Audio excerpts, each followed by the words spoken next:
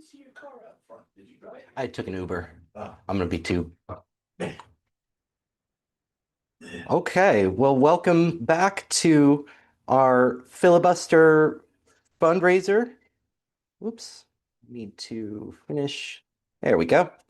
Uh, yes, now we're situated. My name's Alan Gray. I'm the president of the Rotary Club of Yonkers-East Yonkers. It's 5:31 here on the East Coast of the United States, and I so appreciate you all being with us. We're just switching over from part one of our live stream here.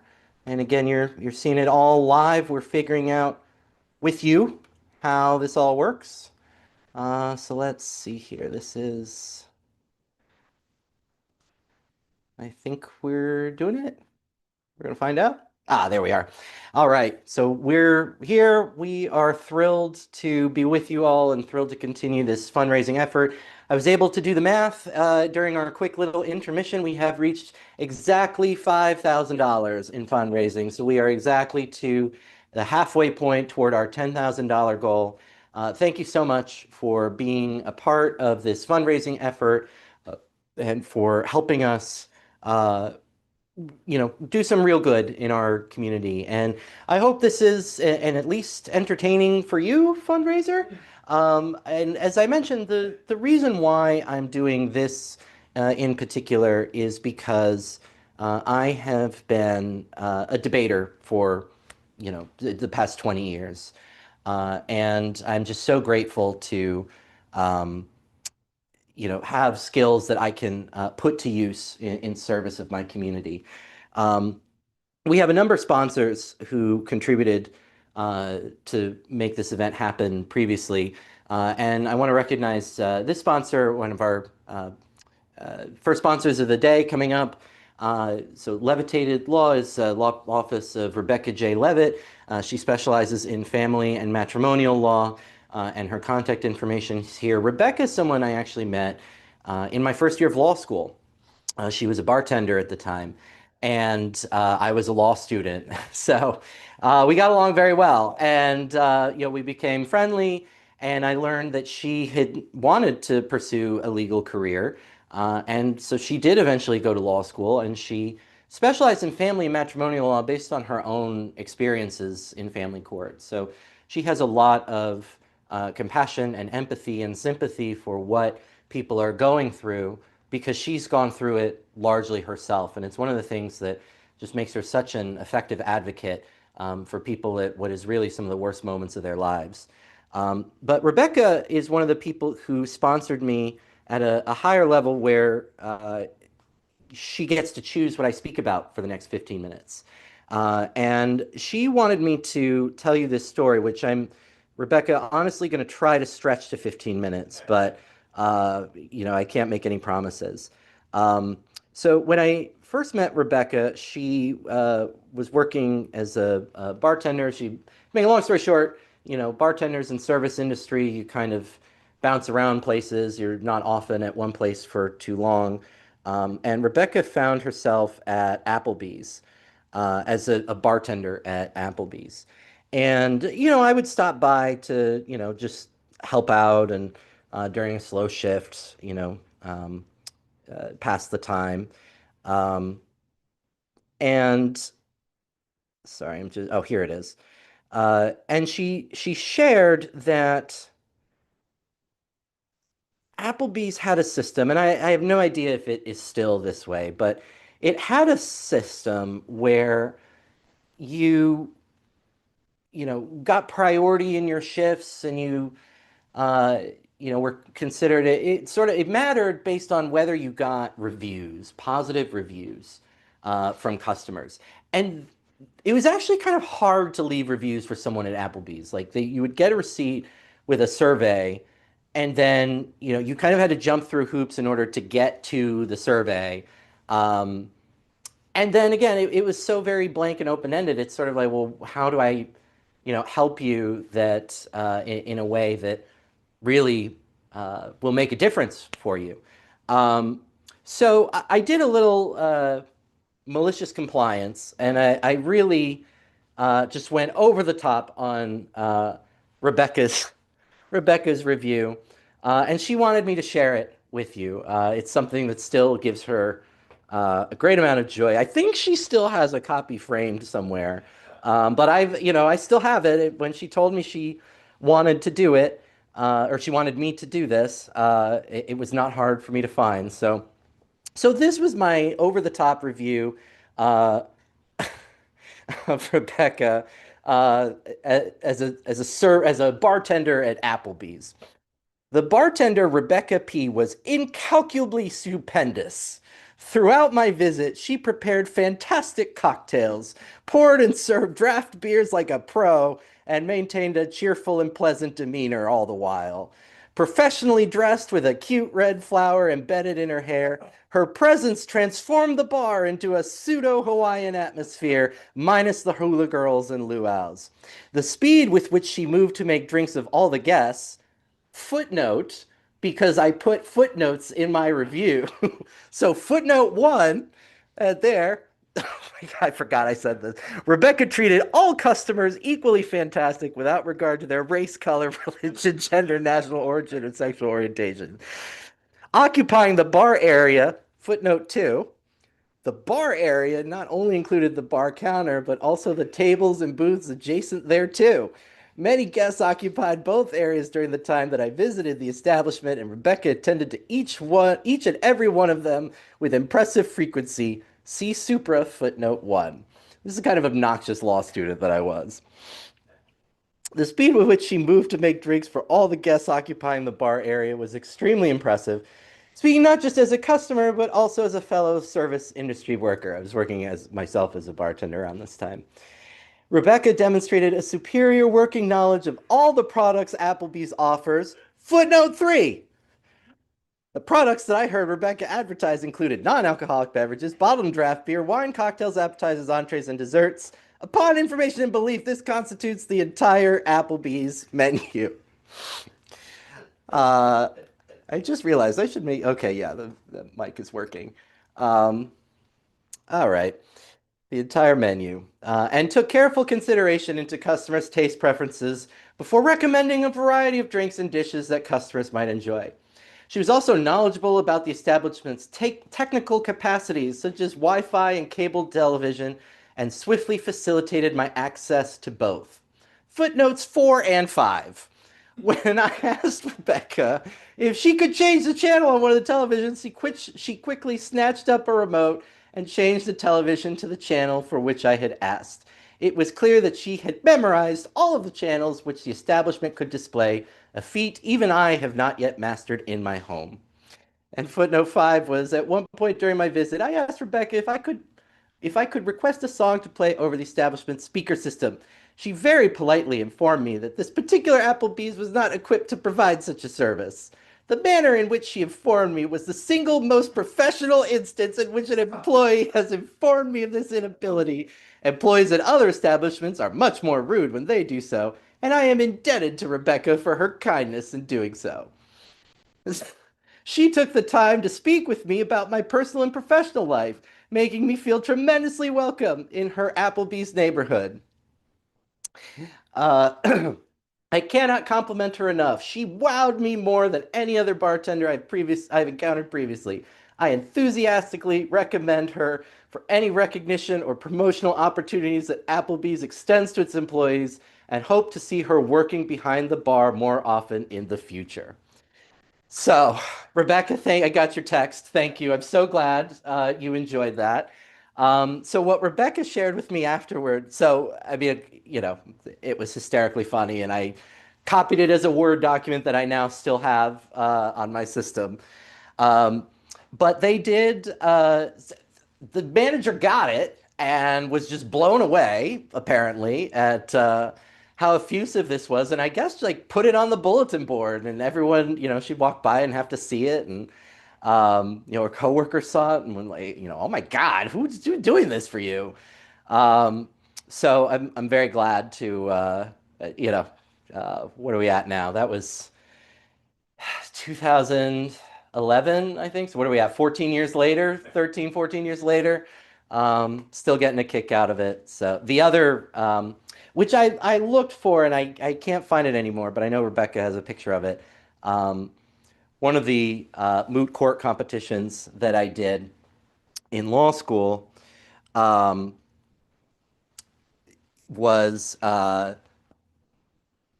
was wearing glasses at the time, so I've had LASIK. I had LASIK surgery done in August of 2020, and it is great, and I love it. And I after, I got glasses in second grade, so it was just a whole new world. Uh, you know, uh, Being able to go without glasses. But when I was in law school, I still had glasses, and so at one point during the final round, and they had a professional photographer come, and I took my glasses off and put them on the table to kind of rub my eyes or whatever. And the photographer caught a moment of this, and I just had this, I guess, uh, awful expression on my face. And my partner, my moot court partner, we put them all on Facebook, and one of he was a friend of my moot court partner. He wrote, "You look like a real lawyer. Even your client screams guilty." Talking about me. And so Rebecca saw that and just thought it was the funniest thing ever. So I actually printed it out and framed it for her. I think that was for her birthday. I gave her that. But we've had a lot of fun over the years, and it's been really fun. I get to sort of mentor her as she takes her steps into the legal profession, which she does exceptionally. She's a solo practitioner and just really does phenomenal work. And when I work with interns as well, one of the things that I stress is, finding a job that obviously you're very happy with, but part of that goes into um, your sort of emotional bandwidth. And even me working in personal injury, where my clients were not usually in the same kind of distress that Rebecca's clients sometimes are. But even that was very emotionally difficult for me. And that's why I don't think I would be equipped to do family law. I think legally I could do it, the substance of it, but I think just emotionally and mentally how draining I would feel. And Rebecca is the kind of person who's able to do that without, feeling that drain. So she's able to mentor me in a lot of ways, and I'm able to mentor her on some of the law. But it's just been a really wonderful friendship, and it didn't start with the Applebee's review, but it wasn't far off. Um, Thank you for the trip down memory lane. This, by the way, it's on our YouTube live stream, and it's going to stay on our YouTube page. So anytime you want to show it off or relive it or something, know that it's there for you. And after this event, I am going to go through and put little channels, I'm sorry, not channels, little timestamps at each of the different slots. So if you come back and I said something you want to learn more about, you'll be able to find it. And this will be one of them. So thank you, dear. Thank you for watching. Thank you for contributing, again, helping us. We've gotten to our halfway point, $5,000, which is going to do a lot of good, but I know we can do more. And so anything that you are able to contribute and just sharing this with others is so helpful. Um, she is in Westchester. She's not, so the question, Greg asked if Rebecca's in Yonkers. Not specifically Yonkers, but Westchester. And of course, cases happen in Yonkers. So she comes to Yonkers and does cases. So, but yes. Oh, she's great. Greg says he wants to meet you in person, dear. So we'll have you to a club meeting. You can talk about your work. But thank you so much again. I appreciate you. Um, let's see. I had something. Well, I guess we can do a little bit of this. So, to talk a little bit more, I did spend a lot of time taking you through our founding documents as a nation. I had contemplated doing that with New York, but I think that might be a little much even for me. So we'll stay away from that. But I will talk a little bit more about Rotary and what we do. And I shared with you at the start of the previous live stream, the work that our club does, and also the work that Rotary International does. And so I'll go back just to refresh everyone's memory, or if you're just joining us, to give you a sense of what it is that we're about. And by the way, when you see me on my phone, it's not that I'm trying to multitask or anything. But when Cory Booker did this and when Strom Thurmond did this, they had aides, they had staff, they had people who could help do stuff for them. And I don't. So I have some wonderful Rotarians. Don't get me wrong. I have no complaints about the support that I've received. But I am limited in just logistically what I'm able to do. And so that means I got to pull stuff up on my phone. I also didn't want to print out a bunch of stuff because one of our areas of service is the environment and save the planet. So I didn't think that printing 1,000 pages of stuff was in keeping with our Rotary values. So bear with me as I remember where I put it. Here we go. So Rotary International is the nonprofit organization that charters and supports Rotary clubs around the world. In 2025, there are nearly 1.2 million Rotarians in more than 36,000 clubs in over 200 countries. We are all drawn to Rotary because we are interested in friendship, networking, and community service, as summarized in Rotary's principal motto, service above self. The first Rotary Club in the world was formed in Chicago in 1905 by attorney Paul Harris. He envisioned a professional club that would bring together local, community-minded people from a variety of vocations. And Paul Harris's, actually the initial project that Paul Harris and the fledgling, Rotary Club did was a public toilet in Chicago. But from that came this beautiful organization. And the reason, by the way, people ask, why is it called Rotary? Why is your logo a gear? Well, it's because the initial club, it was Paul Harris, 5 different people, 5 different professionals, 5 different professions. They weren't all lawyers. And they would rotate where they met in each other's office. And that's why Rotary. And then the gear just sort of turns, as it goes. So that's why we're called Rotary, and that's how we got started. But in 1920, Rotary International granted a charter to form a Rotary Club in Yonkers. So only 15 years after Rotary International itself was founded, were we founded. In 1958, Rotary International granted a second charter to form a Rotary Club in Yonkers. That was called the Rotary Club of East Yonkers. And then in 2014, the two clubs merged. And that's why we're now the Rotary Club of Yonkers-East Yonkers, reflecting the merger of both of those clubs. And also in 2014, we formed our foundation. And that is what this fundraiser ultimately is for.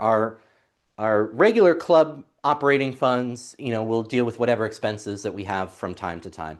None of us get paid to do what we do. None of us as directors or anyone, this is not a paid position. It's an all volunteer organization. But from time to time, we have some expenses, and those are paid out of our operating account. But our foundation is nonprofit, tax exempt, and that money solely goes to our charitable work. And that includes our Life Act project, which I've talked about coming up. That includes our speech contest. That includes our car show. That includes our literacy project. All of the service efforts that we do where we are going out in the community and trying to be helpful. The money to do that comes from our foundation.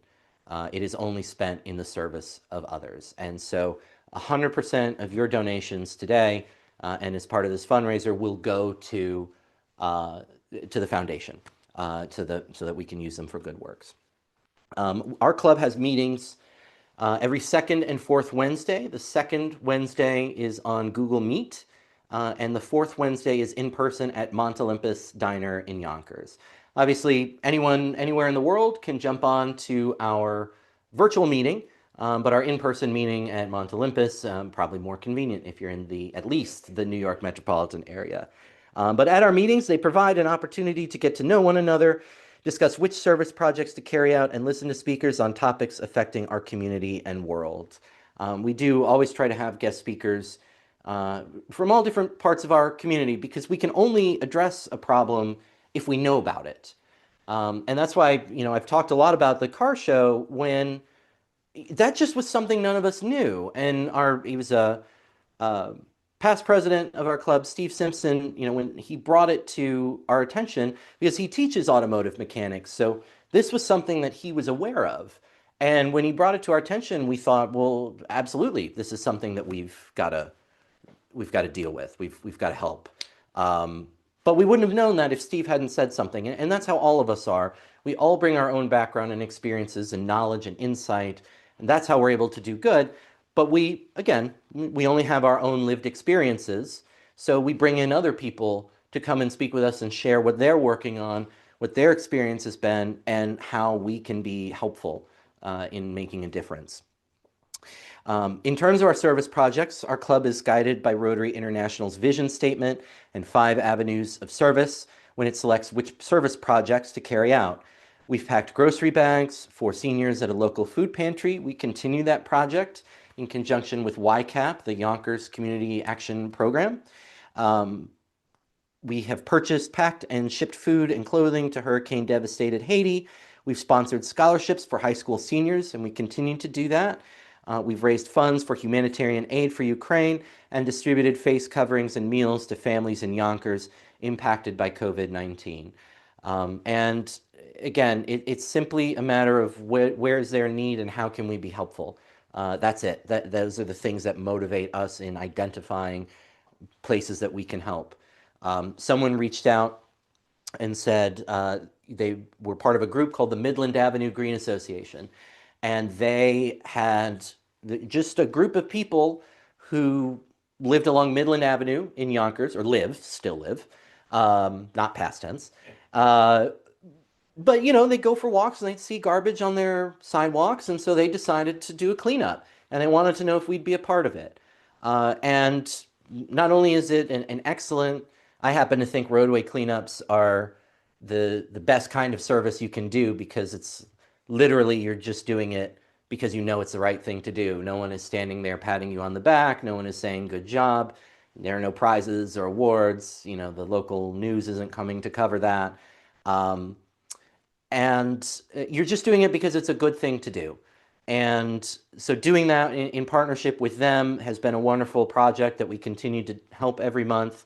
And with their knowledge and experience, we hope to be able to replicate that project and do some roadway or sidewalk cleanups, park cleanups in some other needy parts of Yonkers. So again, knowledge, experience, expertise, and resources we wouldn't have had without connecting through Rotary.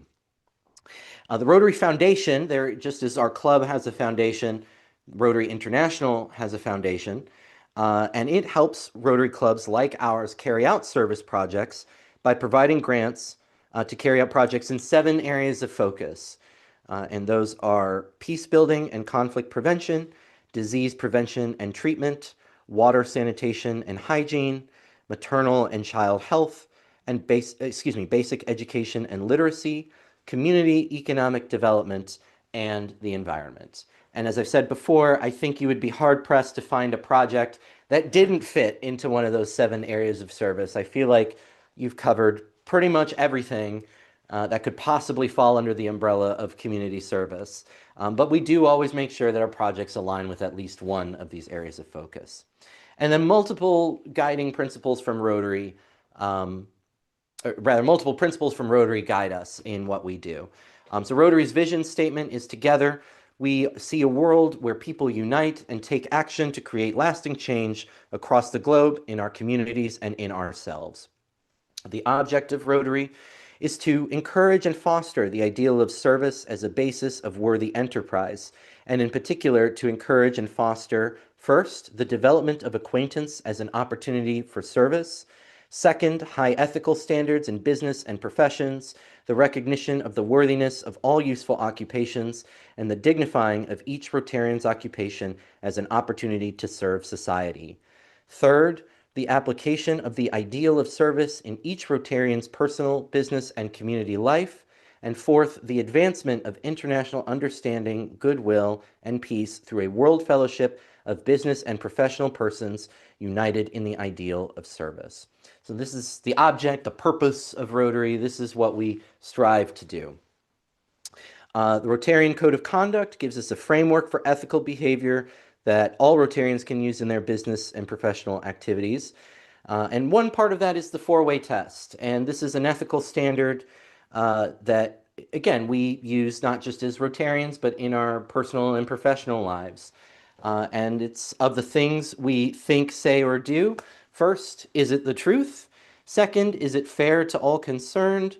Third, will it build goodwill and better friendships? Fourth, will it be beneficial to all concerned? And our club, we like to add a fifth, will it be fun for everyone? But these guiding principles, or the four-way test rather, is a great guiding principle for ethical action. And in fact, that's how Rotary got it. We borrowed it from someone who devised it to be a more ethical business person.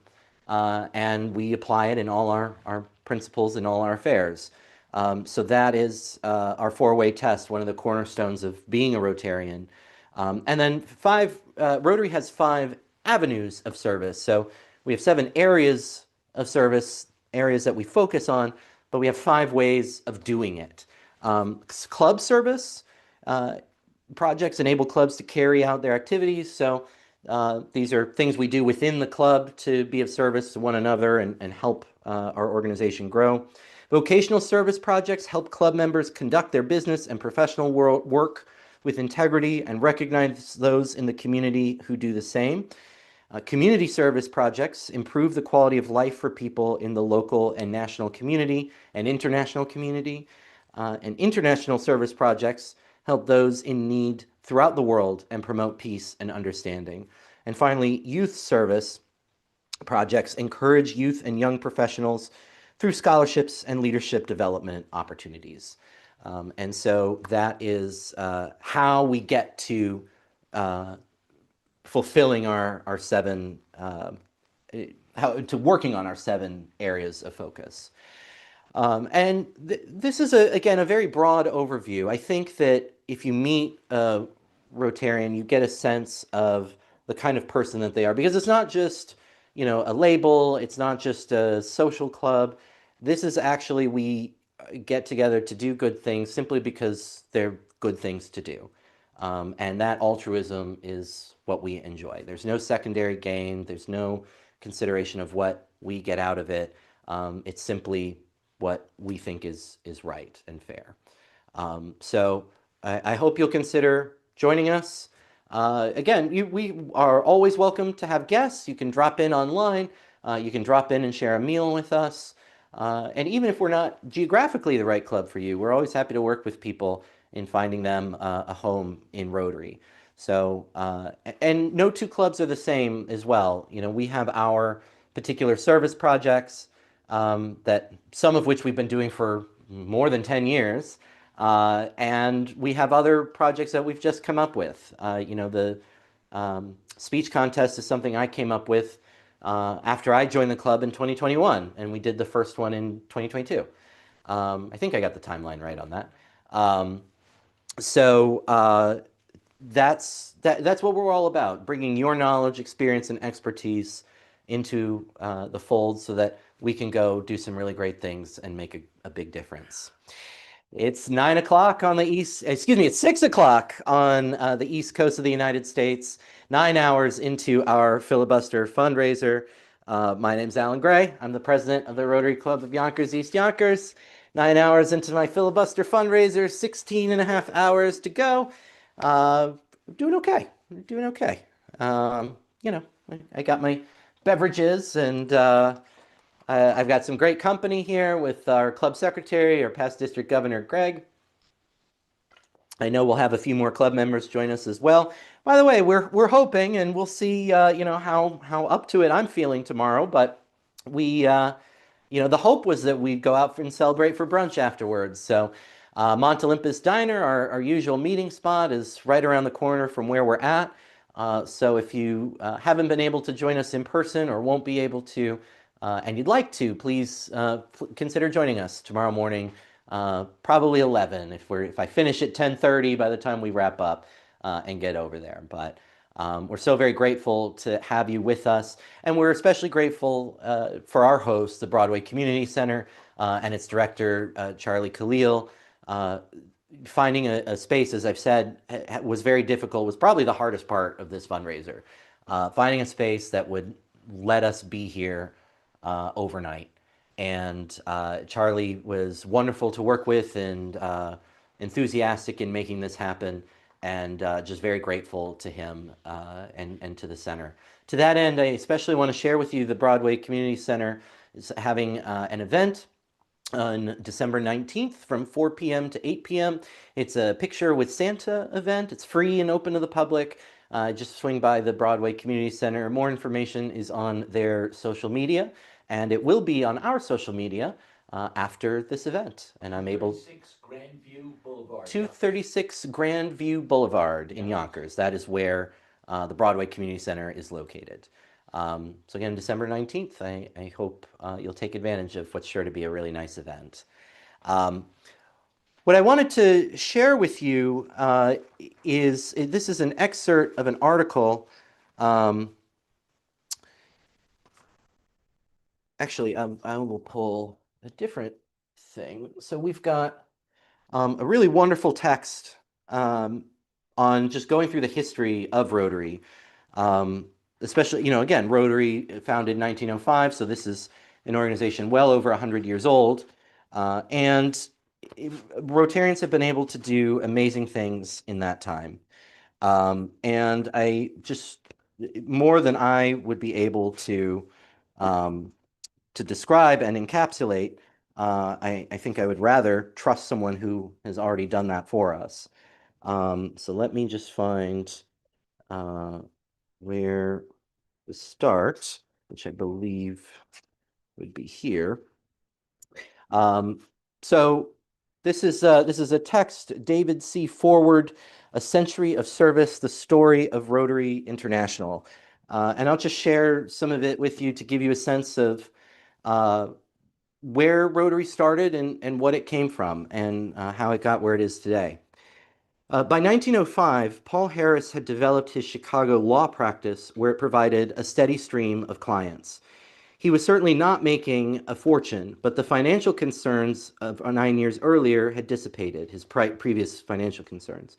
For a while, he had occupied an office in the same building as Clarence Darrow, one of the nation's most famous attorneys who was at the vanguard of the social consciousness movement. Less than 2 years earlier, the Wright brothers had created aviation history by flying an airplane under its own power for the first time. Japan had established itself as a mighty naval power, and its ships defeated Russia in a war. Norway seceded from Sweden. Russia's Tsar Nicholas II was coming under increasing pressure for reforms and sensing an opportunity. Lenin chose 1905 as the time to return to his homeland from his self-imposed European exile. In Austria, a physician named Sigmund Freud was making startling claims that would remain controversial a century later. Roald Amundsen of Norway discovered the magnetic North Pole. Picasso moved from Spain to Paris and began his Rose period. In Britain, Parliament denied women voting rights, and Albert Einstein, a young physicist in Switzerland, published a brief thesis on his special theory of relativity, which suggested for the first time that man could create energy from matter. In the United States, Theodore Roosevelt was in the White House. The first pizzeria had just opened in New York City. The words smog and depression had entered the vernacular. New York City had opened the United States' first subway system. And Henry Ford had just broken the world land speed record when he raced a car across frozen Lake St. Clair near Detroit, Michigan at 91 miles per hour. Chicago was a maelstrom of commercial exploitation, social unrest, political corruption, and religious fundamentalism, all brought together in one giant melting pot. In just 70 years, it had grown from a settlement consisting of log cabins and a frontier fort to a sprawling metropolis of 1.6 million and a skyline punctuated by skyscrapers. In his book, Fabulous Chicago, author Emmerich Dedman quotes French poet Paul Bourget, I'm hoping I'm saying that right, describing Chicago's high-rise architecture as, quote, a new kind of art, end quote. But not all visitors were so complimentary. Rudyard Kipling wrote after his visit, "I have struck a city, a real city, and they call it Chicago. The other places don't count. Having seen it, I urgently desire never to see it again. It is inhabited by savages. Another Englishman, William T. Stead, had gone to Chicago to cover the 1893 World's Fair and then stayed on to write a book, If Christ Came to Chicago, which attacked the city's sleaze, greed, and corruption. So you're getting the picture here of what Chicago was like. Let me skip forward a little bit. Um,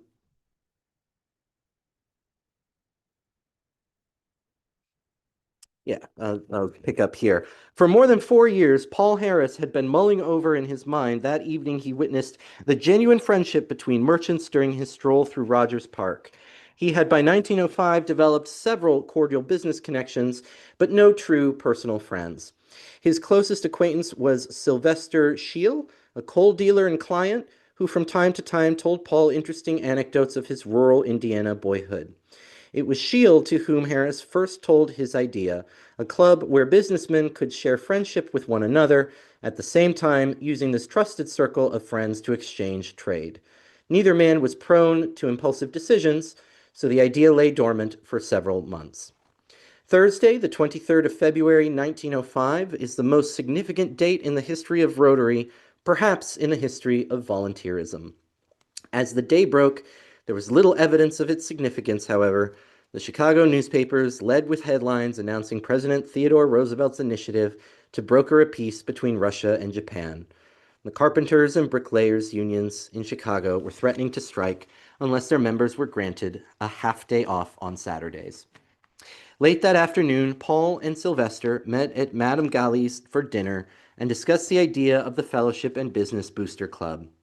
A few days earlier, they had talked about it with a mutual customer, a mining engineer named Gustavus Lohr, and he was so enthusiastic about it that he offered to host the organizational meeting in his office.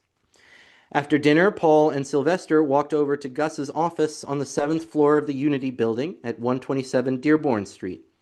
It was a small room, not well lighted, with a desk and 3 or 4 uncomfortable chairs, a coat rack in the corner, and an engineering chart on the wall. Gus was waiting with his friend Hiram Shorey, a merchant tailor he had invited to the meeting. Lord did not have a conference room, so the four men pulled up chairs and sat around the desk in his office. They each introduced themselves, telling the others about their vocations and sketching out their backgrounds that led them by remarkably similar paths to Chicago. Sylvester told of his German heritage and of his life growing up on an Indiana farm. He showed them pictures of his family around the fireplace in their log cabin, of the hardships they endured with snow that often blew so heavily through the broken roof that he would awaken to find a drift on the floor beside his bed. He went on to serve his country in Cuba during the Spanish-American War and was active in church and charitable work. Gus Lohr, according to Harris, was a stormy petrel, vehement, impetuous, domineering in one breath, then calm, docile, lovable in the next. He was prone to rapid-fire speech, yet his words invariably compelled thought. His business caused him to travel extensively, and while he was loyal to the club, he was not able to contribute much after the first few meetings.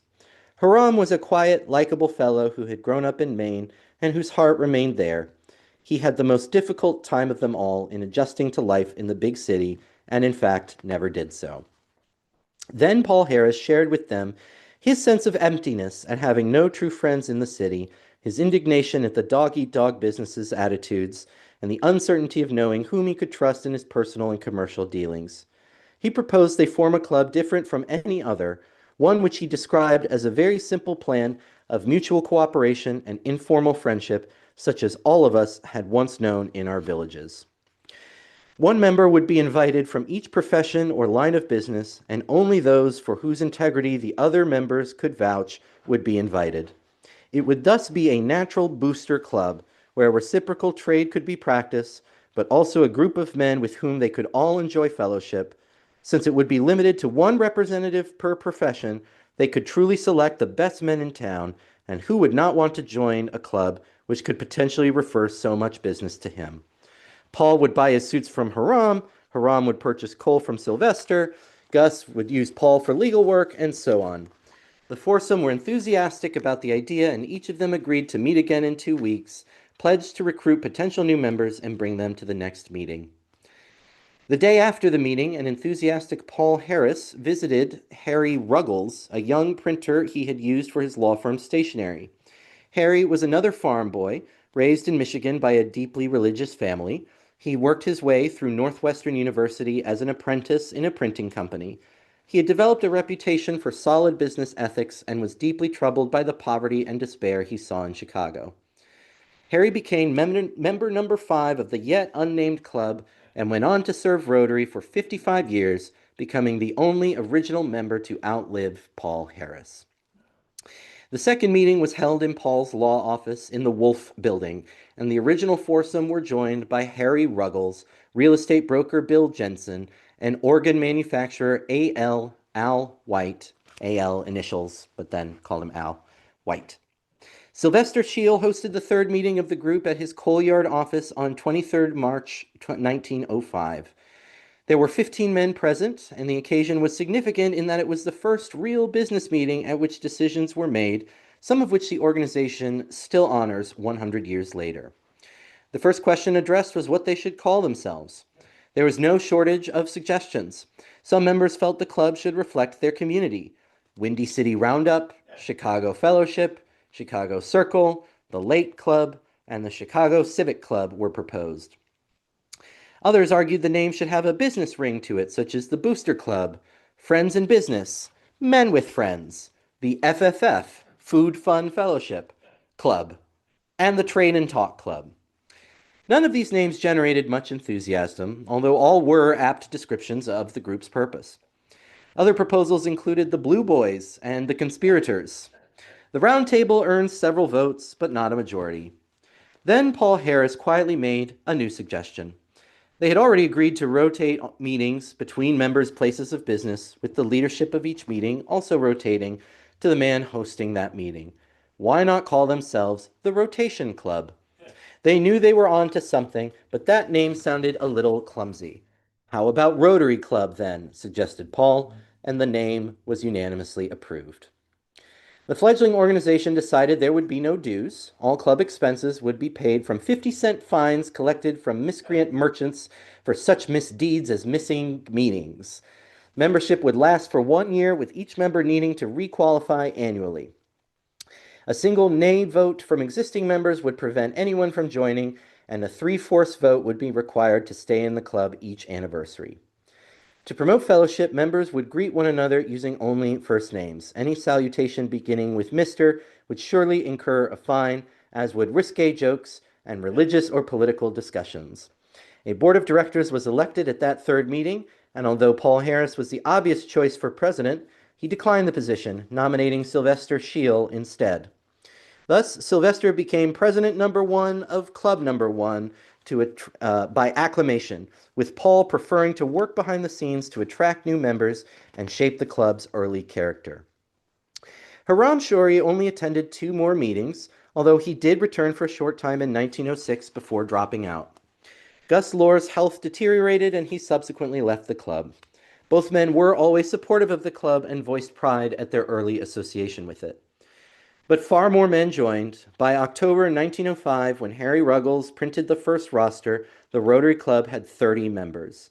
A little more than a year later, the number had grown to 80. By the 5th meeting, it was clear that the membership was too large to fit in any member's office. Al White suggested to President Scheel that they meet in a hotel.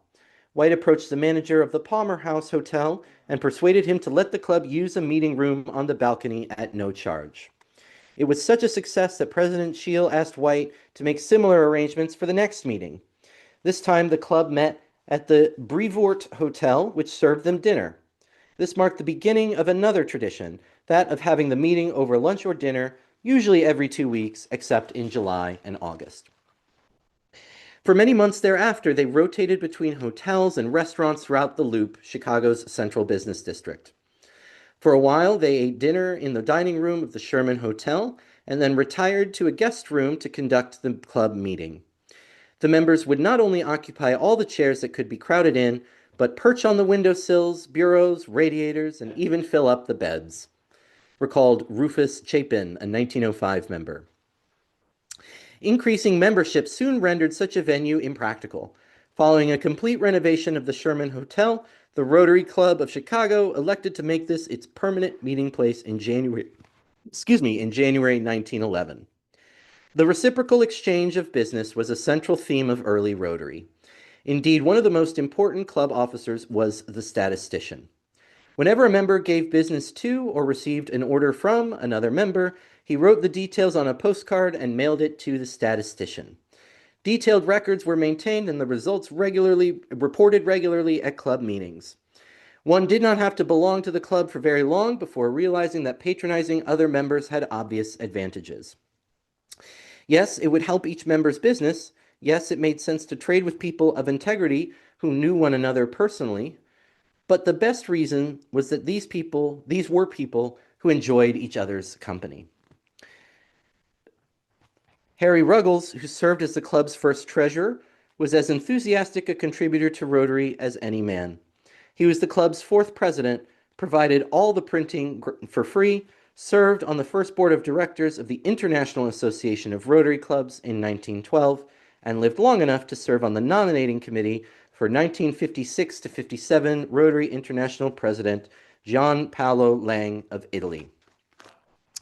But Ruggles will forever be remembered for a spontaneous act that went on to become a century-long tradition. There was a lull in the meeting one autumn night in 1905. The buzz of conversation had inexplicably ended. Without warning and at his own initiative, Harry Ruggles sprang to his feet and called out, "Hell, fellows, let's sing." He led them in several popular songs of the day, and singing at Rotary meetings thereafter became a tradition. Harry printed the first of many editions of a Rotary songbook in 1910. For decades afterward, whether a boisterous dinner at Ireland's restaurant following a club bowling event or at the more regular formal meetings, Harry would bring the group together in song. Even today, longtime members of the Rotary Club of Chicago tell how the president would call the meeting to order, and then the Sherman's Hotel Grand Ballroom would go dark. A solitary spotlight would pierce the blackness to highlight a slight man on the west balcony. With the room in hushed anticipation, Harry Ruggles would raise his arms and cry, "Come on, fellows, let's sing." And sing they did. Harry led the singing at his club, at district conferences around the country, even at international conventions. On the 23rd of October, 1959, while on the way to speak at the Rotary Club of Cathedral City, California, Harry had a heart attack, and the voice which had brought song and sunshine to Rotary for 54 years was silenced. The club continued to grow, but while its members joined for the objectives outlined in 1905, business reciprocity and friendship, others began to wonder if they should do more. It is noteworthy to remember that many members hailed from rural villages and farms, where helping a neighbor in need was considered a natural, unquestioned act of service. Paul Harris later stated that in his mind, the club was never intended solely to promote business between members. Quote, "Whether a member was selfish or unselfish depended, of course, upon where he found his happiness," end quote. He added that many of those 1905 members had designated their days at the dawning of Rotary as the sweetest and most selfless of their lives. Long before the club adopted service as an objective, individual members gave freely of their time, talent, and treasure to those in need. In 1907, Paul Harris agreed to assume the Rotary Club's presidency, and he used his bully pulpit to move the club toward the vision that was evolving in his mind. Back in 1905, he had realized that the club needed a formal structure, so he had drafted its first constitution and bylaws, which the club adopted in January 1906. They contained only two objects. One, the promotion of the business interests of its members, and two, the promotion of good fellowship and other desiderata ordinarily incident to social clubs. Both these goals were clearly being met. The statistician regularly reported impressive amounts of business that members were referring to one another. And with the singing, friendly meetings, frequent ladies' nights, summer outings, and trips to sporting events, fellowship was certainly a signature theme of the club. But several members wanted the club to reach for higher altruistic goals. This was due in part to scattered press reports criticizing Rotarians for selfish motives, but largely because the members wanted to give something back to their community to make it a better place. Frederick H. Tweed, a glass sign manufacturer who had joined the club in December 1905, used Donald M. Carter as a patent attorney. In April 1906, he made a visit to Carter to acquaint him with Rotary. Since the classification patent attorney was unfilled, he seemed a good candidate for membership. Carter was both flattered and interested, and he inquired as to the club's objectives. When Tweed explained that it had two, to boost everyone's business and promote fellowship, Carter was not satisfied. What about the purpose of the Rotary Club? He asked. Tweed pulled out the new constitution and bylaws and proudly showed them to the attorney. The way it looks, Carter said after reviewing the documents, such a club has great possibilities if it could do something of some benefit to people besides its own members. I believe it should do civic service of some kind. Tweed responded with an offhand suggestion that would have ramifications both immediately and for 100 years to follow. Why don't you join the club, and perhaps we could amend the Constitution the way you think it should be done? Donald Carter joined the club in May 1906 and drafted a third object, which was added in 1907, the advancement of the best interests of Chicago and the spreading of the spirit of civic pride and loyalty among its citizens. Excuse me. This was a pivotal moment in Rotary's history, with Don Carter, who became known as the father of community service, as the driving force. Rotary One enthusiastically embraced civic service as an ideal. Men who ran banks, law firms, and insurance companies were soon building comfort stations, helping disadvantaged children, and packing food baskets and delivering them to impoverished tenement dwellers. Paul Harris served as club president for nearly 2 years. His unfinished second term was completed by Harry Ruggles. The Rotary Club was now a registered nonprofit corporation with more than 140 members. Harris wasn't satisfied, though. He thought if the Rotary Club had been this well received, if it made such a difference in Chicago, why not replicate it in other large cities? He had written to business contacts and former college friends in other cities, but none of them had shown any interest in picking up the mantle. Even his dear friend George W. Clark in Florida had not responded favorably. Then there was his own club, which would have to commit manpower, money, and effort to extend the club to other cities. When he proposed the idea to Chicago members, he found considerable opposition. After all, they argued they had formed and joined the Rotary Club to make friends, increase their business from other local merchants, and later to improve the city of Chicago. What benefits would they gain by devoting time and effort into starting a club in New York City or Jacksonville? Paul Harris empathized with their rationale, saying Rotary in Chicago was something definite, understandable. Rotary in San Francisco and New York was vague, shadowy, visionary, probably quite impossible. These men had never known failure. They were not speculators. Paul knew he would lose if he insisted that the club officially embrace his expansion ideas. It was therefore only in a casual way that he talked with Manuel Munoz in June 1908. Sperry and Hutchinson Company had transferred its young salesman from Cranford, New Jersey to Chicago, and for a while he and Paul Harris had been roommates at the Del Prado Hotel. When Munoz told Harris that his company was sending him on a business trip to San Francisco, Paul said, "Maybe you could get someone interested in starting a Rotary Club out there." This almost offhand suggestion changed forever the shape of the Rotary movement. So this is just a short example of how Rotary got started. And the example that it has made, or rather the work that it has done in the time since is truly staggering. And the project that I think Rotary is most famous for internationally, because every service organization sort of has its thing, right? The the Lions Club, it has eyeglasses. And so you probably have seen, I even saw them growing up in Florida, the mailboxes, the purple and yellow mailboxes that you can deposit your glasses into. They have, you can mail them in. In fact, that's what I did after I got LASIK surgery as well. I know what to do because I've seen the mailboxes everywhere. Send them to the Lions Club, and I sure enough did. Um, so every organization sort of has its own thing, and Rotary's has been the eradication of polio, and that is a decades long effort. It is it was endemic globally, and today it is endemic.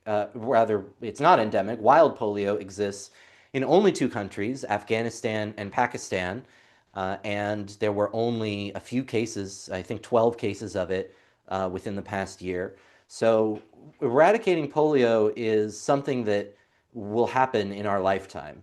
And it is supporting Rotary's efforts that brings us closer to that goal. So again, that's why I'm thrilled to be part of such a great organization. Um, and again, founded these events from 1905 leading into 1908, starting to spread, and were founded in 1920. So not long after Rotary takes, this foothold in the country and starts to expand internationally later as well, that our very club, comes into the picture, and we're able to do some just really amazing work. And again, it's in our community, but it's also just internationally, it's in our planet. It's wherever there is good to be done. It's not a question of if we can do it, but how we can do it and what the best way we can do it is. So we are doing that with your support. And again, I'm putting myself out there because I feel as president, it's my obligation to be the first on the field and the last one off. The buck stops with me, and I've got to put my money where my mouth is, and that's what I'm doing. So we are halfway to our $10,000 goal. We're exactly halfway at $5,000, and so any support that you can provide would be greatly appreciated. And even if you've already contributed, just sharing this within your network, because again, people won't know about us if nobody tells them. And I've done my best to auto cue some social media posts sharing all the information. We've shared this, far and wide within our networks, but of course, we value your support as well. So anyone that you can encourage to tune in and help us as we come to break that record of 25 hours and 5 minutes, going for 25 and a half hours, break it by 25 minutes. That's our goal here, and doing it in service of some of the really great work that our Rotary Club is able to do. Excuse me, talking about the filibuster itself, I mentioned before about Cory Booker. Technically, statistically not breaking his record, this would be going longer than his speech. But it's obviously not a Senate speech. But Cory Booker's record also only broke one record because a filibuster has to be in order to block a particular piece of legislation. So when Cory Booker did his speech, he wasn't blocking any legislation. So technically, Strom Thurmond's filibuster trying to block the Civil Rights Act is still the longest filibuster. But Cory Booker does hold the record for the longest speech on the Senate floor. And that's the 25-hour and 5-minute record that I'm looking to surpass. And again, my idea in doing this, it stems from, not feeling particularly competent at the fundraisers as a kid, where it was, for every jump rope you jump, I'll give you a nickel or whatever, or for every lap you run, I'll give you this. I feel like those were offered every year. And I was never good at them, and so I never raised any money for them. But speech and debate are a set of skills that I have built up over the past 20 plus years. And I'm glad to be able to put those skills to use in service of this organization. And in particular, this is a personal milestone for me as well, because it is the ultimate endurance test of public speaking. These tests exist in other sports and competitions. You can do sprint, short distance running, or you can do long distance marathon running. You can do short distance swimming or long distance swimming. Marathons exist, the New York City Marathon is what, I think 60 miles or something, right? 26 and 26. 26 miles. miles, 300 yards, something like that. Right, yeah, more than 25 miles, Right. and that sounds insufferable. So, but this is something that I can do, right? This is a skill that I have built up and developed, and that's what Rotary is all about. It's about sharing our skills and expertise with others in need and doing using them in service of others. I do want to thank our sponsor for this segment, the Sunshine New York Rotary E-Club. This is something Rotarians, we help other Rotarians too. We're not proprietary about our club. We want to do good wherever that may be. We have our pancake breakfast, someone else has their event or their fundraiser. Um, and every club has its own set of signature projects. The Rotary Club of Scarsdale always does a wonderful gala every year. And the last 2 years I've had scheduling conflicts and I haven't been able to go, so I've been very disappointed. But I'm really going to try to make it next year. I'm going to put it on my calendar right away. Um, and it's not, I'm not on stepping on anyone's turf because I'm in a different club. We're all united in the service of others. That's it. And as long as we share that value, then we're one community. So the Sunshine New York Rotary Club is one of the relatively newer clubs in our district, but really, has gotten off with a storm, and it's an e-club.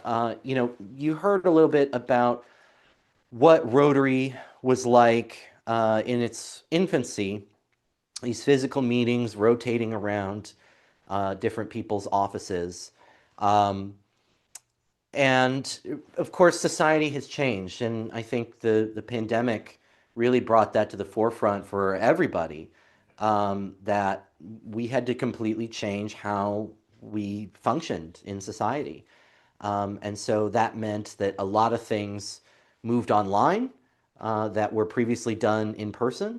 That meant, just completely rearranging things. And so one of the things that, again, came across with that was the creation of e-clubs.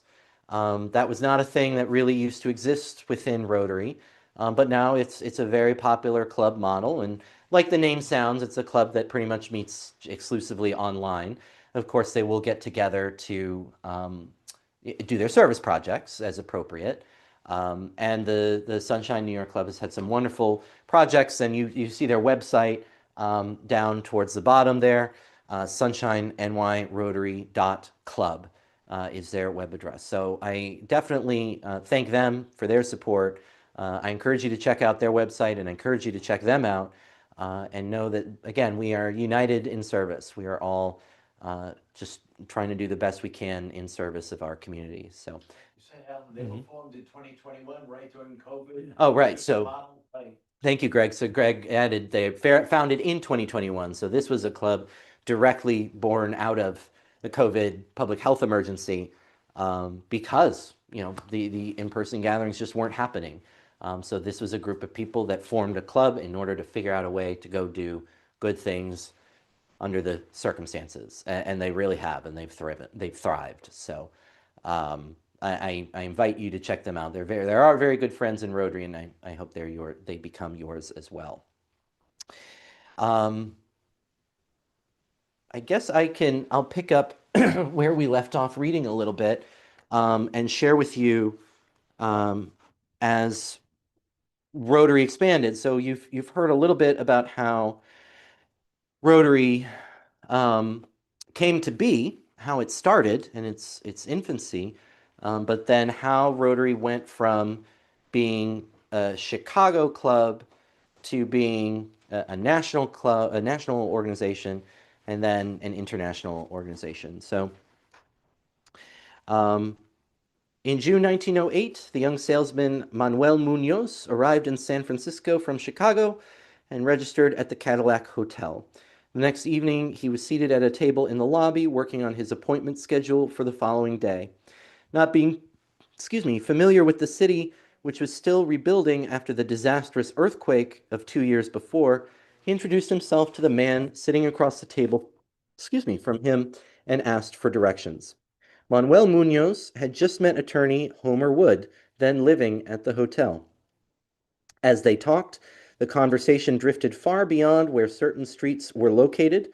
They discussed one another's vocations, hometowns, the differences between Chicago and San Francisco. Then Manuel remembered Paul Harris's request of him, and he told Homer about the Rotary Club. It occurred to me that here was a man to cultivate and a fertile field in which to plant the Rotary seed, Munoz recalled later. The young attorney found this to be an intriguing idea. He was a joiner and could benefit from both increased business and more friends, and this Rotary Club was unlike any other club in the city. At the end of the meeting, Munoz suggested that Wood write to Paul Harris in Chicago. Paul Harris was ecstatic when Homer's letter arrived from San Francisco, the city where he had worked as a cub reporter during his early vagabond years. He had always imagined New York, Boston, Detroit, even Jacksonville would be the next cities, but San Francisco would be just fine. He immediately responded, enclosing copies of the Chicago Club's constitution and bylaws.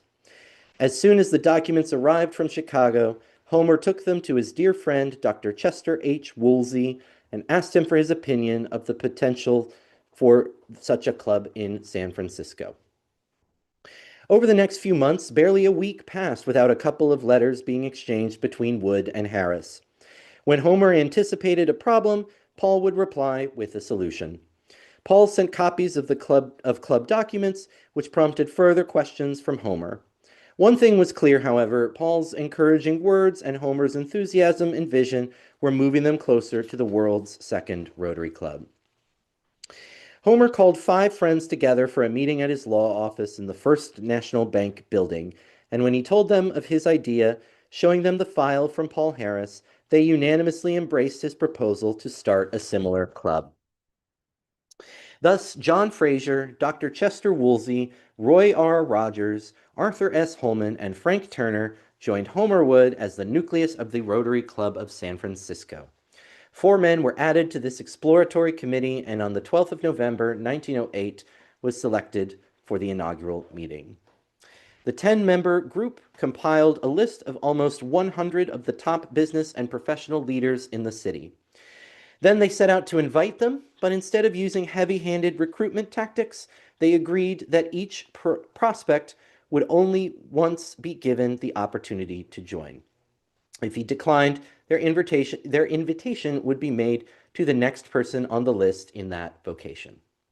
The banquet on the 12th of November was a grand affair. Held at the opulent St. Francis Hotel, it was attended by many luminaries, including General M. H. DeYoung, publisher of the San Francisco Chronicle, and John Britton, vice president of Pacific Gas and Electric Company. As the meeting started, there we are. As the meeting started, Homer learned that Charles M. Schwab, America's most prominent steel magnate, was dining in another restaurant within the same hotel. He left the meeting, found Schwab, introduced himself, and explained what was happening with the new club, and persuaded the famous industrialist to join them a little later and make an inspiring and supportive speech. The evening ended with Homer Wood's election as president, and the next day's newspapers prominently featured the story of the city's new Rotary Club and its renowned speaker. Wood ordered 1,000 reprints of the Chronicle article on the new club and mailed them to Paul Harris for distribution to other cities he was targeting for Rotary expansion. Many people would have considered their work completed, having launched the San Francisco Club, but not Homer Wood and Arthur Holman. Within 2 weeks of San Francisco's inaugural banquet, they had persuaded 25 business leaders, friends, and clients to start a club across the bay in Oakland. On the 4th of December, 1908, the Provisional Club elected Frank W. Bilger, president of Harbor Bank and past president of the Chamber of Commerce, as club president, with Oakland's Mayor Mott and Homer Wood made honorary members. Since Club Number 3 had attracted members from the 3 adjacent cities of Alameda, Berkeley, and Oakland, they called it the Tri-City Rotary Club. Tri-City had the distinction of being the first club to hold regular weekly meetings. Chicago and San Francisco were still meeting fortnightly at the time. It also ruled that since it served 3 cities, it would allow one person from a classification from each city. In August 1911, the club name was changed from Tri-City to Oakland.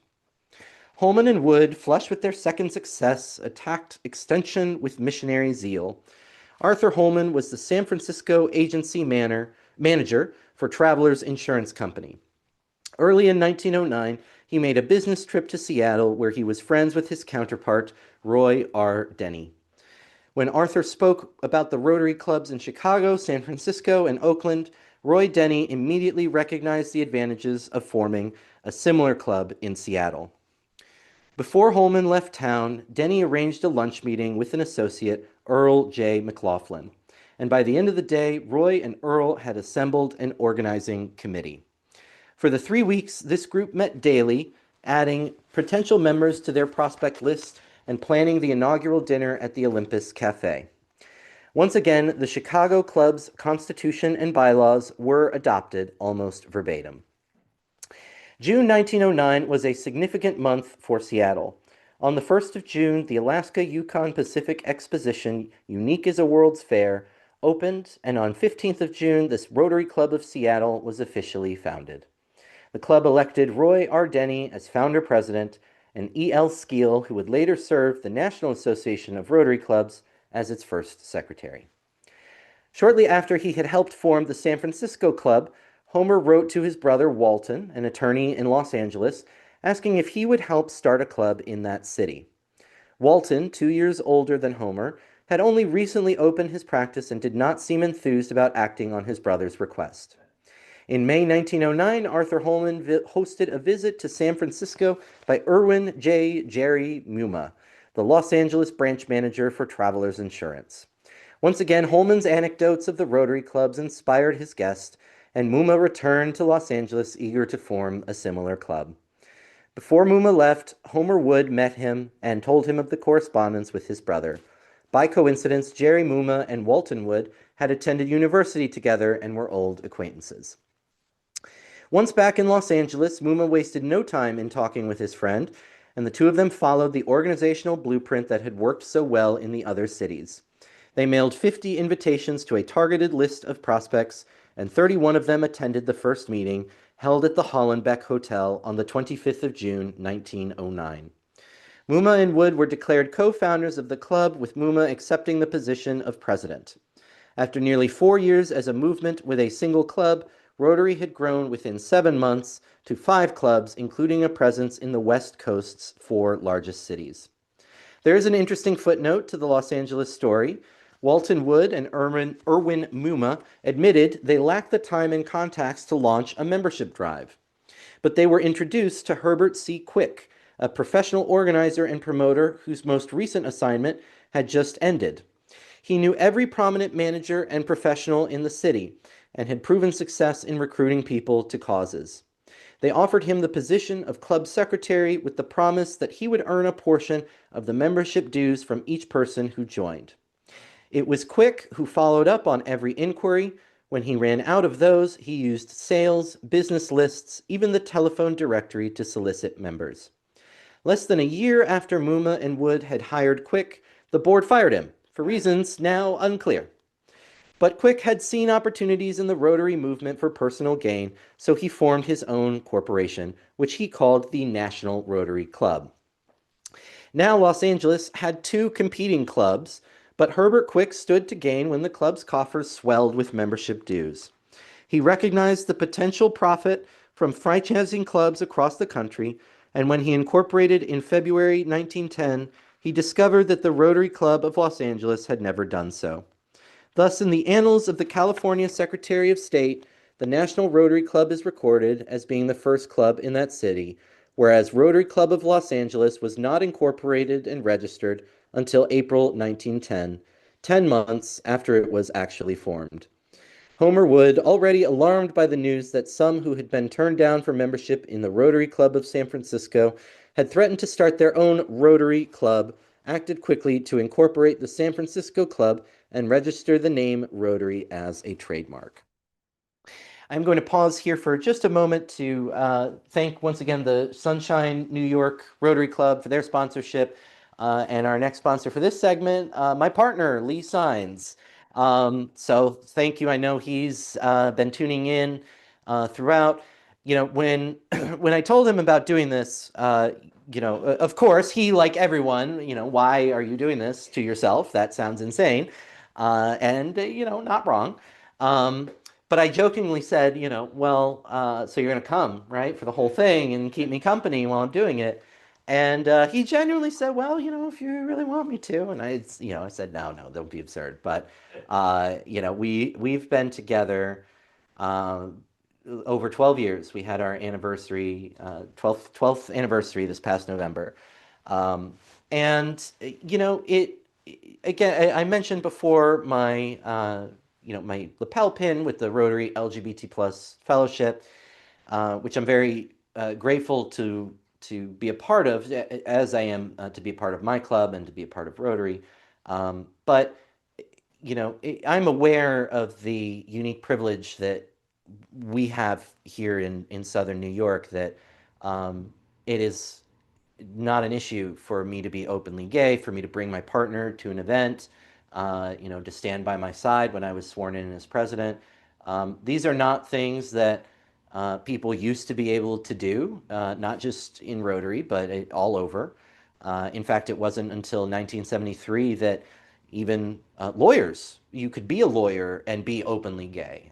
It was considered a defect in your character and fitness to practice law, a moral failing if you were openly gay. Or not to speak of, transgender or non-binary, gender non-conforming, whatever.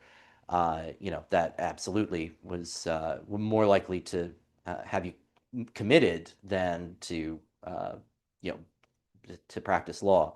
And it wasn't until 1973 in New York, I should say. Other states are different, but in New York in 1973, the Court of Appeals decided a case where it concluded that being openly gay was not, in fact, a moral failing that precluded you from practicing law. Um, so again, the even my right to be an attorney is relatively new by comparison, in considering who I am, and the fact that I'm part of a community that welcomes me with open arms is not anything that I take for granted. Um, and in particular, because I know that there are uh, other places uh, where we would not be welcome today. That this is not entirely a thing of the past uh, everywhere, and I'm sure there are even people here in our town that feel differently. So I am very grateful to Lee for standing beside me through a lot. Lee's not a lawyer, but we met in my third year of law school. So he has seen me finish law school, study for the bar, take it, stress about passing it, finding my job, my first job, and finding my current job, and seeing me stress being on trial. He's seen it all, and more that I'll probably talk about later too. But he's seen it all, and stood by me with all of it, and I'm very lucky to have him in my life as my partner. So he has enjoyed the day, I assume, in bed, where it's been warm, and the TV with the cats. We have three cats who are lovely. We have my cat. I am his person. I mean, he's my favorite too. But I'm his person, and that's Wilo. We adopted Wilo from the SPCA of Westchester. And when we went, I said, because we had just lost um, a, a, another cat. He had passed away from chronic kidney disease, and I was that cat's person, and he was wonderful. So I started to feel his loss and say, okay, I think I'm ready. And so we went to the SPCA, and I said, I'm less hung up on age or sex or breed or size. None of that really matters to me. I'm looking for someone that wants to be with me, that wants to hang out or get pet, and isn't scared and isn't just using me for food. I want a companion. And the person said, I've got someone for you. And she took us in the back and opened the door. and there was a wall of cages for, different cats kept in the cages. Wilo was not in a cage. He was on the floor, just walking around, saying hi to all the other cats, just checking everything out, saying hi to everybody. And when she opened the door, he looked back and saw us, and he turned back and he crossed over the threshold of the door and threw himself on the ground and put his belly up so we could scratch him. And that was it. That was love at first sight. It was incredible. And so so I pick him up, and I'm realizing this is it. This is the cat for me. And the person says, so Bernadette Peters, the actress, uh, does a special every year with SPCA's all around. It's like a telethon. She doesn't do it for 25 and a half hours, and parts of it are pre-recorded, but same concept kind of as this. And so she had come at the time the SPCA was in a temporary location because it was, again, completely redoing its office. Um, but she had gone to tour the new location of what was done of it, and they brought a few of the pets over to kind of be not props, but to be in some of the shots with her. And Wilo was one of these cats. And so we watched the bit, and you can see where they've got like a fake tree for the cats to climb on and stuff, and he's the one she's playing with.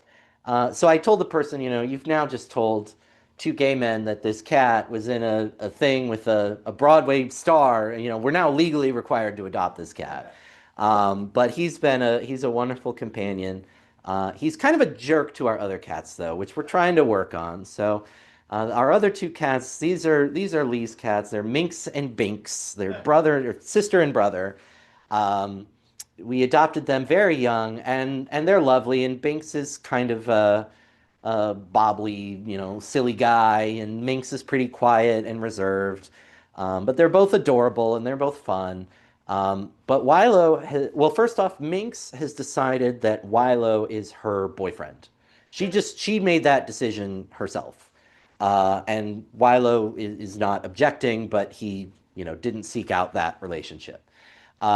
With Binks, on the other hand, he's gotten very territorial. He's gotten very, possessive of the bed at night, and sometimes, won't let him up onto the bed. So he can be he can be kind of a jerk to Binks and sometimes Minx, but we're working on that.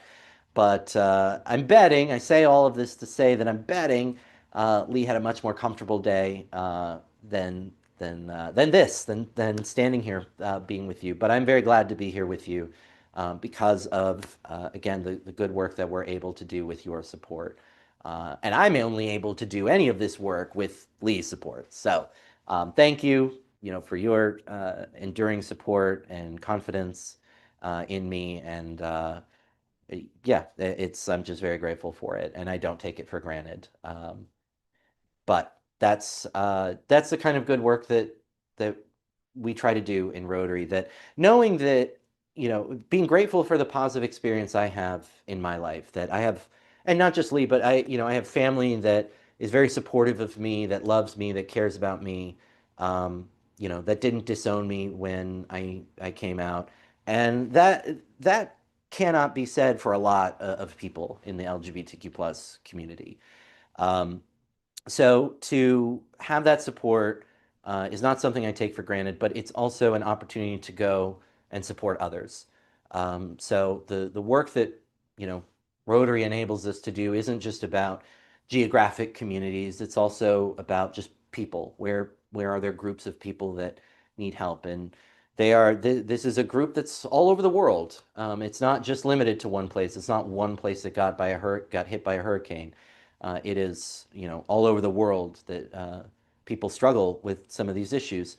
And some of the struggle is internal and it's personal and it's accepting yourself and finding a healthy way to express yourself. And then other times, it is, a safety issue with the people around you or the support that you're receiving from those in your immediate environment. So there are a lot of groups out there that do a lot of great work on this. And I'm very grateful to be able to support them. And the Rotary LGBT Fellowship is part of that work too. That again, there are places, and again, I'm not suggesting Rotary is perfect because no organization is perfect. Um, but the fellowship does an excellent job of trying to educate and to improve the quality of Rotary for all of its members, including those in our community. So I'm very grateful to be a part of that fellowship and to support that work.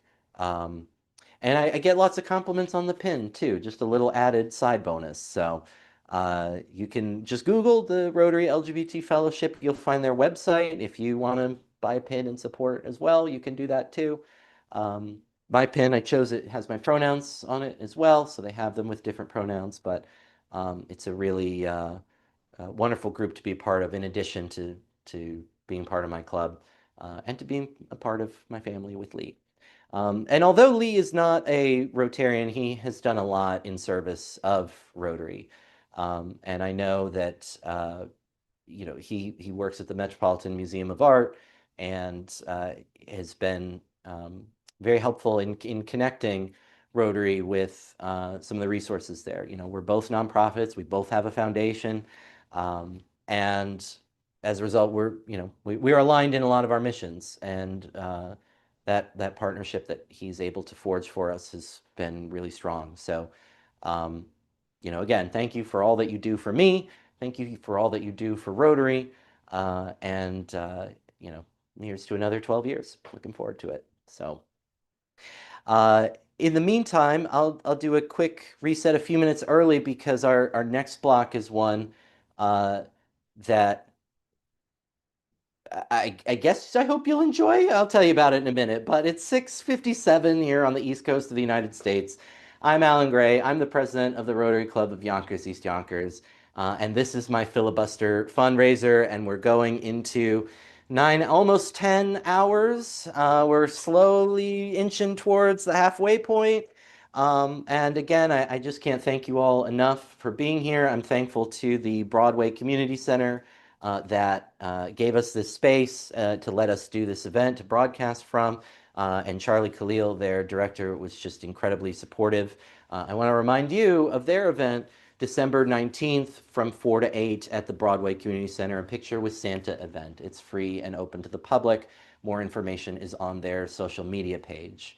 And again, some of the people in my club, well, first, all my club, I don't want to sound like people didn't help. All of my club has been very supportive and very helpful in making this happen. But I particularly want to shout out to Lauren Finnegan, who just really ran with the task of finding us a space and coordinating with Charlie in the center. So she did a lot of work in a very short amount of time, and I'm so very grateful to have her in our club. And to our club secretary, our past district governor, Greg Arcaro, who's my audience of one at the moment, and also, took the unenviable responsibility of keeping me company overnight. So I'm going to try and do my best songs and dances in those really difficult hours to keep us both awake. But Greg also took care of a number of administrative and logistical challenges that I didn't have to worry about, thanks to the thanks to his efforts. I also want to remind everyone, you can donate to our efforts. We collected these sponsorships before the event started, but there's still time to donate. You can scan the QR code. We'll take you to our donation page. You can also use this link, go.yonkersrotary.org/donate. Both of those take you to the same place. There's also the link in the description below. That again, it's to the same place. If you just don't want to type it in, you can click it down there. If you go to our website, you'll also find it, yonkersrotary.org. If you scroll down, there's a donate button, or at the top of the screen are some options, one of which will give you the option to donate. And all of that takes you to the same place. 100% of your donations go to our foundation and are able to support the work that we do. And if you donate, if you contribute during the course of this event, I will acknowledge you on air, live on air. And so I want to do that right now with the donation that just came in from our district governor, Garrett Capabianco. Garrett is a phenomenal friend and an excellent Rotarian and an excellent district governor. And I'm going to say, I have said a lot about him already, but I am going to say more. And don't worry, Garrett, it's all good things. But with this sponsor, this is Robert Colonel is one of my uh, oldest friends, not age-wise, but just going back in time. One of my best friends, and so very grateful to, also have him in my life. Um, and Rob had a very specific request in sponsoring me for this fundraiser. And Rob, in the previous part of the live stream, I told you about my time in, excuse me, my time in Student Congress. Uh, and Rob was a part of that. Rob was another competitor at another school, and we forged a friendship. And it's never ended. It just has continued. And so we've done a lot together over the years. Um, and one of those things that we came to enjoy, because I think at some level, I freely admit that I'm a professional nerd and I kind of have always been. Um, Rob, I think to some degree, maybe not the same as me, but to some degree. And one of the things we nerded over uh, during our time hanging out in college and high school was the 1960s Batman TV series with Adam West and Burt Ward. Um, we loved it. We thought it was hilarious and it was great. The camp, but the humor and, it just was great. And so we enjoyed it very much. And, so anyway, to make a long story short, and our enthusiasm for it has never waned. So Rob insisted that he would sponsor me for this event, so long as I would read in its entirety a screenplay from a Batman episode. And so I looked. I said, look, this is about a cause greater than myself, so I'll do it if that's what you want to do. Um, and I looked, and I was able to find the screenplay from the movie in 1966 that also starred. Uh, it was the same actors, excuse me, as the TV show. Adam West, Burt Ward, Burgess Meredith, Cesar Romero, all the people that were that made the show what it is. And so I found it. It met with his approval, and so that's what I'm going to do. The movie was the runtime is listed as 104 minutes, but I am going to, because you can't see it, I'm going to give you all the stage directions or narrations.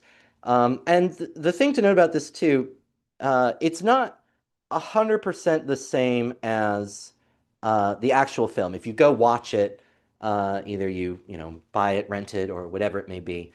There are some little differences. Some lines have been changed. Some scenes aren't exactly as they've written.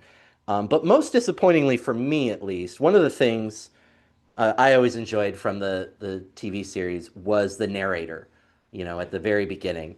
And the screenplay does not have the narration. That clearly was something that was added later in the process, but was not part of the screenplay.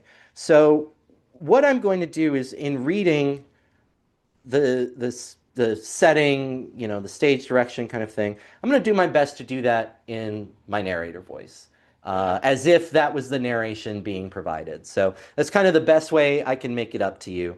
Um, Again, this is what Rob said he would give me money to do. So I'm happy to do it because it's not about me. It's about the good work that we're going to do for a lot of people.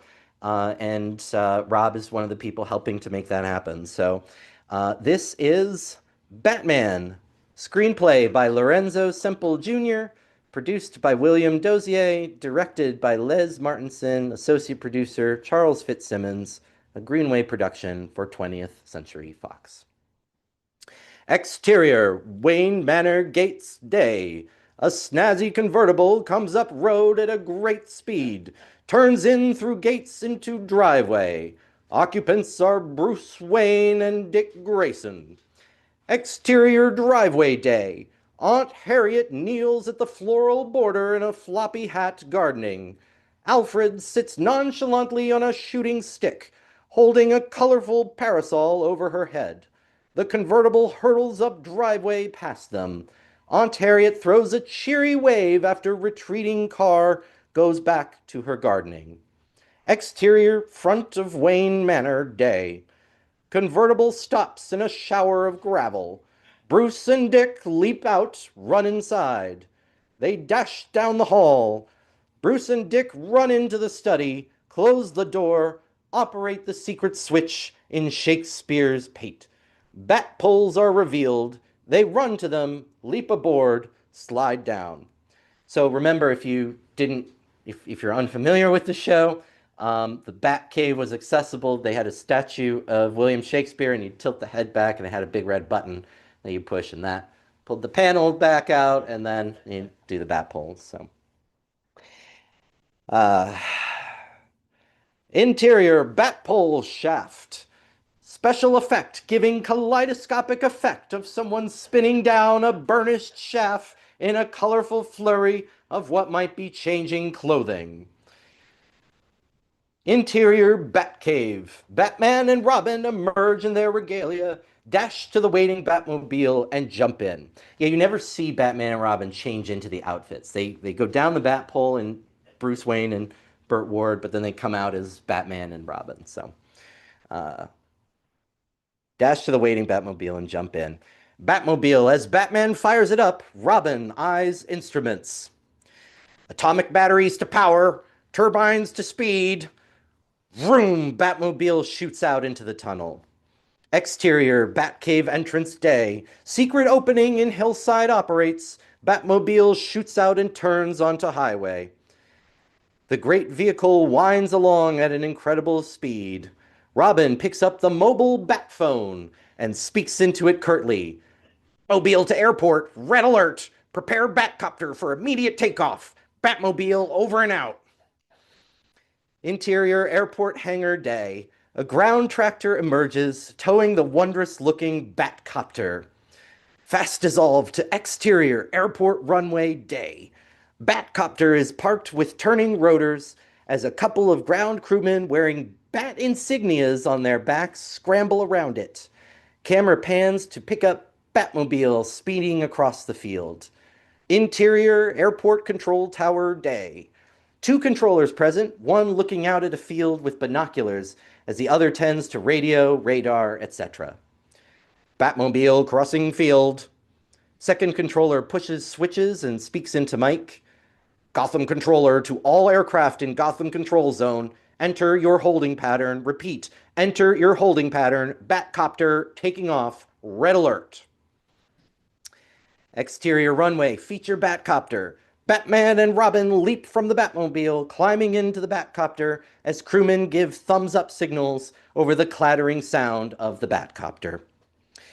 Interior Batcopter cockpit. Batman picks up hand mic from instrument panel and speaks into it. Batman to tower, ready for takeoff on 170. Interior control tower. Batcopter cleared for takeoff. Request permission for straight-out departure bearing 86. Tower to Batman, affirmative. The sky is all yours, Batman. The Batcopter rises swiftly, heads away on a fast climbing course over the field. Bat Whip. Now that's the actual stage. Bat Whip is the stage direction. I assume that means it's one of the scenes where like the logo pops in and out or something in order to make the transition. But in any event, Batman transition to exterior, Batcopter in flight, from another helicopter above, showing the Batcopter passing over the city. Exterior, rooftop, day. A bevy of gorgeous gals in bikinis are playing volleyball. Really 1960s here. Sound of helicopter is heard. The girls react, look up. From their point of view, the Batcopter sailing overhead. The girls abandon their game, race to the edge of the roof, and look up, wave, and shriek in wild ad-libs. Abandon as they blow kisses. The girls line, ooh, Batman, Batman, ooh, Batman! Interior Batcopter cockpit day. Batman glances down, smiles impassively, returns his eye to controls and instruments. Exterior, another rooftop day. Some young teenage girls are taking ballet lessons from an instructress, the female version of instructor, instructress, to tune of phonograph. Oh my God, this is like 1930s now. Jeez. Sound of helicopters heard. Girls look up, react. They start leaping up and down, squealing in passion to the dismay of the instructress. Ooh, Robin, Robin, ooh, Robin! Robin looks down, tosses a little half salute. Exterior city street. A platoon of cops marches briskly along behind their sergeant. Familiar sound of the Batcopter heard. They look up en masse. From their point of view, the Batcopter. Back to the street, the cops. Without breaking stride, they all whip off their hats, hold them in salute over their breasts, and march right on. Exterior city park. Two old folk. Literally, that's what it's a two old folk. The oldsters, man and wife, are spreading out picnic things when Batcopter is heard. They pause, look up. From their point of view, the Batcopter. Back to the park. Still gawking, the old folk. Still gawking up. The man takes his wife's hand, squeezes it warmly. She lays her head on the old gaffer's shoulder. Gives a feller a good feeling to know they're up there on the job, don't it, Ma? A safe feeling. Sure does, Pa. Interior, Batcopter cockpit. Batman. Bat scanner reading. Robin swivels head, eyes bat scanner. Vector 7, radar Batwalk, heading 211. The Batcopter sails over the water, and Batman reacts to something ahead and down, taps Robin on the shoulder, and points. A seagoing luxury craft plowing ahead through mildly choppy sea. Back to the cockpit. Activating bat landing computer. Robin flicks switches on the device like bomb sight, but much more complex, puts his eye to the sight.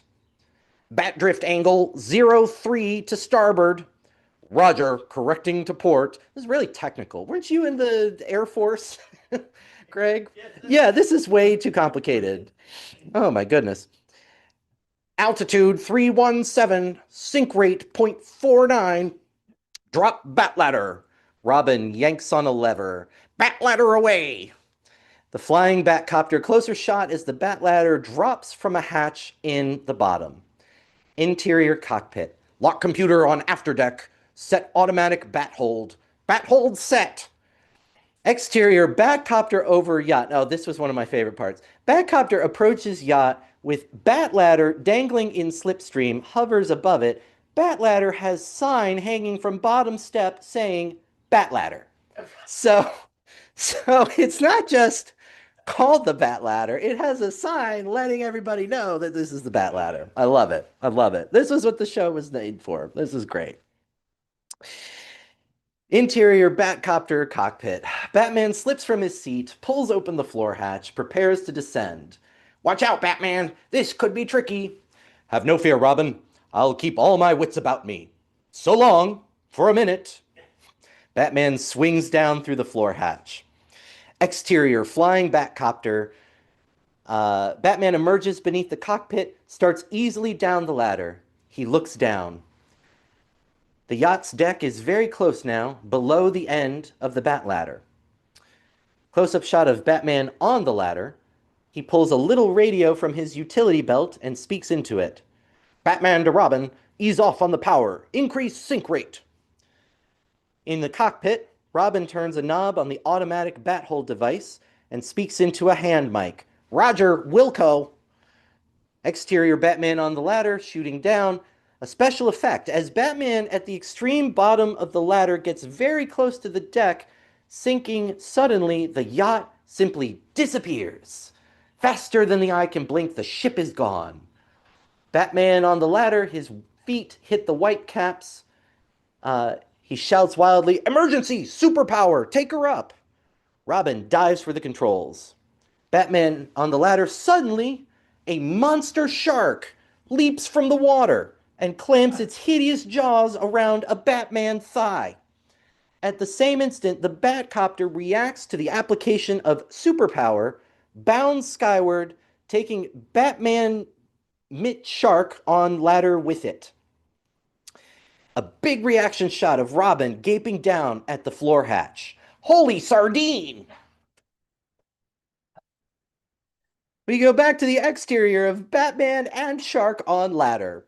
As unusual strife ensues, mid-air life and death combat with a huge, writhing, snapping, slippery monster of the deep. Batman wrestles, punches, chokes, but flapping Shark won't let go its hideous grip. As ladder swings crazily during all this, Batman manages to get out his little radio with one hand and yells into it, Batman to Robin, super emergency. Swing me down the shark repellent bat spray. I love it. Love it. Robin leaps into action, seizes a spray can labeled shark repellent from a clip-on rack holding several such containers labeled whale repellent, octopus repellent, manta ray repellent, under a general sign, oceanic repellent bat sprays. Robin climbs through the Batcopter door. So now exterior shot, Batcopter, and the ladder. Robin swings upside down by his knees, trapeze fashion, extending down the spray can. Batman, still battling Shark, reaches up. Stretch, stretch, stretch. Batman's fingers get the can. Spliff! In the monster's slimy face. The shark lets go, out cold. The shark tumbles end over end, 100 feet at least, hits the water, not just a huge splash when it hits, a monster explosion, about a ton of TNT. A two-shot of Batman and Robin in mid-air, looking down, Robin still hanging upside down above the Caped Crusader. Holy barbershop! That was a close shave! An exploding shark, one of the most fiendish traps we've ever escaped. And a ship that wasn't there! I have a feeling this case is going to be a strange one. Main titles. So this is where they do the theme song and introduce everyone. I'm not going to do that. We did count once, Rob and I, in the TV show. Not the movie, but in the TV show, the theme song is Batman 11 times. So if you were counting all the Bat anything in the show, the theme song just throws you right off because it's 11. So, anyways, so so we do the main titles. Okay. So establishing shot of the police headquarters. Interior shot of Commissioner Gordon's office. Commissioner Gordon sits back of his desk. I assume that's back on his desk, flanked by Batman and Robin. Chief O'Hara stands to one side. Now remember, Chief O'Hara is like the made-up character for the show, who's just a horrible stereotype of an Irish policeman. So I'll try to do an Irish accent, but we'll see.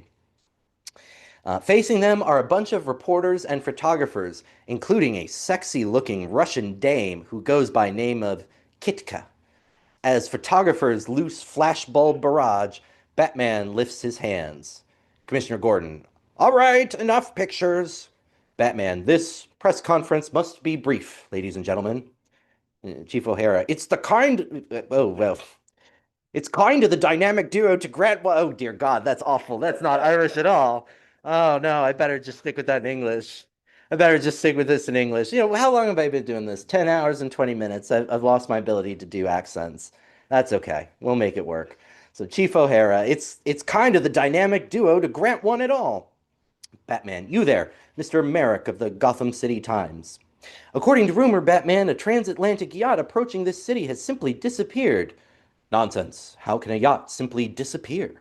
You mean it's not true? I stand on my answer, Mr. Merrick. Mr. Stanley of the Globe.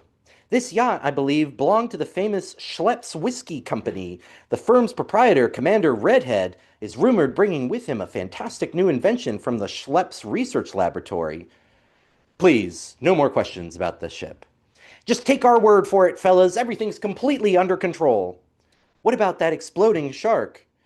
doubtless an unfortunate animal who chanced to swallow a floating mine. I wouldn't worry about that either, Mr. Merrick.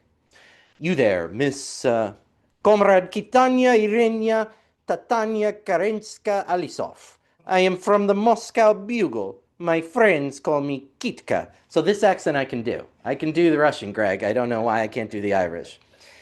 You grace us with your presence, Miss Kitka. What can I do for you? The Russian girl produces a leica, steps forward with a smile. If you please to take off the mask to give the better picture. She gets no further. Shocked gasps and explanations from assembled company. Gordon leaps to his feet. Great Scott! Batman, take off his mask? The woman must be mad. Please, Chief O'Hara, all of you. The young lady is a stranger to our shores. Her request was not unnatural, however impossible to grant. Impossible? Indeed. If Robin and I were to remove our masks, the secret of our true identities would be revealed. Crime fighter completely destroying their value as ace crime fighters.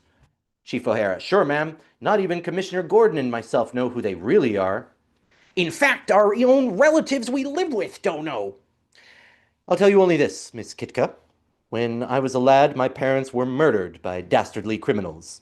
I vowed then and there I'd devote my life and fortune to the pursuit of justice. But your so curious costumes. Don't be put off by them, ma'am. Under this garb, we're perfectly ordinary Americans. Robin and I have adopted batwear for one simple reason. There's nothing that strikes terror into the heart of a crook like the shadow of a bat. Commissioner Gordon, the boy wonder is right. It's been proven 1,000 times. It is so capitalistic and decadent. You are like the masked vigilantes in the westerns, no? Commissioner Gordon, certainly not. Batman and Robin are fully deputized agents of the law. Precisely, Commissioner. The last thing we wish is to encourage the untrained citizen to take up crime fighting.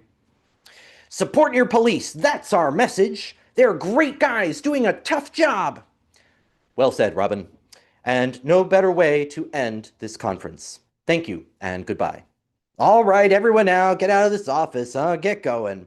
Ad-lib jabber of thank you, Batman, and the like as O'Hara herds news hounds out of the office. Photographers sneak final shots. O'Hara pushes the last of them out and closes the door. Commissioner Gordon's face suddenly goes very grim. A fine job, Batman. You allayed their fears magnificently. What else could I have done, Commissioner? If I told the truth, panic would grip the city. Chief O'Hara, the truth. Sure, and what is the truth? A decoy. A strange anonymous warning that Commander Redhead was in danger to lure me into a trap. A fiendish attempt on Batman's life. Chief O'Hara, you mean that while they were luring you to a watery grave, the commander's yacht was really being hijacked somewhere else? Precisely. And who behind it? Not a clue. Feature Batman turns abruptly. Tell me, please, what known super criminals are at large just now? Commissioner Gordon, I'll check at once, Batman. Bonnie, let's have the latest status report on known super criminals at large. Thank you, Bonnie. Coming up, Batman, on the closed-circuit TV screen. Gordon pushes a button. A wall panel slides back to reveal the screen. It comes to life with a title, Status Report, Known Super Criminals Not Currently Imprisoned. As the foursome steps up into figure of shot for a look, the title flicks out and is replaced by a big, still photo of the Penguin. The Penguin. That pompous, waddling master of foul play. Foul, F-O-W-L. They love that one, so foul play. Maestro of 1,000,000 criminal umbrellas. The photo of the Penguin vanishes and is replaced by a photo of the Joker. The Joker! Devilish clown prince of crime. I wish I had a nickel for every time he's baffled us. Joker is followed by a big still of the Riddler. Commissioner Gordon, what? The Riddler got loose too? So it seems loose to plague us with his criminal conundrums. Riddler's photo off on the Catwoman. Gosh, and the Catwoman! Catwoman photo goes, a new title comes on screen. It says, End of report. all other known supercriminals currently safely imprisoned. Held long enough to read, then TV goes blank. A group shot of the four, a beat as they all look at each other in thought. Then, Commissioner Gordon, could it be any one of them, Batman? But which one? Which ones? Pretty fishy what happened to me on that ladder. You mean where there's a fish, there could be a penguin. But wait, it happened at sea. See? C for Catwoman. Yet my exploding shark was pulling my leg. The Joker! It all adds up to a grisly, sinister riddle. Riddler!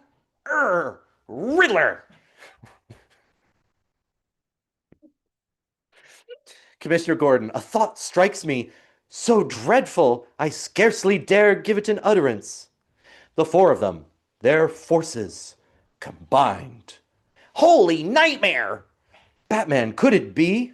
I don't know, but I think I know where to find a clue. Come on, Robin, to the Batcave. We haven't a moment to lose. As they race out, Bat Whip, another little transition.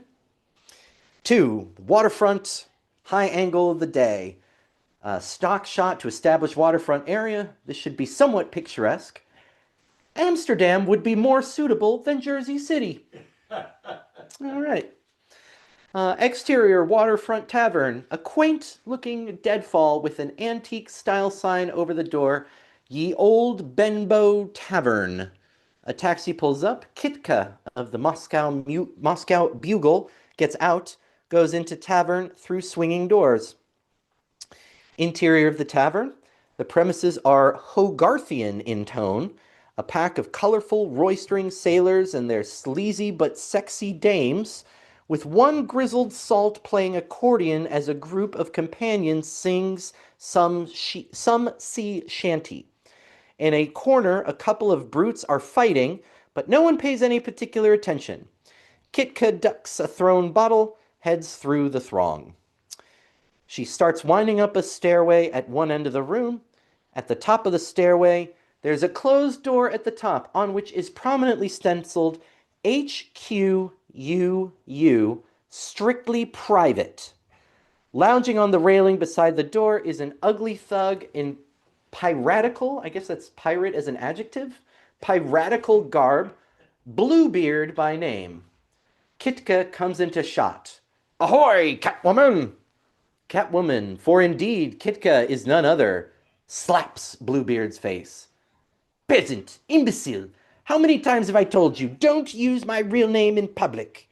Again, don't know what happened to that accent there. Just go with it. She pushes open the door, looks in. Interior, United Underworld Headquarters. That was the UU. The decor of the joint is reminiscent of old cat house parlor. Tiffany lampshades and whatnot.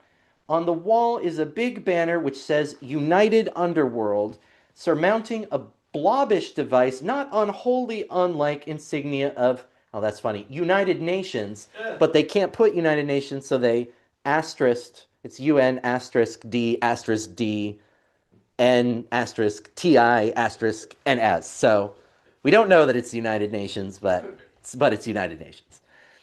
Except that the globe in this device is encircled by a criminal octopus. Says another great banner, today Gotham City, tomorrow the world. Present in their characteristic costumes are the Penguin, Riddler, and Joker. Also a couple of piratical goons akin to Bluebeard, Morgan and Quetch, playing cards and boozing at the table in the corner. I love these descriptors here. This is great. Shot opens on the Riddler looking venomously at Penguin, eyeball to eyeball. You and your trained exploding sharp. Who would have guessed they'd have a can of shark repellent bat spray handy? You arrogant, pompous Penguin. As Riddler grabs Penguin by the lapels, the Joker pushes up, grinning into shot with both hands extended. Friends, make peace. Have a shake on me. He grabs a hand of each, terrific zapping sound from concealed electric buzzers in the Joker's palm. A two-shot of the Riddler and the Penguin as a blue electric halo dances around their heads as they leap into the air, literally electrified. Hoo-hoo! A joke a day keeps gloom away! A wider angle as the furious Riddler and Penguin turn on the laughing Joker and prepare to wallop him. Catwoman comes running into the shot, grabbing up a black cat from a cushion.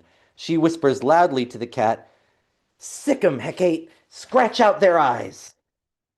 The big close-up on the cat as it hisses and spits in scarifying fashion. Back to the scene, Penguin cowers, snapping open a protective umbrella. Riddler grabs a bottle by the neck, holds it poised. Joker snatches out a great fistful of confetti from a pocket, during which lightning action. Wait, during. Sorry, I don't get the stage direction. During which lightning actions. Draft that savage animal. So help me, Catwoman, I'll bash out its brains. I'll strangle the beast with my Greek confetti. Catwoman, United Underworld. We're about as united as the members of the United World headquarters on Gotham East River. Oh, gee, I wonder who they're talking about. What's the matter with you all? Riddler, she's right. If we don't manage to somehow swallow our super criminal pride. Yes, Mr. Riddler, quite. We must hang on together, or we'll most assuredly hang separately, drat it. What a pity that would be, on the eve of the greatest criminal coup anyone ever dreamed of. How'd it go, Catwoman? Perfectly. The camera follows Catwoman as she goes behind a screen in the corner, hastily starts to change her clothes behind it. In my disguise of Kitka, I penetrated their press conference. The fools are completely baffled. But undrowned. Yes, unfortunately, Batman's boots didn't even look damp. Catwoman emerges from behind the screen after truly lightning change.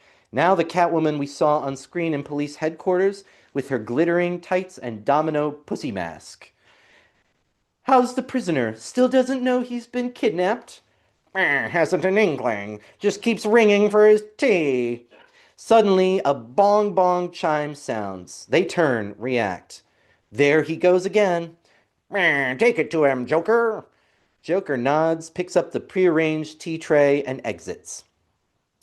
Interior phone stateroom. It looks just like a ship's stateroom, complete even to a porthole past which streams what appears to be thick fog. We hear a foghorn at intervals, the cawing of seagulls. Commander Redhead, famed red-bearded Schlepp's whiskeyman, lounges on his bunk reading a volume of Dickens. A stack of similar volumes is beside him. He calls at the sound of the knock. Come in. Joker enters with tea tray. Your tea, Commander Redhead. Thank you, steward. Jolly good service aboard this yacht. We strive to give satisfaction, sir. I say, steward, your face has the most ghastly pallor. Are you sure you get enough of the old sea air? My duties keep me mostly undercover, sir. Too bad, too bad. Any notion of how much longer this yacht will remain fog-bound here off the Grand Banks? I couldn't say, sir. Ah, well, gives me a jolly good chance to catch up on my Dickens. But still, I hope to get to Gotham City one of these days. Got a deuced clever invention with me, you know. Stored down in the hold, should be worth millions of Yankee dollars. Pip pip. Pip pip to you, sir. If you wish anything further, just ring. The Joker withdraws. Exterior of Commander Redhead's cabin. As the Joker comes out and starts to walk down the apparent ship's corridor, the camera gradually reveals that the whole thing is a prefabricated sham. A phony cabin right there in the United Underworld headquarters.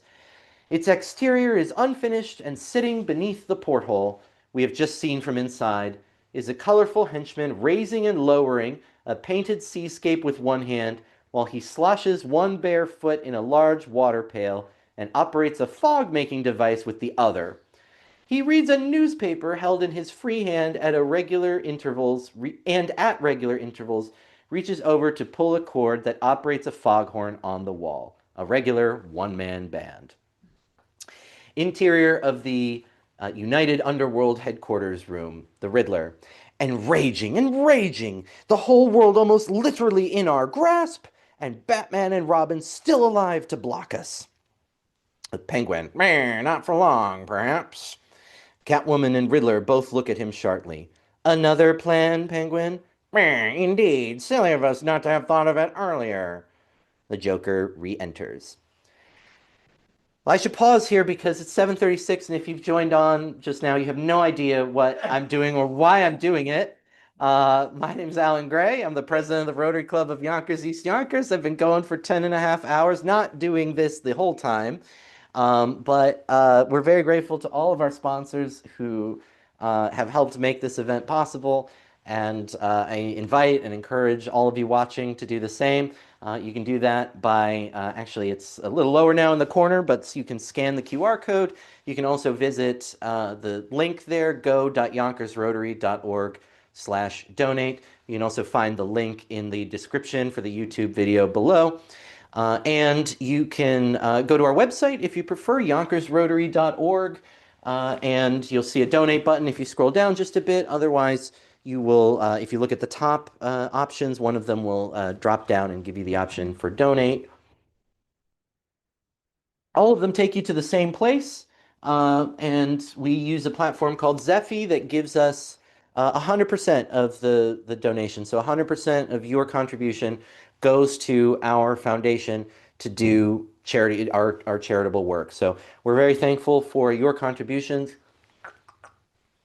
If you've already contributed, the best thing you can help us do is just to share what we're doing. Share this video, share one of our social media posts with it. Just letting people know that we're doing this and asking for their support is the best way you can support us and help us to meet our $10,000 goal. We are a little over halfway there. So we just got another $4,500 to go. That's our remaining balance. So hope that you can help us get there. And again, all the work that you do, or all the contributions you make, 100% of it goes into the charitable work that we do. We asked for sponsorships ahead of tonight's event, and one of the people who agreed to sponsor is one of my best friends, Robert Colonel. He and I go back a long, long time, almost 20 years, if not 20 years. But Rob agreed to sponsor me in this fundraiser and to contribute to our work if I would relive an old pastime of ours, which was to watch the 1960s Batman TV show. And I didn't just find the TV show, I found the feature-length movie, starring Adam West and Burt Ward, Burgess Meredith, Cesar Romero, and the whole cast from the Batman TV show. So at his request, and thanks to his sponsorship, that's what I'm doing. So if you contribute on air, I will get your email and I will be able to acknowledge you on air and thank you for it. Since we came back on this stream, again, I want to thank our district governor, Garrett Capabianco, who made a very generous contribution to us. And so, and just a phenomenal Rotarian, phenomenal district governor, phenomenal human being. And I'm so grateful to call him a friend and to have him as a fellow Rotarian. So if you're able to make a contribution now, I'll certainly recognize it as we go through this. Yeah, this was what Rob sponsored me to do. So I said, you know, I'm happy to do it because it's not about me and how I feel doing it. It's about the good work that we're going to be able to do thanks to your sponsorship. So to that end, I'm happy to continue presenting to you Batman, the TV movie. So we've just come back from let's see. So Joker's just come back into the room and they're talking with all the other villains. Everything pip pip with the prisoner, comrades. He hasn't an inkling. But I bet you the dynamic duo has. What? An inkling, Mr. Riddler, of how we made that ship disappear. And when they solve that, of course, they'll be out to investigate. But we'll be there first. If we hurry, Mr. Joker. If we hurry, Catwoman, you tend this headquarters. Oh, I'm sorry. If we hurry, Mr. Joker, if we hurry. Catwoman, you tend to this headquarters. Mr. Morgan, Mr. Quetch. Both thugs jump up, snap to attention. Yo-ho, sir. Now hear this. Call down to the secret river bottom dock. Prepare our submarine for sea. Bat whip to the Batcave. Batman and Robin are at an elaborate device with a nameplate which says Film Developing Tank, parentheses, superfine bat grain, close parentheses. Machine is gurgling noisily as they watch the timer, etc. Bong from machine as a bell rings. Here it comes now. Picture taken by automatic Batcopter bat camera as we approach the ship. Altitude of this 1,839 feet. A dried glossy print slips from slot of developing machine. Robin takes it, has one look, registers complete consternation. Holy Merlin the Magician! Get set for a shock! Insert the photograph. It shows an empty, wave-lapped sea and nothing else. The bat camera was aimed right at the yacht when it took this picture. So, my strange hunch was right. I don't get it, Batman. Think, Robin. As you truly remarked, no one can make a sea-long vessel simply disappear, provided it was ever really there at all. You mean? Precisely. The yacht we thought we saw was a mere illusion, a tricky projection, akin to the common desert mirage. It deceived our naked eyes, but was blocked by the bat camera's polarized bat filter. I think I know where the projection came from, too. New angle as Batman races over to the bench with the photo, pursued by Robin. He lays photo flat, swings out a magnifying lens over it, and peers through. Now we notice a bell buoy in between the waves. Observe. That bell buoy, what's the matter with it? Quite a lot, I fancy. Back to Batman as he looks up from the lens and frowns in thought. Let's see. The coordinates of our position were 110.3 by 69-B. Quickly, feed those figures into our navigational aid computer. Roger. Robin scurries over to an appropriately labeled machine nearby, quickly taps at the keys and presses a button. The machine flashes and emits a loud single bong. Negative. No legal bell buoy at that position. As I surmised, an illegal projection buoy cleverly camouflaged. Wow, maybe the crooks left fingerprints on it. Good thinking, Robin. Let's find out. To the Batboat, fast! They race to Batmobile, vroom up the ramp. Batwhip to a small shed, a shack-like affair on the edge of the water. A prominently painted sign on it says, "This building is abandoned, private property, strictly no trespassing." Hold on this for a few moments, then camera pans to pick up the Batmobile speeding down the dirt track to the shed. The Batmobile brakes hard, and the dynamic duo leap out. Batman opens a cobwebby box on the side of the shed and turns a knob. The exterior front of the shed day, it opens. The amazing Batboat appears on a track, is automatically lowered into the water. It has hardly settled in the drink before Batman and Robin race into shot, jump into the wondrous little vessel. Shot of the Batboat in the water as Batman and Robin quickly set about getting the thing started. Quick, laconic dialogue over instruments and controls. Vapor reading in the Blige. Bilge negative. Atomic hydro thrust. Port and starboard. Ready, light screen. Set stabilizers. Thrust level 12. Aye, aye, Batman, 12. Brace yourself. All together. Full ahead. The Batman... Oh, whoops. Shot of the Batboat as it planes along like a bat from Neptune's locker, skipping from one wave crest to the next. The Batboat churns into a spectacular spray-throwing turn. Exterior of the Batboat cockpit in the day.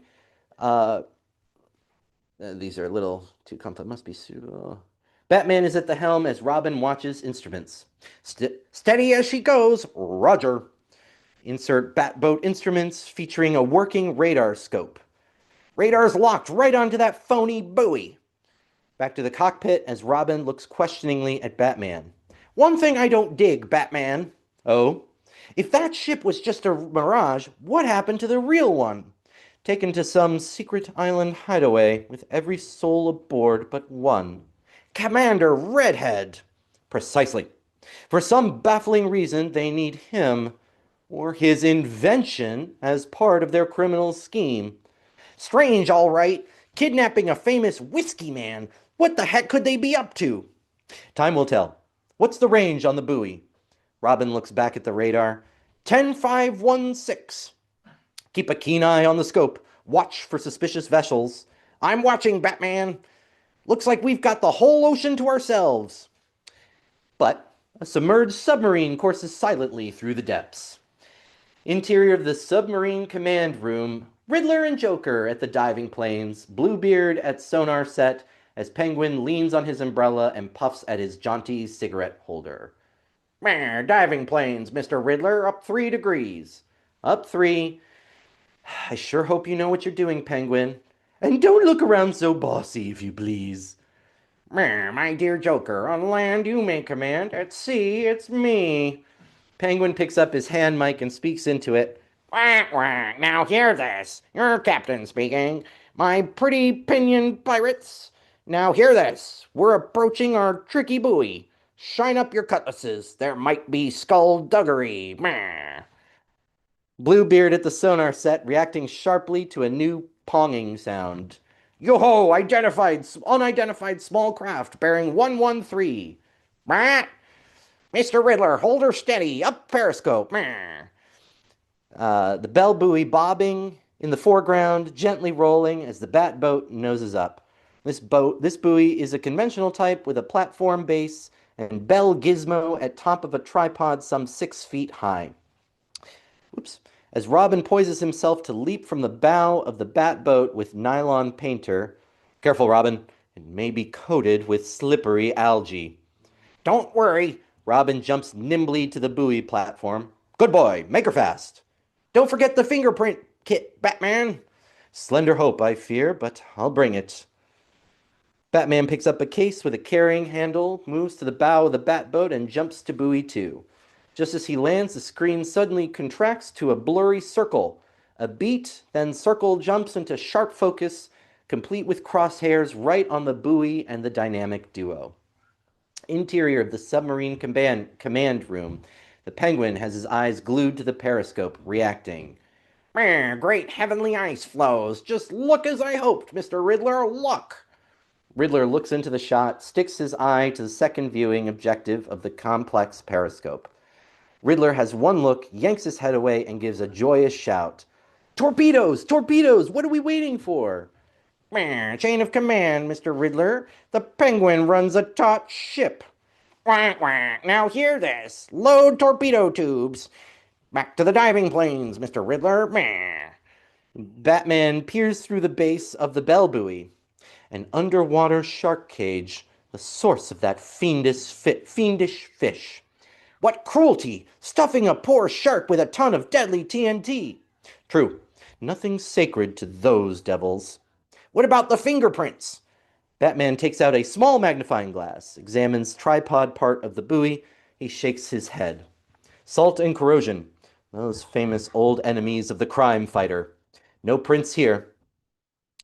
Maybe up above, Batman, inside that tricky mirage projector. You're right, that would be more protected. Robin scrambles up one leg of the tripod, which is conveniently fitted with irons for maintenance purposes. A close shot of Robin at the top of the tripod, examining gizmo thereon. Wow! A set of superpower lenses! No wonder we were fooled! Reach down, I'll hand you the anti-fingerprint bat glass. Robin reaches down, suddenly freezes as he catches sight of something over shoulder in distance across the water. The camera zooms to a medium close shot of a periscope above the water. A little skull and crossbones flag flutters from the top of it, from the top of the periscope. Holy Long John Silver, a pirate periscope! Interior sub-command room, the Penguin with his eyes still glued to the periscope. They've spotted us. Down periscope. Set the torpedoes to automatic homing. Dive. You crazy bird, fire them off, quickly! Penguin ignores frantic shout from the Riddler, turns calmly to his underling. Mr. Bluebeard, kindly activate the remote control penguin magnet inside that buoy. Back to the bell buoy, Batman and Robin. Quick, back to the Batboat. You're not kidding. Batman bends to untie the painter. Robin starts scurrying down the tripod. Suddenly, very loud buzzing zapping sound is heard, and a tremendous invisible force seems to rivet the dynamic duo against the nearest piece of metal, holds them by the belt and wrists and back of the neck. Holy glue pot! What's going on? The fiends! They've converted this buoy into a giant magnet. It's got us by the metallic objects we're wearing. Torpedo tubes! Back in the submarine, the Joker. Torpedo tubes armed! Back to the bell buoy, Batman and Robin struggling wildly but in vain, inexorably held by infernal, loudly buzzing magnet. Batman, we're helpless in this monstrous invisible grip. Batman ceases useless combat, lifts his head. Steady, Robin. I see one hope. What, Batman? Reach down with your free foot, hook my utility belt transmitter from its pouch, lift it up to where I can work the controls with my teeth. Interior of the sub-command room, the Penguin. Full fathom 5 shall Batman lie. Mr. Joker, fire torpedoes. Meh. Yoo-hoo, what a delicious jest. Fire 1. Exterior nose of the underwater sub as torpedoes shoot out, if such footage is available. Interior of the sub-command room as the 4 villains watch through the periscope. Exterior of the sea, torpedo wakes, again, if footage available. Exterior of the bell buoy, Batman and Robin. Robin, held by his belt to the tripod above Batman, now has utility belt radio by its little strap with toe of his boot, is dangling right in front of Batman's face. He sees something over shoulder and shouts, "Torpedoes!" A big headshot of Batman biting at radio controls with his teeth and somehow also managing to grunt. Now, if I can just reverse the polarity and send out waves of super energy. Batman gives twisting wrench with his teeth, a brief high-pitched theremin sound appropriate to wave of super energy. An intense blue halo flickers around little radio transmitter. A shot of the sea in front of the bell buoy being madly thrashed about by super energy as the theremin sound reaches climax. Terrific underwater explosion as lead torpedo reaches thrashed area is detonated. The sub shakes to the explosion. Joker, fire 2! Fire 2! And then back to Robin. Here comes another! Back to Batman, who sends out another wave of super energy. Terrific explosion over shoulder as the second torpedo goes off too. Back in the sub again shakes in the explosion. He must be using a super energy reverse polarizer. Joker, fire 3! Fire 3! Back to Robin. Here comes a third one, Batman! Back to Batman. He wrenches his teeth. Nothing happens. No sound, no flickering blue halo. Confound it. Batteries are dead. The sub-command room shakes violently with the explosion of the final fatal torpedo. The lights flicker off and on again. Penguin, Riddler, Joker recover from their lurching, reeling, converge on the chart table, grab up waiting glasses of rum, and lift them in a triumphant toast. Yo-ho-ho! Up to periscope, Death. Let's feast our eyes on their watery remains. Then we go back to the Batboat shed. Bat whip to the Batboat shed. Well, it's 7:54, so I'll pause here and I'll do my reset a little bit. We are not even halfway through this, Greg. We got a little more to go with Batman here. Well, that's what I mean. Yeah, we got a lot. Well, thank you for bearing with us through it. I'm Alan Gray. I'm the president of the Rotary Club of Yonkers-East Yonkers. I'm very excited to be doing this Filibuster fundraiser with you. It's just before 8 o'clock here on the East Coast, and I want to thank all of our sponsors, everyone that helped make this event possible. I especially want to thank the Broadway Community Center, which donated the space to us to use for this event. It was challenging finding someone who would let us do this overnight like we intend to do. And I think we're going to be okay. I think we're going to make it. But we've got a ways to go, but we're going getting close to halfway there.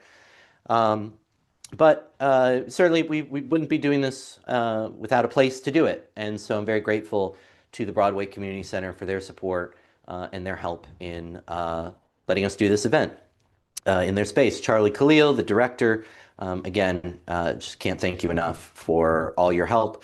And a shout out to you that the Broadway Community Center is having its own event December 19th from 4 to 8 p.m.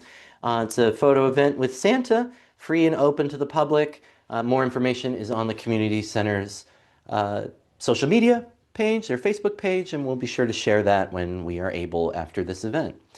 Again, the best thing that you can do to help us is to contribute, because with this fundraiser, everything that we raise goes into our foundation and goes to our charitable work. There's no overhead for this event, no vendors to pay. We're so grateful for the Broadway Community Center giving us this space for free.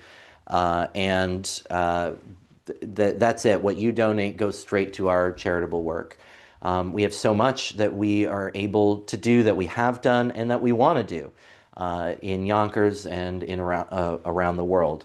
One of our upcoming projects is our LifeVac project. This LifeVac is a choking rescue device, and the idea is we hope to put 50 of these in different restaurants and places of assembly in Yonkers. And this project was made possible through a grant with the Westchester County Board of Legislators, and in particular, legislator Jimmy Nolan. And the fundraiser, I'm sorry, the LifeVac works. This is the base unit, and there are 3 masks that the kit comes with. One is a pediatric mask for children, a larger mask for adults, and then a practice mask so that you can use it for training and just understanding how it works. But the idea is that after certain measures have failed, you need to try to actually remove the thing that's causing the choking. You just attach the appropriate mask to the bottom and apply pressure, and hopefully you pull the item out. And this device has saved thousands of lives in the short time that it has existed. And so we were very grateful to partner with, again, not just the County Board of Legislators, but with LifeVac itself. They sold these to us at cost, which enabled us to get more with the county's grant, and that's more places we're going to be able to try to help keep people safe. There's a QR code here for training. If you're interested in getting one for your home, they have travel kits. You just go to their website, lifevac.net. But this is an upcoming project in January. These plexiglass boxes have the holes in the back to be mounted to the wall, just like a place would mount their fire extinguisher or their defibrillator. This would just go there as well, and it comes with instructions on how to use it. So in addition to the QR code, there are printed instructions as well. So we're not just simply giving these devices and wishing people the best. And again, the idea here was simply, think of any place that you've gone to, and how many people there do you think knew what to do in the event that someone had a choking event? And my guess is usually pretty close to 0. And that's not anyone's fault. That's not part of first aid that is often taught. But it is nevertheless important to know, and it is important to be able to handle it. And so we're very grateful to have the opportunity to do some good in our community. And we're also very fortunate to have had a grant from the county in order to do this project, but that's not often the case with our projects. Many of them are our own funds that we are using to help those in need in our community. And so the more that we are able to raise and put into our foundation, the more good that we're able to do. And the more people we're able to help. It's just as simple as that. So in the bottom right corner of the screen, you will see the QR code. You can scan that to go to our donation page. You see the link, go.yonkersrotary.org/donate. You can also visit, I'm sorry, in the link below is I'm sorry, in the description below is a link to that same page as well. You can also visit our website, Yonkers-Rotary.org, which has if you scroll down a little bit, there's a donate button. up at the top as well are some options, one of which will drop down and has donate. All of that, different ways, they get you to the exact same place. And thanks to our funding partner, Zephy, 100% of your contribution comes to us. There's no fees. On the second page of the form, Zephy invites you to make a contribution to their work. They certainly don't require it, but it is that's how they operate in order to keep us working for free, to keep us without any expenses. So that is what we're here to do, to try to raise money for those projects. And I'm doing this partly because I feel an obligation as the president to walk the walk and put my money where my mouth is. It's a skill that speech and debate is a skill I've been building for the past 20 years. Although today, again, not exemplifying great public speaking qualities. I'm shifting around and talking too much with my hands. A lot of ums and uhs and so's and ands. But today is not entirely about quality. I still want to keep you entertained, and am grateful to those of you watching. But it is about endurance. This is an endurance contest. Just like runners can raise money to support them in their marathons, swimmers, I assume, can do the same thing for their swimming marathons, especially some where they're physically crossing large distances, the English Channel or something like that. That's what we're doing here. And it's unique that there are not regularly opportunities to do this for speech and debate, these endurance contests and competitions, but I'm really excited to be doing it with you. So we have been going for 11 hours and just 14 and a half to go. We're almost halfway there. It's not bad. We can do it. So we're going to make it. So in addition to thanking the Broadway Community Center and Charlie for being here, I'm so very grateful to my Rotary Club for supporting us in this endeavor, and very grateful to all my club members who supported us doing this. Lauren Finnegan in particular deserves a shout out for helping secure the space. She did so much work in such a short amount of time. It was truly magnificent to behold her at work, but she did an amazing job, and I'm very grateful for her. I'm very grateful to our club secretary, our past district governor, Greg Arcaro, who's been here, not just supporting me in person, but took care of so many of the little logistical details so that I didn't have to. I could focus as best as one does on trying to prepare for this. Well, I'm going to get back to that in a moment. Greg said being penguin. So yes, that's, I should have practiced my voices before I started this. That would have been a good use of my time. But no, to everyone. And then, as I told my club, I didn't need too much from them in order to prepare for this event, but I did insist on not being left alone.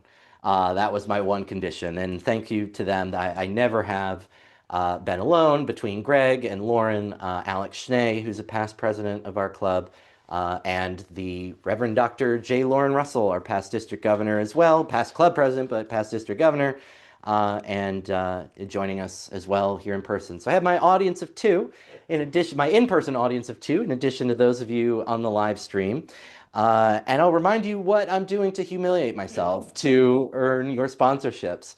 So our sponsor for this segment is Robert Colonel. He's one of my best friends from high school debate going back about 20 years. I'll have to sit down and do the math on that at some point.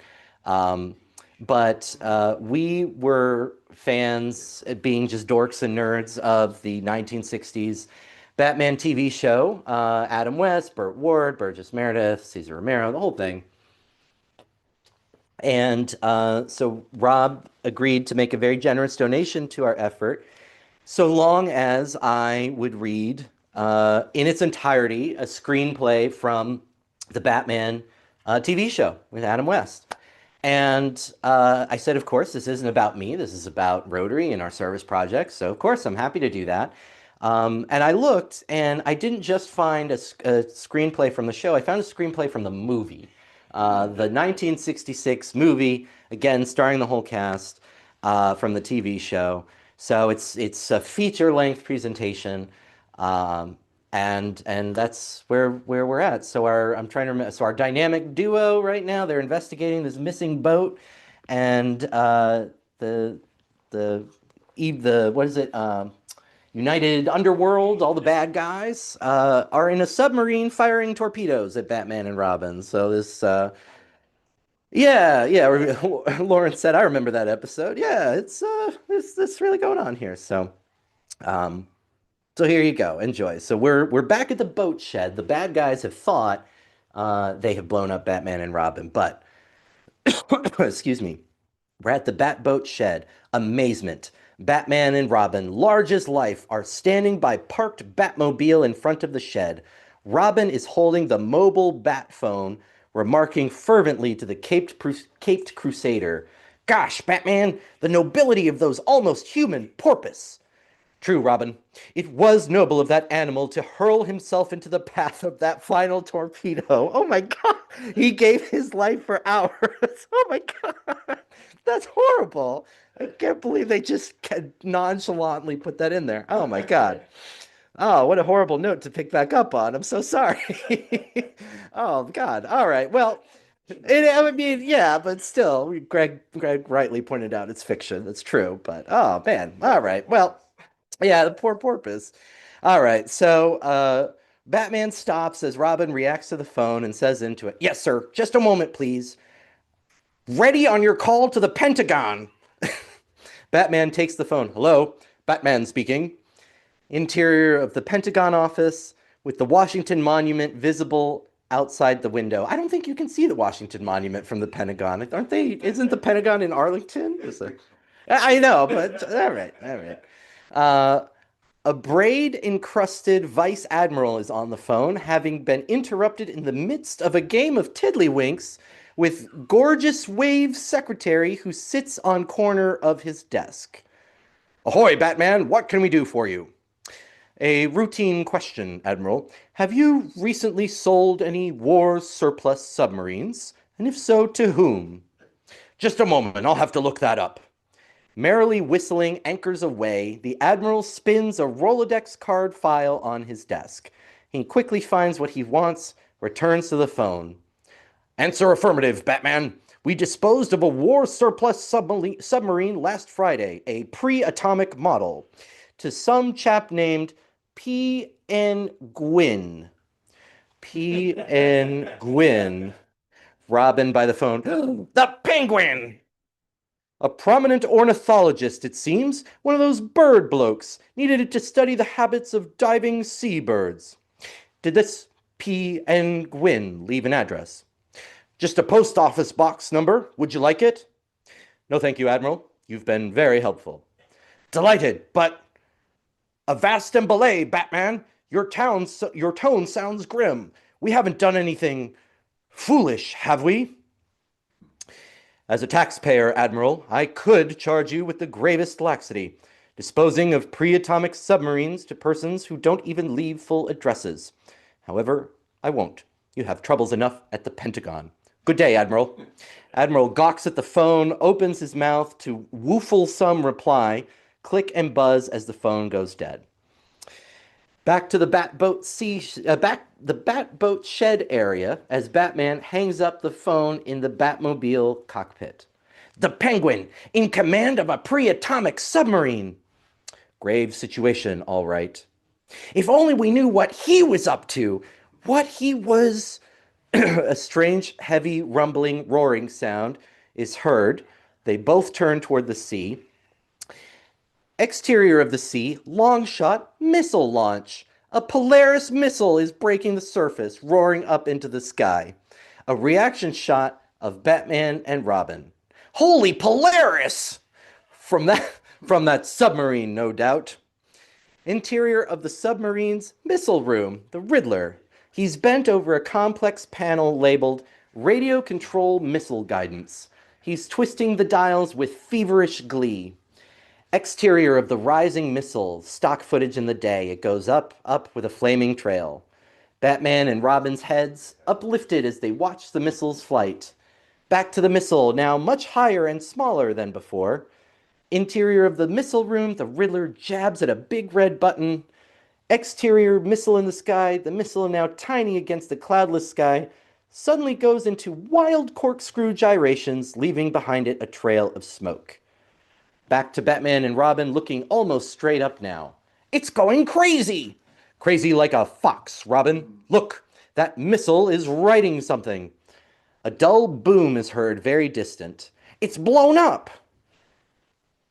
Oh dear God. Exterior of the sky, full shot. There's no missile there anymore, just some rather lengthy and very legible skywriting. It says, "What does a turkey do when he flies upside down? What weighs 6 ounces, sits in a tree, and is very dangerous?" Correction, not crazy like a fox, crazy like a riddler. A riddle in the form of a joke! Back to Batman and Robin. Let's race back to headquarters. You know what this means, don't you? Now we cut to Commissioner Gordon's office. Commissioner Gordon, Chief O'Hara, Batman, Robin, in an atmosphere of direst gloom. A shot opens on Gordon, seemingly giving immediate answer to last query. Our blackest fears materialized. Penguin, Joker, Riddle, those 3 super criminals, their forces combined for heaven only knows what infamous objective.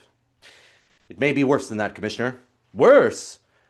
And I still can't do the Irish accent for Chief O'Hara, so I'm just telling you it's Chief O'Hara. Saints in heaven, how could it be? Look, that pair of joking riddles in the sky. Batman turns, leading the group across the office toward a blackboard, featuring the blackboard on which the skywritten riddles have been copied. Chief O'Hara, what does a turkey do when he flies upside down? Simple. He gobbles up. Oh. Of course. And number 2, what weighs 6 ounces, sits in a tree, and is very dangerous? I forgot about this one. Who couldn't get that? It's a sparrow with a machine gun. Oh my God. Obviously. So now let's combine those answers. What kind of creature would gobble up a bird in a tree? Chief O'Hara, Mother of Mercy, a cat. Yes, Chief O'Hara, the criminal catalyst in this affair, our old archenemy, the Catwoman. Back to Commissioner Gordon, he sinks heavily into his chair, holding his head. Riddler, Joker, Penguin, and Catwoman too? The sum of the angles of that rectangle is too monstrous to contemplate. We've been given the plainest warning. They're working together to take over... Chief O'Hara, take over what, Batman? Gotham City? I'm afraid not. Any 2 of them might try that. Commissioner Gordon, the whole country? If it were just 3 of them, I'd say yes. But 4, I'd say their minimum objective must be the entire world. Interior of the United Underworld headquarters, opening on an architectural model of the United World Building, a slab-like tower in no way unlike United Nations headquarters in New York. We hear a soft, greedy voice of Catwoman. The Unified World Building, dear comrades in crime. Our objective, the Security Council, sitting like fat birds in a tree waiting to be snatched. The camera pulls back fast. Now we see that model is set on a table around which sit somewhat crestfallen super crooks as Catwoman lashes at them. And you've bungled it again! Again, the dynamic duo escaped our trap. Passing porpoises which intercept torpedoes. There ought to be a law. Riddler bangs his fist on the table. Time's getting short. We must get Batman before he gets us. Perhaps I could lure him into the fatal embrace of a giant poisoned umbrella. You silly bird, they've been to your umbrella tricks for years. Indeed, and I suppose they're broken up by your moldy jokes. The Riddler rises abruptly. Shut up, all of you. I see how to do it. We'll play all our treacherous trumps in one hand. How, Riddler? The end? We'll spring them from Joker's Jack-in-the-Box into Penguin's giant umbrella. The trigger? One of my riddles. The bait? You, Catwoman. You're Riddler, the minute Batman spots her, he'll bop her with a batarang. You don't understand. She'll be disguised as Kitka. She'll lure some millionaire into a kidnap trap. Meh, of course, what a clever clue pointing here. Meh. What will make Batman race to the rescue? Well, which will make Batman race to the rescue? Capital! Meh, who will we kidnap? The perfect victim, Bruce Wayne, head of that disgusting do-gooding Wayne Foundation. Delicious! Just the sort of square Batman will dash to rescue. Snap into my umbrella trap. Meh. Perfect, Riddler, perfect. As the camera moves in fast on Catwoman, she pulls off her mask, smiles sexily. Comrade Wayne, my name is Kitanya Irenia Tatanya Karenska-Alisov. I am from the Moscow Bugle. My friends call me Kitka. Interior of the Batcave. Batman and Robin are at a big lighted lucite map affair labeled Short Island Sound Submarine Contour Map. They're working at it with protractors and whatnot. This channel here, depth at high tide, 2 fathoms, 0.8. Chancy, but a submarine could make it. I just wonder about the Penguin's navigational skill. In the background, the bat phone starts flashing and beeping. Answer it, Robin. It must be Alfred from the study. Robin crosses to the bat phone. Yes, Alfred? In the study, Alfred, on the bat phone. A young lady, Master Robin, to see Bruce Wayne, a Miss Kitka. Kitka? Back to Alfred. Indeed, Master Robin. Apparently an acronym formed from the initial letters of her somewhat lengthy name. She wishes to see Mr. Bruce Wayne most urgently. Back to the bat phone. Robin, speaking to Batman. Kitka, that snappy looker from the Moscow Bugle. She wants to see Bruce Wayne. Batman grabs the bat phone with his free hand and into it says, Why, Alfred? It appears to have some connection with a riddle, sir. A riddle. Tell her Mr. Wayne is expected home from the fish hatchery momentarily. Batman hands the bat phone back to Robin, who hangs it up. Why would Kitka bring a riddle to Bruce Wayne? This could be a break, Batman. It could be tricky, too. As Bruce Wayne, I must be very careful not to let on that I've already met her as Batman. Batman hurries across to the bottom of the bat poles with Robin at his heels. Batman clasps his pole, sets his feet on 2 little projections which stick out like the foot irons of a pogo stick. Robin puts his hand on a nearby switch which bears the label Compressed Steam Bat Pole Lift. Batman turns his head. You stay on alert down here, Robin. Bat pole lift. Fire! Robin whacks the switch. Shagwoosh! Like this is in the script. Like the scream catapult of a carrier, Batman shoots up out of sight into a cloud of vapor. Interior of Bruce Wayne's study in the evening. Bruce Wayne whizzes up into view at the top of the bat pole, steps from the secret opening. Alfred is waiting there. He coughs discreetly, reaches out. If you'll permit me, sir, your cravat is a bit askew. Thank you, Alfred. Announce me to Miss Kitka, will you? Now to the living room in the evening, Bruce and Kitka. It should be obvious that Bruce is powerfully attracted by this live and lovely creature. He's scanning a sheet of stationery as Kitka watches him. You say you found these riddles written on Wayne Foundation stationery slipped under the door of your borrowed penthouse apartment?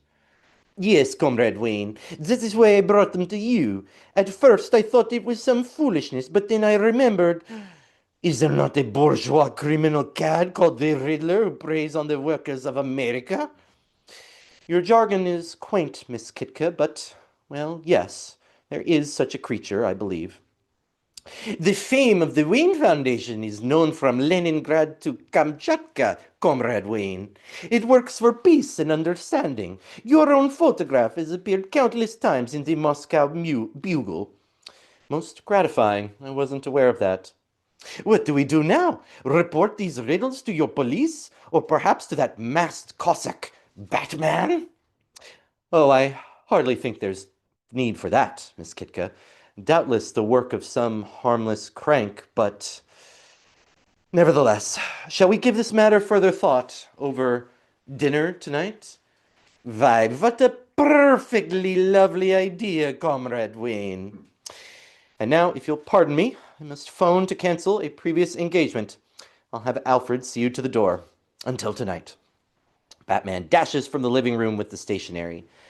Interior of Wayne Manor Hall, Bruce encounters Alfred, speaks to him in an urgent undertone. See Miss Kitka out, then take the service elevator. Meet me in the Batcave. Emergency. Very good, sir. Interior of Bruce's study. Bruce races to the bat pole, slides down, out of sight.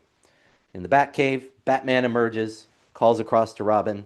Robin, listen to these riddles. Tell me if you interpret them as I do. 1. What has yellow skin and writes? A ballpoint banana! Of course. 2. How can you tell when there's an elephant in the refrigerator? The door won't close! Right again. And what would you say they mean? Banana, open refrigerator door. I've got it! Someone Russian will slip on a banana peel and bust their neck if they reveal the strange big thing on ice. Precisely. The only possible meaning. A clear threat to Miss Kitka's life. In some baffling way, she must have unwittingly stumbled across the criminal's plot. New angle as Alfred emerges sedately from the service elevator niche. What's the scheme, sir? Bruce Wayne will go out on the town with Miss Kitka. A not displeasing chore, sir. Indeed, Alfred. I've rarely met a girl who is such a potent argument in favor of international relations. In fact, yanks himself from reverie. However, you and Robin will dog our footsteps in the Batmobile. You'll keep constant watch via the micro TV bat scanner. Sure, and if Riddler tries to make good on his filthy threat, Batman whams heartfelt fist into his palm. I'll bash him brutally. Then we'll close in for the kill with the police. Precisely. Do you have your driver's license with you, Alfred? In my billfold, sir. Good man. Drive carefully. Good luck. Good hunting. This may prove to be a most memorable night. At the foot of the bat poles, Batman races into shot, jumps onto his pole. Robin whacks the swish. Chugwoosh! Batman is fired up, leaving a cloud of steam which fills the screen. When it blows away, interior restaurant booth, Bruce and Kitka at night. They gaze at each other over neglected caviar as a gypsy saws away at a violin. 2 hovering sommeliers are pouring simultaneously. Champagne for Kitka, milk for Bruce. They are oblivious of the whole schmear. Exterior of the restaurant, Bruce and Kitka emerge, laughing, climbing into waiting hansom cab and trot away. Hold for a beat or two, then camera pans to the Batmobile with its glowing bat eyes. Alfred is back of wheel, wearing a bowler hat and a discreet domino eye mask. Robin is in the cockpit beside him, his eyes glued to the bat scanner screen as Batmobile passes the camera in creeping pursuit of the hansom cab. Interior limbo shot, sexy girl singer at the mic against smoky, vague background, dripping out the words of Parlez-moi de mieux, or whatever. Or whatever. It says or whatever. It's got the name of the song, or whatever. That's really not helpful. Interior, the dance floor, limbo shot, Bruce and Kitka, solo in lighted area, dancing a real mean twinkle step or conversation, any terpsichorean relic suited to millionaire Bruce Wayne's speed. The screenwriter clearly had no sense of music for this. Dissolved to a close shot of the girl singer, more of her sexy song of amour. Dissolved to the hansom cab in the park at night. It clip-clops along. In the back of the cab, with the city park as the background, as Bruce and Kitka hold hands, look at each other soulfully. Dear comrade, if there was just some way we could narrow the gulf between our cultures, Miss Kitka. They press against each other. This curtain which divides our countries is so foolish. If we could just contrive some fashion of getting more deeply involved with each other. Exterior of the Batmobile cockpit, similar park background as Alfred and Robin cruise along. Robin's eyes are directed at the bat scanner screen on the panel, on which the same shot of Bruce and Kitka in the cab is burned in on the bat scanner screen, complete with sound from little speaker. We must search for such a method. Robin's hand comes into shot, turning off sound. Bruce whispers something into Kitka's ear. She looks utterly startled, then laughs super sexily, over which, I don't think it's right for us to listen to this, Alfred. I mean, some things have to be private, even for a crime fighter. Alfred, your discretion is admirable, Master Robin. Time for another check-in, is it not? Roger. Robin picks up the mobile bat phone and pushes the call button. Interior of Gordon's office at night. It's set up as sort of an operations center with a big Gotham City environs map, tended by shirt-sleeved cops with stick pins under the direction of Chief O'Hara. The bat phone flashes and beeps, and Commissioner Gordon picks up grabs it up. Yes, Boy Wonder. Batmobile position, Gotham Central Park, proceeding south on West Drive, about to pass Benedict Arnold Monument. Great Scott, still in the park? It's been almost an hour. What the devil are they doing?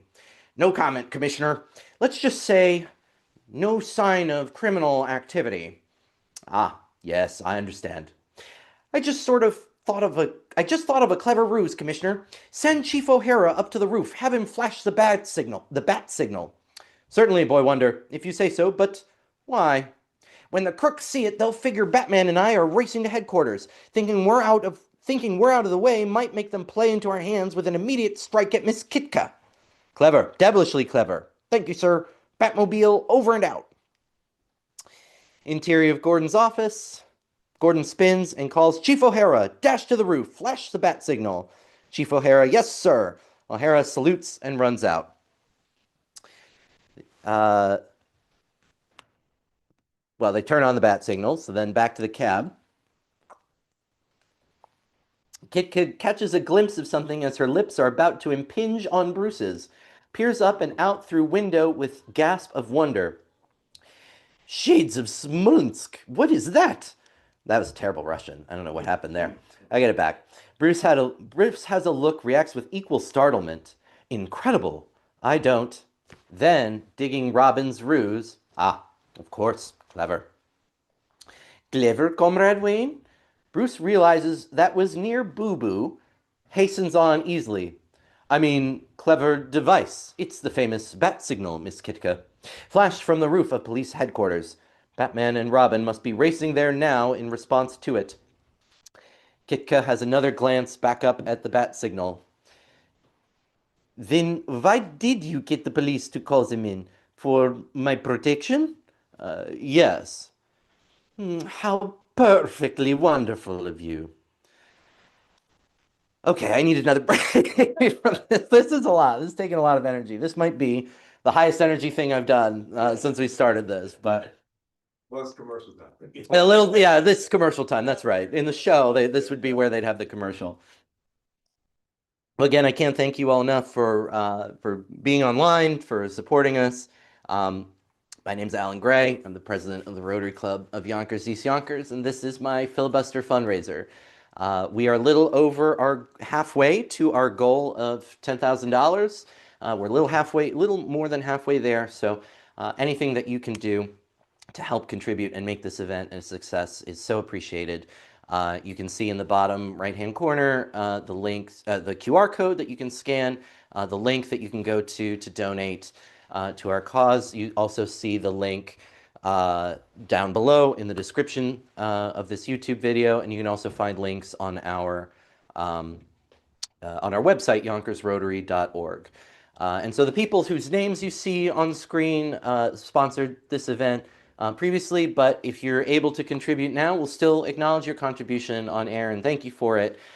So I especially want to thank Reverend J. Lauren Russell for his contribution during the event. We're so grateful for everyone's support.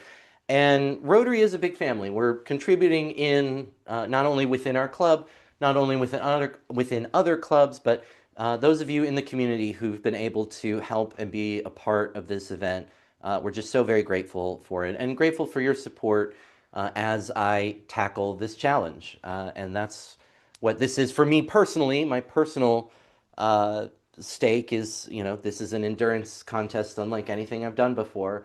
But I've always wanted to do it, and so here I am doing it.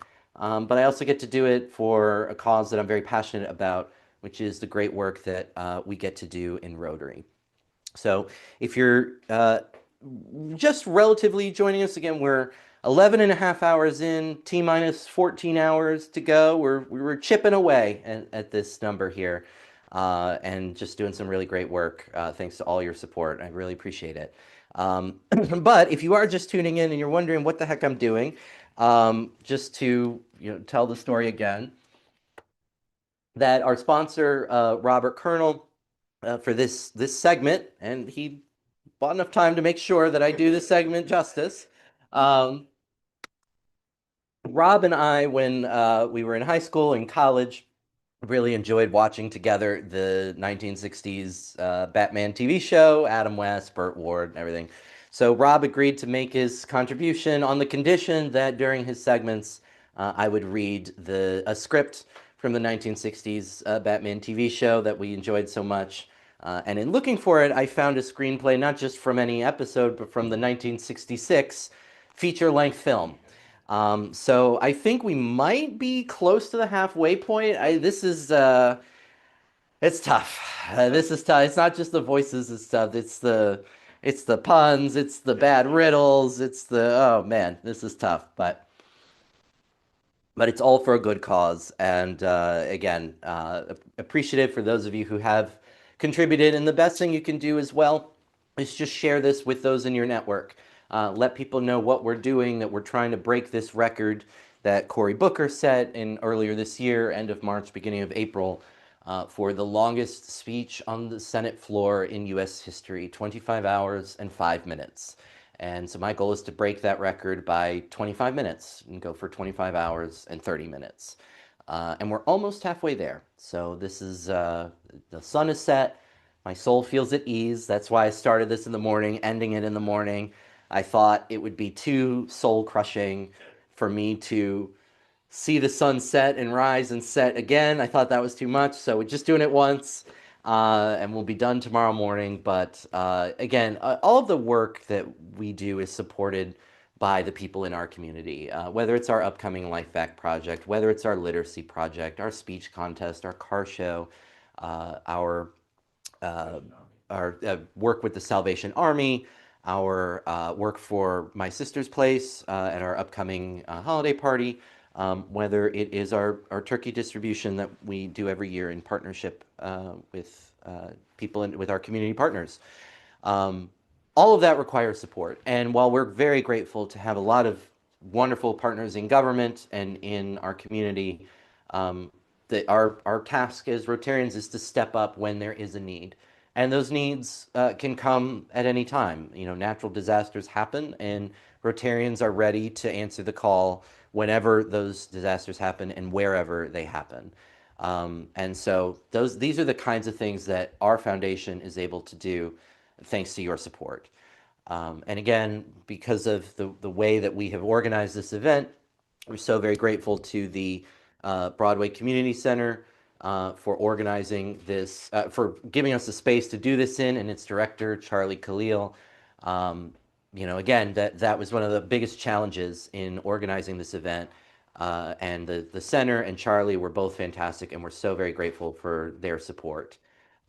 We had wonderful support within the club. We had wonderful support within our Rotary district, and a lot of wonderful Rotarians. Our district governor, Garrett Capabianco's contributed.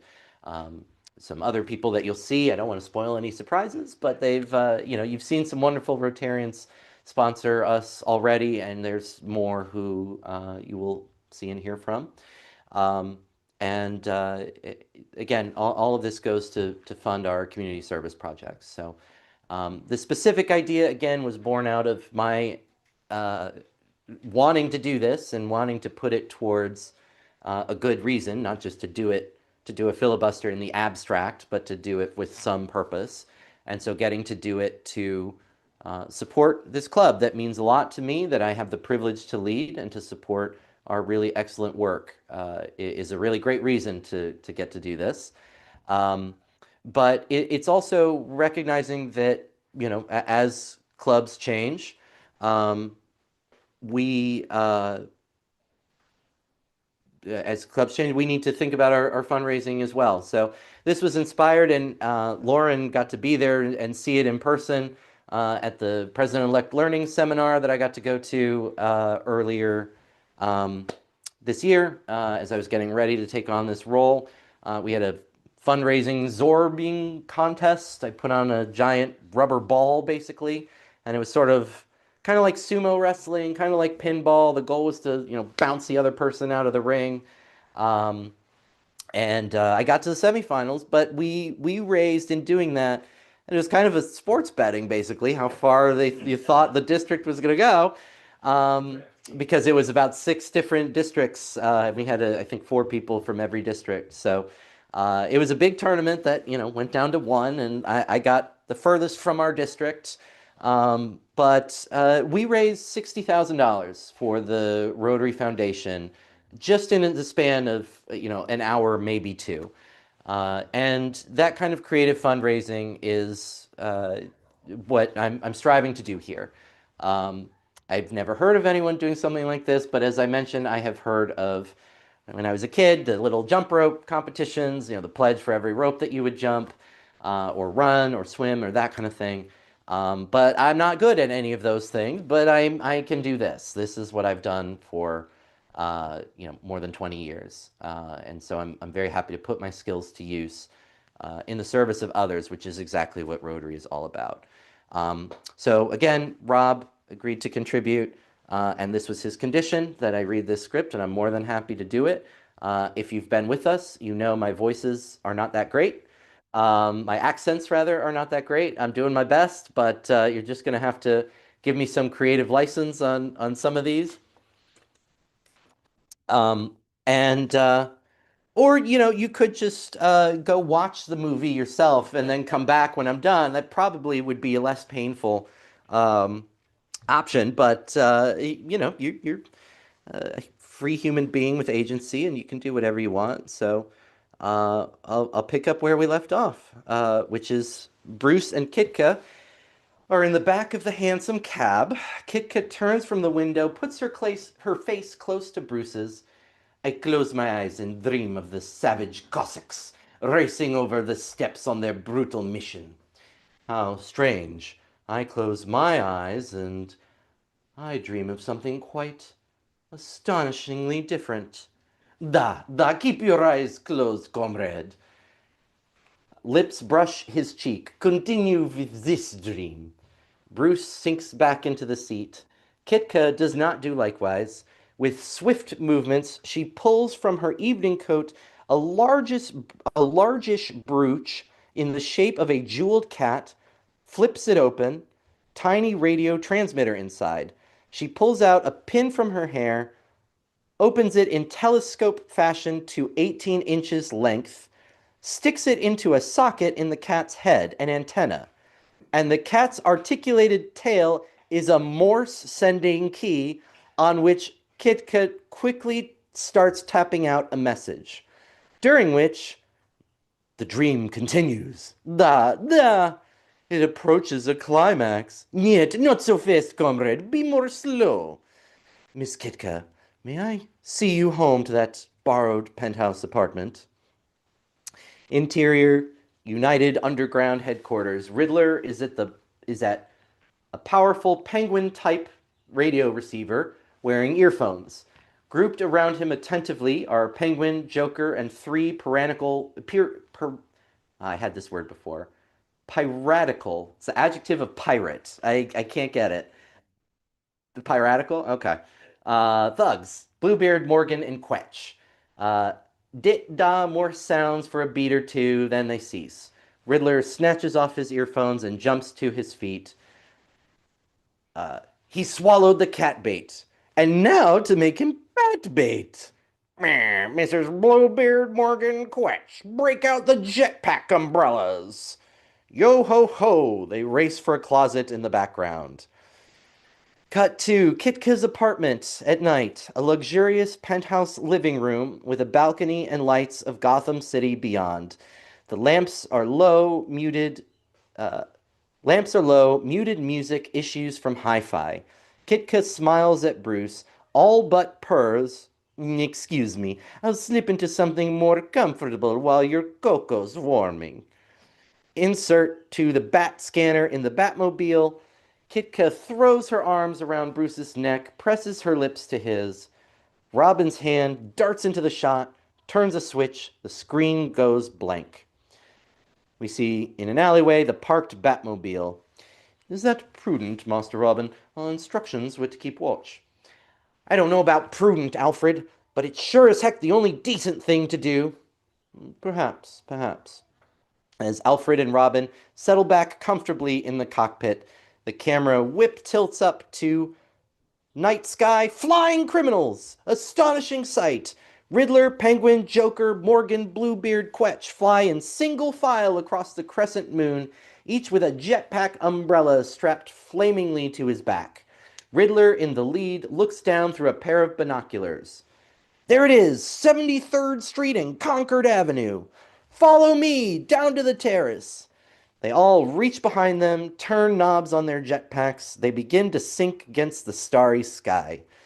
Interior of Kitka's apartment, Kitka emerges from the bedroom in sensational negligee. She stops, stands still as Bruce gulps and swallows and murmurs reverently, "And all my days are trances, and all my nightly dreams are where thy dark eye glances, and where thy footstep gleams." I don't know if this I don't know. Ocha Chomya, Comrade Wade. Something it's a fake Russian or a real Russian, I have no idea. Edgar Allan Poe, Miss Kitka, to One in Paradise, first stanza. That dream you had, do we dare? Why not? Indeed, why not? What use is a dream if not a blueprint for courageous action? Kitka is right up against him now. Into action, comrade! I have the strangest feeling, Miss Kitka. I'm about to be utterly and madly carried away. Truer words never spoken. Sudden whooshing and fluttering and thudding sounds from the terrace outside. Kitka and Bruce spin around. Camera pans fast. Riddler, Penguin, and Joker bound into room in rapid succession. Greetings. This is a kidnapping. Our joke's on you. Reaction shot of Kitka puts her hand on her face and shrieks. A wider angle, Riddler bounds over and lays rough hands on Kitka. Bruce Wayne, you filthy criminals! He flies at Riddler, wallops him. Riddler sails over the sofa, but 3 pirate henchmen come crashing in from the terrace by way of reinforcement. Thunderous fight ensues with superb POW-type titles as Bruce single-handedly engages the entire gang. He does pretty good, but odds are a bit high. As Kitka shrieks, puts on convincing act of being a victim, and finally comes for Bruce in the form of a grandfather clock wielded by 2 thugs, broken in half over Bruce's head. Exterior of the parked Batmobile, Alfred and Robin. Alfred glances at his wristwatch. Which is one deplores indiscretion, Master Robin. You're right, Alfred. I'll just take one tiny peek. Robin reaches for the bat scanner knob. The bat scanner screen, as it glows to life, shows a full shot of Kitka's demolished living room. There is no one there. Curtains flap in the open terrace doorway. Robin and Alfred, their heads close together as they gasp, "Holy demolition! Bless my dustpan." I don't know why Alfred turned into a southern lady there, but you forgive me on that one. Robin leaps from the Batmobile and grabs a batarang from the utility belt. "Cover the exits, Alfred. I'll race up there with my bat rope." "Very good, sir." Robin leans back, arm cocked to throw up the batarang, suddenly freezes, gaping straight up. "Holy Halloween!" Like hawks with prey, flying criminals, like hawks with prey, they're now carrying knocked out Bruce, also Kitka in her prettily streaming negligee. Wisps of cloud blow past them. Back to the alleyway. Robin. He gawks a moment longer, then comes to life, dives for the bat phone, grabs it up. Interior of Gordon's office at night as Commissioner Gordon snatches up his flashing red phone. Yes? Red alert! Connect me at once with the nearest air squadron of the National Guard! Of course, instantly. Bonnie, would you plug the bat line into 6969, please? Interior of the squadron office, lone officer on duty, one Major Terry, passing the time building a model airplane. On the desk, a box labeled on one side, plastic model kit, and on the other, any child can do it. Beside it, a large tube of model airplane glue. His phone rings, he picks it up. Duty officer Major Terry. Emergency! Airborne kidnapping! Major Terry is instantly on the ball at that. Good gravy, give me the data. 6 criminals with jetpack penguin umbrellas, estimated altitude 2200. Bearing about 120, light cloud cover. We'll nab 'em. Be careful, Major, they're carrying 2 victims. Don't shoot, just force 'em down. Naturally. Major Terry puts down the phone, picks up the microphone, and flicks a switch. Squadron, scramble. Military airfield, various shots showing pilots racing out, jet fighters taking off, jets at altitude. They thunder through the night sky in close formation. Exterior night sky, the flying criminals, as before, carrying Bruce and Kitka. Interior of a jet cockpit, Major Terry at the controls, flicks on throat mic or whatever. I love this. This screenwriter really, did his research preparing this. Throat mic or whatever. That's right. Yeah, it was late and he's done. Tango leader to squadron. I think I've got him on my radar. 12 o'clock high, as we say. Closer shot. Flying criminals. Riddler in the lead, looking back over their shoulder. Jets on our trail. Drat the meddlesome creatures! Quick, up into the clouds! What use is that, bird brain? They have radar. Oh, lucky you have me along, boys. Why? I can jam it with my whimsical metallic trick confetti. I'm never without it. Joker starts grabbing metallic confetti from pockets and throwing it. Exterior confetti against the night sky, a great mass drifting down, glittering in the bright moonlight. Major Terry reacts, fiddles with knobs on the instrument panel, the radar screen completely gone bluey. That's the word, B-L-O-O-I-E, bluey. Confetti against the sky, more of the same, jet cockpit. Major Terry fiddles some more, then gives up. Tango leader to squadron, they've jammed the radar. This mission is hopeless. Break off pursuit. Return to base. Night sky, flying criminals, they look back over their shoulders, begin to laugh, fly on through the lovely night. Interior, rolling newspaper press. Newspaper spins out to fill the screen, cries gigantic headline, Bruce Wayne and companion kidnapped, attractive girlfriend seized in brazen snatch. Interior Wayne Manor, the living room, Aunt Harriet, a super crestfallen Dick Grayson, also a somber gent named Mr. Percy. Be brave, Dick. Be courageous. It's a mark of good breeding. Sure, I know that, Aunt Harriet, but... Lands alive, stop behaving as if this was somehow your fault, Dick Grayson. Mr. Percy, as treasurer of the Wayne Foundation, you can draw checks, can't you? Certainly, Mrs. Cooper. Well then, kindly go to the bank at once, draw out $10 million in unmarked bills of small denomination. When the ransom demand comes, I intend to be ready. The front door chime sounds. Aunt Harriet jumps. They all turn. The front hall, Alfred opens the door. A bleak-faced Commissioner Gordon hurries in. Good morning, Commissioner. Alas, Alfred, no. A singularly bad morning. Only one silver lining to our cloud. Miss Kitka was happily incognito last night. Otherwise, I hate to think what frigid blasts we'd be receiving from the Kremlin. In the living room, as Gordon enters and goes toward Aunt Harriet. My dear Mrs. Cooper, Dick, Mr. Percy, I can only tell you that every effort was made, still is being made. What more could I do? You could call Batman, Commissioner. Call him? Do you think I've not tried, Mrs. Cooper? Not a word from him since the dreadful hour. The bat signal was turned on till dawn. I've been telephoning every... I'm at Wayne Manor, Bonnie. Plug this into the bat phone hotline. Try once again, will you? Thanks. Where is Batman in this time of need? Where is Robin, the boy wonder? Gosh, I think I left my electric toothbrush running.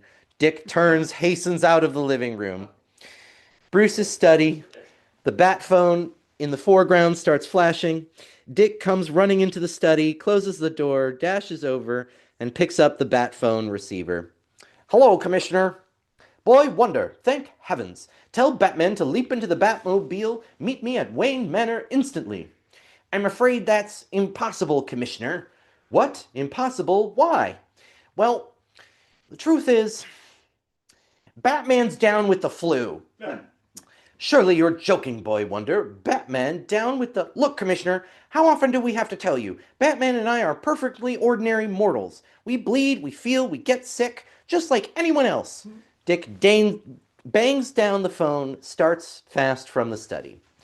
In the living room, with Gordon open-mouthed, holding the dead phone. As he puts it down, Dick comes hurrying back in. Astonishing. The Boy Wonder actually snapped at me.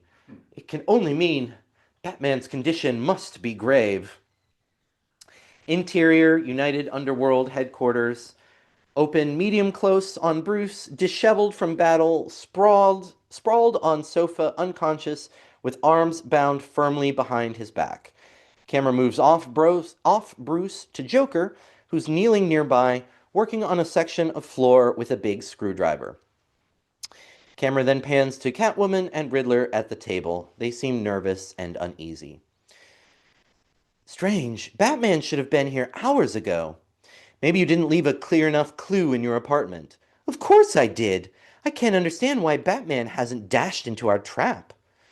Joker gives the screw in the floor the last twist, looks around. All set. He puts his foot here. My secret jack-in-the-box fires, shooting him up through the skylight into Penguin's giant umbrella. What a humorous death!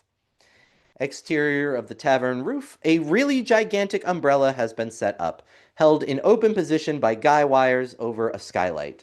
Penguin is up on a ladder set against the umbrella handle, merrily painting the underside. Then we get a closer view of Penguin's paint drum. It bears a skull and crossbones device, also prominent lettering, Fatal Umbrella Poison. Humming as he works, Penguin slaps on a last dollop of umbrella poison, puts the top back on his paint drum, and starts down the ladder. In the interior headquarters, Bruce's head stirs. He opens his eyes woozily. From his point of view, a blurred effect as the room swims, then jumps into focus. Catwoman, Joker, and Riddler all turn at Bruce's hoarse cry. You abominable outlaws! What have you done with Miss Kitka? A close shot of Catwoman. She's in her criminal tights and mask, and thus wholly unrecognizable as anyone but the vile Catwoman she is. A faint smile flickers on her lips. She's quite well, Mr. Wayne. I swear by heaven, if you've harmed that girl, I'll kill you all. I'll rend you limb from limb. Bruce lurches off the sofa despite his arm-bound state, charges at the crooks like a brave bull. As the table goes crashing and crooks leap out of the way, Penguin appears on the steep stairway which descends from the roof door in one corner. Can't you control this impulsive fellow? Joker steps aside from renewed bull-like charge, sticks out a foot, and laughs gaily as Bruce takes header into nearest wall. Bruce comes up shouting, Where is she, Catwoman? Show me Miss Kitka, or I'll wreck this place with my dying breath. A beat as Catwoman regards the enraged creature, then she speaks in soft but commanding tone to the others.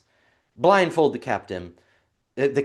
Lead him down the labyrinthine path to Chamber 17.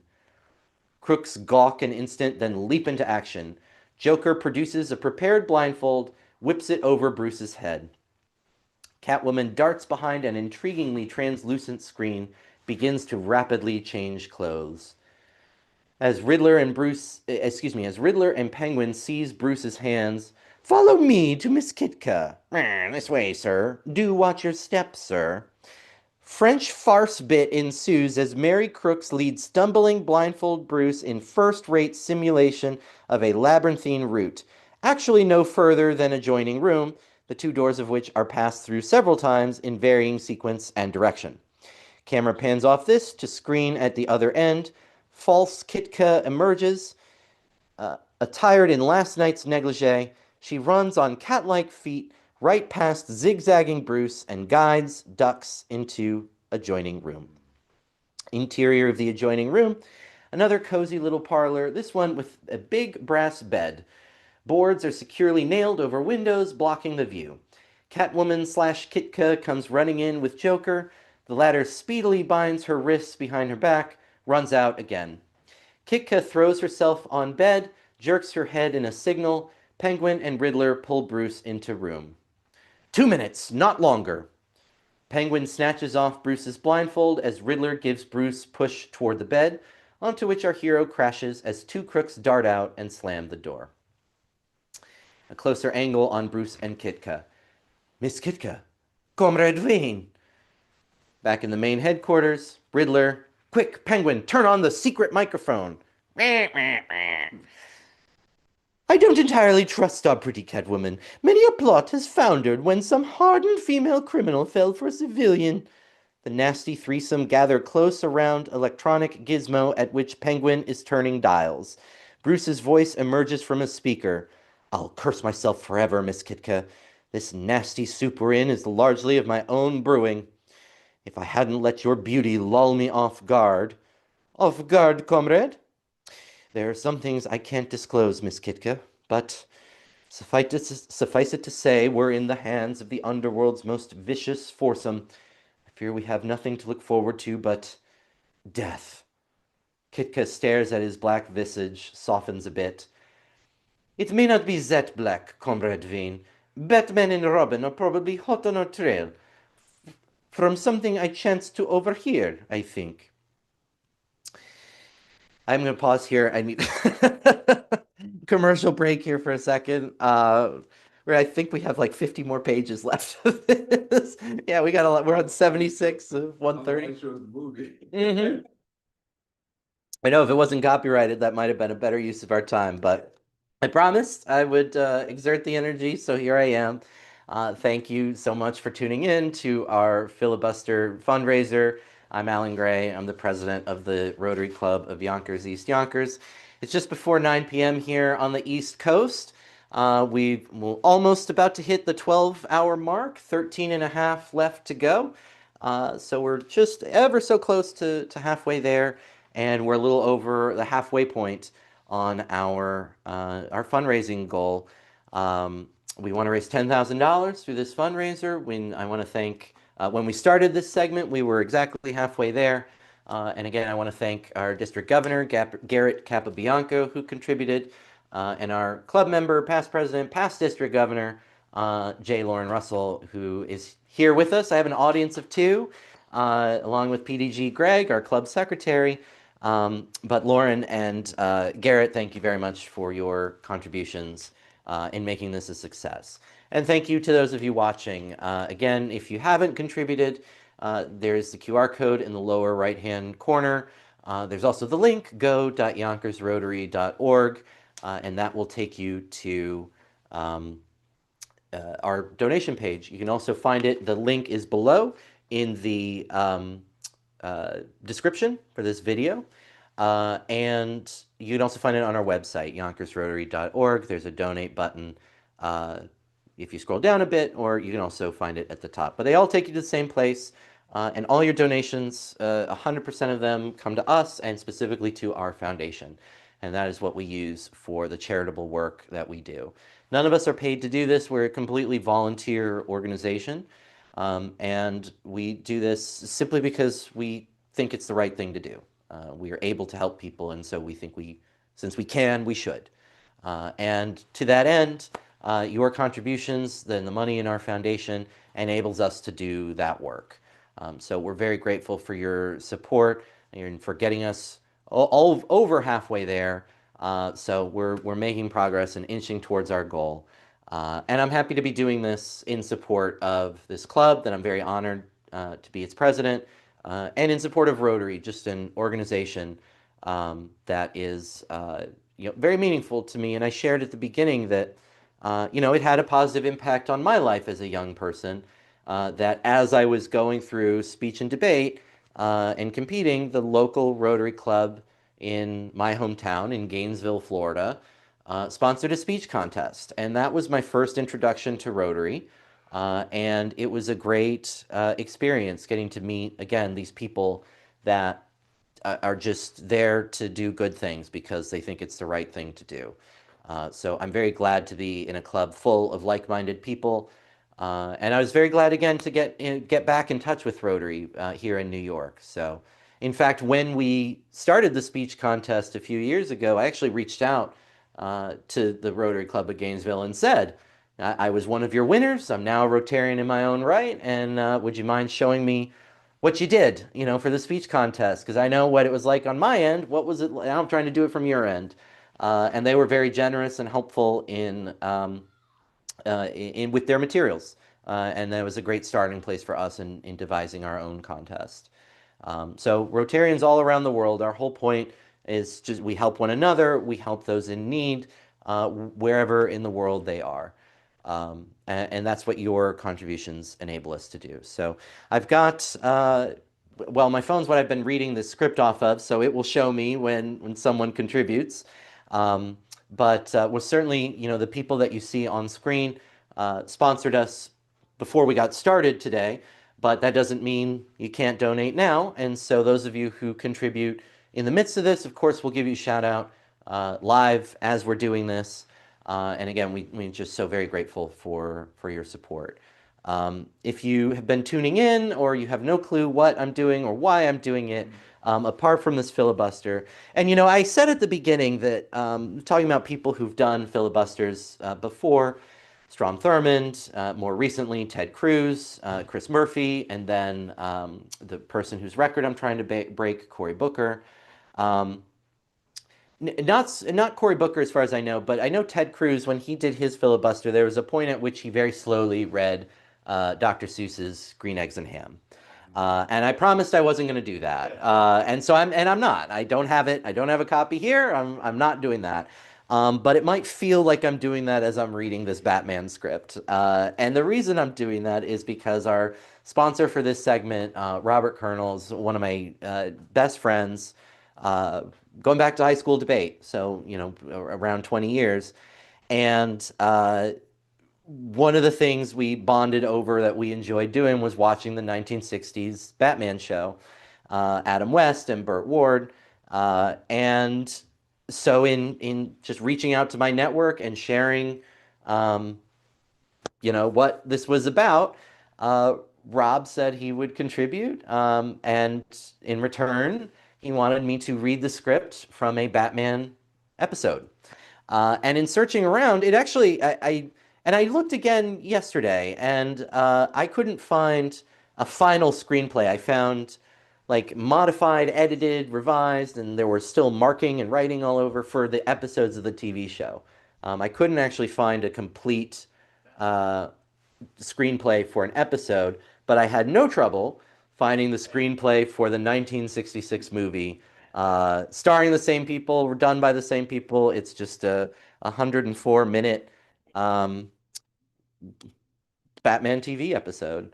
And when Rob bought his time, I thought I thought the rule was a minute per page was like a screenplay was supposed to be a minute a page. But I don't think that's what's happening here. I think we've got another hour on Rob's time, and I think it might take me an hour to get through this. So I hope you're enjoying it. And Rob, I hope you're especially enjoying it. So I'm not winning any awards for this, but The TV shows were half an hour. yeah, so Greg asked the length of the TV shows. So the TV shows were half an hour with commercials. And so that was, what, 22 minutes an episode without the commercials. But this was just a 104 minutes straight.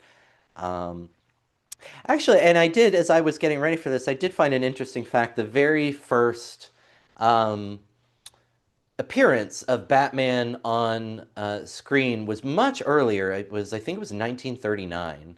And it was shown in a series of um,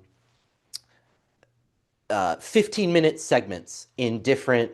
So it was like you'd go to the theater just to see like the little serialized 15-minute bit. Right. And so it aired over the course of several weeks or months, and then eventually they put it all together, and it's something like it's actually very long. It's like 205 minutes or something like that. So over 3 hours of Batman. But the interesting thing I read about that too, that particular film, was that up until that point in the comics, Alfred had always been portrayed as sort of short and body and obese. And that film was the first to portray Alfred as sort of a skinny, stately, Englishman. And that took hold from that film, and that changed, the comics changed from that. So it was a worthwhile film. It really changed uh, the trajectory of Batman and his relationship with Robin. Lauren, thank you for sending me "Oh, the Places You'll Go." I'm not going to read that either. I'm not doing Dr. Seuss. I feel like that's stooping too low, but I guess I have it as backup in the worst case scenario. So if I get stuck, that's right. Well, if I get down, because I can see how many people watch the live stream. So if it gets down to 0, then I'm just really going to pull out my bottom of the barrel material. But The movie at all. Lauren said he remembers the movie. So, yeah, so Greg's saying he doesn't remember the movie. Lauren says he does. I actually don't think I saw the movie. I have seen most of the TV show, but I don't think we ever stopped and actually watched the movie. Um, my recollection is right. Lauren said probably a good idea, and I was going to say my recollection is that the critical opinion was not very favorable of the movie. So. not at all. Even kids didn't like it. Yeah, even kids didn't like it. Well, you know what? Maybe I'll go watch it and we'll put my version next to it and we'll see which one's better. Um, I thought it might even been in black and white. oh, well, these are two different things. So Greg was saying about black and white. The 1939 one, I believe, yes, I believe it was in black and white. The 1960s shows and this movie were in color. But yeah, I believe the original was in black and white, but we will check it out. We will do some fact checking. So thank you to those of you shouting me out in the chat. Lauren, yes, 12 hours done. I'll feel a little bit better when the numbers switch and the higher number is on top. But we're getting there. And Mary, great to see you as always. Mary Shackleton, someone else that I think of as there are a handful of people I think that just embody Rotary. That just if you put all of our Rotary values and our work and all of our knowledge and expertise into one person, there's a few people I've met who are like that, and Mary is one of them. Mary, a fourth generation Rotarian. Not many people can even claim multiple generations of Rotarians, but Mary is 4 generations of Rotarians in her family. She is the fourth generation, and does incredible work at the international level and our district, past district governor, and at her club. And we really had a chance to bond over our work in Goodwill Toastmasters because she was its charter president, and she became our first Rotary Toastmaster DTM, Distinguished Toastmaster, which is the highest recognition that Toastmasters can give to an individual member. That's the height of the educational curriculum.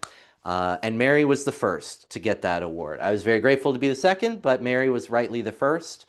And again, just does amazing work and just embodies all of the service that we're all about. So I'm very glad to know Mary. Thank you for tuning in and for your support. And we're just going to continue to do good things in Rotary.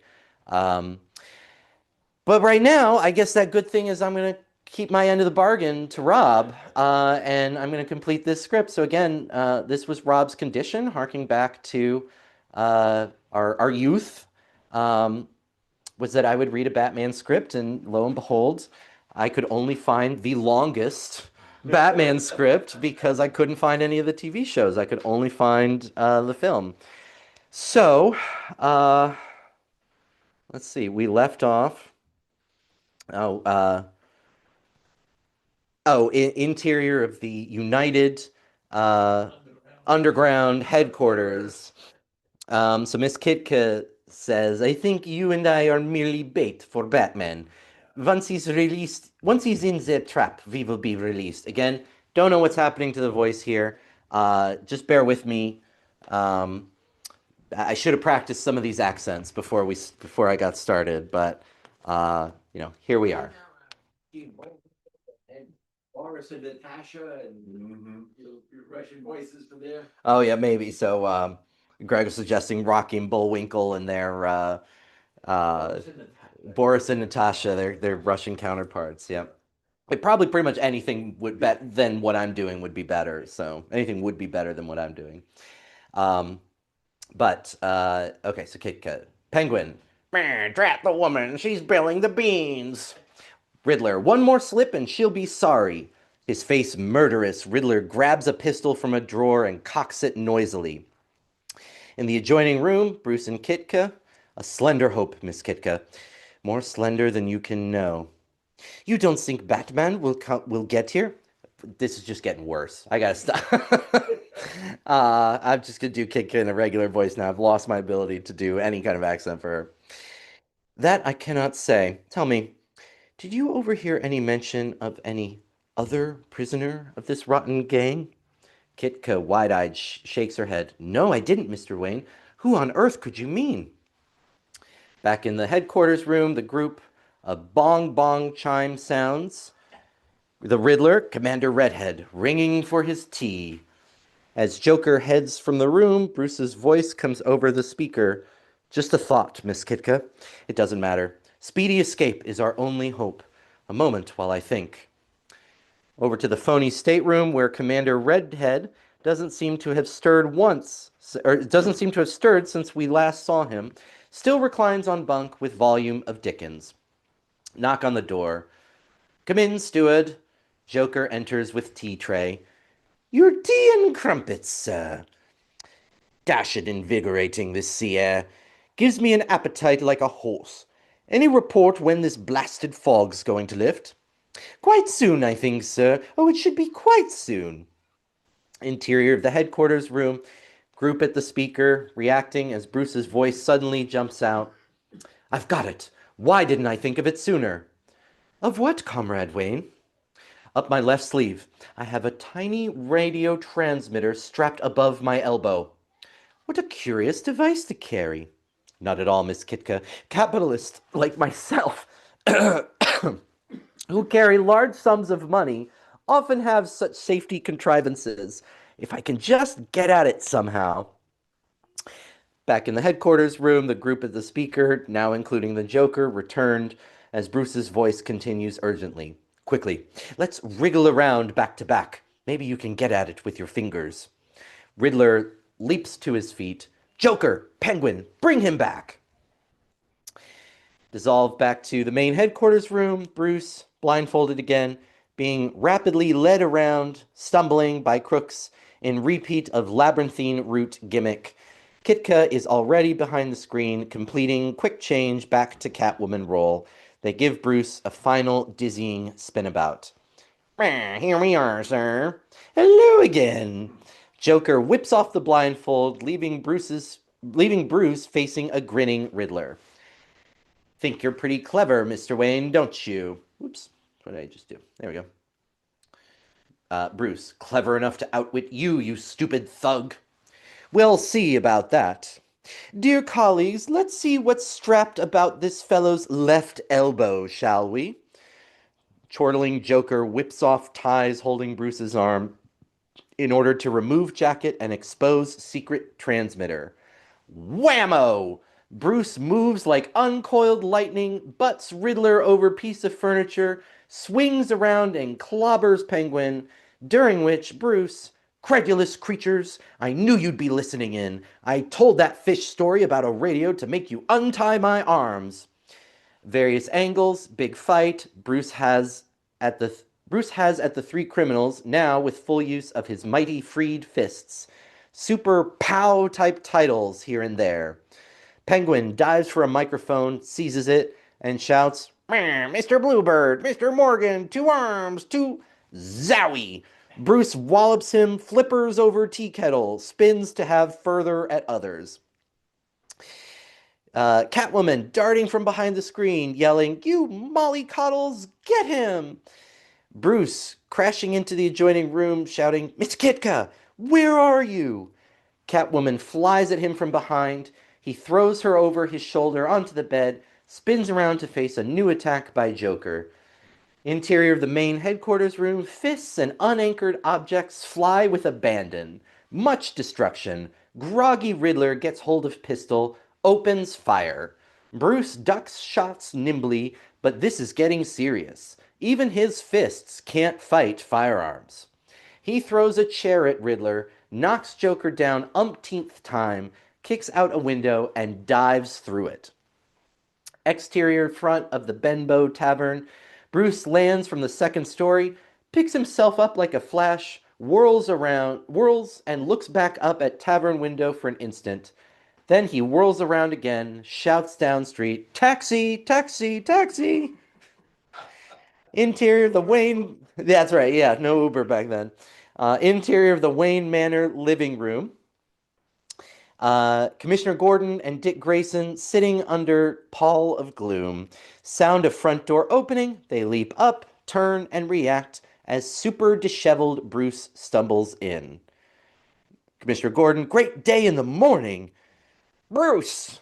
Come on, Dick. I'm tacked just in time for that important demonstration at the fish hatchery.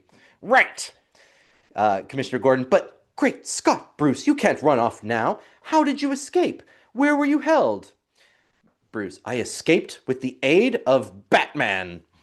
Oh, thank heavens, the Caped Crusader returned to health. Yes, Commissioner, and you'd better return to headquarters. He might wish to call you. Goodbye. Wayne Manor Hall, Bruce and Dick scamper for the study. Gordon dashes out the front door. In Bruce's study, Bruce and Dick race in, activate the secret switch, zoom down the bat poles.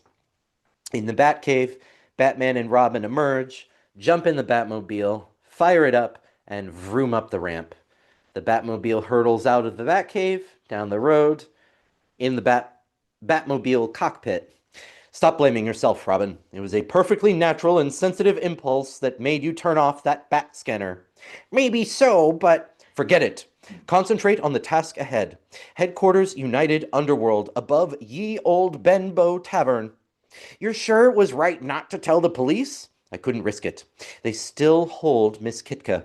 The crude methods of a police raid might jeopardize that girl's life, plunge us all into a ghastly international incident. You're right, Batman. What'll we do? Use our bat ropes, bust in via the roof? Correct. Hold on, Robin. I'm cutting in the super speed afterburner. Cut to Underworld headquarters, where Penguin temporarily is the center of attention in the shambles left by Bruce. As the shot opens, he is evidently finishing a speech. And so, my fine Finkish friends, you've heard my astounding proposal. What do you say? Riddler, Joker, Catwoman look at him a beat, then all bend over the chart laid out on the table. Riddler, one thing's certain, our strike cannot be postponed. We're at the mercy of the Gotham River tides. Riddler's right for once. It's now or never, if we're going to get through this channel. Make up your minds. Batman will never come here now, but the police will any instant. Yes or no to Penguin's princely plan. Catwoman, I say it's crazy, but I say let us try it. Riddler, go ahead, Penguin.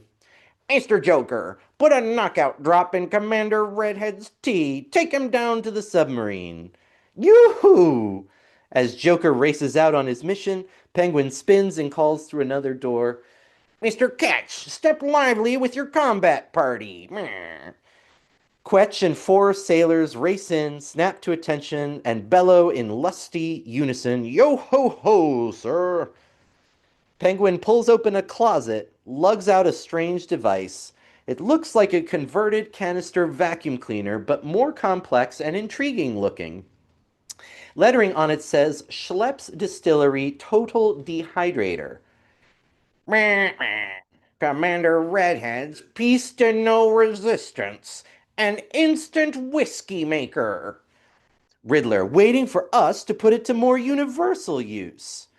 Help me take the backpack. I've got it. Riddler slips the elaborate device onto his back by shoulder straps, turns a switch.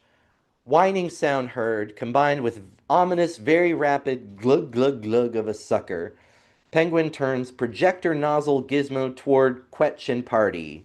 Don't be afraid, you'll feel nothing. I'm merely going to temporarily extract every bit of moisture from your bodies. Penguin triggers the gun, a noise ray leaps out. As Ray plays over them, the five men shimmer crazily and suddenly totally disappear. Penguin lowers the ray gun, races over to where the fellows stood, looks down. Delightful! From his point of view, where Quetch and the sailors stood, there are now 5 little mounds of colored dust. The Riddler, totally dehydrated. Back to the scene. Catwoman, fetch a dustpan. Place each one of them very carefully in a separate vial. Catwoman scuttles to comply. Then, down to the submarine, all of you. I've set a demolition charge to welcome the police. The Riddler, where do we meet? The Penguin, United World Building on Gotham East River, 39th floor. I'll be waiting at the elevator in precisely 1 hour. Catwoman hurries into shot again, holding 5 little glass vials and a dustpan. She starts to brush up the dust. Mere criminal genius, Catwoman. Meh. But who but a genius could devise such a plan to trick Batman and Robin into inviting me into the Batcave with 5 dehydrated, death-dealing pirates at my command? Meh, meh. Back to the Batmobile winds up fast, brakes to a stop near the camera. Robin looks up over the windshield, reacting. Holy cats and dogs! From the tavern roof, Penguin's monster umbrella is still set up amid gables and chimneys held by its guy wires. Back to Batman and Robin. Holy mud puddle! I smell a penguin in this wood pile. Let's cook the foul bird's goose, Robin. Some other geese, too. Our batarang and bat rope. We'll go up the end wall. They move swiftly to the end of the wall tavern. Batman cocks his arm and throws up the batarang. The batarang and trailing line whips around the chimney. Batman and Robin yank tight the bat rope, start up into the bat climb effect, which, by the way, they just turned the camera sideways. They ran a rope across and turned the camera sideways. Robin, amazing someone hasn't already reported that giant umbrella to the police, Batman. It's a low neighborhood, full of rum pots. They're used to curious sights, which they attribute to alcoholic delusions. Gosh, drink is sure a filthy thing, isn't it? I'd rather be dead than unable to trust my own eyes. Someone's not a fan of Repeal Day. That's what I'm hearing here. Exterior of the tavern roof. Batman and Robin come over the gutter onto the roof. Think we ought to check out that umbrella? Later. Our first chore is to crash in and rescue Miss Kitka. Look, there's a skylight. A closer angle near the skylight, which is under the spread of the giant umbrella. Batman and Robin creep into the shot, crouch down to have a peek. All right now, ready with super blinding bat pellets. We'll crash this in, and he breaks off abruptly, reacting. The United Underworld headquarters, looking down from the skylight to a big close-up of demolition charge, labeled as such in stenciled letters. It's in the form of old-style anarchist bomb, but vastly bigger, a globe about 3 feet in diameter. A fuse is burning merrily down towards the hole. A tight reaction shot of Batman. Robin, away, down the bat rope. Robin jumps instantly, dashes for the edge of the roof and bat rope. He turns, sees Batman wrenching at the skylight. Batman, come on! No reply.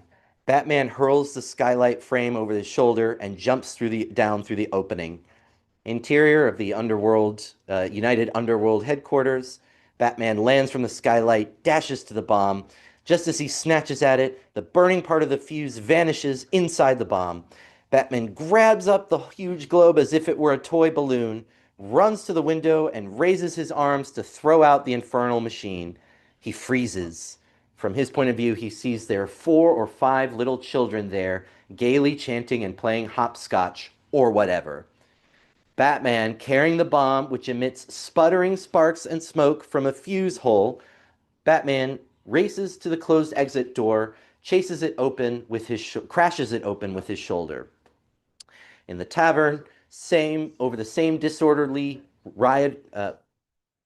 roisterers who packed the joint before, as Batman crashes into view at top of winding stairway in corner. He bellows at the mob, "Quick, everyone, flee for your lives, into the street!" Shrieks and pell-mell dash for swinging doors as Batman himself vaults stairway railing and follows. Sailors and sleazy femmes come piling out of the tavern, yelling in a monster panic. Batman, still holding a sputtering bomb, herds the last of them out, then races through the pack down the street towards the camera. He again lifts the bomb to hurl it, then freezes again. In the street, over Batman's shoulder, several nuns are walking toward him, Sisters of Mercy, obviously, bent on good works in this repulsive district. Batman can't throw the bomb away here either, obviously. He turns and runs around a nearby intersection. He lifts the bomb, then stops in front of the camera and freezes again. From his point of view, he sees there's a Salvation Army trio on the curb, puffing and pounding on their instruments. Some days it's darn hard to get rid of a bomb. Back to Batman and the bomb. A low whistle begins inside the bomb, rising in pitch.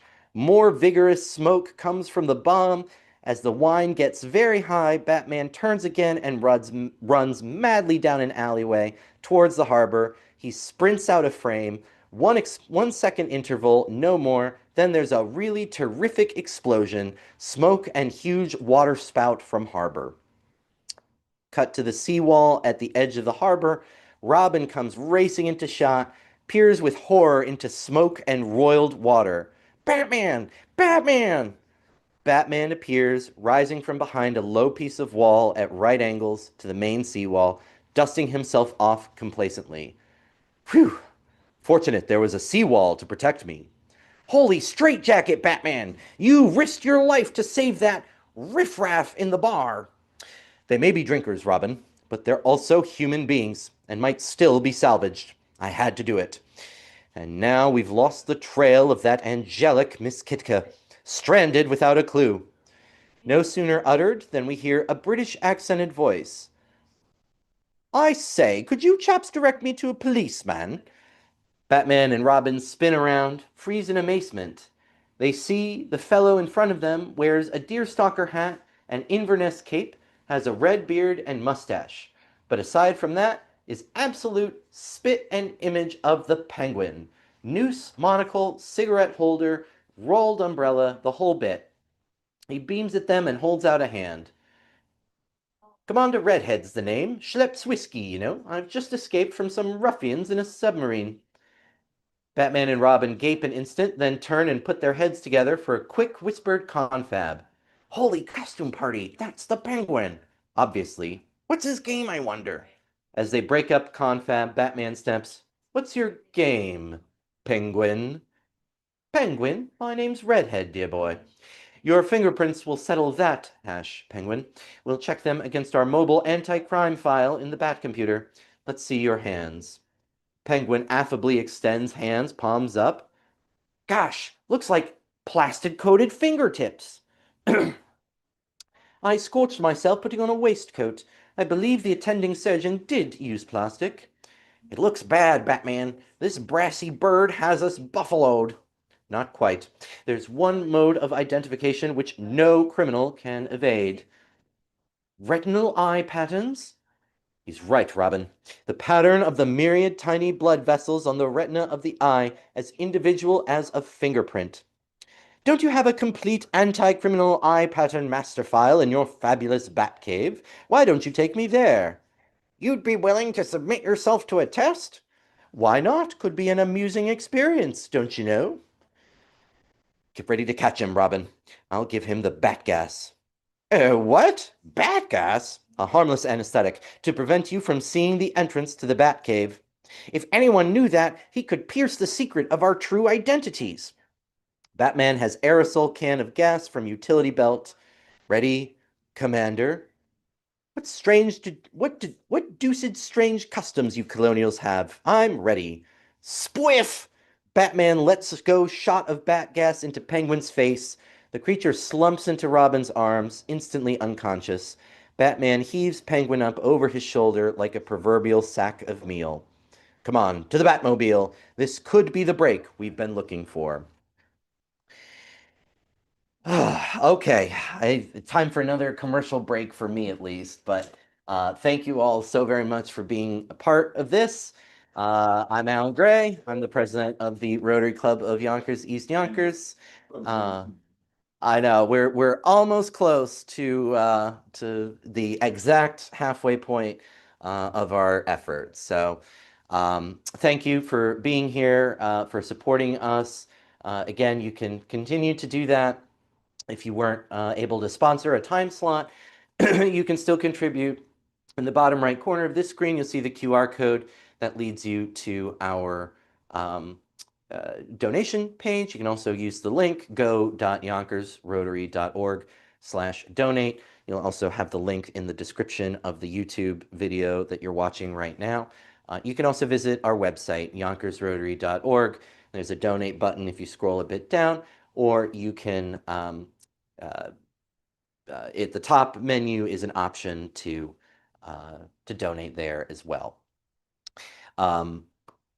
Either way, that takes you to our donate page, and thanks to our partner there, Zephy, 100% of your donation comes to our foundation. We're able to take 100% of what you contribute. And I do want to thank Mary Shackleton. I hope I caught her before she jumped off.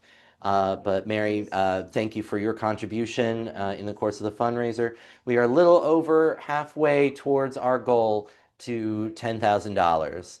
And that is our goal for this fundraiser. So I hope you'll consider contributing, and most importantly, I hope you'll consider sharing the link and the video here. Every dollar counts, every dollar matters, and every dollar makes a difference in the lives of the people that we endeavor to serve. So sharing this across your networks, I hope they find it informative or entertaining.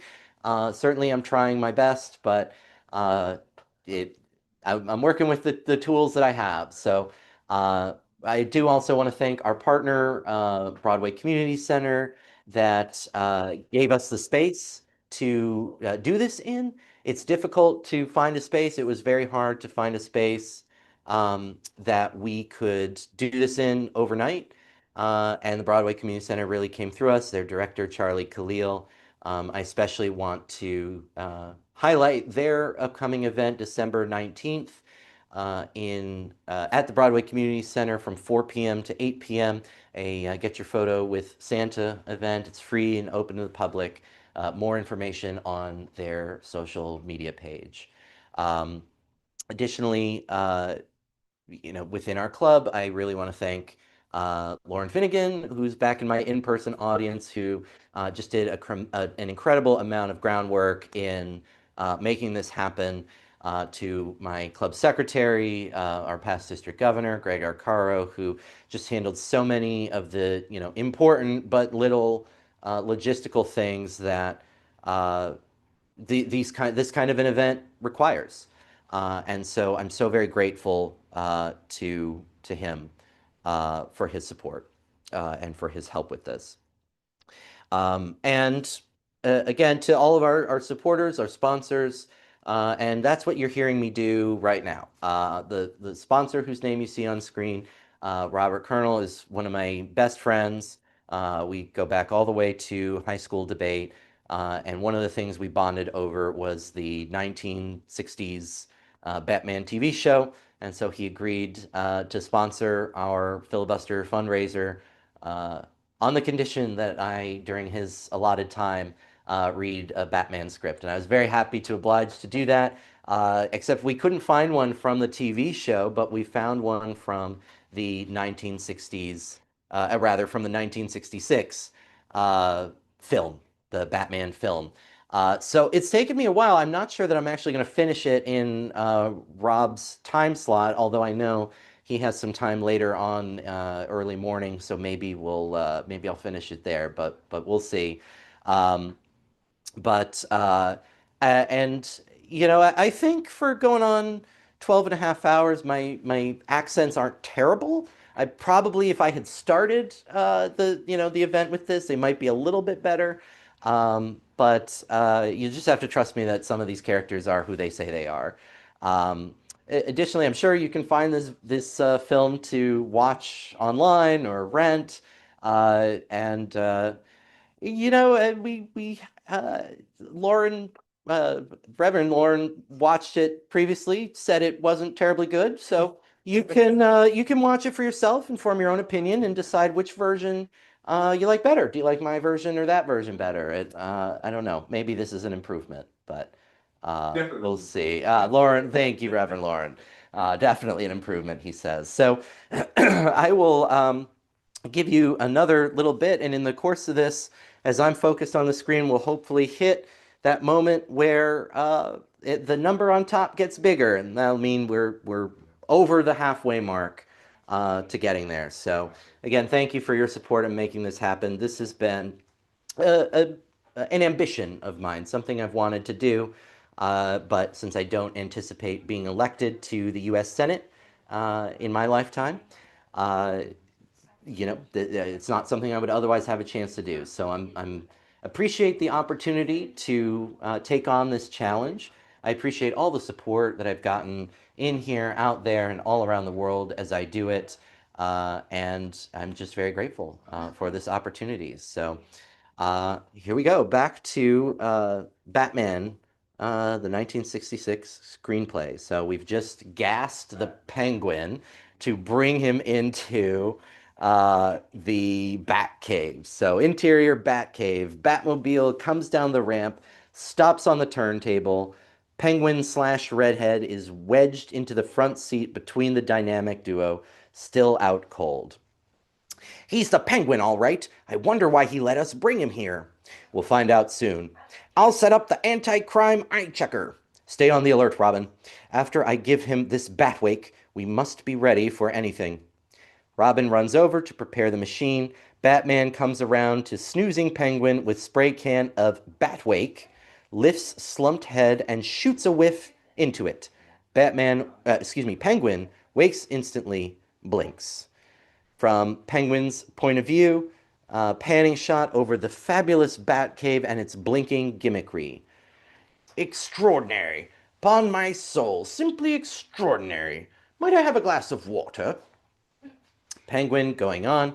Your bat gas has left me with a somewhat parched sensation. Over there, the drinking water dispenser is clearly marked. Ah, yes, I see it. Excuse me. New angle featuring drinking water dispenser, which indeed is clearly marked. In addition to main nameplate, there are further controls prominently labeled: salinity index, anti-decay fluorides, temperature, pH value, and rate of flow. Penguin ambles up to this Ne Plus Ultra of drinking fountains, inspects it improvingly, then has a quick look back over his shoulder.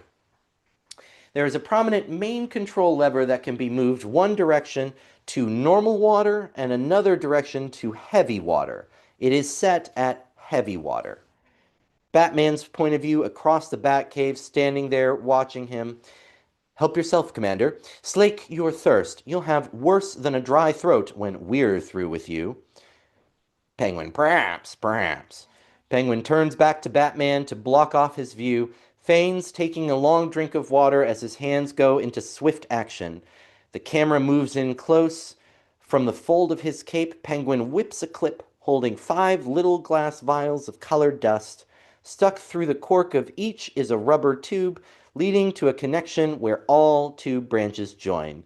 He jams the main end of the gadget over the water spout of the fountain.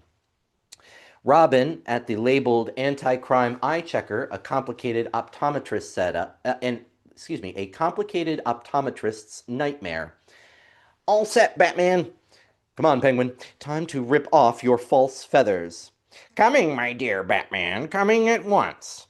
Penguin gives rate of flow control a twist, hurries away past camera. Close up on the 5 vials, a special effect. Water pours in under pressure, hits the dust inside. Lo, the vials pop. Dust is instantaneously reconstituted into Mr. Quetch and 4 sailors of piratical combat party. Batman and Robin spinning at the spoof sound, which accompanies rehydration, goggling. Holy hallucination! I wish it were, Robin. It's not. It's 5 dehydrated pirates rehydrated. Adam, me hearties, shiver 'em from stem to stern. Yo ho ho! The fivesome dashes across at the dynamic duo. A wide-angle fight with special effects. Batman and Robin dash at Quetch and company as Penguin scurries to safe roost on atomic pile ladder. The fight is brief and astonishing. Batman gives 1 wallop to the leader, who instantly pops like a balloon and vanishes. As Robin hits the next, ditto effect. Then the remaining trio bump into each other in confusion. Pop, pop, pop, they vanish too. Accompanying this is weird theremin sound like a million harp strings snapping. Penguin can't believe his eyes, makes a choked sound. Blah. I guess that's how that's supposed to sound. F-A-U-G-H. That's all I got. Holy rabbit in the hat! The pirates, they're all gone! Popped like balloons! High shot, it is true. No sign of Quetch and company, just Batman and Robin and Penguin perched on pile. New angle on Batman. What happened, Batman? It's obvious. Smell that curious residue in the air. Smells like deuterium type gamma 3. Whoever dehydrated those pirates could not foresee their accidental rehydration, the heavy water we employ for recharging our atomic pile. Holy seesaw! Which naturally left them in a highly unstable condition. You saw it yourself. The slightest impact was sufficient to reduce them instantly to antimatter. Antimatter? Then they won't be coming back. No, Robin. Not in this universe. Let it be an object lesson in the danger of tampering with the laws of nature. He trails off. He and Robin look up. Camera pans to their point of view, languid on the ladder, a very unhappy-looking bird. Robin reaches for a batarang, snatches it out. Batman pulls out a restraining hand, speaks up toward Penguin without the slightest trace of irony this time. My apologies, Commander Redhead. It's clear I've done you a cruel injustice. Penguin looks equally flabbergasted at that. You have? You were duped, brainwashed. The criminals planted those dehydrated thugs on your person. You were obviously under the influence of post-hypnotic suggestion when you rehydrated them. Come on down, Commander. I'll give you another whiff of bat gas and we'll all return to the city. Cut to the Batmobile cockpit. Penguin/Redhead, anesthetized, is wedged between Batman and Robin as the Batmobile speeds against rural process in the background. Are you sure you didn't hurt your head in that fight, Batman? Perfectly. Swallow this pill. Batman fishes a pill from his utility belt below shot, hands it to Robin. Robin dutifully gulps it down. Batman reaches down, produces aerosol can. Now then, just as we round this curve, give our friend a whiff of Batwake. Batmobile rounds the curb. Robin sends the spray into Penguin's face. Penguin awakes. Batman simultaneously looks down at instruments and reaches for switches. What's wrong, Batman? Manifold pressure dropping. I think we'd better stop and check it. The Batmobile coasts into shot and stops on a shoulder near the camera. In the background is a smallish shed with big writing on it, Gotham City Public Works Department. Batman speaks to Penguin, starting to get out. Sorry, Commander. Won't be a minute.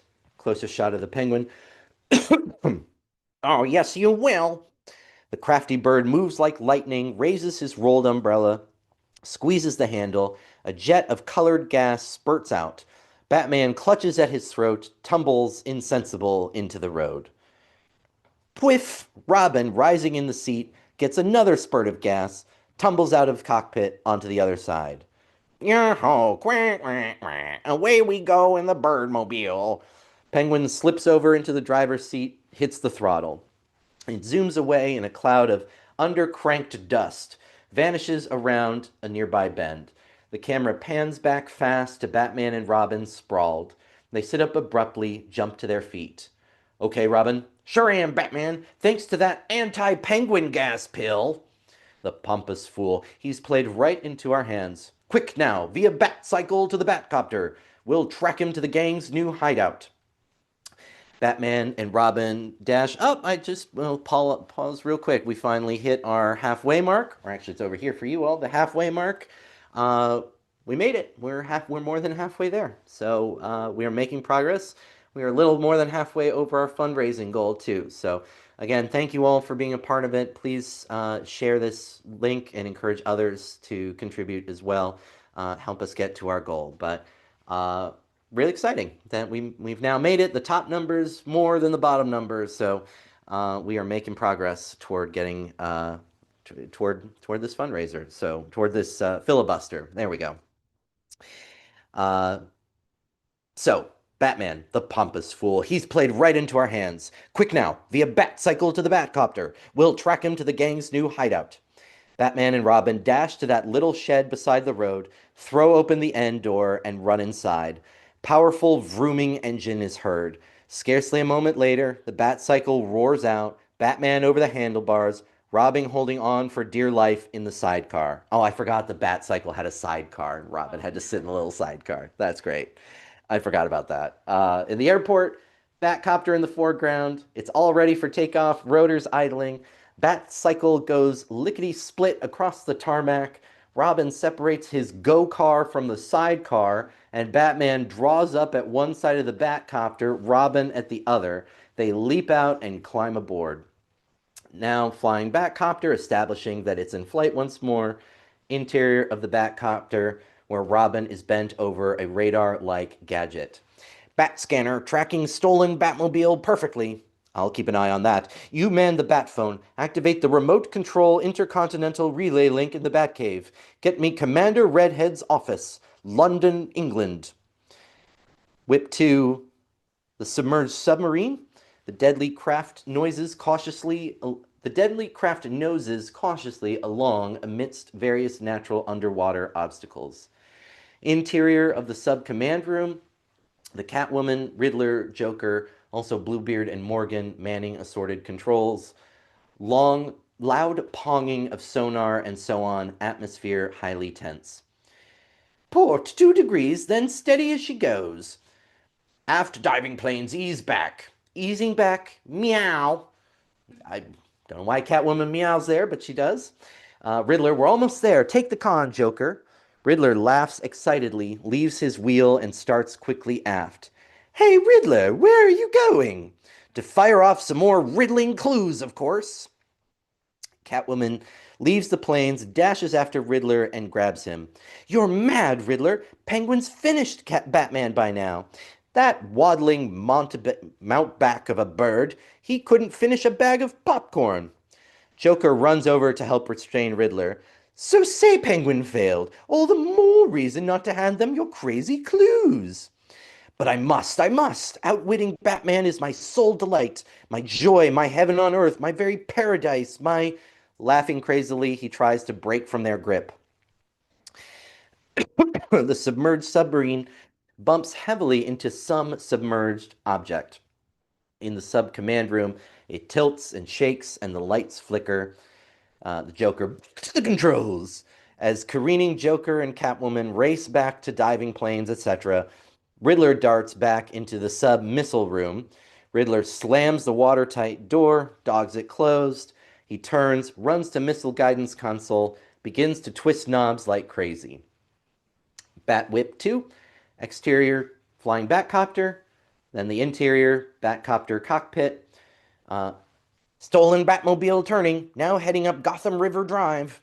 Batman works the controls. Roger, we'll cut across the harbor. What word on our call to London? Robin picks up the bat phone, sound of harmonic tones. Automatic relay still searching for a circuit, Batman. Interior of the sub-missile room, Riddler makes the last setting, punches the fire button. Exterior Polaris missile launching. A missile breaks the surface, roars skyward.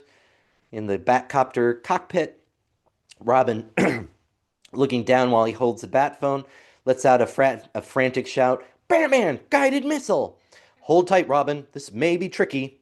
Batman leans on the controls. The Batcopter cockpit tilts and heaves and does mad gyrations. Then there's a terrific roaring whooshing sound and huge missile flashes by going upward on process screen. A cloud of smoke pours into the cockpit.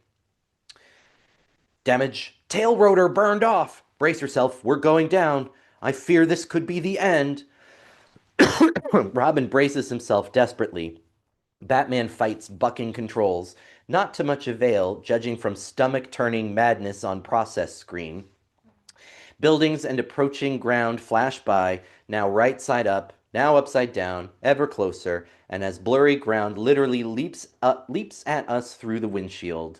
Interior of the sub-command room, featuring the Riddler, his eyes glued to the periscope as he cries in paranoid glee, I got them! I got them! After all these years, Batman and Robin killed by a criminal conundrum.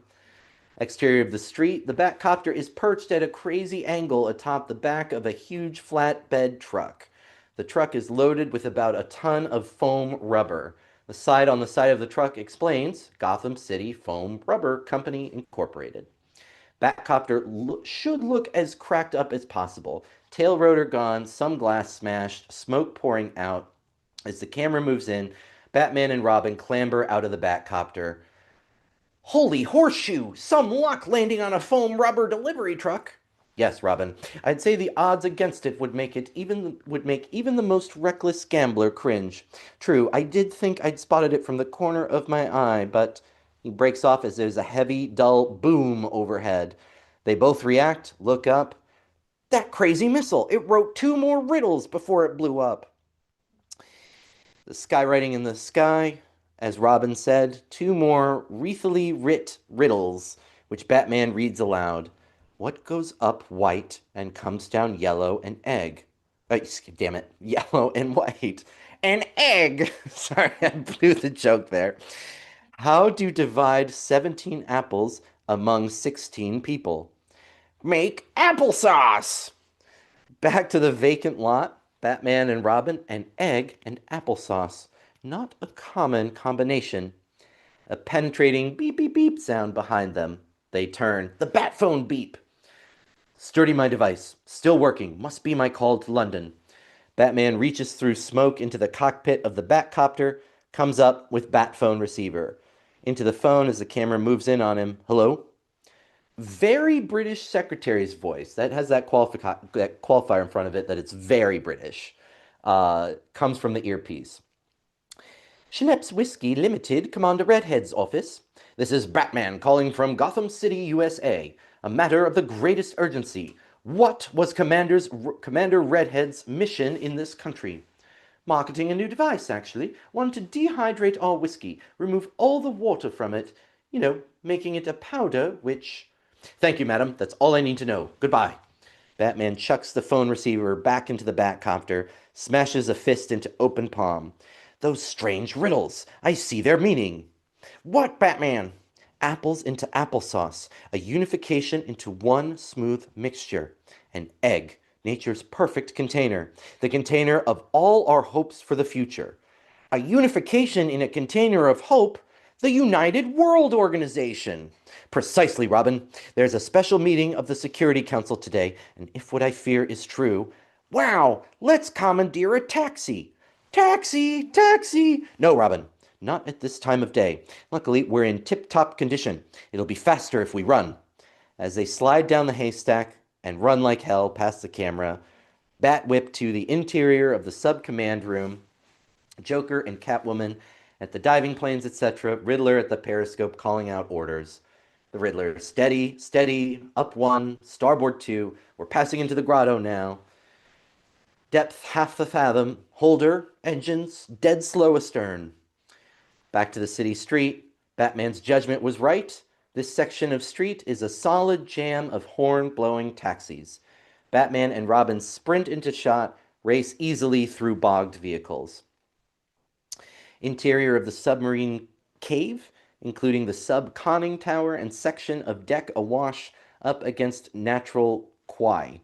Conning tower hatch flies open. Riddler, Catwoman, and Joker leap nimbly to the quay. Catwoman carries her black cat. Strapped to Joker's back is the total dehydrator. A door in a rock. The sign on it says, "This door not in use, no entry." Riddler comes up, leading others. Ah, good. Just as the blueprint said, an abandoned construction elevator. Catwoman, to her cat, says, "Sniff out the weak spot." She throws her black cat towards the door. The cat at the door ranges briefly, suddenly arches its back, and hisses loudly. As Catwoman grabs up her her cat, why didn't I just say cat? Riddler slaps a blob of plastic explosive on the spot the cat indicated. "I hope Penguin's waiting." "Who needs him? Stand back." The trio flatten themselves back against rock. Kerbloom! Plastic charge explodes with much smoke. Back on the city street, Batman and Robin running with graceful strides past more honking traffic-bound cars. Exterior of the United World building, daytime. It looks amazingly like the United Nations building. Flags of many nations flutter as the camera moves up the facade of gleaming slab-like tower. Interior of the United World corridor. Penguin, now sans redhead disguise, comes into shot, passes with the camera through a pair of swinging doors bearing a sign, "Security Council in session, no admittance." Ahead of him, several uniformed officers are ranged at intervals. They turn. "Hey, can't you read?" "It's a fine day for penguins. Looks like rain." Penguin snaps open ubiquitous umbrella, gives it a spin and a throw. Long shot toward Penguin, a special effect. The umbrella comes spinning down the corridor towards the camera, leaving a trail of vapor in its wake. As the flying umbrella passes each guard, he clutches at his throat and falls insensible. New angle on the Penguin. He hurries down the corridor to closed elevator doors. Prominent stenciling on them says, "Abandoned elevator, not in use." Penguin whips out a little key from his pocket, inserts it in slot under elevator buttons, turns it. Elevator door slides open, revealing Joker, Riddler, and Catwoman inside. "We meet as planned. Hold your breath as you cross the hall. There's still lingering traces of my fine filtered penguin gas." Okay, I'm gonna pause it. That's a pause in the script, so I still have a little bit to go. So Rob, I'm sorry, I am gonna have to come back and finish that later. Um, but definitely an interesting Batman story. You know, certainly not something I've seen on the TV show before, but in any event, there you go. So I've lost a little bit of my acting ability since I last had it, but again, I'm going to attribute it to, you know, we're almost at 13 hours, and I probably just shouldn't do voices after a couple hours. I think that's the lesson I'm learning here. It also would have helped if I'd been able to do a read through, but you know, so you do the best you can with the tools you have. But again, so very grateful for all the support that all of you are able to offer, and that all of you have offered. You know, in the chat, I know again, Mary, appreciate your positive feedback. Chris, great to see you. Thank you so much for your help as well. And again, all of you, you know, who have been watching, who are watching, who will be watching. I'm just so grateful for your help in supporting an organization and a cause that is very meaningful to me, but also is able to do some just incredibly great work in both our local community and our international community. And that's the beauty of Rotary.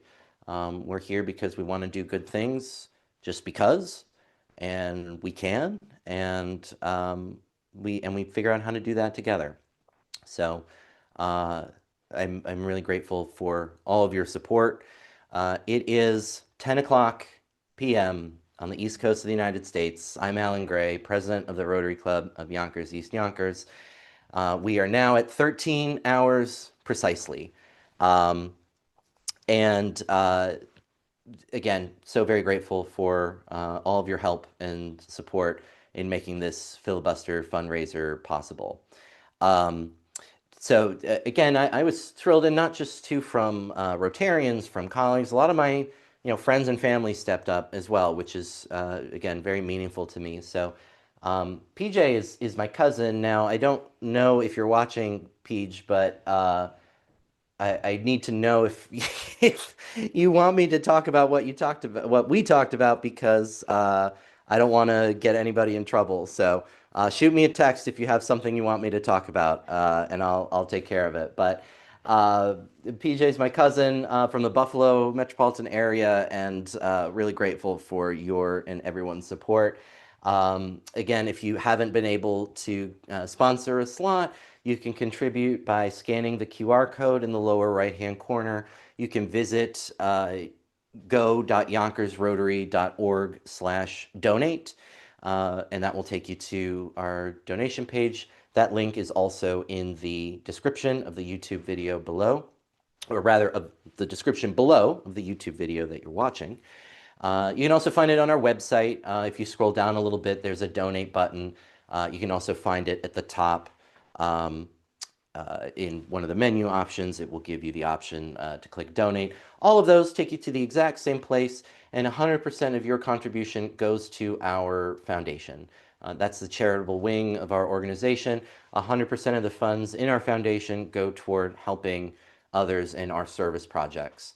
So that includes the Life Act project that we have coming up for January. That includes our speech contest, where we're giving students the opportunity to develop their critical thinking, public speaking, speech writing skills. Those funds go towards our turkey distribution around Thanksgiving, toward our efforts with YCAP, the Food Pantry Yonkers Community Action program that operates a food pantry locally. It goes toward the work that we're doing with my sister's place. So all different things that we are working on, that we have coming up. And I know I'm blanking on some too, but that is all work that your contribution allows us to do. And so we're so very grateful. As I said, we're a little over the halfway point of our $10,000 goal. And we have gotten some additional contributions that I've mentioned. I do want to thank, again, our district governor, Garrett Capabianco, for his very generous contribution. Our own J. Lauren Russell, who made a contribution while he was here to visit. And Mary Shackleton, again, who I just think is one of the human embodiments of everything Rotary is about, and is just such a wonderful person. And so very grateful to her for her contribution as well. So still time to contribute. I know it's getting late, and I expect many of you will drop off at some point, which is fine. But remember, this is a worldwide available fundraiser. So feel free to share this with other people in other time zones. And, Rotary contacts are Rotaries all over the world. It's international. So very grateful to all of you all around the world for your support. Of course, it's 10 o'clock here on the East Coast. I suppose it's a little earlier on the West Coast, so maybe someone out there is watching and not about to go to bed like we are here in New York, or you all, the rest of us in New York. I'm not, because we've got 12 and a half more hours to go, but we've crossed the halfway point, and that's a big relief. That's, I made it this far. I can go the rest of the way. So, but again, knowing that we have your support in doing it is really helpful. Let's see if I'm taking a break from Batman.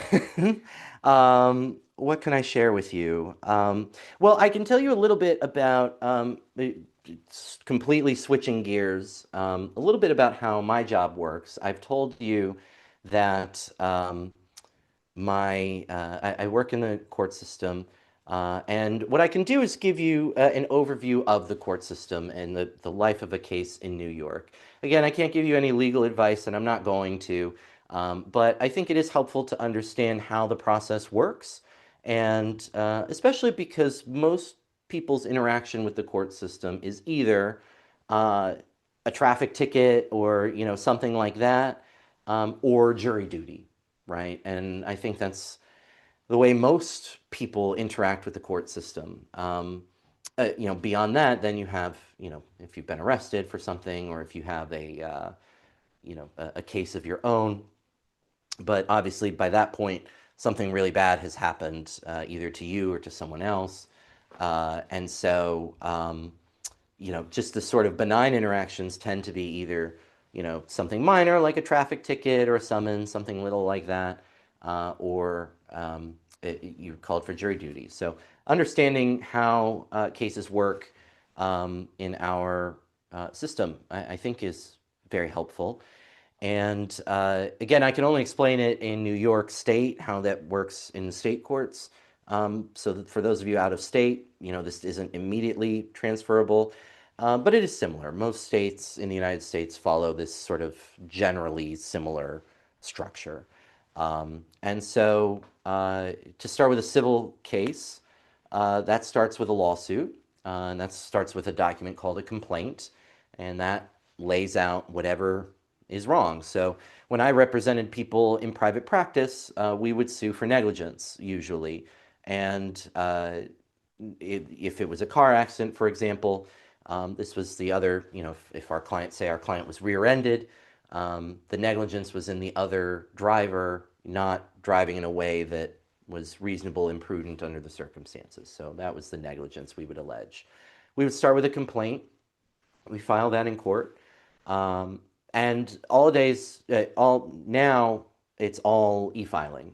So in, previously you would have to send someone down to the clerk to, file it and get everything stamped and pay with a check. And now it's all done electronically. So New York lawyers, when you are admitted, you get a login to, it's your attorney account that you use to pay your registration and things like that, but it also doubles as your e-filing account. So you just go on and you file it, but you do still have to serve it, and you probably have some concept of that from TV, that you send a process server to go deliver the complaint. And once they've served the person that's being sued, they respond with an answer. They respond to what is in the complaint. There are other things that can happen. I'm just sort of giving you a general, typical track of a case. But once the other side has filed their answer, then you get into what's called discovery. And discovery is sort of exchanging evidence. So in my personal injury cases, that very often was us, by necessity, you needed to know how severe our clients' injuries were. So that meant disclosing a certain, amount of their medical records just related to the accident.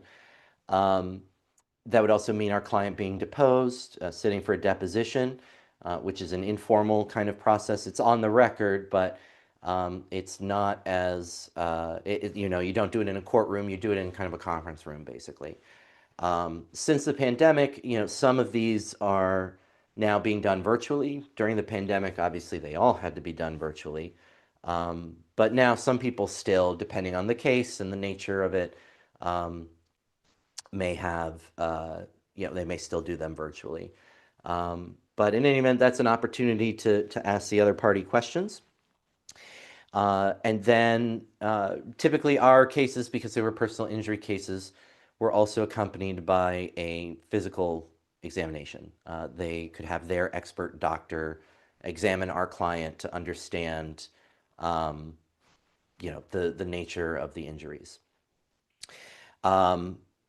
From there, once all the discovery has been exchanged, then you mark the case discovery is completed. There sometimes is some motion practice here, what's called summary judgment, which is essentially one side is saying, as a matter of law, I win. You know, the relevant facts are not in dispute. Based on those facts, I win as a matter of law. And sometimes they're right and sometimes they're not. But sometimes those motions are made, not always, but that's typically the stage of the case where they're made. There then is generally an effort to try to resolve the case if it's still live at this point. Cases can be settled at any point, you know, during their life. And if the case still is active by the time it gets to this stage, usually courts will try some level of intervention to resolve the case, mediation, a settlement conference, something like that. But if it genuinely cannot be settled, then it will get scheduled for trial. And then that's the kind of thing that you see on TV. You know, that usually in our case, it was with the jury. There are some claims that you are not entitled to a jury, but that's very specific kind of stuff, you know, not sort of generally applicable. So for our cases, you know, they were all jury trials. And then in New York, if something goes wrong at any stage of the case, you can appeal that. So in the federal system, you kind of have to wait until the end of the case in order to take an appeal. And in New York, it's not like that. In civil cases, you can take them in the middle of the case. We call those interlocutory appeals. You can also wait until the end and then go up, just like in the federal system, but you don't have to. You have the choice. So my job is I'm at the appeals level, and I help our justices decide their cases. So I'm doing research for them. I'm helping them, you know, understand what's at issue in the cases. And it's, you know, again, it's work that I enjoy. Sometimes it's, you know, I feel like a detective or an investigator because I'm trying to understand the facts, you know, what happened underlying this accident or what happened in court. Sometimes that's not immediately clear. And other times, you know, it is, I'm investigating what the law is, what the legal answers are. And that is sometimes, you know, very difficult. I like to say that, you know, in 250 years, there's not a problem that hasn't happened before. This cannot be the first time in 250 years that this problem has happened. But sometimes it sure seems that way. So sometimes investigating some of these legal issues is very challenging. And of course, you know, obviously new laws get passed. And so, you know, those challenges involving those laws are brand new. We don't have anything to base them on. But so it's this level of writing that I get to do for my job, and I absolutely love it. And then there's a lot sort of incidental to that I get to do. I work with our interns and externs and get to sort of help educate a little bit in our students, our young people who are you know, coming into the profession. So it's a really great experience. I absolutely love it, and that's what I do professionally. So a lot of writing. Unfortunately, because I'm in the government, you know, I can't take private clients. I have one client on exclusive retainer, and that's, you know, the state of New York. So I'm not able to help individuals like I was in the past, but I do feel a sense of accomplishment and satisfaction in I'm helping to shape the direction of the law. You know, our decisions are precedential. They set, you know, precedent going forward. And so that I'm able to help move the law in a positive direction is a great privilege. So I'm very happy to do that in service of the state. And again, and that's what this is all about. You know, I think that growing up and seeing my parents be so involved in service themselves, as I mentioned earlier, they were both in the military when they met. My mom was in the Navy, my father was in the Marines, and they met while while they were assigned to the same base.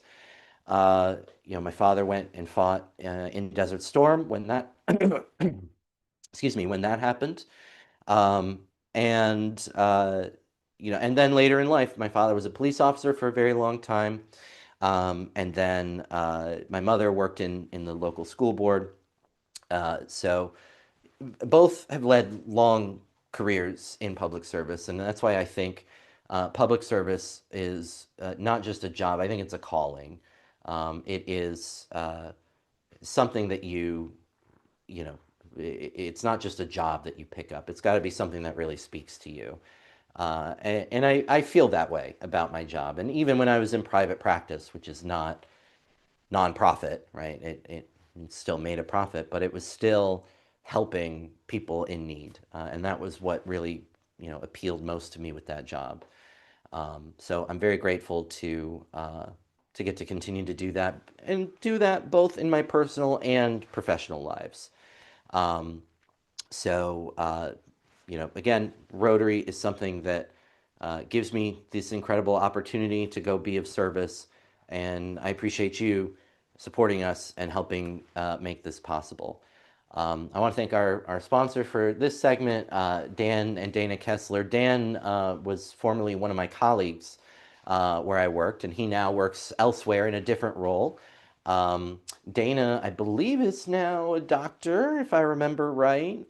So thank you both for your support and friendship. And again, wonderful people, just like we get to meet in Rotary. I've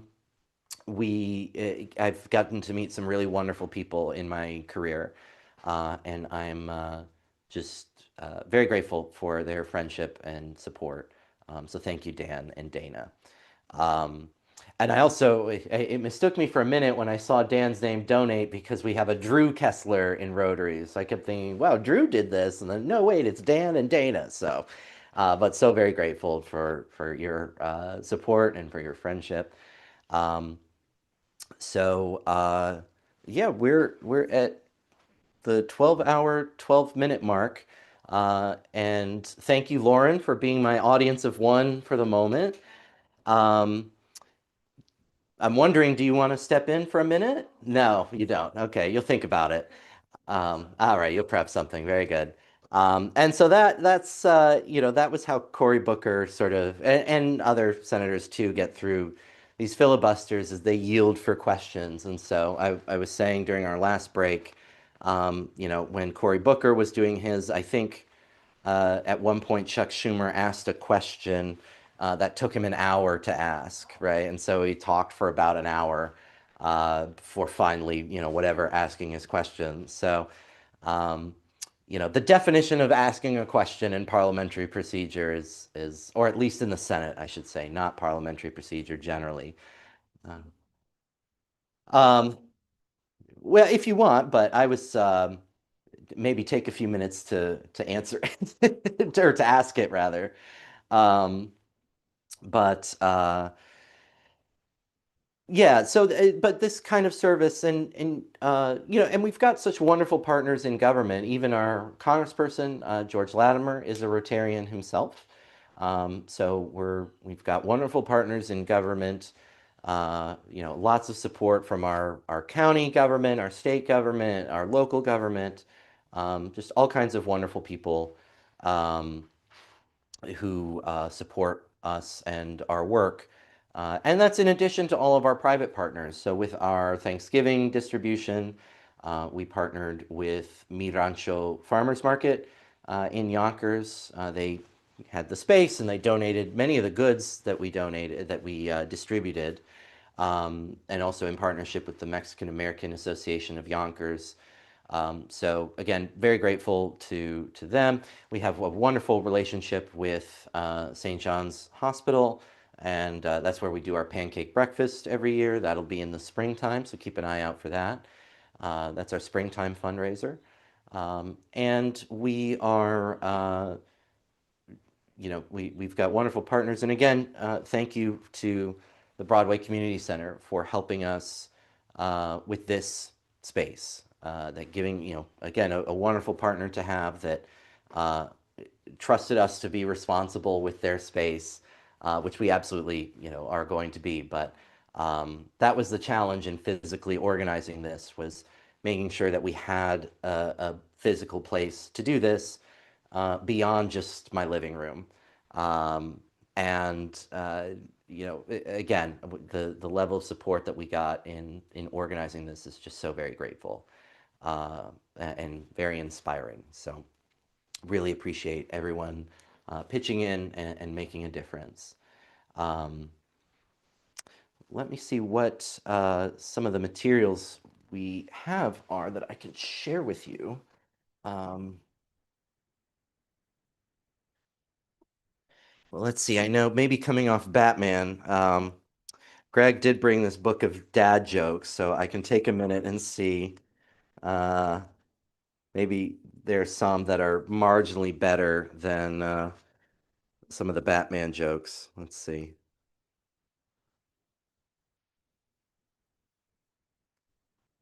One day, a teacher sent the class troublemaker to the principal's office. Do you know why you're here? Asked the principal. Hesitating, the kid asked, Because of this morning? Yes, the principal said sternly. Your teacher says you ran in the hall, hit two students, started a food fight in the cafeteria, and cursed at one of your classmates. Boy, that's a relief, the student said with a sigh. I thought you found out I broke your car windshield.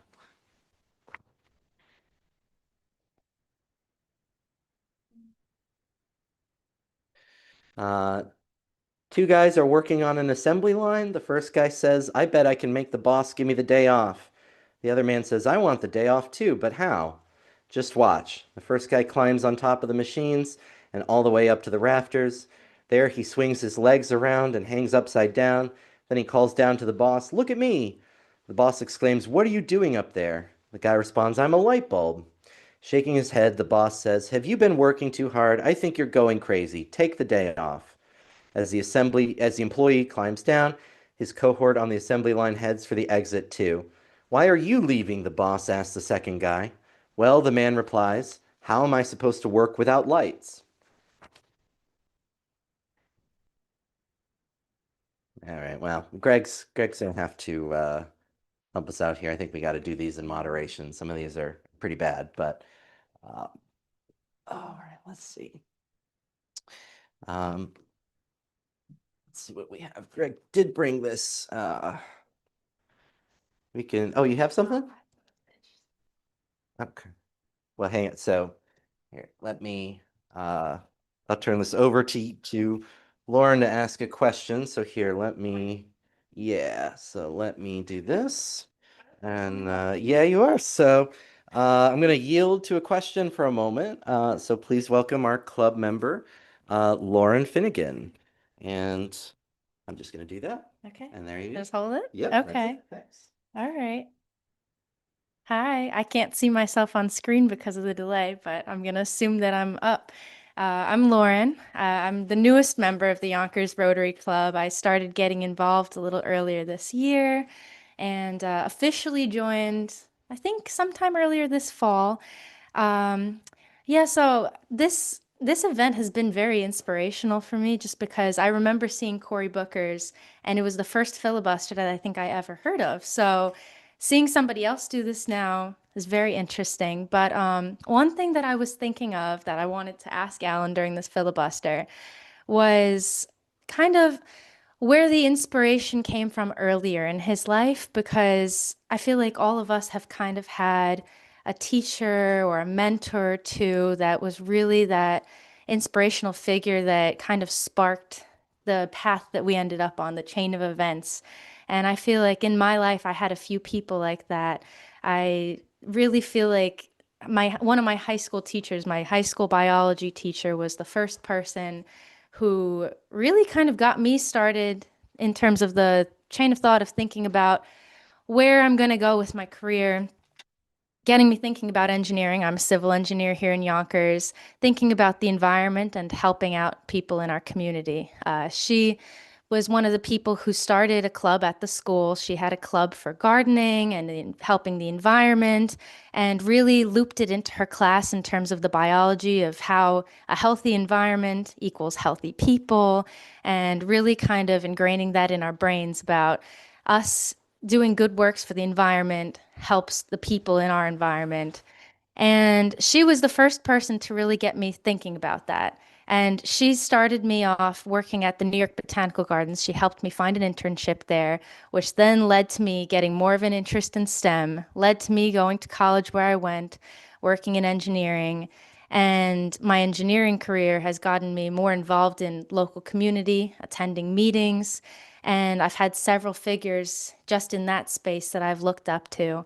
But I always think back to her because she was one of the very first people to really kind of see the interest that I maybe wasn't even aware of yet about helping those in the community, helping us have a nice, clean environment, helping those who maybe are affected by that and they have no say in that. People who, like in big cities, we have high asthma rates because of the pollution, because of a bad environment, and we need people who have sort of a drive towards bettering that and helping others.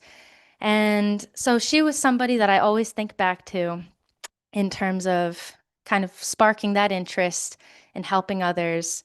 And so I guess, I don't know, all of us have sort of a mentor, somebody that was that first person that really ignited a fire in us for a passion.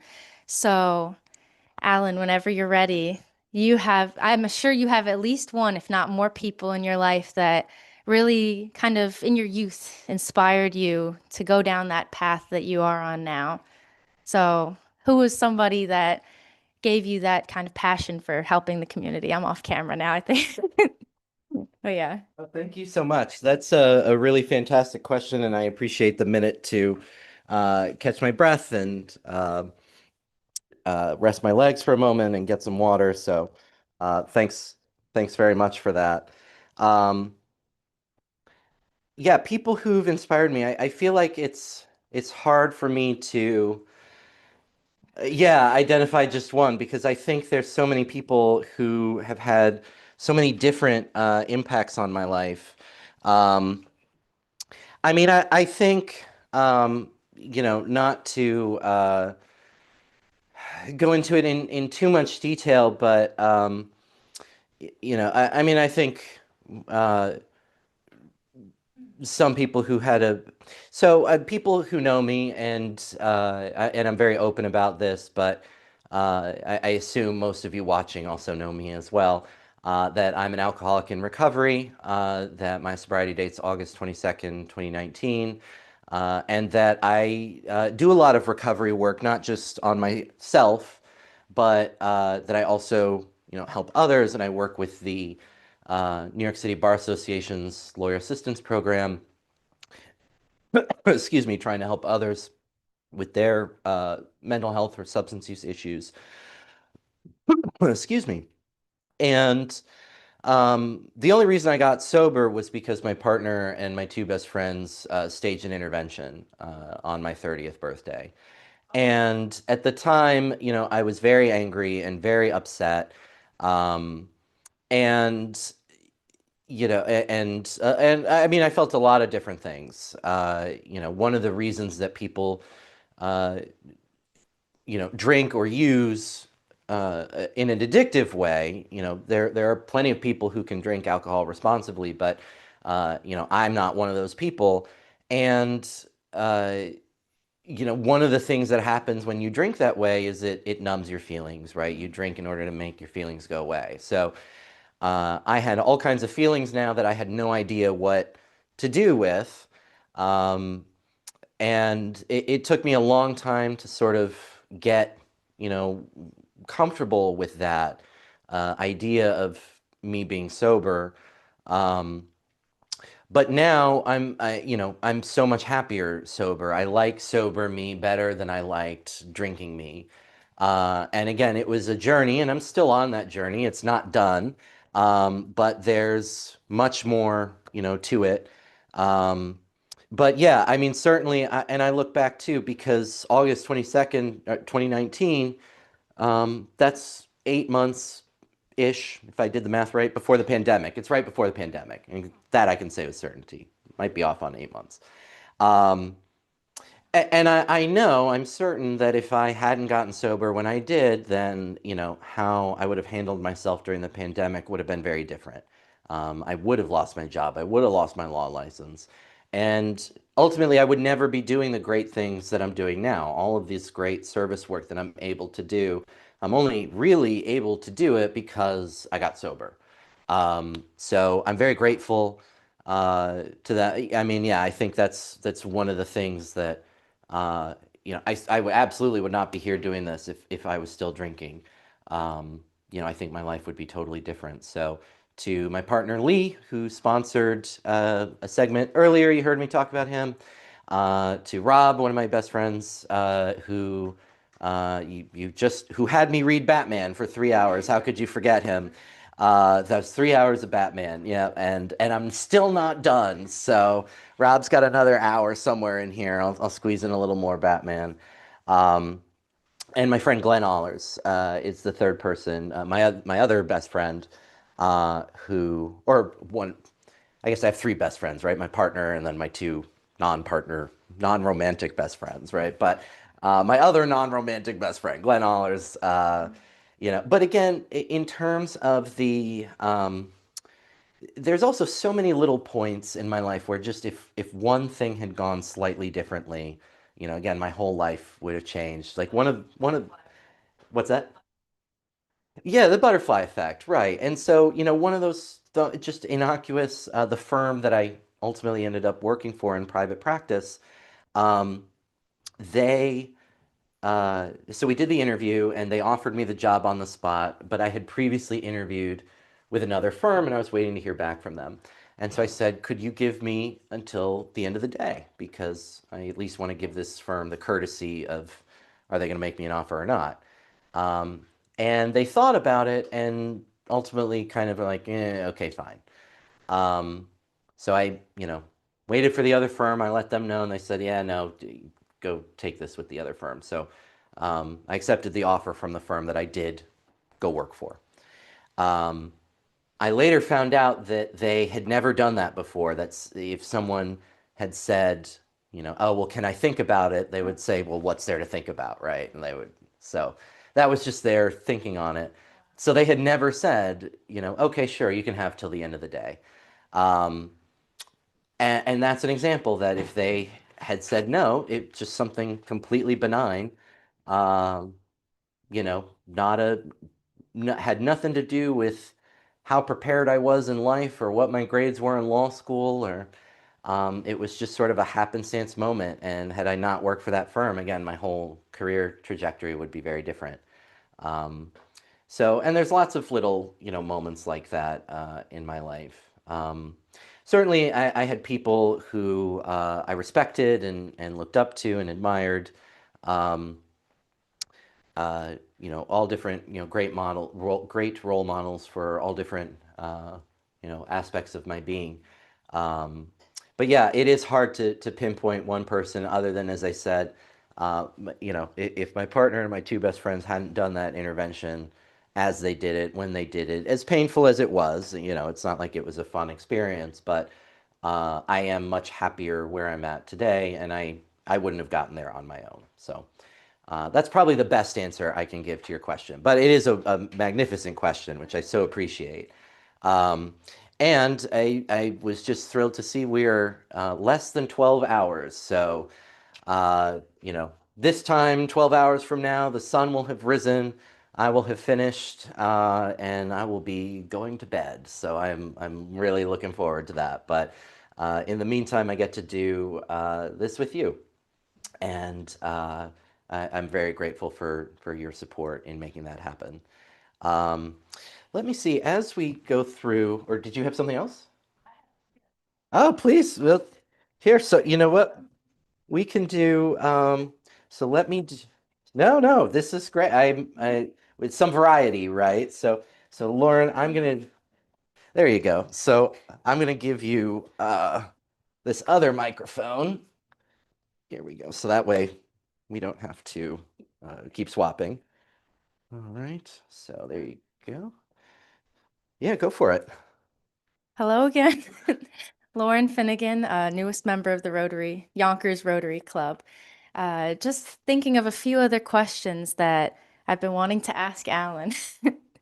One question that I think is something that everybody here would have an answer to is what is one person, dead, alive, or fictional, that you would want to speak to? And this is something that I've been asked before as an icebreaker at one of the previous events that I've gone to at some point in my last, maybe, I don't know, couple of years of attending things. And I don't know, this is always one that kind of stumps me, but at the same time, it's one of those things that you could think of several answers to. Like I could think of someone for each category here.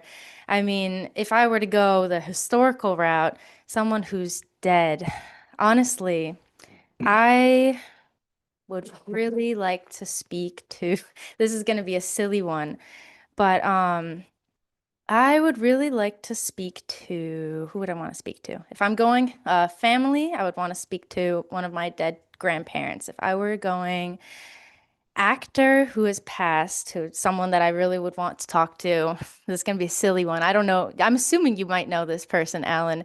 Robert Mitchum is an old actor who I personally would love to speak to because I've seen a lot of his older movies and I really like him. Fictional, silly one, but I would want to speak to Albus Dumbledore from the Harry Potter series. And one person who's alive who I would want to speak to is a challenging one because there's so many people who just don't, you don't encounter in your everyday life. But if I were to speak to one person who is alive, honestly, Harrison Ford. I would love to speak to him. I don't think he would want to speak to me, though.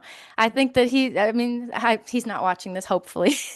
But oh, someone commented their favorite, the best part of the movie is the Bat vehicles, which is, yes, I haven't seen the movie, but I enjoy seeing the Bat vehicles in all of the different Batman franchise movies. But yeah, I'm not sure Harrison Ford would want to speak to me, but I would love to speak to him.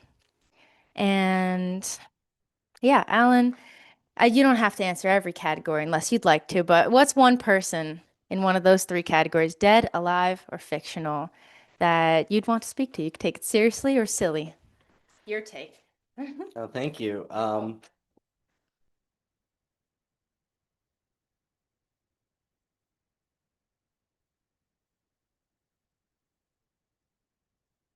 Sorry, I just realized I was muted. That's my mistake.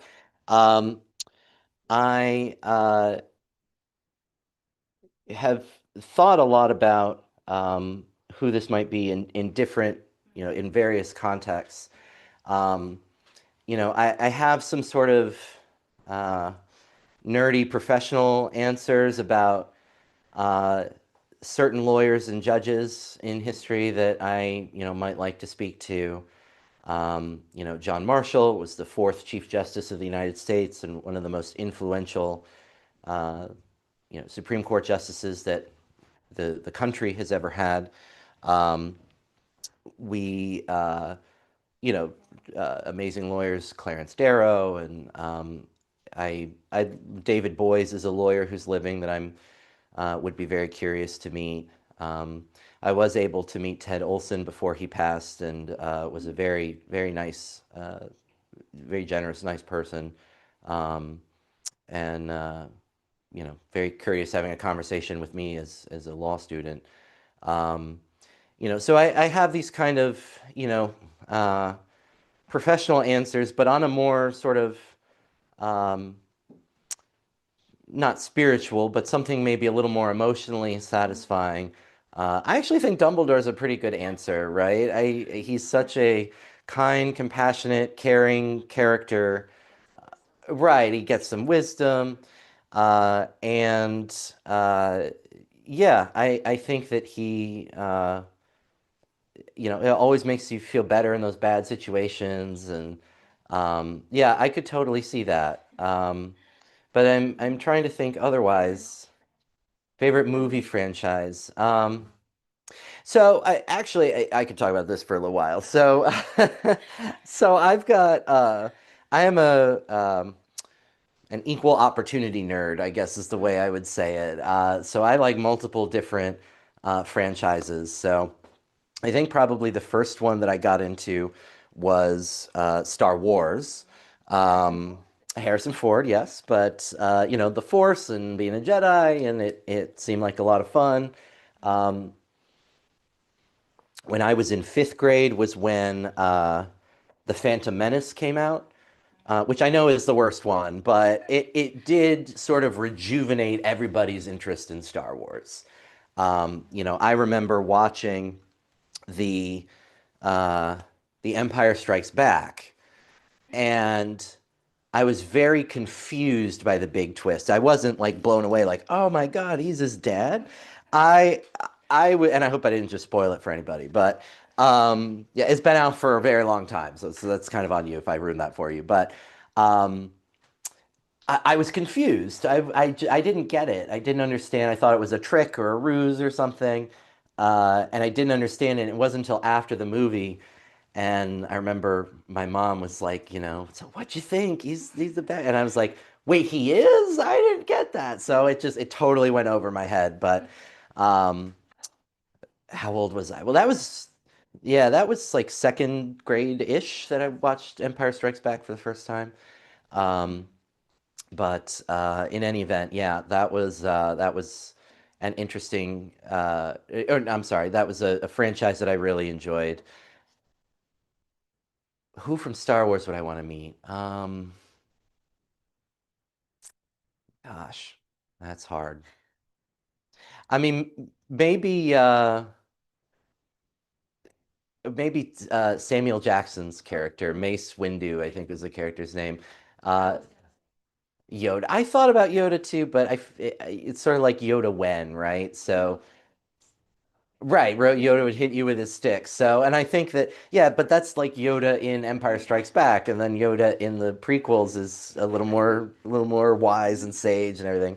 But maybe Samuel Jackson's character, there's a little, he played that, he played that down because he couldn't swear. So, maybe you get him a couple drinks or something, and he's swearing Jedi or something. But so yeah, I am a big fan of Star Wars, and I like the new ones too. I love that franchise. After that, I uh, started to get into Star Trek, and I know there are people who debate Star Trek versus Star Wars, and for me, they're just totally different. Um, oh yeah, there you go, the Vulcan salute. Um, they're just totally different because Star Wars tends to be sort of action and intrigue and that kind of thing. And Star Trek is really, it's world building, it's diplomacy, it's, aspirational of what, human beings can be. I mean, the very first series with William Shatner, showed how you could have, it had women, it had Uhura, Nichelle Nichols, a woman of color as a bridge officer. You had Pavel Chekhov was he was Russian at a time at the height of the Cold War. So it was all, you know, humanity can be better than what we are, and here's what that can look like. And I love that aspiration to it. At the same time, it's got some fun technology to it. I really enjoyed, Star Trek Discovery, um, newer one, and I thought it did a really nice job adding to the lore. I actually have a hoodie from it, from Discovery with it has the three sort of rings and the side for the captain's, thing. And it is one of the most comfortable pieces of clothing that I own. So I wear it all the time. But anyway, so Star Trek has this sort of nice aspirational um, kind of part to it. And then I also got turned on to in college Doctor Who. Um,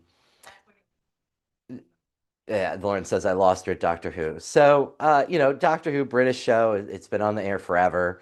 Um, in fact, the series premiere in the very beginning was the day before excuse me, the day after President Kennedy was assassinated.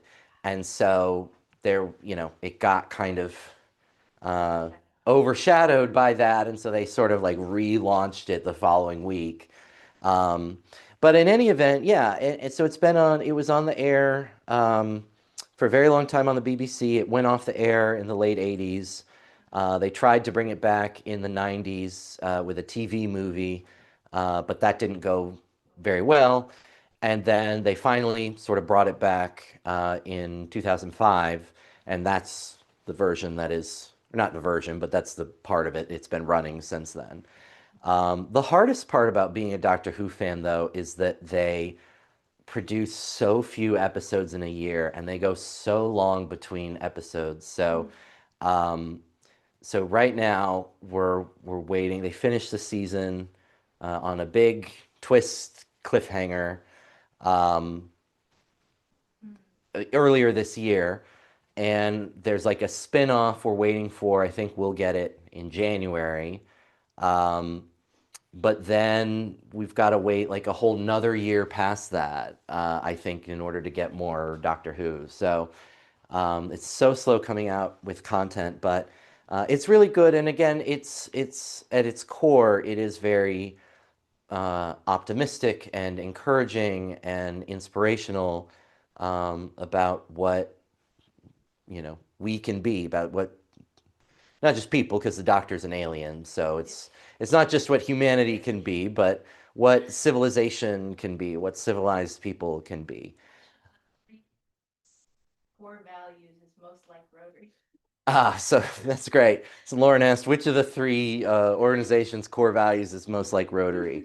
Well, I guess it's Doctor Who, right? So Star Wars is kind of in constant rebellion and tensions. And Star Trek would be good, except they are willing to go to war at times, right? They are willing to engage in conflict, and um, Rotary is all about peace building, right? So I think there are times when Star Trek is very Rotary based.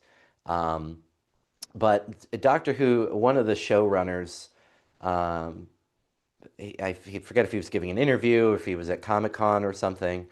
Um, he had said, the Doctor's a unique hero because he has two hearts and he doesn't have a weapon. He carries a screwdriver. I know Lauren says I'm learning so much right now. So the point is he's very loving and he goes around fixing things, right? And so I think yeah, I think that's exactly what Rotary is about. We're kind, compassionate, caring people, and we're going to go make a difference. Suzanne asked a question. Um, how does Harry Potter fit in, and who is your favorite character? So let's see. Well, Harry Potter, that is a franchise I very much enjoy too. That I read, voraciously as a child. Well, as a child, I started in elementary school, and it finished when I was in high school. Um, but yeah, who do I guess, let's see, who is my favorite character? That was the question. Gosh, I mean, kind of like Lauren, I really admire and respect Dumbledore, who again is always just kind of sage and knows the right thing to say and is comforting and reassuring, and there is something feel good to that. Um, initially when I forgot what you said and I had to go back and read it, I was thinking, what character are you most like? Which I think is Hermione, right? I think I'm the rules and the studious one, and right, yeah. Lauren says that's an attorney answer. I think that's probably true. Um, but in terms of favorite, yeah, I think that's it. I mean, I have to think about it a little more, but um, I think everyone wants to say they're Harry and they want to be the hero in the story, but not that I'm not relegating myself to sidekick, but I think I would be the nerdy, dorky one, and the studious one. Which Hogwarts house? I think it's similarly. I think it's Ravenclaw, right? I think the smart, studious one, right? Um, that's my thinking. That's my thinking. But such is life. And actually, it's funny. The big Harry Potter store is actually right by my office as well, in the Flatiron building. So yeah, I have yet to go play and check it out, but I know, but it is there. Um, so yeah, but yeah, Doctor Who I really enjoy, and my office is kind of one big nerd fest. Is I've got all the sonic screwdrivers from Doctor Who, and I've got a TARDIS on the wall, and I've got um, uh, what's my Star Trek thing? I know I have something. Well, I always wear the hoodie. I always have the Star Trek hoodie. Oh, I have for Star. What's that? Well, no, I have the hoodie that I wear from Discovery. But then for Star Wars, my mom got me, I forgot if it was for my birthday or Christmas, but it was a Darth Vader pen. And then she found a little pen holder that is also Darth Vader. So um, that's one of my Star Wars things. I'm sure I've got more in my office. I'm just blanking on it right now. But yeah, so I think your question was about franchises. So I think that's where I'm at. If you were, what superpower would you have? What superpower would I have? Yeah, back to Batman. Right, so Batman's kind of the one, although I mean he has this incredible strength and he's very smart, but yeah, technically not Batman's not a superhero person, but if I had a superpower, I'm um intrigued with the notion of time travel as a superpower. But again, it's for nerdy reasons. It's like, well, I could go back and I could have more time to finish this thing, or I could, get something else done. Um, so that's maybe not the healthiest superpower for me to have. I'd probably just make myself sick with it, trying to do too much stuff. Um, Super speed or teleportation would nice, just eliminating my commute. That's it. That's all I think about with that. Or flight, if I could just fly to work every day, that'd be nice. Um, but we're not there yet, and that's okay. So I enjoy my commute, Metro North. It's great. Um, but yeah, again, none of my superpowers really get used for like fun or huge, kinds. It's all like, oh, then I get to work quicker, or this will be easier, or whatever it is. Um, so I don't know. I don't know if that counts, but um, oh, I do want to take a moment and give a shout out. I'm sorry, over here to our sponsor, Evelyn Marrero. Um, Evelyn is the Toastmaster. I'm sorry, she was the district director, a past district director of our Toastmasters district. And again, as I was describing people before who just sort of embody Rotary, Evelyn is someone who just embodies Toastmasters. She is kind and warm and empathetic, and so encouraging and so welcoming. So I was very lucky to get to meet her and get to know her as I was beginning my Toastmasters journey. So I'm very grateful to Evelyn for her support. And again, the Rotary Toastmasters Alliance that we have is so wonderful. And I spoke about it a little in the prior live stream, so I'll revisit that topic later. Um, let's see. A cause, well, so first starting with Suzanne's comment and maybe getting stuck in the past or the future. Yeah, I guess if I was picking a superpower, I'd have to, be specific about my superpower is not going to break down or something like that. But yes, that is a risk with time travel that I have to be mindful of. Um, let's see, what is a cause that you have felt very passionately about through the years? Well, I think again, speech and debate is really a cause that I've championed. It really was very transformative for me to learn.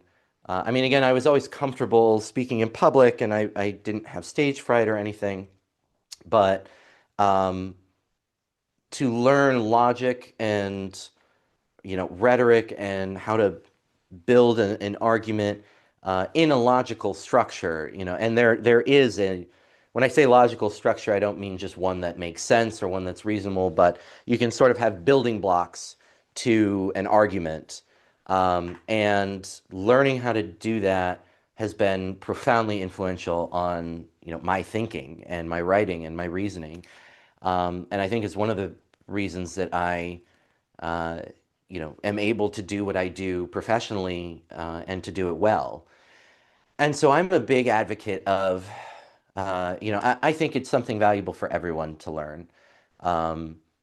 It is challenging, it can be difficult, but I think it's just so worthwhile. And even, I get frustrated listening to the news sometimes, and it's any news, just because I hear even the reporters, aren't building a story, they're not grasping the nuances of what they're saying or sometimes what their sources are saying. And if they had a background in logic and argumentation and rhetoric, then maybe they would pick up on some of these things or organize it differently.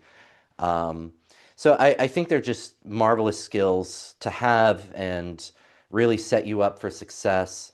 And so I've always been passionate about teaching those and sharing those. And I also, I do enjoy in the similar vein, I volunteer with high school and some law school, but some of the legal competitions like mock trial and moot court. I love volunteering to judge. Mock trial is great because there's nothing to teach you legal principles better than a bunch of high school kids arguing about graduate level concepts, and you've got to figure out what the right answer is on your own in a split second. So it's a great challenge for me. It's, okay, what's the right answer here? And I've got to figure it out on my own really quickly. So it's as much of a learning experience as it is for me, as it is for them. But again, you get to make some positive differences. So whenever I do mock trial competitions, whenever I judge them, I always tell the students I'm openly gay and I'm an alcoholic in recovery. And the reason I'm telling you that is because I want you to know we're here in the profession. We're not always visible, but, to know that we're here. And if there are experiences that you want to know about, I'm always available and your coaches know how to contact me. And that's it. I'm not trying to preach or make a big thing about it, but that is just something that I share. And after one, and usually the coaches will say, thank you for saying that, really, I'm glad you did that. But after one, I did have a student come up to me who, I don't know that they identified as strictly as non-binary, but, might be more gender fluid. But anyways, they asked me about, what is sort of the culture in, how judges and other lawyers and, how are people responding to certain, if you come in dressed a certain way or you conduct yourself a certain way. And I felt like at the end of that conversation, I was able to give this student a little more confidence in being who they are, that they can be their authentic self and not be afraid of that. So, that's part of why I do it. And then it's not every student, it's not every young person that you're going to have that profound impact on, but there will be some, and I think that really makes a difference. The other cause that I've been very passionately arguing about, or maybe not arguing about, but passionate about, has been wellness. Again, the impact that getting sober had on my life and the work that I've done to try to improve myself really opened my eyes to a lot of different things. And it's not, I'm not someone who, I'm not against alcohol in all forms, and, I'm not a teetotaler and, a prohibitionist and everything. That's not what I am. But I am about helping people find what they need in order to be healthy. And sometimes that is, substance use, help with that. But then there are other times where it's more mental health. It's I'm overwhelmed and I don't know how to process this and how can I handle that? And there are techniques you can use to work with that, but there's also uh, some need for therapy, right? I'm a very big advocate of speaking to a therapist. I still do, and I think everyone should, but barring that, I just think it's very helpful. Um, so, anyways, to the extent that I can help people with their challenges, because especially, I mean, it is a problem just worldwide with everybody, but it is in particular a problem in the legal profession. Um, there was a study done in 2016. Uh, they're actually redoing the study now. They're doing a new version of it, but um, in uh, in the study that they did do, among many things that they surveyed on alcohol use, and they found that 20% of the lawyers who responded uh, indicated uh, they reported behavior consistent with problem drinking. Um, and because the study was self-reported, it was the lawyers saying themselves, this is how much I drank and whatnot. That 20% is almost certainly an undercount. So in my profession, these mental health and substance use issues are huge. They affect a lot of people. And again, to the extent that I can help someone avoid going through what I went through, that makes it worthwhile. So, anyways, those are two kinds of things I'm really passionate about: speech and debate, and just uplifting people in their critical thinking and communication skills, which takes shape in a lot of different forms. But I'm also passionate about my mental health work. It's not a one-size-fits-all solution, but there are so many resources available to you, regardless of what particular thing you might be struggling with. And some of it is peer-based and, sort of immediately accessible. One of the few silver linings to the pandemic was that it moved AA online.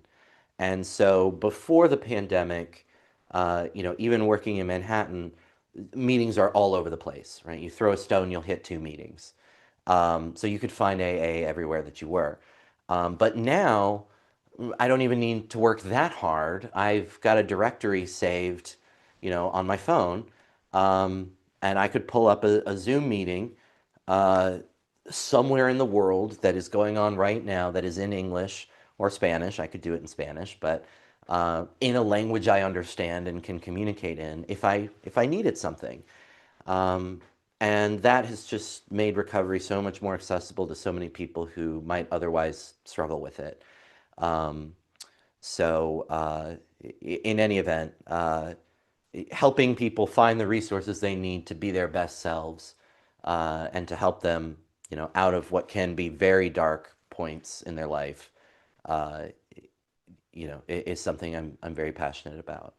Um, Alex, love hearing about your work with high-tech schooner students, school students. It's so important. It's important to connect with students. Yeah. What's that? Oh, yes, thank you. Lauren reminded me of the time change. It is 11:03 on the East Coast of the United States, 11 and a half hours to go.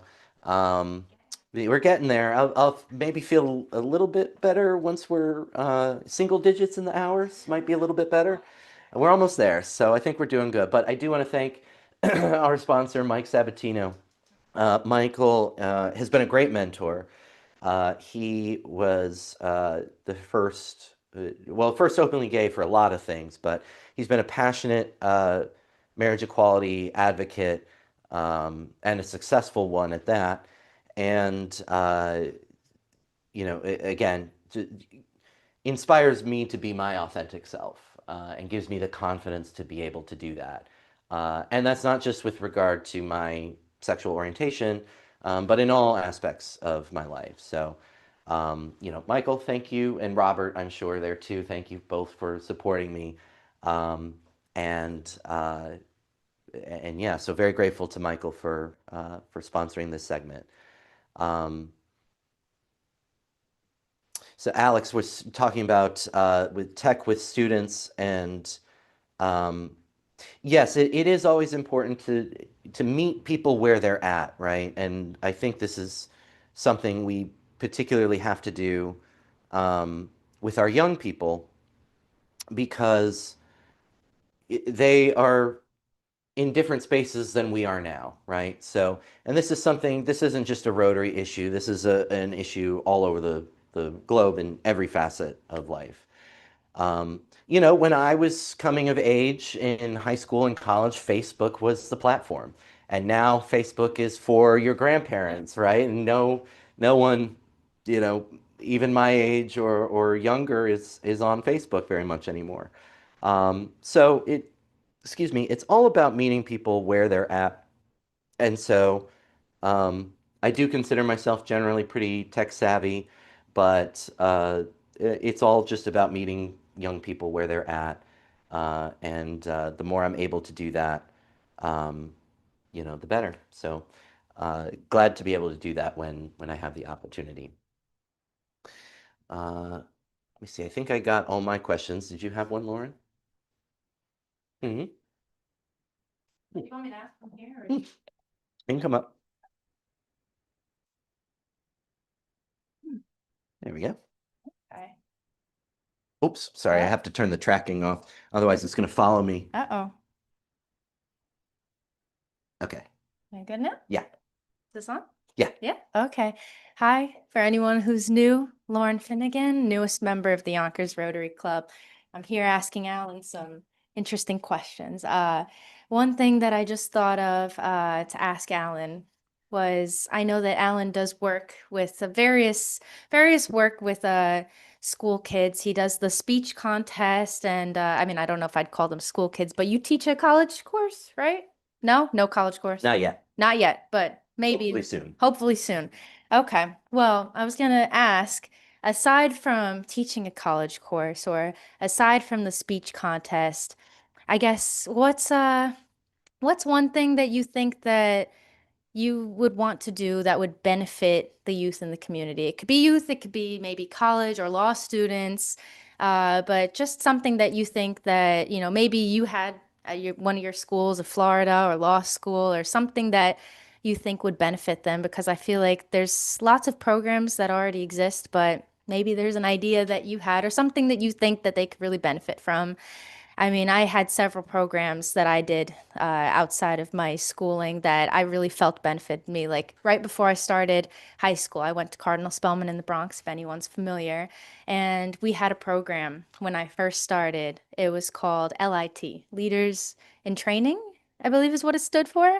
And funnily enough, you probably would have liked it. It was a kind of a leadership, but also a public speaking course. And I did it when I was 13, so it's been a while. So I could definitely use some public speaking refreshers. Go to the Goodwill Toastmasters. But look at me, I'm doing uhs and ums. But yeah, it was one of those programs where, your parents sign you up for it. Maybe, you're going into high school, you don't know anybody. I didn't know anybody going in. And it actually ended up being a really great benefit to me because it was something that I didn't expect. I thought, okay, I'm going to meet some new people and, I'll be here and, maybe my summer won't be exactly what I want it to be, but it was even better than I expected it to be because of the different things I gained. Not only did I gain new friends, not only did I meet several of the teachers there, but it really kind of prepared us for various aspects of life. Like it prepared us a little bit more for the public speaking, even though we were very young. And we did write a speech and we had to perform the speech and it was recorded and everything. And I don't know who has that recording, but it's out there somewhere. And, we did different team building activities and different, not exactly educational activities, but, we did different kind of lessons. And it was one of those programs that really prepared us for going into high school. And it was actually apparently several people applied for it and only about 30 got chosen. So it was, it was very, I think it was about 100 people might have applied and then 30. But yeah, one of those programs that, I didn't expect would benefit me and it really benefited me. And then There was a couple others. There was an engineering program that my college held for students going into engineering, not sure which one they wanted to do. And that was led by a professor who was very, very passionate about his work and getting more kids involved. And my school even had a program that, this is Manhattan College now, they even had a program that partnered with the Girl Scouts, which I was a Girl Scout in my youth. And I've said to many of the people in the Yonkers Rotary Club, I feel like Girl Scouts and Boy Scouts very similar core values to Rotary Club. And so I am not surprised that I wound up here. But yeah, we had a program to kind of get Girl Scouts more involved in STEM. So sometimes I think, maybe not yet, but someday in the future, maybe I would want to have a program of my own to help give back to students. I don't know what age group, and I don't know if there's something besides the speech contest that maybe you would want to do. But I guess if you were going to, what is one or, more than one skill that you really think would greatly benefit a certain community? If it would be more the youth or more the college or law students, what's something that you would want to give back? Yeah, thank you for Yeah. that. I think that's a great question. Um, it's hard for me to say because well, you've heard the projects that I'm passionate about. Oops, can you pass me the remote? Sorry, I took it over there and then I forgot it. Thank you. Um, so you took away kind of the projects that I'm most passionate about. So aside from that, um, something that I mean, I generally can look at my time in the International Baccalaureate program, and I think there was a lot of value um, in many of the different uh, areas of study, that we went on. I think it was incredibly valued to learn a second language, and I would wish everyone to have the same opportunity to do so that I did. Most schools, I think you only take 1 or maybe 2 years of the foreign language. And so, yeah, Lauren says 0 in college. So it really is I was unique in that I had to take it for 4 years and I had to take it in such a rigorous, the expectation that I'd be nearly fluent by the end of it. And, um, but that was incredibly valuable. So I would wish everyone the opportunity to, learn a second language. I would wish everyone, the opportunities to. I think there's a lot of value in the arts as well. While literally art and painting and drawing and things like that, those are not at all my specialty. They are my partner's specialty. He is a very talented artist in his own right. Um, but for me, it was drama. It was acting. I did enjoy that. It was sort of an extension of speech and debate, but I had fun with it. And I think having a creative outlet is really important for everybody and anybody. Um, oh, sorry. Um, right. And so right. Lauren said not everyone has a program, and that's true. So that's why it's something I would wish to everyone. Now, these aren't really Rotary projects. These are more kind of aspirational. What I would, what I'd love to make sure everyone was offered. Yeah, right. Yeah, spoken word poetry contest next. Something else that I did too that was really meaningful and maybe there's an opportunity to help people with it, but one of the parts of my full scholarship, I mentioned in the prior live stream that um, uh, I was on a full scholarship in college, and part of my scholarship included programs every summer. So, my senior year, before my senior year was when I went to Spain and I worked for an attorney there. Before my sophomore year was when I went to Guatemala and then did some grants work back stateside. But before my freshman year, I did an Outward Bound program. And I describe Outward Bound as go in the woods and find yourself, which is kind of reductive for what it really is. There's really a lot more to it than that. but that is sort of the basic way I can describe it. So I went whitewater rafting and kayaking in Colorado and Utah for 2 weeks. That's the furthest west I've ever been. It still is. It was a beautiful part of the country. I enjoyed whitewater rafting and kayaking much more than I expected I would. But I learned a lot about myself along the way. I mean, I learned about environmental conservation and things like that. Um, but excuse me. Um, yeah, it was a really transformative experience. And I know it is for a lot of people. It can be for a lot of people. So that is something that I would recommend and I would wish for young people. To Alex reminded us of our anxiety culture project, and so this is something that she's been spearheading and has my full support in doing it. But it is, it's very much she's at the head of this project, and it centers around research on um, anxiety culture in schools that young people are struggling with in some ways to address that. Uh, and so Alex has a lot of really great ideas and plans in order to address that. Um, and yeah, exactly. It's a growing issue among children, and Alex's plan is to devise some way to help people manage anxiety, help our young people specifically manage anxiety, hopefully with buy-in from families as well, because you can.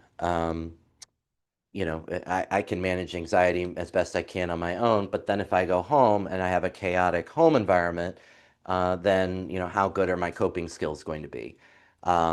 So that's sort of the idea um, that behind Alex's project, and that's one that it's in development, but it's one I'm very, of all the people to run this, Alex I couldn't have asked for a better person. So we will make it happen. I know it's in the works, and we'll figure out an effective way to work on this. And then hopefully that becomes a model to work on to help with other schools, to help with other districts. So that is a work in progress, but it's one I'm very proud of, and I'm very grateful to Alex for leading it. So that probably is the most tangible sort of thing I could give or that I could wish for students. But in terms of um, um, something that I'm not already doing that I would want to do. It's so very difficult for me to think of something sort of practical. Something I wish I had the opportunity to do in my youth. Gosh, it's so hard to look back because I also look back realistically, knowing that, um, like what's a piece of advice you would give your younger self, right? And I think of. Uh, I don't know because I wouldn't have listened, right? Like, the best advice I could have given myself is like, don't drink alcoholically. But I wouldn't have listened to that, right? Because I didn't think I had a problem. Or if I said something similar about, yeah, you have a problem, go get sober now. And I mean, again, I wasn't ready back then. Um, Similarly, things like, don't worry about this, it all works out in the end, everything's going to be okay. Like, that wouldn't have assuaged my concern, back then. Right. Yeah. This is a therapy hour, 11 o'clock. We're doing some really deep therapy work. Um, so, in a similar vein, what's something I wish I would have had available uh, when when I was a kid? No, it didn't. Florida did not have it all, but yeah, it's difficult for me to say exactly what I uh, I think there's some things I could identify, but not in terms of my school, my educational upbringing. Do I think it would have been easier to become fluent in a young age? Yes, because the science says it is. Um, so you can learn a language at any age. There's not like a cutoff at which point, you're no longer physically able to learn a new language. but when you're multilingual, you have different language centers in your brain for your different languages. And the younger you are, the closer those language centers are together, which is why it makes it so easy for people who learn a second language when they're young to switch between the two, sort of instantaneously. The older you get, the further those language centers are from one another. And that's what can make it difficult. So for me, I remember an instance where we, uh, it was a member of my partner's family in Ecuador passed away. And so we went to the funeral in Ecuador. And there were some times where I just had to step away for a few minutes because my head was hurting because I was thinking and talking in Spanish too much. Too much blood was flowing to that center of the brain. And I needed to calm down and think in English for a little bit, and then I could go back into it. So that, that kind of thing doesn't necessarily happen when you're younger. The language centers are a little closer together.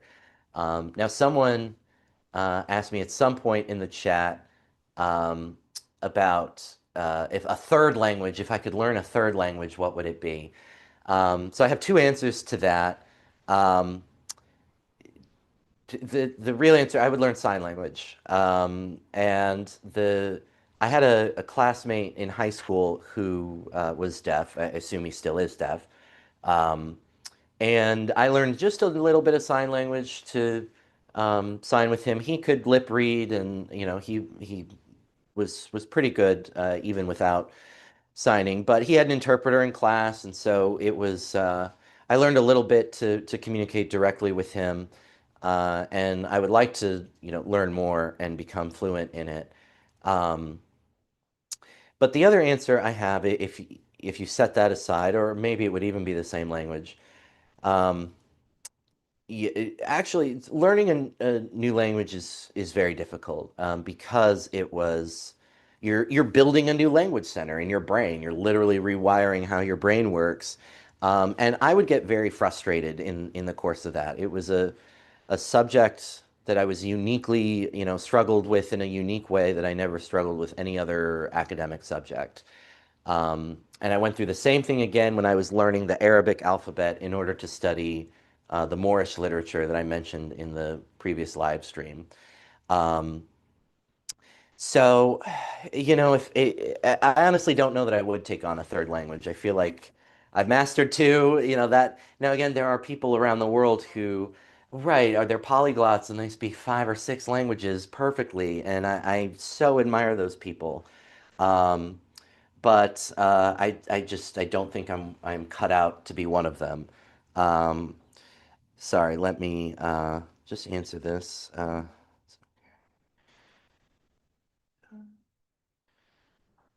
Yeah, two is pretty good.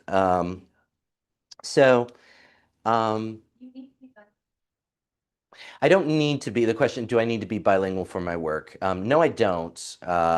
In fact, there are rules about um, court employees. You're not supposed to impute sort of your own knowledge of the surrounding facts into the case. Um, so uh, let's say I know something about, I don't know, a particular roadway where an accident happened. Oh, yes, I want to thank Rob again for continuing to sponsor us. I hope you forgive me, Rob. I'm a little Batmaned out, but I will get you the end of the movie, not to worry. Um, yes, the cliffhanger for now. What happens? Um, I'm sorry, I lost my train of thought. Oh, right, for work. So if I knew, for example, about a particular roadway where an accident occurred, I'm not supposed to use my own knowledge because that's not fair to the litigants and the parties, right? They put in their evidence based on what they have, and it's not fair for me to sort of then come in with it. So it's the same with languages, that there are instances where, I know what something says. Um, but we can't really act on that. On the other hand, there are times where it has come in useful, where there was some confusion that I was able to help resolve. One case that I worked on, The the issue was that the employee had fallen off a ladder or said that he had fallen off a ladder. And almost all of the documents said ladder, except one document which said stairs. And, one lawyer was, um, sorry, just slightly multitasking. Um, uh, so, so stairs. So the what I was able to shed light on is that the word for ladder in Spanish is the same as the word for stairs. They're the same word. It's escalera, means both stairs and ladders. And you know which one you're talking about based on context. Um, so I was able to help clarify that this probably was not, a lie. Someone wasn't lying or something. This just got mistranslated from ladder to stairs. And that was an example of where I was able to shed some some help, some clarification. Um, so now when I was in private practice, that was exactly, the reason why they hired me. They were looking for a baby lawyer, someone brand new, which I was, someone who lived in Westchester, which I did, and someone who is fluent in Spanish, which I am. So they took me on specifically in order to help with their Spanish-speaking clients. Um, so for that, I did need it. That was essential. But in the court system, less so. And we have some phenomenal interpreters in the court system. So when we have someone who comes in and speaks the foreign language, we just call them and they're able to do the interpretation for us, and they're fantastic. Um, the question in the chat, what was my time like in Ecuador? Well, it was very brief. It was for a couple days. It was very brief. It was just for the funeral, and then we came back. Um, and it reminded me of Florida. It's obviously the equatorial climate, so it's, oh gosh, what month? What, yeah, I honestly don't remember.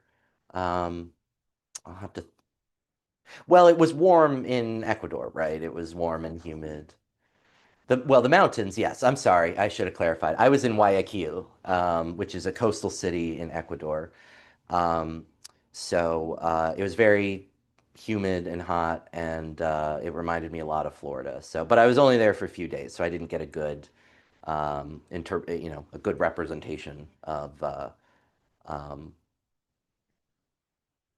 oh, sure. Well, Ecuador has changed a lot since then. It's become a lot more dangerous, but certainly, as a matter of principle, of course, I would very much enjoy, getting to go back and learn more. Um, but yeah, um, so that was Ecuador. Um, let's see, what did I must have missed something in the chat. Yeah, the Galapagos, that's accessible from Guayaquil. That's usually you stop in Guayaquil and you charter out to the Galapagos. So a common pit stop on your way to the Galapagos Islands.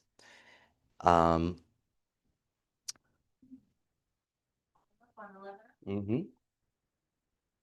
We are almost at the 14 and a half hour mark, 11 hours left. We're making a lot of progress. And again, I want to thank you. I want to thank Lauren as well for helping me out. I have some really boring content I can whip out, overnight when no one's watching.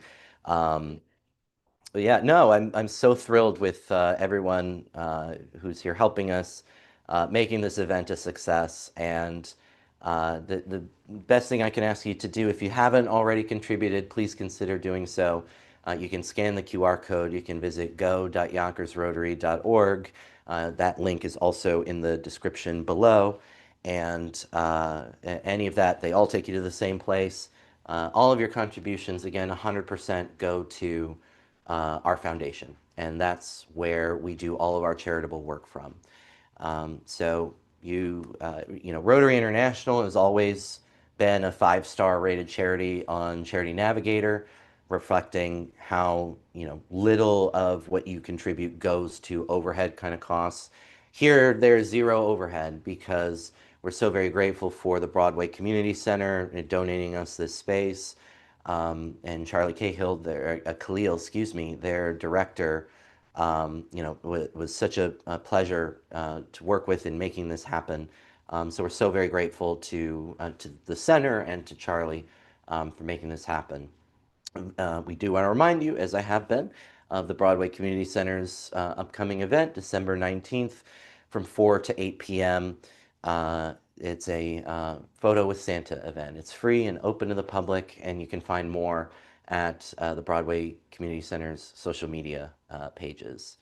Um, Lauren Finnegan, our newest club member, doing an amazing job helping keep me with some content that is a little more engaging than what I otherwise would be taking you through some very boring, legal continuing education courses that I teach. Yeah, Surprise Alan Hour. It's great. Go either way. Lauren asks, serious or fun? So here, you know what? I'll just give you this. You just keep it, and then that way. There, yeah. So there you go. We'll just You do can hear that. me? Okay. Yeah. How about a fun one? Do you have a collection of anything, Alan? A collection. You a collector? I have a seashell collection. My mom has a what is it? Postcard collection? My grandma, I think, has some stamps. I don't know. Or did you when you were a child? Did you have you must have comic books or anything? Not comic books. I did have stuffed Figures? animals. I enjoyed my little stuffed animals. Um, I did collect Pokemon cards for a little Ooh. while. That was the Favorite fad. Pokemon. Huh? Favorite Pokemon. I still play some of the new games, but there's so many. God, I don't Mm. know. I'd have to think about that. I mean, everyone wants to say Pikachu because that's the mascot, but I'm sure I can do better. Mm. But yeah, I guess beyond those two things, I think that was kind of it as far as collections. Yeah. Um, Hmm. I don't think I collect anything nowadays. I'm trying to Mugs. think. Everyone's got mugs. Yeah, I have some of that, some of Yeah. that swag, but Hmm. Let's see. yeah, I don't think Yeah, so. no I don't know why I'm collecting. not No, all doing good. that. Hmm. Okay, how about another reflective one? What brings you the most joy? What do you feel gratitude for? Oh goodness. A little more Joy, serious. joy and gratitude. I Yeah. mean, It could be simple. well, What brings you joy? yeah, well, I mean, well, I'll start with gratitude. I mean, there's so much to be thankful for, and that's That time of year. well, it is that time of year, but it is one of the teachings in sobriety as well, that focus on accept the things you cannot change, have the courage to change the things you can, and the wisdom to know the difference. Um, and oh, Jeffrey, I collected Sorry, I laughed, no, not you that's at fine. I Jeffrey. collected $100 bills. That's a great collection to have. I wish I had that collection.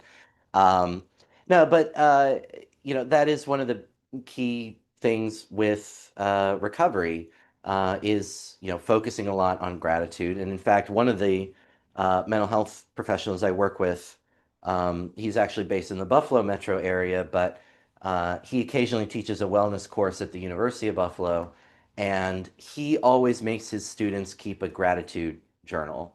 And he has them get just the black and white composition notebook, nothing fancy. And every day they have to write two things. That's it.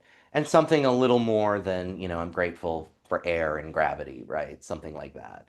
Um, so, and he finds, and the students report that their mood consistently improves over the course of doing that, that it makes a real difference in their well-being.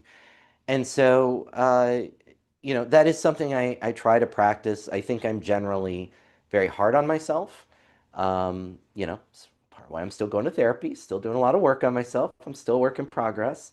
Um, but I think it's so important that we each practice gratitude, and it is an ongoing challenge.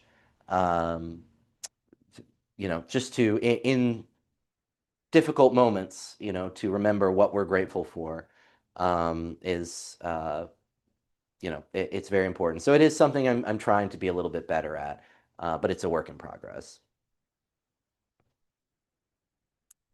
Let's see, what else have I got?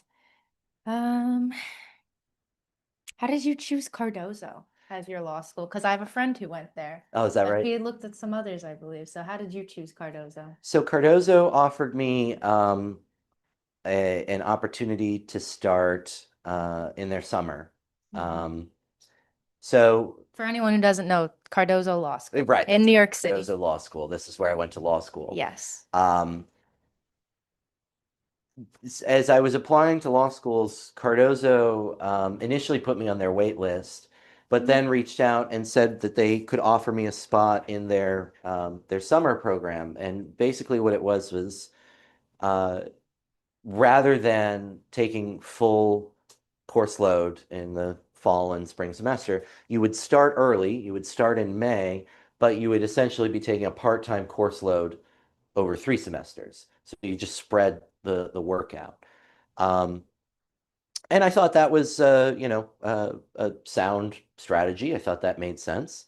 And so I agreed to do it. So that was it. I wanted, I knew I wanted to be in New York for law school, but I had applied to a number of different schools, and Cardozo was kind of the one that came back with the what I thought was the best offer and the smartest decision. So that's how I picked my law school.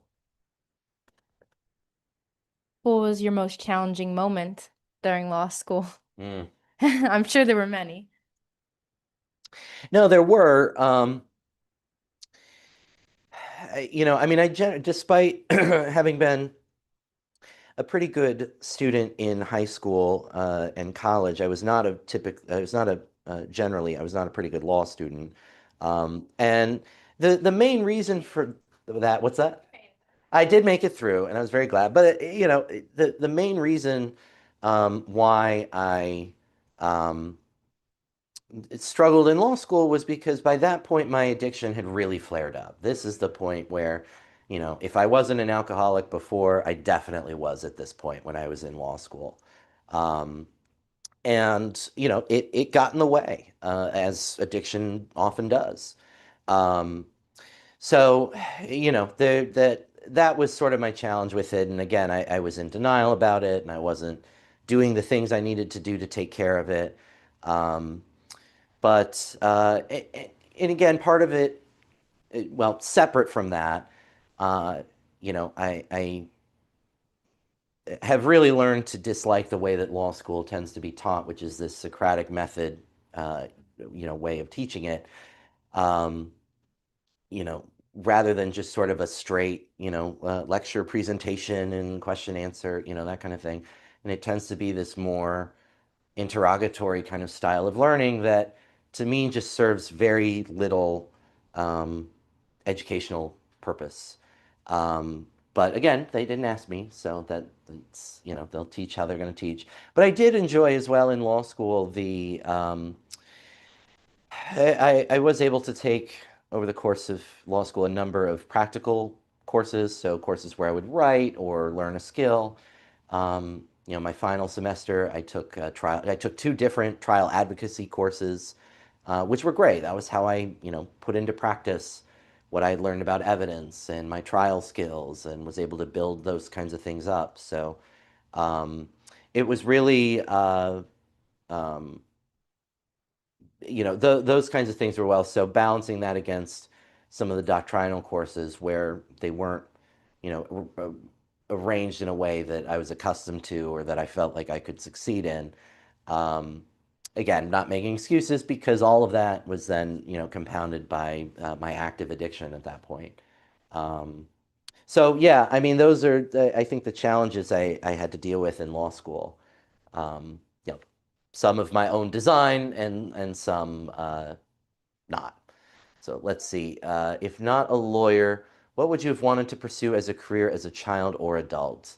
Um, I don't know what I would have wanted to pursue as a child. The way I found the legal profession and decided that it was what I wanted to do was by looking at my dad as a police officer, because my maternal grandfather, my mom's dad, was also a police officer, albeit in Buffalo. Um, and both my parents being in the military, um, both of my grandfathers were in the military, and I thought, oh, is this law enforcement military thing, sort of what I'm destined for? Um, and so I took a look at what my dad did, and it was interesting, but not the kind of thing that I felt like I personally wanted to do. And so I started looking at what happened after he did his job, and that was prosecution. And that was where I started to see, oh, this is something that really speaks to me. Um, so, that was how I kind of found that. So I don't know that I could have found anything else as a kid. Now, alternative careers I have thought of. Um, I think I could coach debate. I do think I would enjoy that. And again, just really take the work I'm doing into schools and just do it directly. I think I would enjoy that. Um, because of all my mental health work, a lot of my colleagues, will say, you should just go be a therapist, right? I don't know if I have the emotional strength to be a therapist, but as an alternative career, it's an idea. Um, I think those are kind of the two that I've really thought of as an adult. Um, but let's see, if you were to go on any TV game show, which one would it be and why?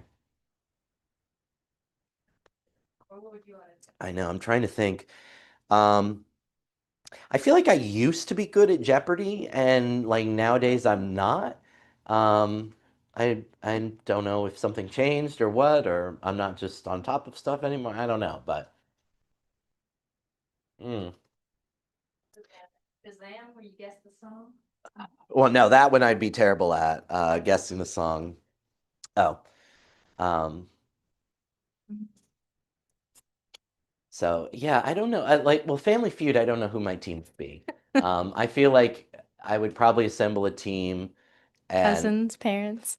what's that? Cousins, parents. Who would Well, no, you but I feel like who I'd would you I'd pull? build a team and just I'd be one of the families that's just like that answer was stupid, Mm. which kind of ruins the whole atmosphere. But Is that the one um, with Steve Harvey?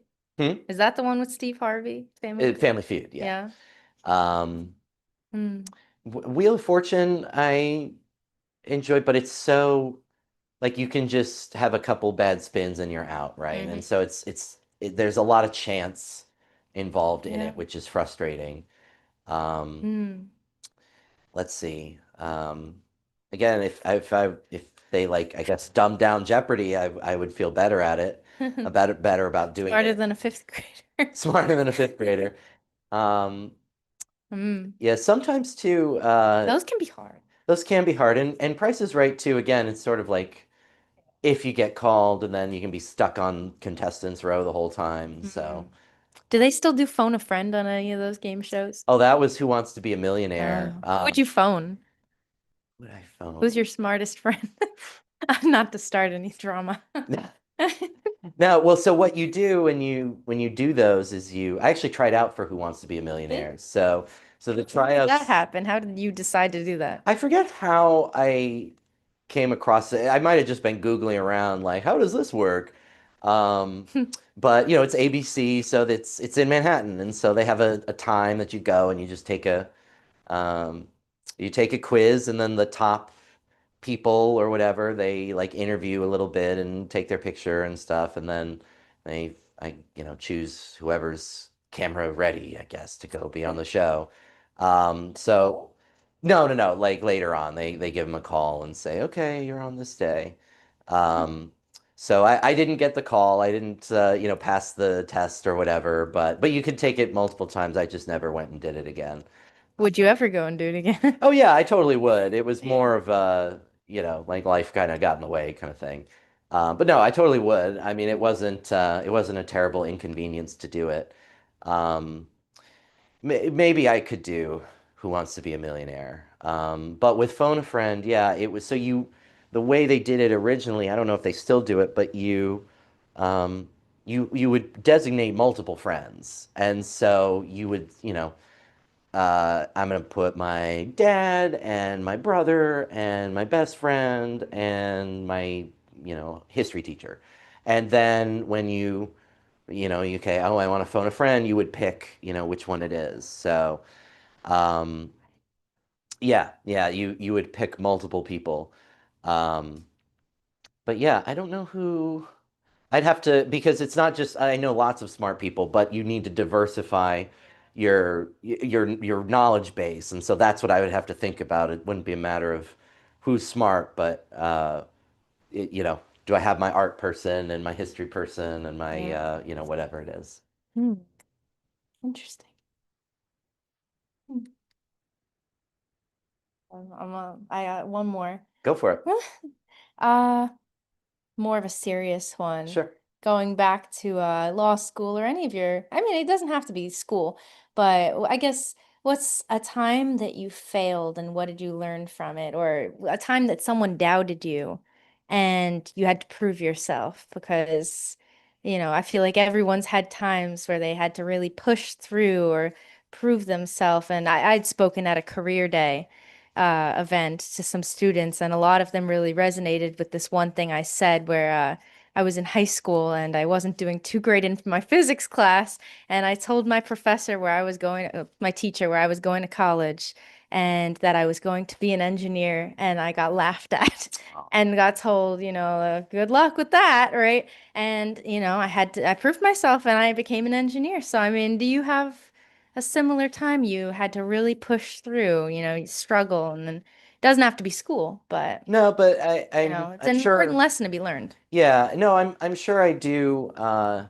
If I could, think through it. But I think because you said law school, the first thing that came to mind was um, I had a very uh, odd torts professor, torts civil wrongs, negligence, assault, battery, all kinds of things. We spent an inordinate amount of time on public and private nuisance.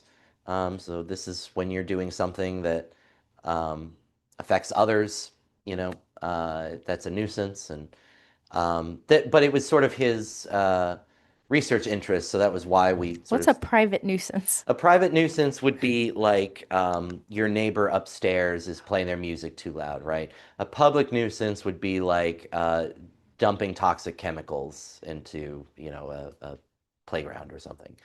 Um, well, it's called public nuisance, and then the state goes about it in its own way. But anyways, we spent all this time on it, and very little time on all these other subjects that are normally part of the torts curriculum.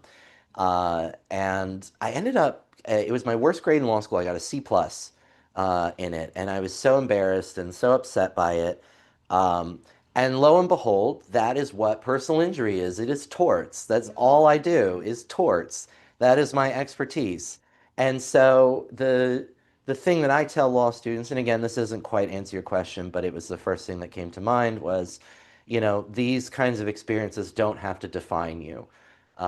If assuming my torts professor remembered me, and you were to tell him, can you believe he's now an expert in it, right? He probably wouldn't have because I wasn't a great student.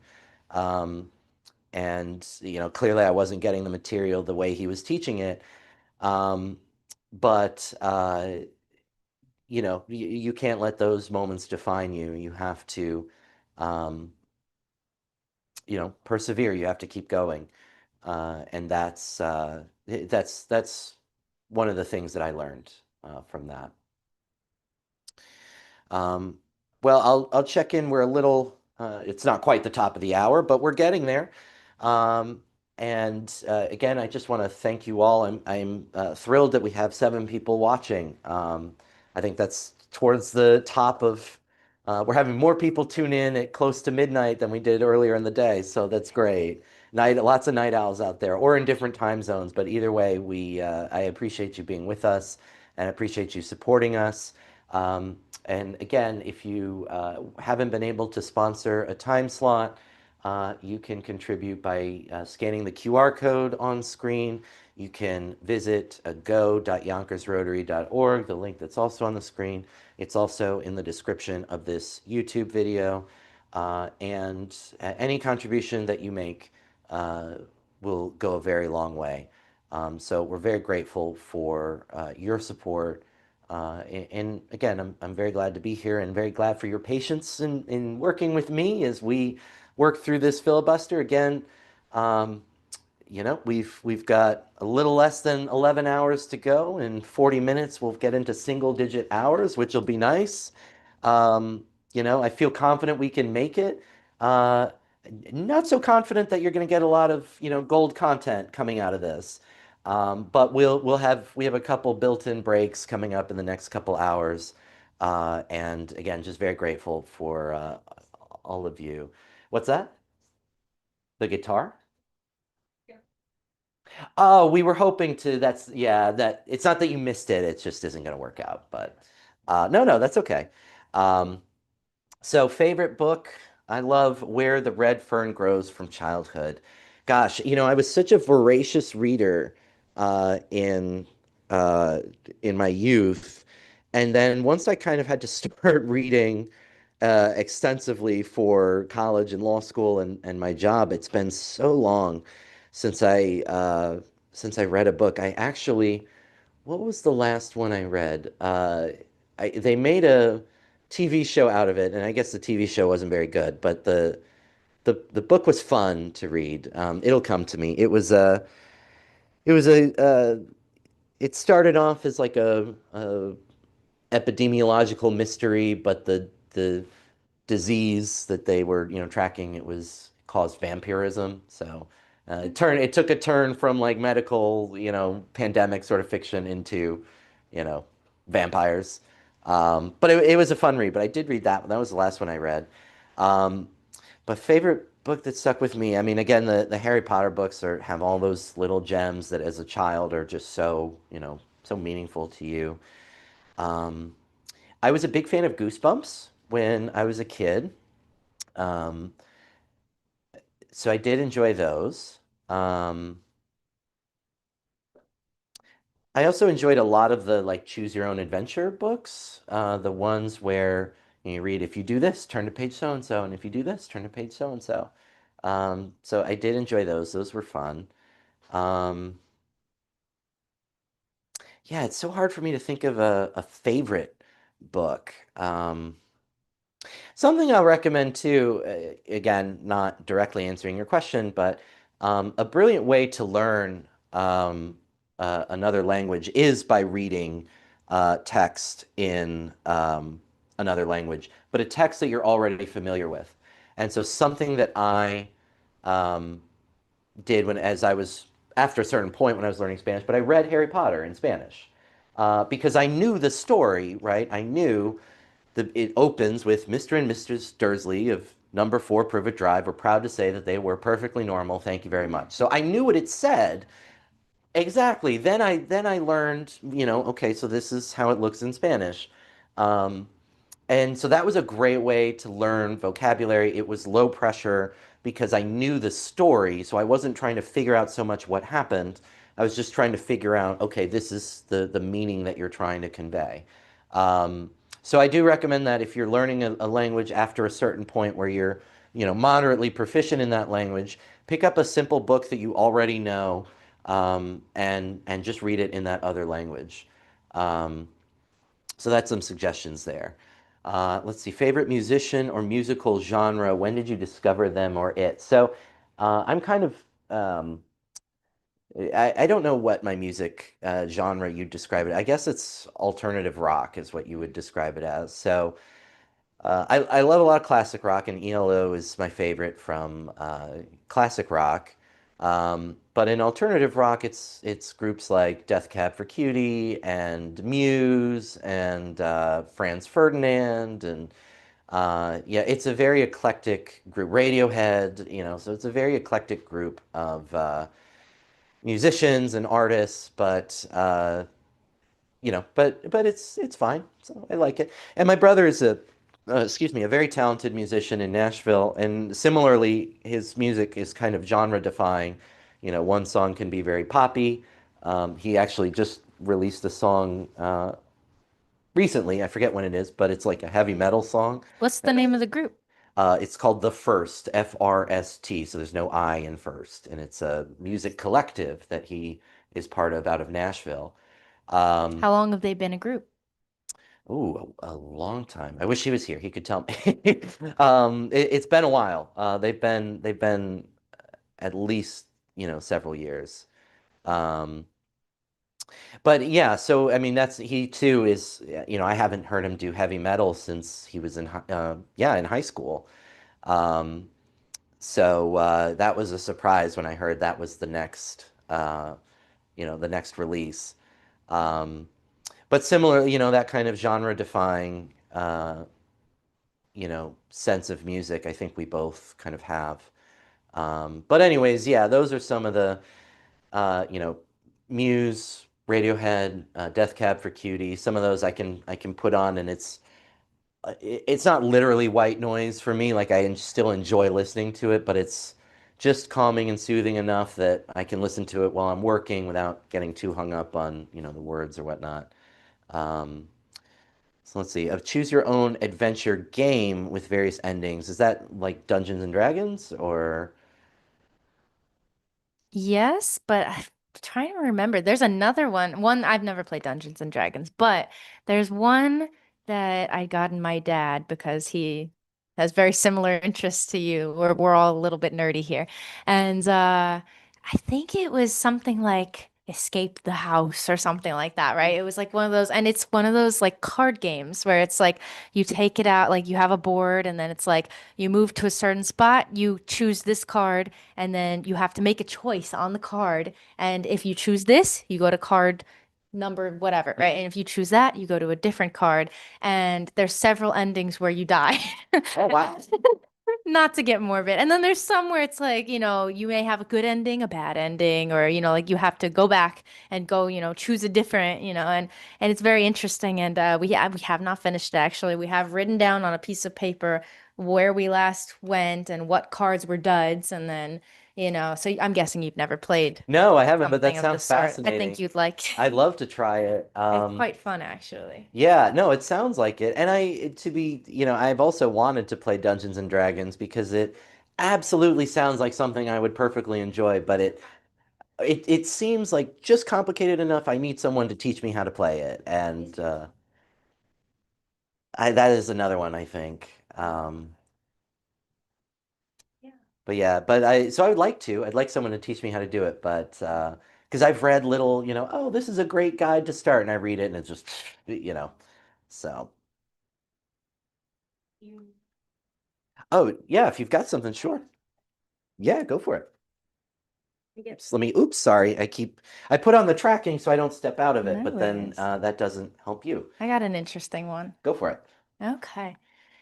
An interesting one. It's stuck over here now. We're stuck over Oops. here now. We'll switch it Oh, back. my bad. 1 second. Here. Technical difficulties. I thought I turned the tracking off. There we go. Now we're good. There we go.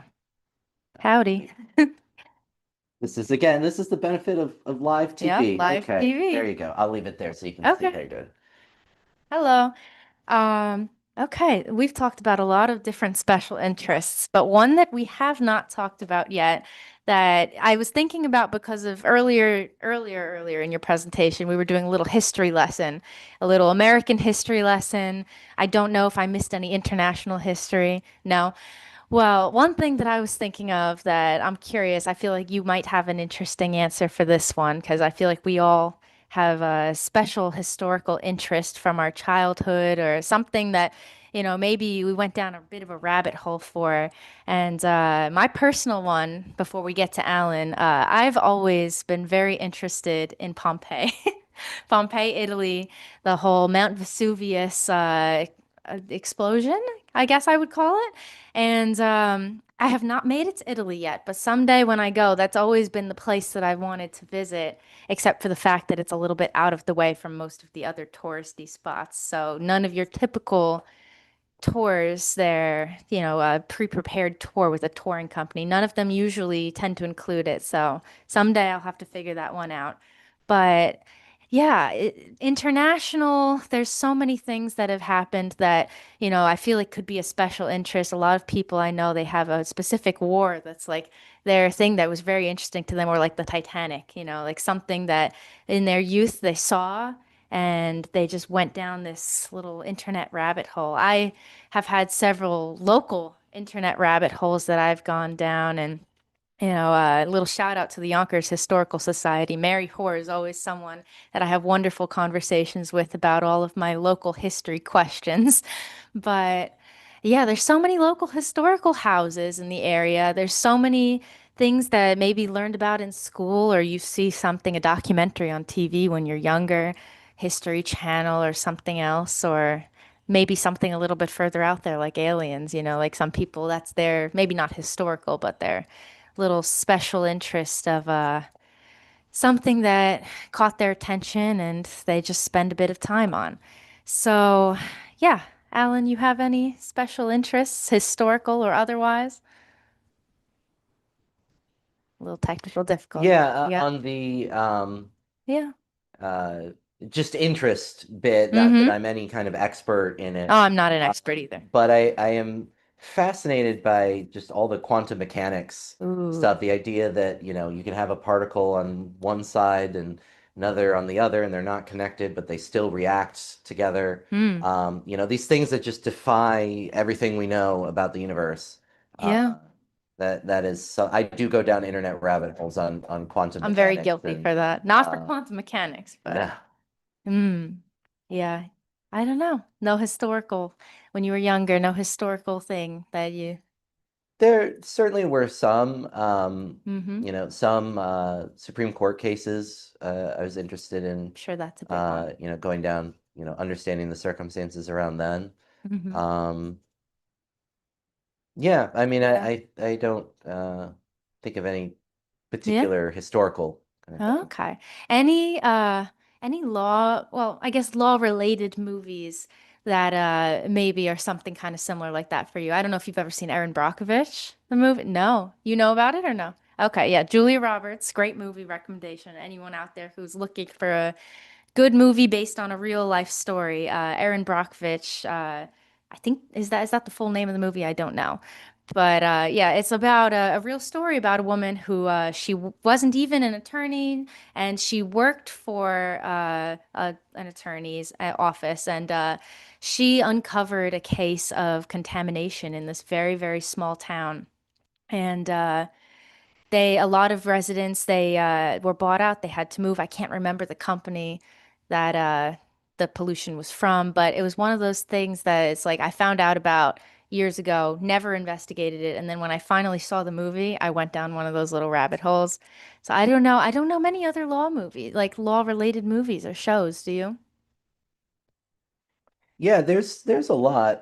It Mhm. just depends on how much law you want in it. So, Yeah. Law and Order or Boston Legal What or, is Law and Order? well, Law and Civil Order Rights is one I saw. is Suit. Yeah. So you have all those. In film you Hmm. have oh my gosh, I'm blanking on the name. Well, My Cousin Vinny is one of the Oh, best. I take it back. I've seen more than I thought. That My is cousin that is Vinny. an excellent one, and that is every lawyer's dream is to Mm. be My Cousin Vinny. Yep. Um, oh my Hmm. gosh, You ever seen Legally Blonde? I haven't, but that No, is great another one. movie. Um, Elle Woods, love her for anyone else who knows.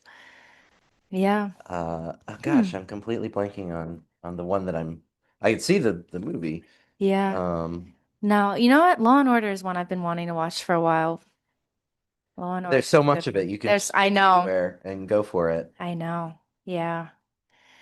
I don't know. Internet rabbit holes. Local history, like I said, that's one of the ones that I really love to look at. And one of the interesting ones that I went down, I don't even play golf, but I know that a lot of people in the area play golf. And I believe, if I remember correctly, was it Yonkers was the birthplace of golf, supposedly? Right? Now, you have to look that up. But Yonkers, supposedly, I've read that it's somewhere that it was the birthplace of golf, like the very first golf club. I might be, don't quote me on this. I'm pretty sure that I heard that the very first golf club, like, not country club, I don't know what I would call it, was here in Yonkers, somewhere near Palisades Avenue, and that's where the game started. And yeah, I did a little bit of internet rabbit hole about that. And that's just one of those interesting things. It's like you don't even know all the things about where you're living. I mean, Alan, you live in Yonkers, and look at that. You learned a new thing about Yonkers today. I did, and I did Google it, and Is correct? it I think it is, I'm pretty sure I'm which is correct on pretty that. incredible. But Yes. And New York City has a zillion interesting things historical wise. Central Park alone, or just the formation of the streets, very interesting. oh, sure. And part of oh, there we go. Yeah, Suzanne, Rainmaker, Devil's Advocate, 12 Angry Men. Oh, 12 Angry Yes, Men. those are all. And The Thank you, Verdict Suzanne. is the That's a one good that I one. was thinking of. The The Verdict. Verdict. What's that about? It's an older film, Yeah. but it is about an alcoholic attorney who takes on a big personal injury case, or medical malpractice case, and then sort of finds his virtue along the way, kind of thing. So That's very good interesting. movie. Paul Newman plays Oh, plays the lawyer, so yeah. definitely worth a Interesting. watch. Hmm. Yeah. I don't know. It was one of those things. I feel like you know more about the different law movies than me because that's, like I feel like you focus on, maybe not focus on, but we all probably gravitate towards content like movies, TV, media regarding, like our particular line of passion and interest. Like I definitely going back to Erin Brockovich. I gravitate more towards content of that sort because aside from civil engineering, environmentalism is a special interest of mine, something I'm very passionate about. Anyone who knows me knows that recently I've become very involved with Groundwork Hudson Valley. Little shout out to them. And their environmental projects around Yonkers and Westchester. And it's one of those things that environmentalism and media, immediately something catches my eye. So I can imagine you've seen much more law content than I have, Yeah, but and it's funny for yeah, different people. Some different some people people, hate watching different it interests. because they keep seeing all the inaccuracies. Hmm. For me, that's actually the fun bit, getting to see, Yeah, nope, that objection wouldn't have been sustained, or no, you wouldn't have been able to ask that question. that would go right over my head. Right. Well, again, Yeah, because it's my expertise, as you yeah, said. Yeah. yeah. It's one of those interesting things. But yeah, Alan, we'll switch back to you. But thank you so much for being a huge help. Oh, you can handle that one. And giving me a little break, and we'll have some other breaks later on. But again, we're a little bit past midnight. We made it into Sunday. So thank you again for being with us, and I still can't believe several of you are still with us. Um, it's so great to be doing this project with such wonderful, caring people, and about to raise money for causes that we all really believe in. So it's 12:07 here on the East Coast of the United States. I'm Alan Gray. I'm the president of the Rotary Club of Yonkers-East Yonkers, and I am so very grateful to be doing this project with you. If you haven't contributed already to our fundraiser effort, you can scan the QR code. You can go to the link, go.yonkers.rotary.org/donate, and that will take you. That link is also in the description of this YouTube video, and that will take you to our donation page. And I want to give a shout out and thank you to Suzanne Schwartz. As I was mentioning earlier, she is the current president of our Goodwill Toastmasters Club, the club in our district that embodies this alliance between Rotary and Toastmasters. I'm thankful to her for her contribution to our efforts since I last did our check-in. So thank you very much, Suzanne, for supporting this work. And Suzanne, again, is a great example of Rotarians putting their knowledge, background, and expertise to good use to serve their community. So Suzanne, as I mentioned in the last segment, is from Germany, and she helps coordinate her Rotary Club's annual Oktoberfest celebration. And she's able to do it authentically and with real knowledge of how this event is supposed to work. So it's every October in Leonia, New Jersey. I highly recommend it and encourage you to go. So that's just an example of, and Suzanne does a lot more. She's more than just a woman from Germany. She's an amazing engineer in her own right and an excellent public speaker. Just again, a wonderful person, a wonderful Rotarian, and an example of what Rotary is all about, putting our background, knowledge, and experience to use to serve the greater good. And that's what we're here for. So a lot of different projects that we have coming up to support that we'll be using your funds to support. We have our upcoming LifeVac project. This is it stems from a conversation I had at the President-elect Learning Seminar, PELS, which is a conference every president-elect goes to before they take over as president of a Rotary Club. And these are usually large events organized by multiple districts.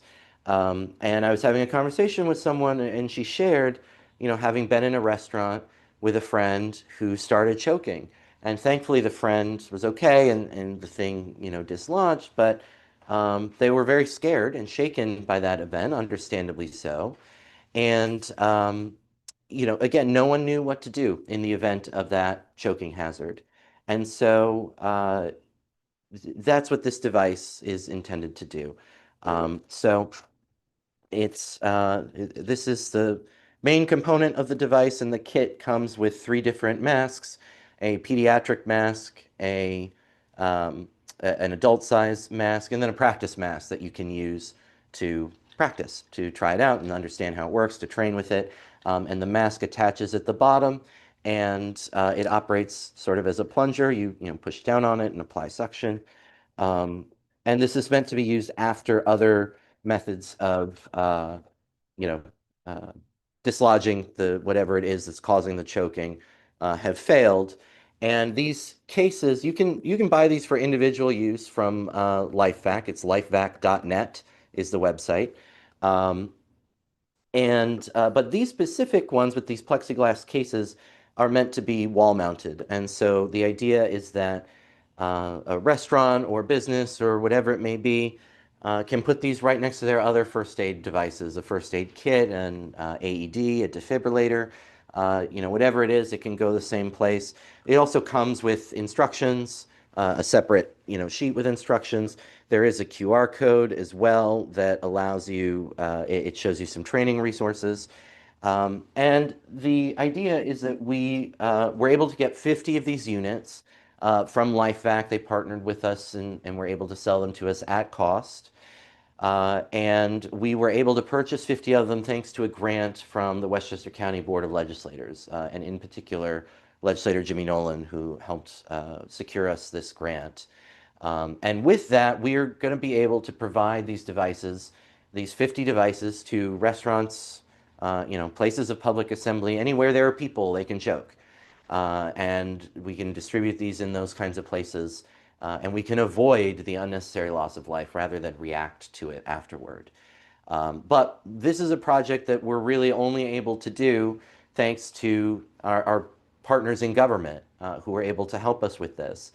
And we don't have the luxury of that kind of partnership on every project that we do. And so the money that you are contributing goes to many of these projects that we undertake, even projects we would like to undertake in the future. Knowing that we have the financial stability to do that expands our ability to take on additional projects. Some of those projects, that we've already done, that I've described, our literacy project, where we distribute pencils to every first grader in Yonkers, public or private. It doesn't matter. And again, the idea here is that for some students, those basic supplies just don't exist. We don't think about the difficulty in getting a writing implement. We have several here in this room as we're doing this event, right? And it's not anything we ever thought about. But for some people, that really is a struggle. And so by providing those supplies, these basic supplies to our young people, we're at least able to help ensure that they can get the education that they deserve. We also have our turkey distribution that we did recently, helping support some needy families in Yonkers who might not have otherwise been able to have a pleasant Thanksgiving. Hopefully we were able to brighten their days a little bit more. We have upcoming our holiday, or rather our gift card collection for My Sister's Place. My Sister's Place operates 3 domestic violence shelters in Westchester, one of which is in Yonkers. And they have asked for people to collect or to donate gift cards in amounts of $25 and $50. And the reason they do this is there's several reasons. Initially, we thought about doing a toy drive to help children in these shelters who might not otherwise have a pleasant holiday. But what they, in talking with the shelter, they explained, and all of this made sense, we just didn't know. But that number one, giving someone a gift card can be a little more discreet, especially when they are still interacting with their abuser for whatever reason that they may be, whereas coming in with a new toy or new object can sometimes provoke a confrontation. Number two, it gives victims of intimate partner violence a little more agency over their lives. They get to choose how they are spending this in a way that empowers them rather than making them feel dependent on others. And number three, of course, the same reason anyone gets a gift card, you get to choose what you want or what you need. And so different people's needs vary. What might be really helpful to one person may not be at all helpful to another person. And so this allows them to shop based on their particular needs. So again, this is what Rotary is all about. We didn't know a problem existed until we spoke to someone and we understood how we could help address it and help ameliorate it. And that's the whole point of Rotary. That's what we're aiming to do, to solve problems that not all of which we know exist, but once we know, the question is not if we can help or whether we'll help, but simply how. What is the best way for us to be of assistance? And additionally, we can never predict the needs that will come up in the future. We very often will donate in response to humanitarian crises or natural disasters. We did that at the outbreak of the war in Ukraine. We have done that in response to hurricanes in Haiti and Texas, and hurricanes spawn all over the world, or typhoons in parts of the world, but weather emergencies and natural disasters occur, and people need help. And we're sometimes on the receiving end of that help. As I mentioned in the previous segment, after the September 11th attacks, Rotarians from all around the world reached out to our district to say, what do you need? How can we help?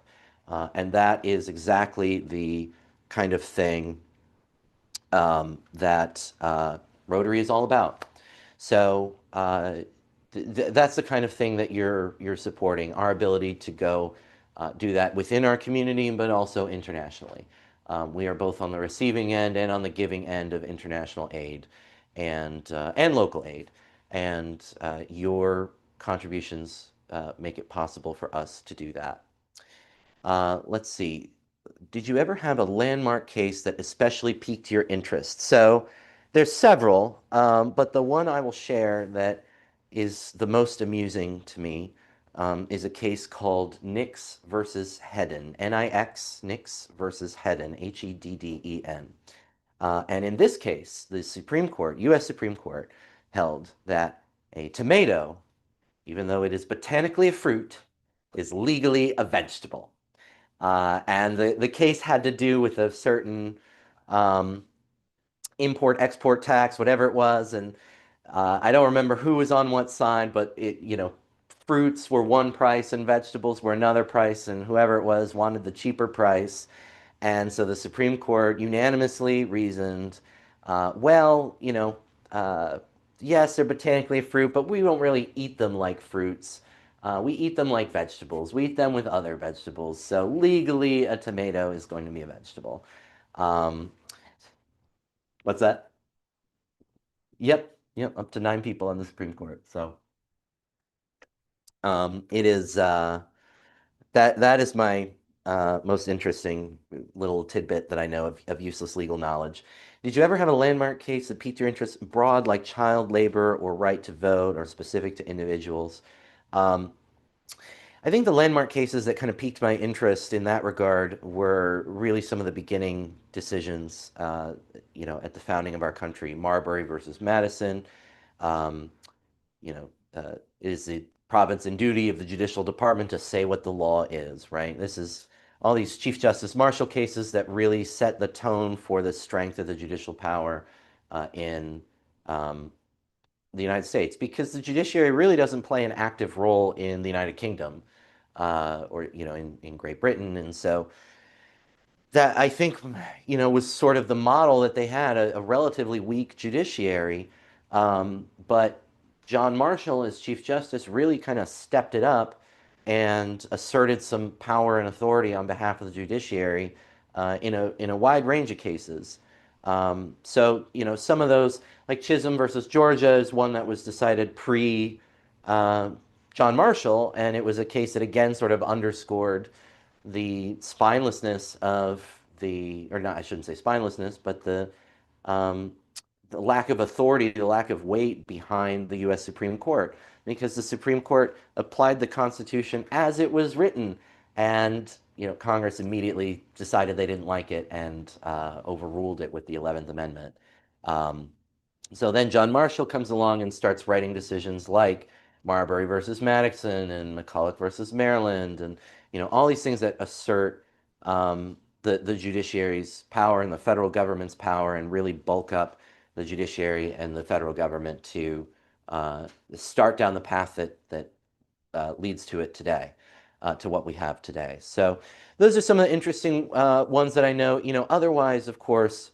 Um, Brown versus Board is a case, of course, that we all know about, but one of the things that came out of it as well was, uh, so what initially happened after Brown versus Board, which is the Supreme Court case that said states have to, you can't segregate on the basis of race. Separate is inherently unequal. So you needed to integrate schools. That was what Brown versus Board was particularly about. Um, and then there followed some other litigation for other public accommodations. But initially in Brown, the school board, the Board of Education, said, "Okay, we'll obey, your order. We will desegregate when we feel like it, right? When we get around to it. You didn't put a time limit on it, so we'll do it, but it's going to take us, a very long time to do it." And the case went back to the Supreme Court a second time, and the Supreme Court added, no, you have to do this with all deliberate speed. Those were the words they put in there. You need to desegregate with all deliberate speed.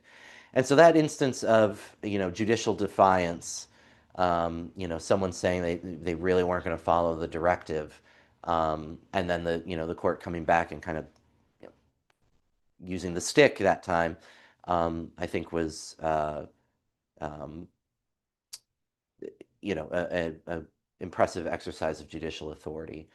I was always intrigued by the Gitmo cases, and that's why I wrote my senior thesis on them. But going back to Brown versus Board, what then happened was, as I said, Brown versus Board specifically dealt with schools.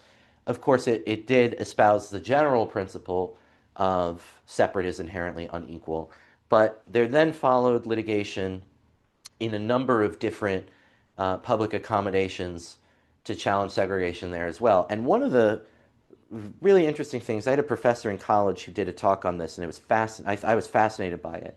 But it had to do with racial segregation in state parks.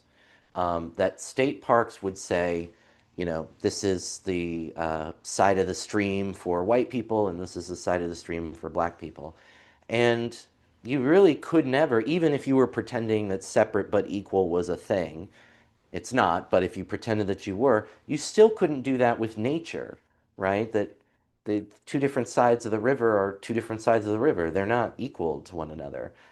So there was some very interesting litigation that grew out of Brown versus Board with regard to state parks and with regard to nature.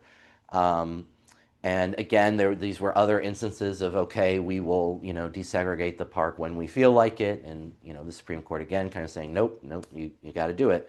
But all these other instances really kind of get overshadowed by Brown versus Board. And that's not, meant as a criticism. It's just that is how history has taken it. That the Brown v. Board kind of has the spotlight, and all of the sort of secondary litigation that came out of it, doesn't have as much attention. But that's not to say it wasn't just as equally important. All kinds of other cases too that I could talk about, and some good and some bad. We don't get where we are without the good and the bad. So,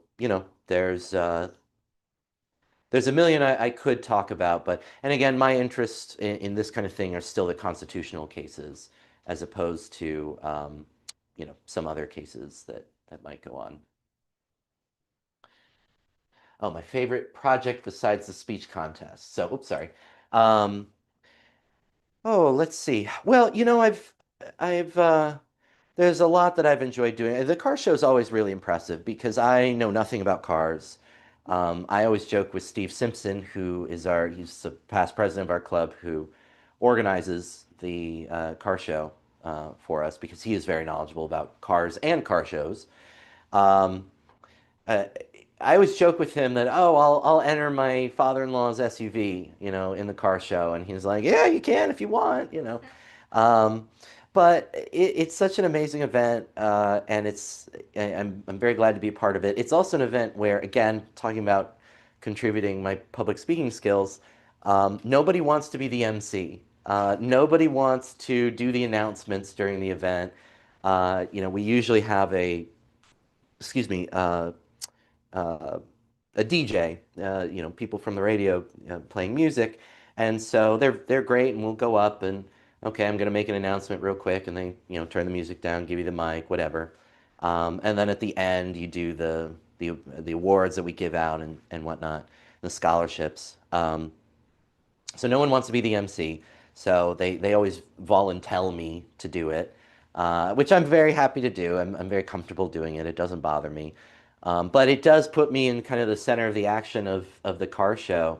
And it's really exciting and inspiring. You got people, some of whom have some really impressive cars and really cool looking cars. So you get to kind of see that. But you get to see, again, the positive impact that you're having on a lot of people. So I really do enjoy the car show. Something else it's not really a Rotary project, but it is a Rotary experience that I enjoy. I have been invited on different occasions to participate in some Rotary training events. And I'm very grateful for those opportunities, again, just to share my background and experience with my fellow Rotarians. And if you followed us on social media, you saw one of the posts I put in anticipation of this event was me in heels, in red heels, and I was doing a presentation on expanding Rotary's reach to bring into Rotary populations that might not otherwise feel included. And wearing the heels made the point of, I was trying to explain about unconscious bias, that, everyone in the room, or at least almost everyone in the room, already knew who I was. They knew my story, they knew what I was about. But when you see someone, dressed in a way that you don't expect, you might, even if it's just subtle, you might go, well, what's going on here, right? And it's simply being aware of those kind of responses. That's the whole point of unconscious bias. It's not that it makes you a bad person. It's simply being aware of your experiences, being aware of what's going on in your head. And just by being aware of it, you can then, depending on what you need, whether it's change the behavior, control the behavior, whatever it is. And the whole point of the entire exercise within the Rotary context was that if you have someone come into your club, you want to be as welcoming as possible. And so how do you do that, right? And unconscious bias can be a way that gets in the way of you becoming a welcoming club. And the same is true for anything. It could be your business or your home or whatever. So it's not something unique to Rotary, but it can be, it is just something to be mindful of. If you're interested, by the way, you can Google, I think it's Harvard Implicit Association Test, I think it is. Basically, these researchers at Harvard have put together a test you can do online. It's free. It doesn't, you don't register. It doesn't cost anything, but it just shows you, what does unconscious bias look like, uh, and again, it's all about awareness. It's not meant to judge, but doing that presentation was a great experience, and I've had other opportunities to do similar presentations. And so again, the idea of being of service isn't just limited to our community. Sometimes it's within Rotary as well. And whenever that is, I'm thrilled to be a part of it. Um, and with that, it is 12:30 on the East Coast here in the United States, 12:30 in the morning on Sunday, December 7th. I'm Alan Gray, president of the Rotary Club of Yonkers-East Yonkers, and we are less than 10 hours away from concluding our 25-and-a-half-hour filibuster. I am so very excited to be doing this project and thankful for all of your support in making it happen, especially among all of the amazing people helping to make this happen was the Broadway Community Center, who gave us the space that we're in now that we're doing this. And again, that was one of the biggest logistical challenges that we had putting this together, because at the worst case, I was going to do this in my living room. But that's just not the same thing as having a space where people can come and see this in action. And my club members can come and be a part of this fundraiser as well. Not that they've been a part the entire time, but they can be a part of today as well. And the support that I care. So very grateful as well for Lauren, my audience of one, way past everybody's bedtime, and helping, having me yield to some questions to give me a little bit of a break and catch my breath as we go along. But we will take a break in a little bit. If you haven't been able to contribute already, you can do that by scanning the QR code. You can visit the website, go.yonkersrotary.org/donate. That link is also in the description below in this YouTube video. And all of that takes you to the same place, and any contribution that you give is welcome. And it goes straight 100% into our community service projects. Rather into our foundation, which we're then able to use for our community service projects. So Lauren, your question was favorite Rotary fun fact? Yeah, favorite Rotary fun fact. I was just thinking about my favorite thing that I've learned that really surprised me was the fact that Rotary really helped end the spread of polio. And I was wondering, was that, something that was your favorite Rotary fun fact, or is it something else? No, that is something that when I'm explaining when I'm explaining Rotary to people, that's usually the thing that I pull out, because people have heard of that, right? They've heard of Rotary working to eliminate polio, and that just started as a club project. That was a club who wanted to work on it, and it expanded and expanded and expanded until it became Rotary's thing. And they did it. I mean, or are doing it. They've almost done it. In the past year, there were, I think, 12 cases of polio in Afghanistan and Pakistan, and those are the only two countries where wild polio remains. So as far as I'm concerned, polio will be eliminated in our lifetime, which is just amazing.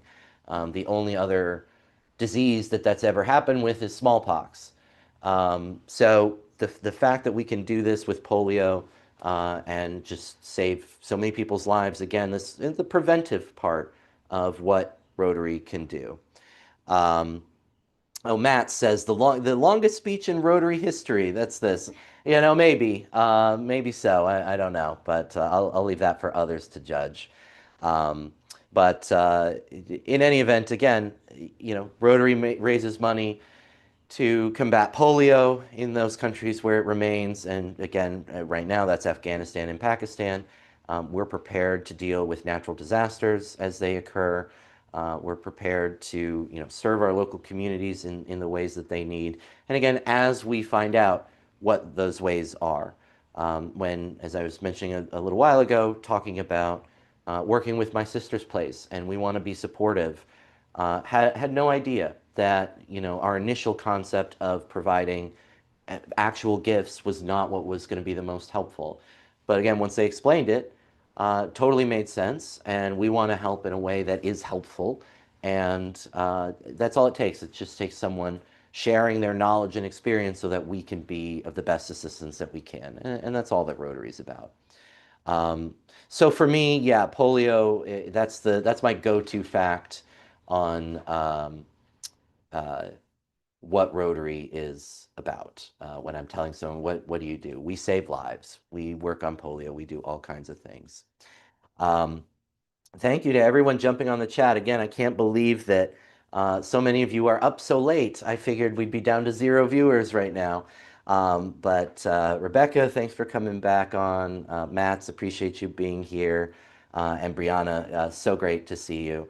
And Brianna actually is someone who, again, exemplifies the impact that we aim to have. So Brianna won our first speech contest. She was the winner. And it wasn't close. She won, hands down. And we offered all of the participants in Goodwill in the speech contest to come be a part of Goodwill Toastmasters, to continue their public speaking journey beyond just this contest. And Brianna's the only student who took us up on that offer. And she continued coming to club meetings and being an active part of our club, even though she wasn't yet eligible to be a full member. We learned after we started doing that, Toastmasters says you have to be 18 in order to be a Toastmaster. So yeah. So we looked into other ways to sort of bring, Brianna into the club, but ultimately we just had to wait until she turned 18. And so now she's a full member of our club. But again, watching her grow and develop her public speaking skills, and again, I have heard her describe this, that, the fortuitous circumstance, just the random event of a teacher mentioning the speech contest. And she said, sure, I'll give it a try. That has now led into such this profound effect on her life. That's what we're trying to do. We're trying to make these opportunities available for as many people as we can. And Brianna is an amazing student. She's going to do amazing things. And we're glad to have I'm glad, I know I speak for others in saying we're glad to have played just a small part in her journey.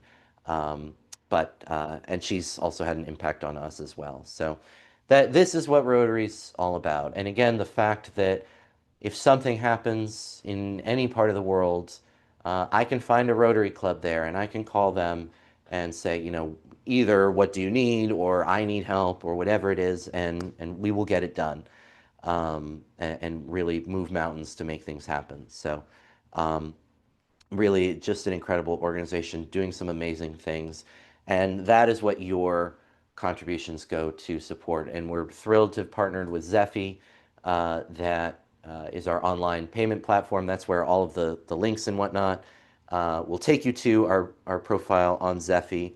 And Zeffy doesn't charge us a service fee. Every other platform does. Now, Zeffy will ask you on the second page when you're making a contribution whether you want to contribute to their work, because that's how Zeffy makes its money in order to do its business. But they don't require it. If you're not able or willing, you just set it to other and enter 0, and then there's no fee for you either. That's how we're able to ensure that 100% of your contributions go into our foundation so that we can do some great service work. And we're a little over halfway to our $10,000 goal. So again, the best thing I can ask you to do, if you haven't contributed already, is to please do so. And even if you have, just to share this across your networks. Because again, just like we can't solve a problem if we don't know it exists, no one can help us reach our goals if they don't know what we're doing. So that's why I am doing this, putting my skills to the best use that I can. And the best skills that I have to offer are my background in speech and debate. Um, so this is doing a filibuster is something that I've always wanted to do, but I don't anticipate being elected to the Senate anytime soon where I can do a filibuster. So this is pretty great. You know, we've been going for 15 hours and 40 minutes or so, and I'm pretty sure I've probably broken some filibuster records already, but we're going for the big one, which is Cory Booker's 25-hour, 5-minute speech.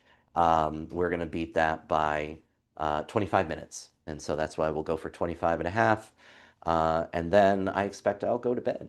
But, you know, in the meantime, to accomplish this feat, you know, something I've always wanted to do, this endurance contest, because as I've said before, many other sports and activities have endurance contests. You know, you can do sprint running and swimming, and you can do marathon running and swimming.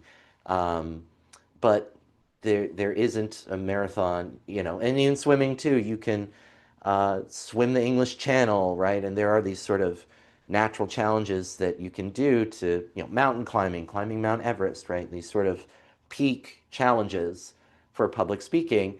And this is, I think, the best endurance, or the only endurance contest that there is for public speaking. And I've done lots of speech and debate tournaments, you know, starting 22 years ago in high school and going through college and law school, even as an adult competing in some contests available to adults and within Toastmasters as well. But none of those are endurance contests. And this is the only way I know how to do that. So I'm very grateful for your support in making this happen. And the idea in making this a fundraiser, again, goes back to the idea of when I was in elementary school, and maybe you had a similar experience, or if you're a parent, maybe your child has had one of these where, you know, it's a fundraiser along the lines of, you know, see how many times you can jump rope, and however many times you jump the rope, you know, they'll pledge to give you a nickel, right? And then you find out, okay, I jumped 100 ropes, so you know, you pledged 5 cents a rope, so, you know, here we go. Something like that. I remember those in elementary school, and I wasn't good at any of the physical things that they were asking for, so I never did any of the fundraisers because I wouldn't have raised any money.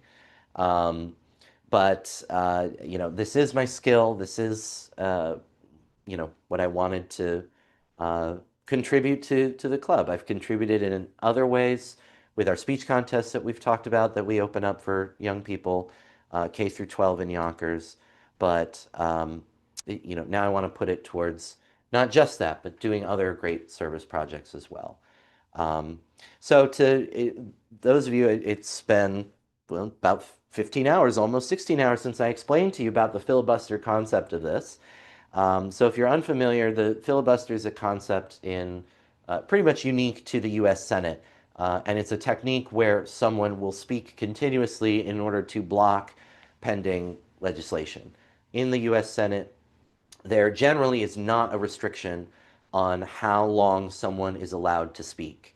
The Senate their senators can enact rules for specific topics or specific legislation. They can say, okay, on this bill, we're not going to debate past midnight, or, you know, only 5 people, the next 5 people get to talk on it, or whatever they want. But that's uncommon, and that's usually a unique circumstance. And so otherwise, a senator can speak for as long as they want. And has happened multiple times in history. The longest filibuster still is Strom Thurmond's record, a little over 24 hours, protesting the Civil Rights Act. So it was not a particularly prestigious record to have. And Cory Booker, when he did his earlier this year, was not technically a filibuster because he was not blocking a specific piece of legislation. but he did set the record for the longest speech on the floor of the Senate, and that was 25 hours and 5 minutes. And so that is the record that we're trying to break. A lot of people ask questions about how I prepared for how do you prepare for this, or what can you do? I did do my best to look online and see what I could find. Um, and the one piece of advice that I found was like, well, one day speak for 8 hours, and then the next day speak for 9, and you just sort of work up to whatever your thing is. And that just was not practical for me. During the day, I have work to do. I can't talk and think and write at the same time. So that kind of advice was not particularly helpful for me. Um, Cory Booker, in preparing for this, stopped eating several days before, 3 days, not just several, 3 days before he began his speech, and he stopped drinking the day before he began his speech. He started at 7 o'clock at night and went until 8:05 the next day. Um, I I specifically said I wanted to start in the morning and end in the morning because I thought that seeing the sun set and rise and set again would just be too soul crushing for me to continue going on. And I feel like I made the right call. I feel like, it's 12:45. The sun's been set for quite a while. When the sun comes up, it'll be a little relief, right? I'm almost there. Just go a little bit further. I think that was the right call and the way to handle this. I don't know why he picked evening time in an evening time, but that was how he did his. Now, the other thing, when we say his speech, you think that he's been speaking continuously for 25 hours and 5 minutes, and that's not true. The rule, by the way, for what counts as speaking, a senator has to remain standing and speak more or less continuously. So you can't sit down and hold the floor. You can't stand up and just be silent. It's not a standing thing. You're not holding the floor if you're not speaking. Now, when they say more or less continuously, if you lost your paper or something and you're looking for, your notes or whatever, that's one thing. But you can't just, I'm doing this, I'm just standing here. However, in the Senate, a senator can yield the floor for a question, or rather yield to a question without yielding the floor. And that happened with Senator Booker. 35 of his Senate colleagues came during the course of his 25-hour and 5-minute speech and asked him questions of varying length. Because if you've ever seen the Senate in parliamentary procedure, it can be a very slow, laborious effort. And so some questions took very, very long to ask. So I'm very grateful for Lauren helping me with our Q&A session later, and we'll probably do it a little bit more as well. We do have a couple, built-in little breaks as well. But so that's why I'm still doing my filibuster. It still counts, even though Lauren and I traded places a little bit. I got to sit a little bit. Very indebted to her for her help. But it still counts. I haven't broken the rules yet. People have asked about wearing a diaper. No, I'm not. I am in my suit. I know you can just sort of see from my chest up, but I am wearing my full suit. The only concession I allowed myself was that I am wearing my tennis shoes and not my regular dress shoes. My feet are already pretty sore, and I probably would have, thrown my back out if I was in my dress shoes. This was also an allowance. Senator Chris Murphy of Connecticut did a filibuster several years ago. He didn't set any records with his, but he did go for a very long time. Wore tennis shoes during his. So I feel like I'm in good company with this one concession. But I'm not wearing a diaper. I didn't quite follow Senator Booker's, diet getting ready for this, but I did try to, restrict my intake last night and then throughout the day. But I feel like we're doing good. We're, under the 10-hour mark, which is great to have the hour number in single digits. A little bit of relief as we get there. And we'll have a couple breaks in here as well, just because of the technical switchover with the live streams. So that gives me a chance to, pop into the restroom and things like that. Again, this at the end of the day, this is for charity, right? So I'm not going to harm myself for the sake of, the club. Our motto is service above self, but as I tell others, you have to have a self to put service before in the first place. So you do have to take care of yourself first. So I won't be endangering my health. I imagine if I called my GP, she would probably have advised against all of this. Um, but I feel like every doctor probably would do that against every marathon endurance event. I don't think human bodies are meant to do this kind of thing. But as I said, this is something I've wanted to do for a long time, and I have a chance to do it, and I have a chance to do it in service of some really great causes. So I'm glad to have the opportunity, and I'm glad to put it to good use. I thought I had something else on filibusters, but that was, oh, some people have asked me, since I'm explicitly trying to break Cory Booker's record, did I call him? Did I reach out to him? So yes, I did. I sent his office a letter, and his office very quickly replied, but unfortunately he's unavailable this weekend, but sent me well wishes and was very courteous and a very gracious response, especially given that we are not their constituents. We are in New York. He is a senator from New Jersey, so the courtesy that he extended was especially generous, given that, doesn't matter what he does, we can't vote for him, right? So he had no need to be as kind or generous as he was, and it was a very gracious response, so we appreciate that. And again, I thought I had one other thing on our filibuster setup here, but if it was important, I'll remember it, and if not, I'll just move on. So I've been fielding some wonderful questions from Lauren. I think you've come up with a few more, so I'm happy to take one.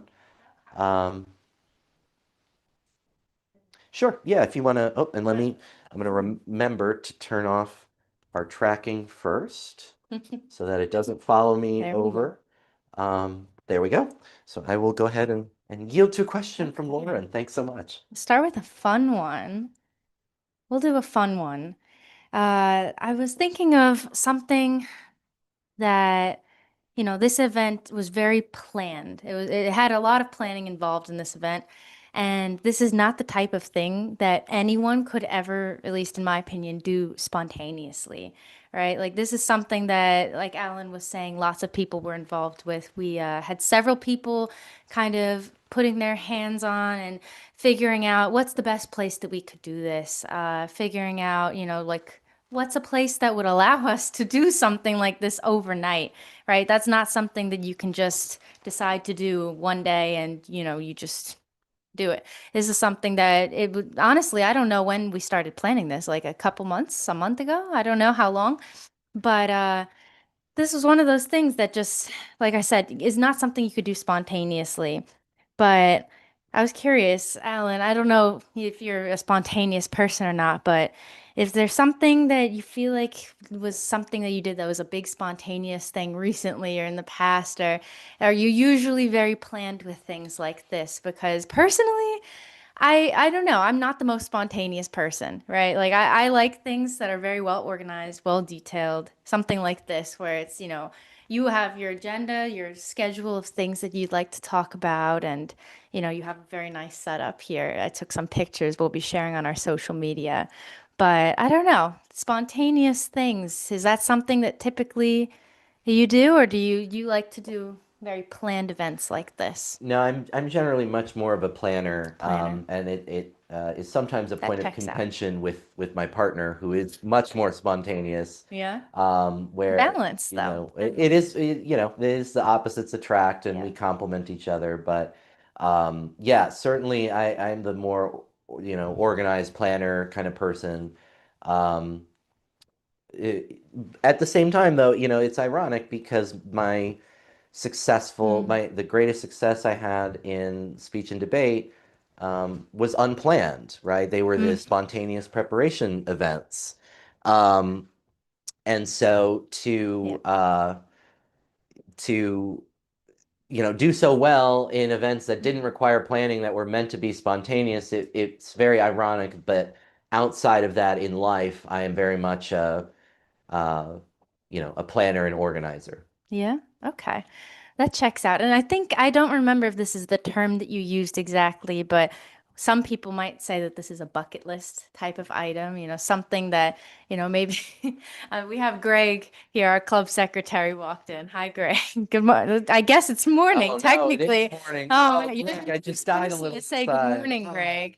You're the first person to say good morning to us. Oh. But we're just over here talking about how in filibusters, there is, certain things that are technically rules, but one of the things that you're allowed to do, you're allowed to switch on and off for a question. So I've come up here to ask Alan a question. We've been doing that on and off for the last little bit of time. But yeah, so I guess this is something that you would consider a bucket list type of item. Many of us have a bucket list, but I don't know. When it comes to bucket list items, most people usually think of travel. Is there some other thing that you would consider to be a bucket list item? I mean, it's kind of hard to top this. I mean, this is something you'll probably be talking about for a very, very long time, something that you achieved. But yeah, what's another bucket list item of yours? That's a great question.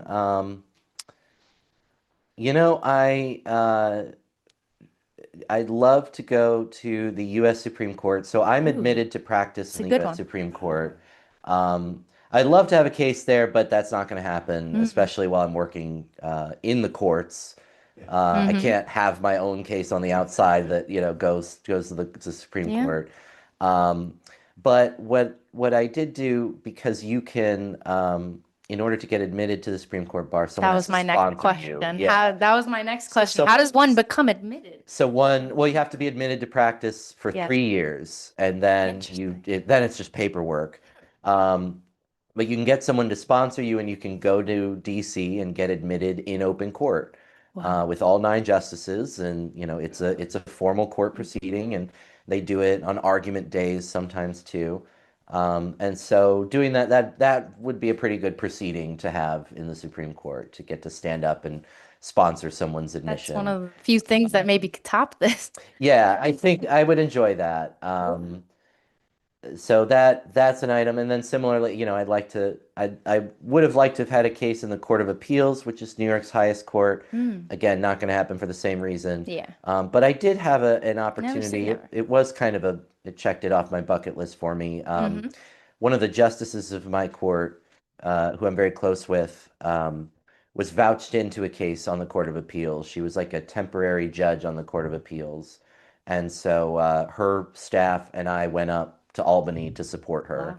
And it was a really cool, I mean, I was very proud of her, and she was, she did an Yeah. amazing job. And, the Mm-hmm. court really benefited from having her there. But it was a really amazing experience. And I don't know that I'll get to do that again in my lifetime. So that was a Wow. lot of fun. Okay. One last part of this question, kind of tying into, like it's people kind of start brainstorming these bucket list ideas when they're quite young. I mean, I don't think a filibuster was on your mind when you were quite young, but did you have something that was on your bucket list from a young age? It could be anything, travel, it could be something silly or serious. No, it actually was going to Barcelona. Really? So when I was in my senior year Yeah. of high school, and I mentioned this in the first live stream, that it was like a Spanish version of debate called Wow. Conferencia.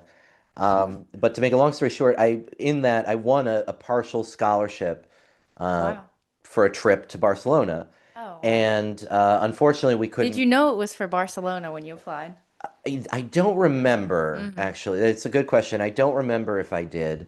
Interesting. Um, but in any event, we weren't able to afford, the rest of the scholarship, so I wasn't able to take advantage of it. Mm, So when I was applying for the scholarship I got from the Honors College, study abroad is yeah.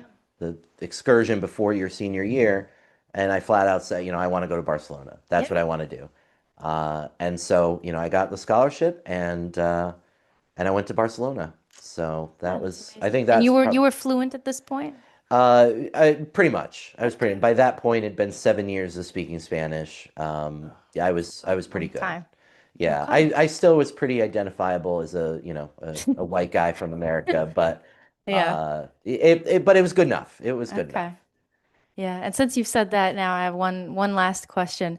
Have you ever heard Ben Affleck speak Spanish? Because he's another fellow white guy who has a very good Spanish accent. No, I'm No? stunned. We're gonna Okay, have to that's look that up. after you get some sleep after this, Yes, you can look yeah, that up. So that's that's the end of amazing. my question. What's Well, the accent? I've no, it's like I don't even know what I would call the accent. He's very good. You'll have to look it up. Well, that's incredible. Yes, I will look that up. Thank you so much, Lauren, and thank you again for taking the questions and giving me a quick breather there. We will do for those of you watching a little reset around 2:30 when we switch over to the live stream. So just know that that is coming. I'll remind you before then. But we'll switch over to the third and final part of the live stream around 2:30. And again, I still can't believe so many of you are watching now. I'm so very grateful to have you and your support. Um, Again, just so many great things. Well, there we go. We hit the time. So I'll do my reset. It's 1 a.m. here on the East Coast, Sunday, the 7th of December. I'm Alan Gray. I'm the president of the Rotary Club of Yonkers-East Yonkers. And for the past 16 hours, I've been going at it, trying to speak to you but in fun. I have been speaking. How successful it is will be up to you. But I have been making sounds out of my mouth, and you decide the quality of the order in which they've come out. But again, this filibuster fundraiser, as Lauren and I were discussing, it definitely has been a bucket list item for me. I think that's an excellent way to put it. And not only are you all helping make that happen for me, you're giving me this opportunity to do it, but we're doing it more than just me. We're doing it for the service projects that our club undertakes and supports. That includes our LifeVac project that we've mentioned before, putting choking rescue devices into restaurants and other places of public assembly to prevent a death from a choking incident rather than reacting to one that after it has happened and someone has unnecessarily lost their life. Our service projects include our turkey distribution that we just did. They include our literacy project that's still ongoing. They include our speech contests and our car show. They include the gift card collection that we're doing for My Sister's Place, supporting victims of intimate partner violence. All of these are the kinds of projects that your contributions are able to help us undertake. We are so thrilled to have so many wonderful partners in our community and in government, but we're not able to partner with them on every project. And that's just out of necessity. It's not like they don't like some of our projects or something. There's a lot of people wanting to do a lot of good. And so the fact that you are able to help us do that good really means a lot to us. And so we're very thankful for your support. And again, we went over some of the rules of why I'm doing this and how I'm doing this and how this works. But again, at a minimum, it is an endurance challenge unlike anything I have personally ever done before. And so I'm glad I get to do it.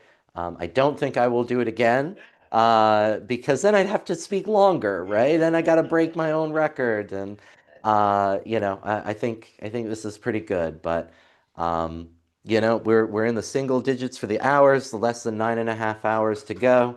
And again, I at least feel a little relief in my decision to start in the morning and end in the morning. I think it's going to be very nice to see the sunrise, and my soul won't die a little bit inside. I'll feel a little bit of life brought back into me. So, and I'm doing my best as well to cover at least some content, again, because it's an endurance contest, unlike in Toastmasters where we focus on quality in a short amount of time in a finite space. We are going now for longevity. And so as long as I'm not just, making gurgle sounds, I'm trying to make something coherent out of all this. Then I hope you'll enjoy it and find it worthwhile. Something I can expand upon our Toastmasters relationship a little bit.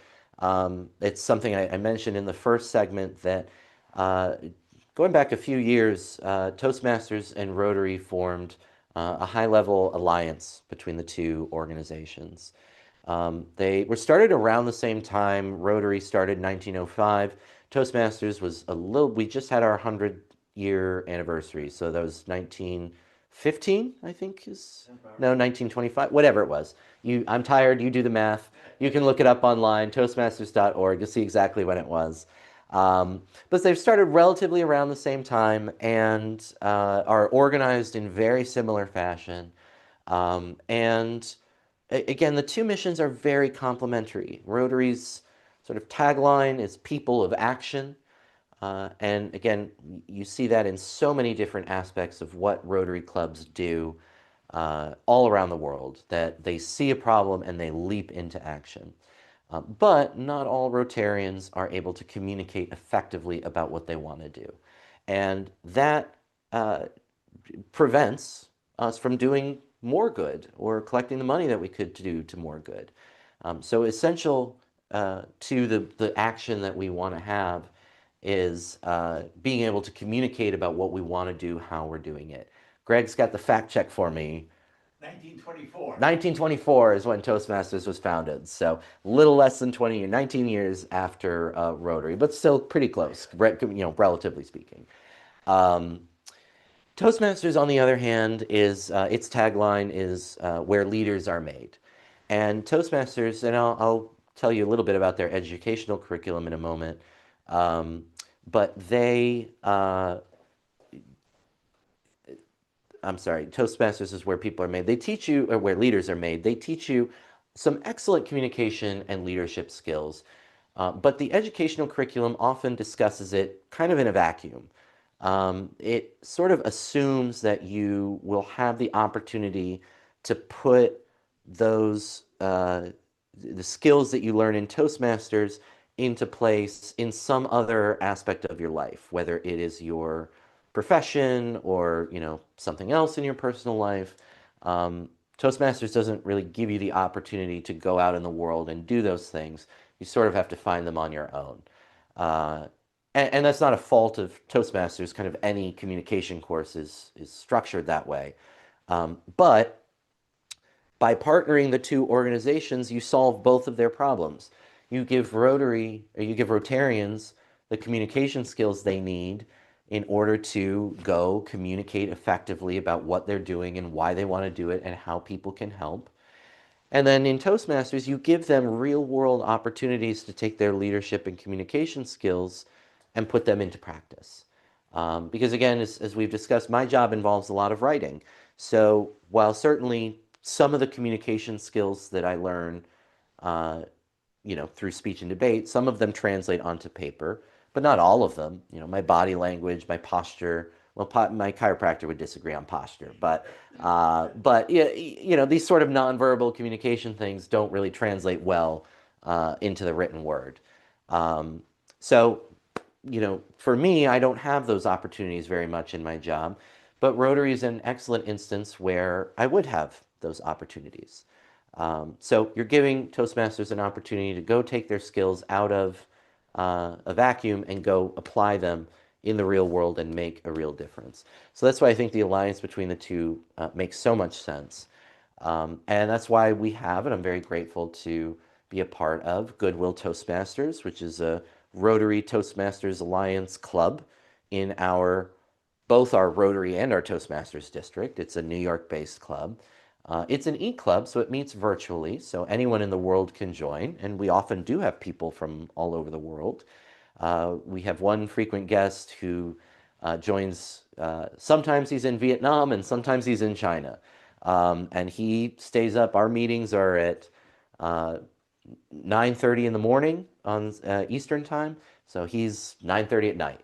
And he stays up till 11 to be part of our meetings. So you can join from anywhere, any time zone that you're in, and you don't need to be a Rotarian to join our club, but we all share that similar service interest, that passion for service. So you don't need to be in Rotary to have that passion as far as our Toastmasters Club is concerned, but many of us are Rotarians as well.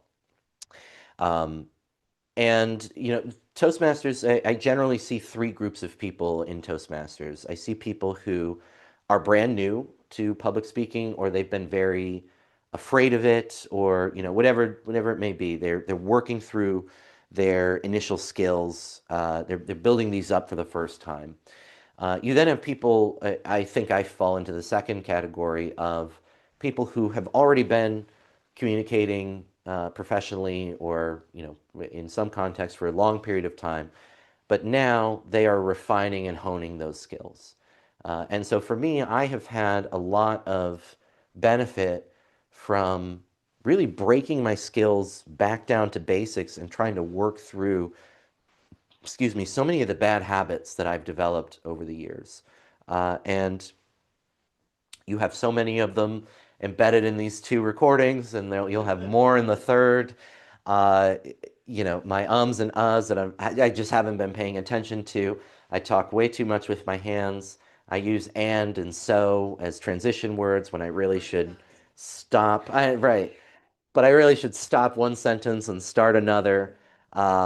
And so, again, I'm not going to win any prizes for the quality of my speaking here today, but Toastmasters has made me more aware of these problems. Whereas before I joined, I wasn't particularly aware. I knew some of them, but not all of my bad habits.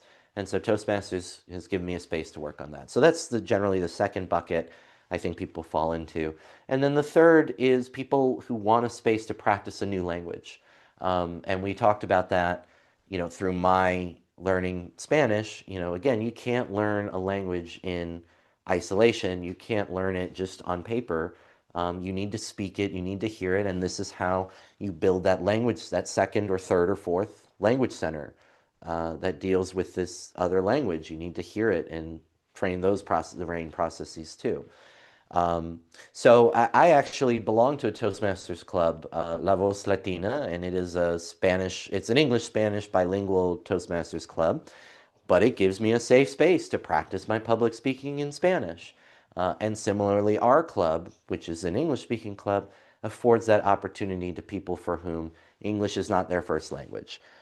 So, this opportunity goes both ways. But those are generally the three groups of people that I find in Toastmasters, and that pretty much encompasses everybody. Either you are not an experienced speaker, you are an experienced speaker, or maybe you are or aren't, but you're doing it in a mode, a language that you're not familiar with. So there's room for everybody in that.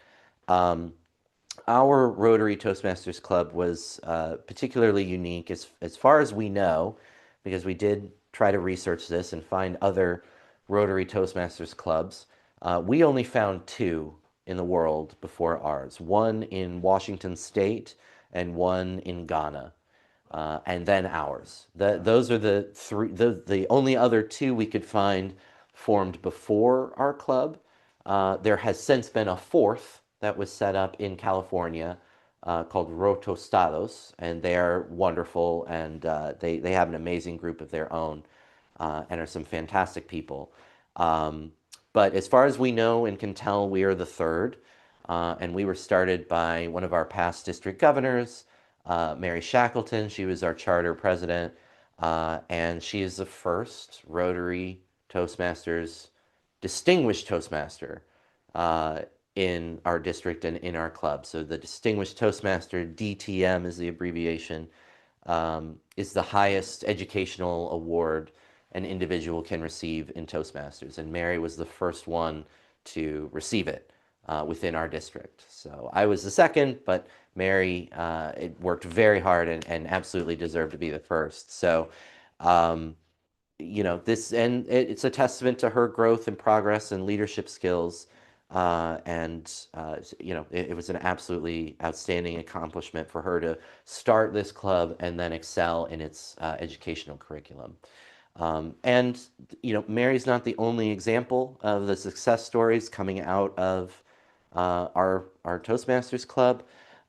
We actually had this was, I think, 2 years ago, one of our club members won the district humorous speaking contest.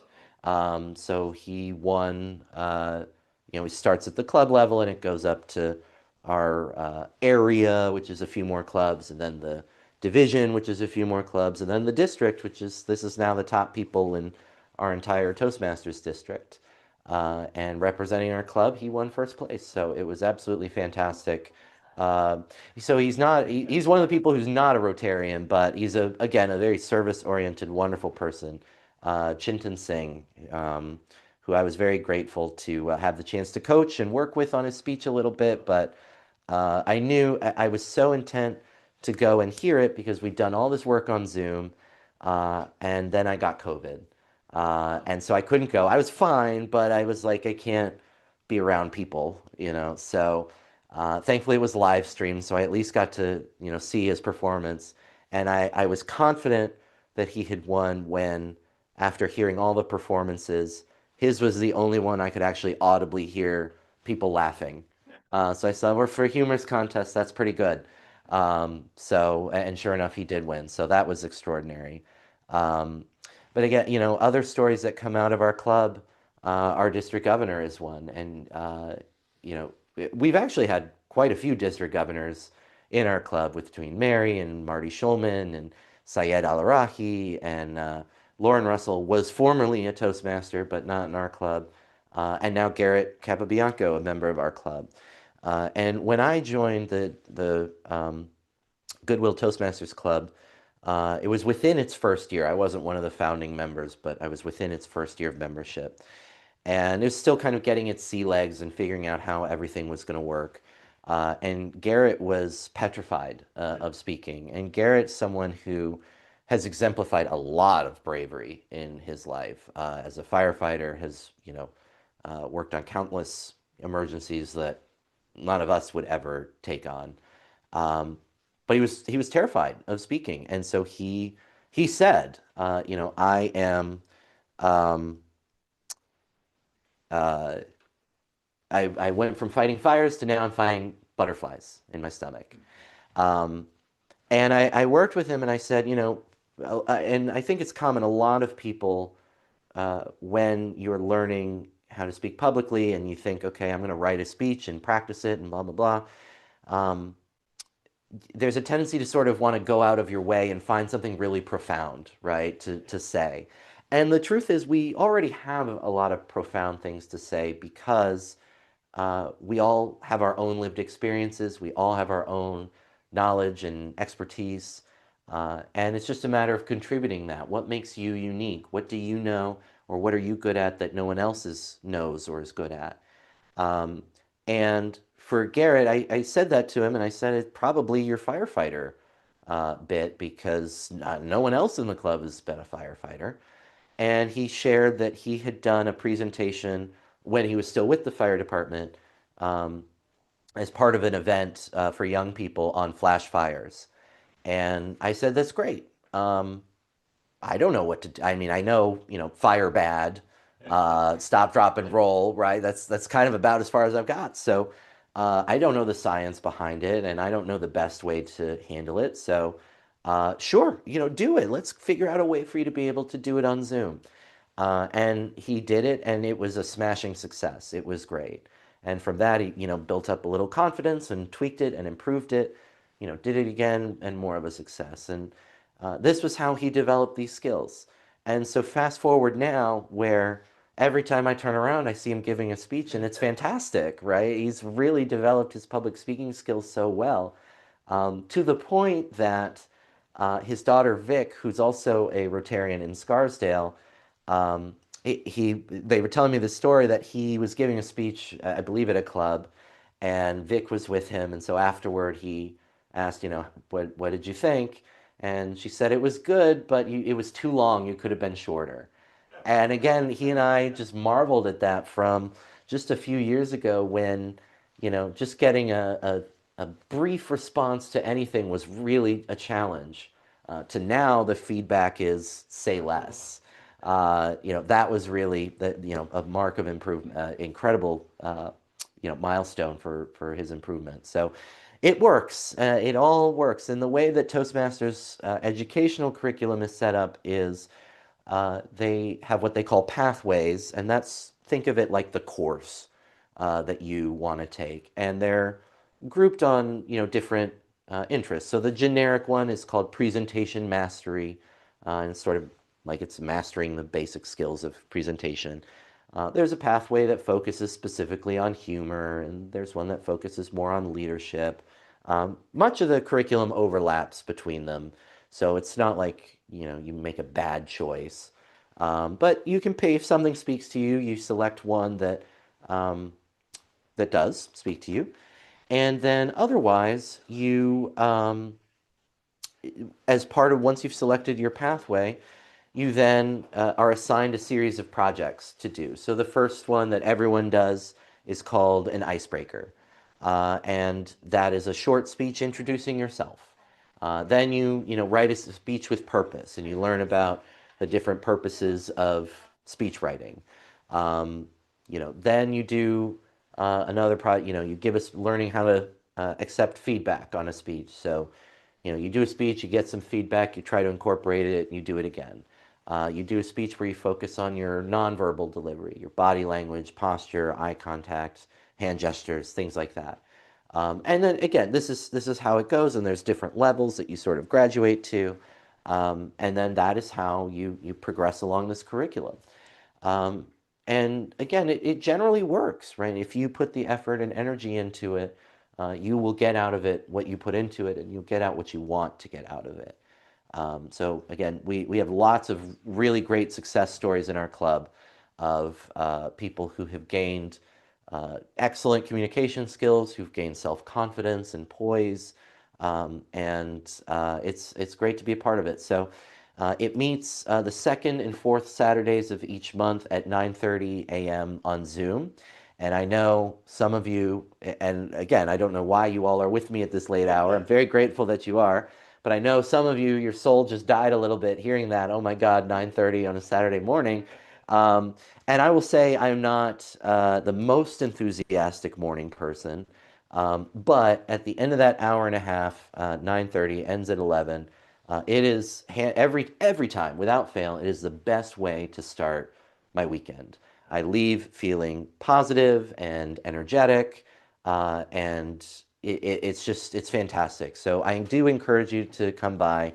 It is even a challenge for me to get sort of roll out of bed and get camera ready, but I do it knowing that I'm going to enjoy the benefit afterward, and every single time I do. So I hope you'll consider joining us. For that, you'll find more info at goodwilltoastmasters.org. And again, no need to be a Rotarian. It's really the service-oriented mindset that we're most looking for, when we think about membership. And you're welcome to come as a guest. Even if if you're really not camera ready that early in the morning and you just want to keep your camera off and listen, that's perfectly fine too. So I hope you'll consider checking that out. And again, you can be from anywhere in the world. You don't need to be in New York or even the New York metro area. We have members all around the country, and we have visitors from all over the world. So wherever you are, if that's a set of skills that you want to build and develop, you're more than welcome to come do that with us. And again, it just segues so well into our Rotary work, because again, you hear some of the magnificent things that Rotarians are doing all over the world. And they might be able to do them more or do them better, or whatever it may be, if only they could explain what they're doing to someone else, or communicate it, or prepare a presentation about it. That's what developing the skills in Toastmasters allows you to do. So that's the benefit of our alliance, and a lot of people don't take advantage of it. They don't know about it, or they're intimidated. But I'm here to tell you that this alliance is one of the greatest things that these two organizations have done together. And I invite you to check it out, and happy to be a part of that journey with you.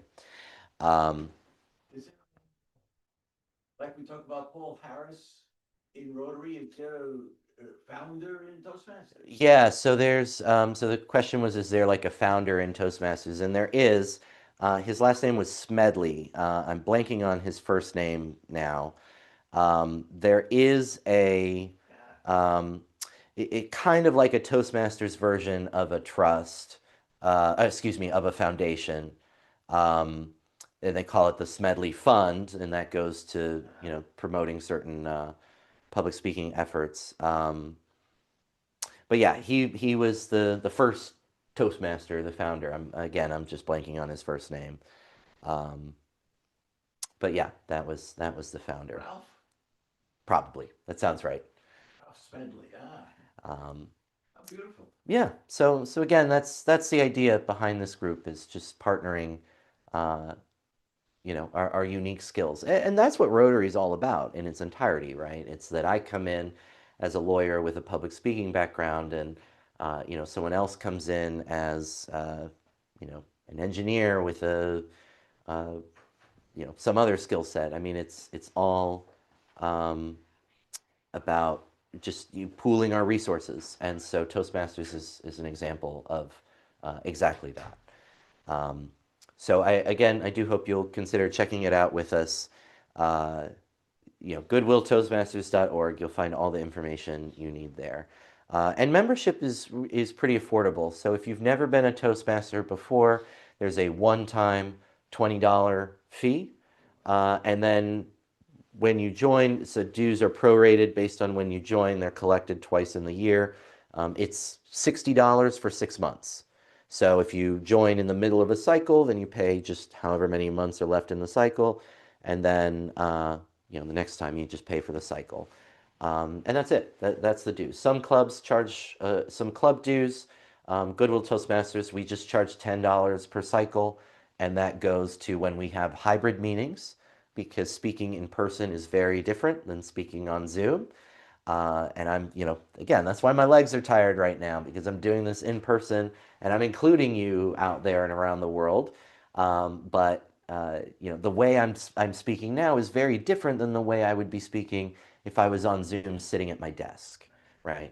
And so hybrid meetings give us an opportunity to participate and get that in-person sort of experience, while also acknowledging we're an international club. We have people, or at least a national club, but we have visitors certainly from all over the world. So not everyone can do that. So that's why we do our hybrid meetings. We occasionally have some, little expenses with that. So that's all that goes to. Not every club has club dues, but again, that's the entire cost that you're looking at. So it's a relatively low cost investment. And again, if you put the effort into it, it's a pretty high reward. So again, if you have questions or you want more information, again, you're welcome to visit our Toastmasters Club, goodwilltoastmasters.org. Of course, you can also, reach out to me directly, info@yonkersrotary.org. I get all those emails, and I get them now. If you have questions, you have feedback, you have something you want to say, of course, you can use the group, the chat, the live chat. I have it open and right here, and happy to take your questions or address certain topics. But otherwise, you can also email me, and you can do that anytime after the event as well. So again, that's part of the skills that I've built and developed that bring me here. But again, these are skills I've been developing since I was in high school.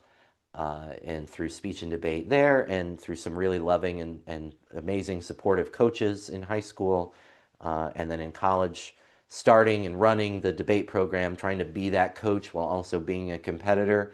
And we were generally pretty successful in that during my 4 years there. In our, in law school, with the moot court exercises that I would do, some trial advocacy courses that I would take, starting to transition those skills into litigation, and then finally doing it, right? Actually litigating cases, going to court and making the arguments and doing the presentations. And again, I still have outlets for it now, like Toastmasters. So these are skills that have been built up over a very long time. And again, I'm very glad to be able to put them to some good use, and raise some money to do some amazing things. But, again, if any of that appeals to you or something you want to learn, please feel free to reach out at any time, and we'll be more than happy to connect you and get you the resources that you need. So again, I'm thrilled, I'm stunned that so many of you are online with us right now. This is when I had planned to go through my most boring content. So I'm afraid that I may drive some of you away. Otherwise, I hope that some of this is at least marginally interesting to you. But I want to take a moment. We are just at about 1:30 in the morning. We're just counting down to it. About to have a little less than 9 hours left. And again, there were moments where I doubted if I was going to be able to make it, but I'm feeling more and more confident every second that ticks down. So we are getting there, and it's again thanks to your support. If you haven't contributed already, please consider doing so. You can scan the QR code. You can visit go.yonkersrotary.org/donate. That link is also in the description of this live stream of this video that you're watching. You can find it there and click it there. All of that takes you to our donation page, and I'll be happy to acknowledge your contributions on air. We have a few more sponsors coming up throughout the next 9 hours, 8 hours, 59 minutes and counting. So as they come up, I'll be sure to acknowledge them. But if you contribute live as we're doing this, then of course I will acknowledge you online. And we've had several people contribute in the course of doing so, bringing us ever so closer to our $10,000 goal. When we transition over to our third live stream link close to 2:30, I'll take a moment and do the math. It's hard for me to talk and do math at the same time, but I'll tell you exactly where we are. But we are a little over the halfway point, so we can still use your help in reaching our goal. And that, again, can be from you, that can be from friends and family, and that can be from anywhere in the world. We know that, again, Rotarians are international, so there are people wanting to do good all over the world, and that's it. That's our only prerequisite, is just help us to do good, or want to help us to do good in the world. Again, throughout this program, you can message me in the chat. You can send me emails to info@yonkersrotary.org. If you really want to come visit at 1:30 in the morning, you can do that too, and I'll have Greg send you the directions on how to get here. But I really want to thank as well, in that vein, our host, the Broadway Community Center, and its director, Charlie Khalil, were fantastic in accommodating us with this space. Every other venue that we were looking at was very supportive and enthusiastic about what we wanted to do, but just couldn't, for one reason or another, support us staying overnight. And as a lawyer, I understand that, some liability concerns there. I totally get it. But so grateful to Charlie and his team for making this happen. In addition, I want to share with everyone that the Broadway Community Center is having its own event on December 19th from 4 p.m. to 8 p.m. It's a Picture with Santa event.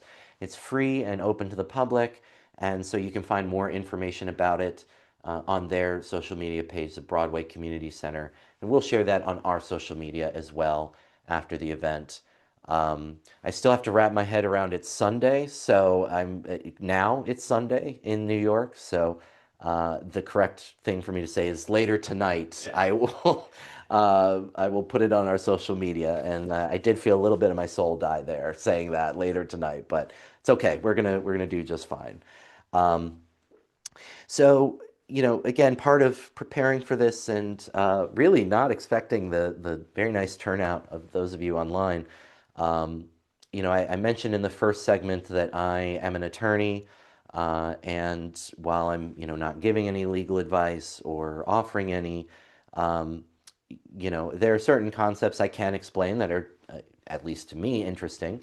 And in the course of my work and some of my extracurricular things, I have occasion to teach continuing legal education courses. So in New York, lawyers are admitted in their first 2 years of practice, they have to take a certain number of continuing legal education courses, and there's a requirement about, some must be in person and they have to fit in certain categories and whatnot. But in your second year onward, um, it becomes much more straightforward to do. There are fewer requirements and you can complete them sort of whenever you want.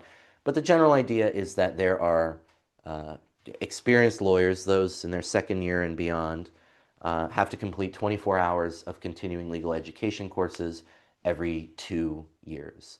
And a certain number of them have to be in ethics.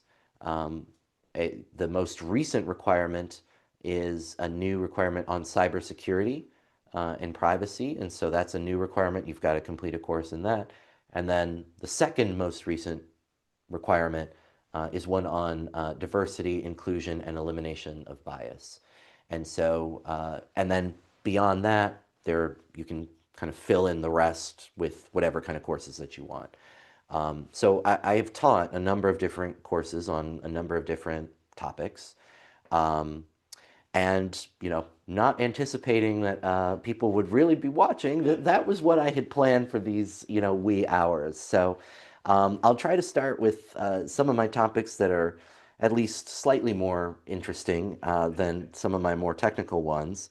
And the first one that I can start with is actually has to do with AI, which is obviously an engaging, emerging, that's the word I was looking for, an emerging topic, not just in the legal profession, but in society as well. And there are a number of AI tools that are really useful. Even in the week leading up to this event, I was feeling, overwhelmed and stressed, and not necessarily all related to this. I still had my job to do, the work I get paid to do. So, balancing that and personal life and getting ready for this, and I felt very overwhelmed. And so at one point, I just stopped and I said, I'm going to put everything into ChatGPT, and it is going to sort it out for me, and it's going to tell me what order I need to do everything in. And it took a little time. That wasn't a 5-second kind of thing, but it did it, and it's been phenomenal. It took a lot of pressure off me, by triaging my to-do list, and helped me draft responses when appropriate, and even gave me some positive encouragement. And I mean, it was like having an assistant, and it was just incredibly helpful, and again, took a lot of pressure and stress off of me. But AI tools are not all there yet. There are a lot of pitfalls and dangers when using them. You have probably seen this.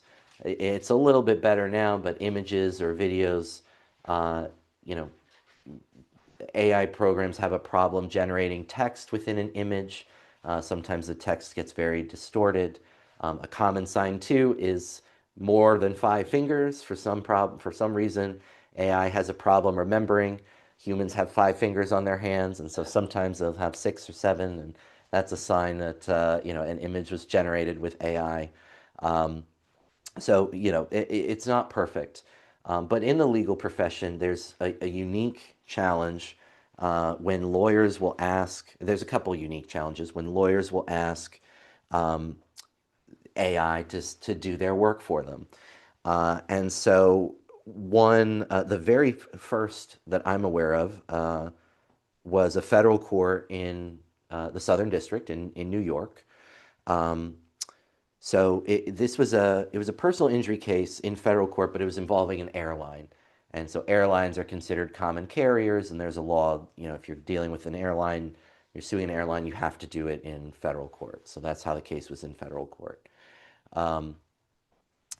And it was a particular motion by the defense, and the plaintiff put in, her response, or her lawyer, I should say. The plaintiff herself had nothing to do with this. But the lawyer put in the response, and the defense attorneys wrote back to the judge and said, we can't find any of the authority that this person is citing. They say this court decided this case, I can't find it. They're saying this court said this thing, I can't find it. So I don't really know what's going on. And the judge replied, yeah, me too, I'm having the same problem. So, woman's lawyer, show us where you got all this information from. And so the lawyer comes back with these decisions, and they don't make sense as you read them. They start to veer off on tangents, and some of the judges aren't on that court anymore, and the whole thing is very confusing where this came from.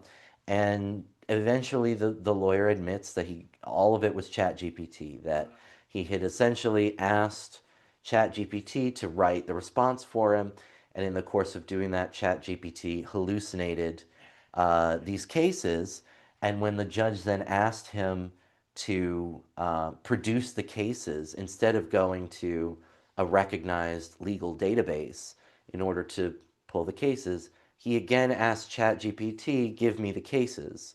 And so it spat out these imaginary cases with, nonsense.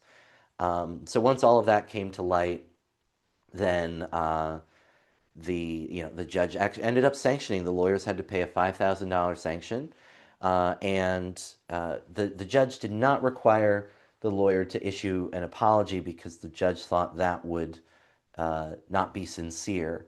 But instead, the judge required the lawyer to send the judge's decision to all of the judges named in the fake cases. So he had to kind of do this walk of shame, with these other federal judges on this issue.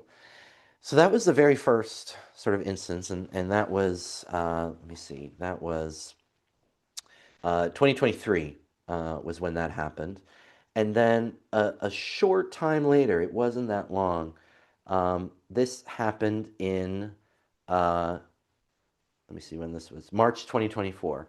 So not even a full year later, this happens again in Michael Cohen's criminal case. And you might remember Michael Cohen was President Trump's fixer, to use that term. And he had been, charged in federal court on certain crimes. And his lawyers, again, submitted some of these papers that AI had written with fake hallucinated cases. In that case, the judge ended up not sanctioning them, essentially saying that, the lawyer who submitted it had asked another lawyer to draft it and, entrusted them to do it correctly. So there was sort of another layer that it, led to it. And the judge was kind of forgiving, frankly. I think another judge might have said that's not a good excuse. But in any event, it did. These are two examples from sort of the beginning of, the use of AI, highlighting the problems with it in using it in the legal profession. Additionally, there was an instance actually out of my court that was widely distributed, and the Associated Press picked it up, and it was a big news event. In my court, we had, and I didn't work on the case. I saw it unfold like everybody else in the news, but it was a self-represented litigant who had asked the court, instead of arguing his case, going up to the lectern and saying it, he said he had a sort of throat issue that prevented him from speaking clearly. He asked if he could record a video of his argument. And so the court allowed him to do that. But what he didn't tell them was that he had generated an AI avatar to say the words. It wasn't him sitting in front of a camera delivering it. He had generated this AI avatar. And apparently there was some history with this person that, they had used AI in other contexts, and they had kind of a business thing doing that. So the court saw it as sort of a underhanded way to bring his AI tools into court. But the court was not having it. They were not amused or entertained, and the judge's reactions to that sparked national attention. So that's an example that happened right in my own court. And again, I had nothing to do with the case. I read about it in the AP, and then thought, oh my gosh, what was that? And it was really something when my brother, texted me, oh, can you believe this? And I had to say, yeah, that's my court. This is when I go, this is where I'm sitting. Um, so the tool is proliferating, right? And judges and courts know this, and they are not. There's no push or even idea that it can be banned as a tool. It's here to stay. It's not going anywhere. The question is simply how do we use it responsibly? And again, different people have different ideas on this. And even within my court, um, there is some disagreement here. And one justice is very keen on let's figure out how to use AI well and responsibly, and let's use it as an asset, where we can, while another is very skeptical of AI's ability to really make excuse me, to uh, not just replace some of the functions, but even supplement in some instances, because the legal profession, the practice of law, requires so much judgment, so many judgment calls and discretionary calls. Um, and AI is not really equipped to do that. Um, so there's tension. There's not a clear answer on the direction in which the profession is moving, and I think that's true for all professions, right? To the extent that um, medical professionals are relying on this. Some people, and again, it's debatable, and I'm not advising it, but it's debatable how effective it is. But some people use an AI tool as a therapist, that they will, put in whatever they're thinking and feeling. Now, there was a report recently where a person reflected to whatever, I don't remember the service that they were using, but they intended to end their own life.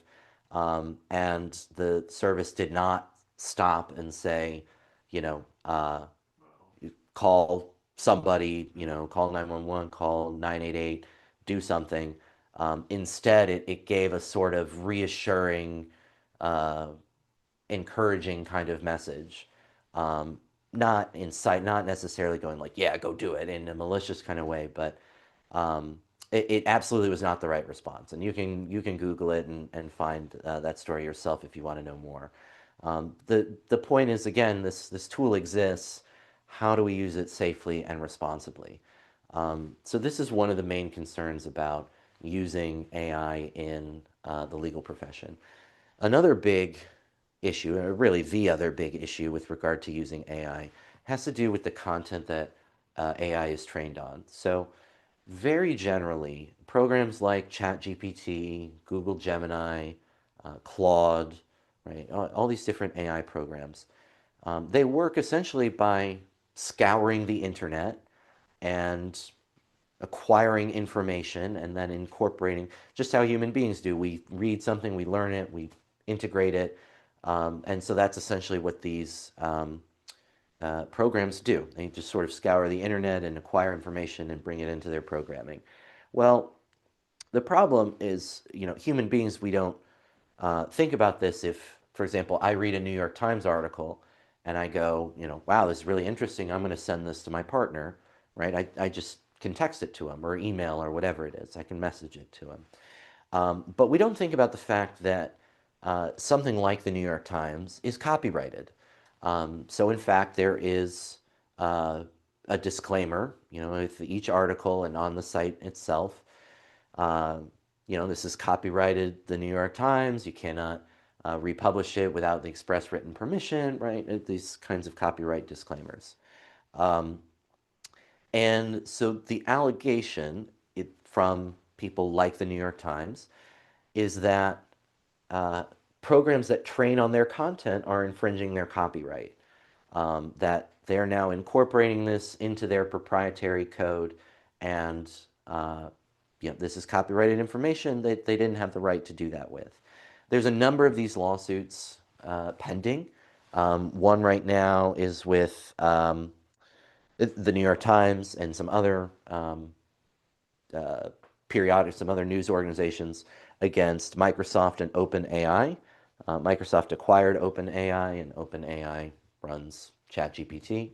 But there's several of these lawsuits and several different angles on them. But they all relate to the data that the program is trained on. Where this becomes concerning for lawyers is with privileged or confidential information. So if I'm working on one of my cases, and normally the cases I work on are public record, but in New York, for example, criminal cases are sealed presumptively. So let's assume I'm working on a criminal case, and I'm tired because I just did my filibuster and I don't want to, work on it.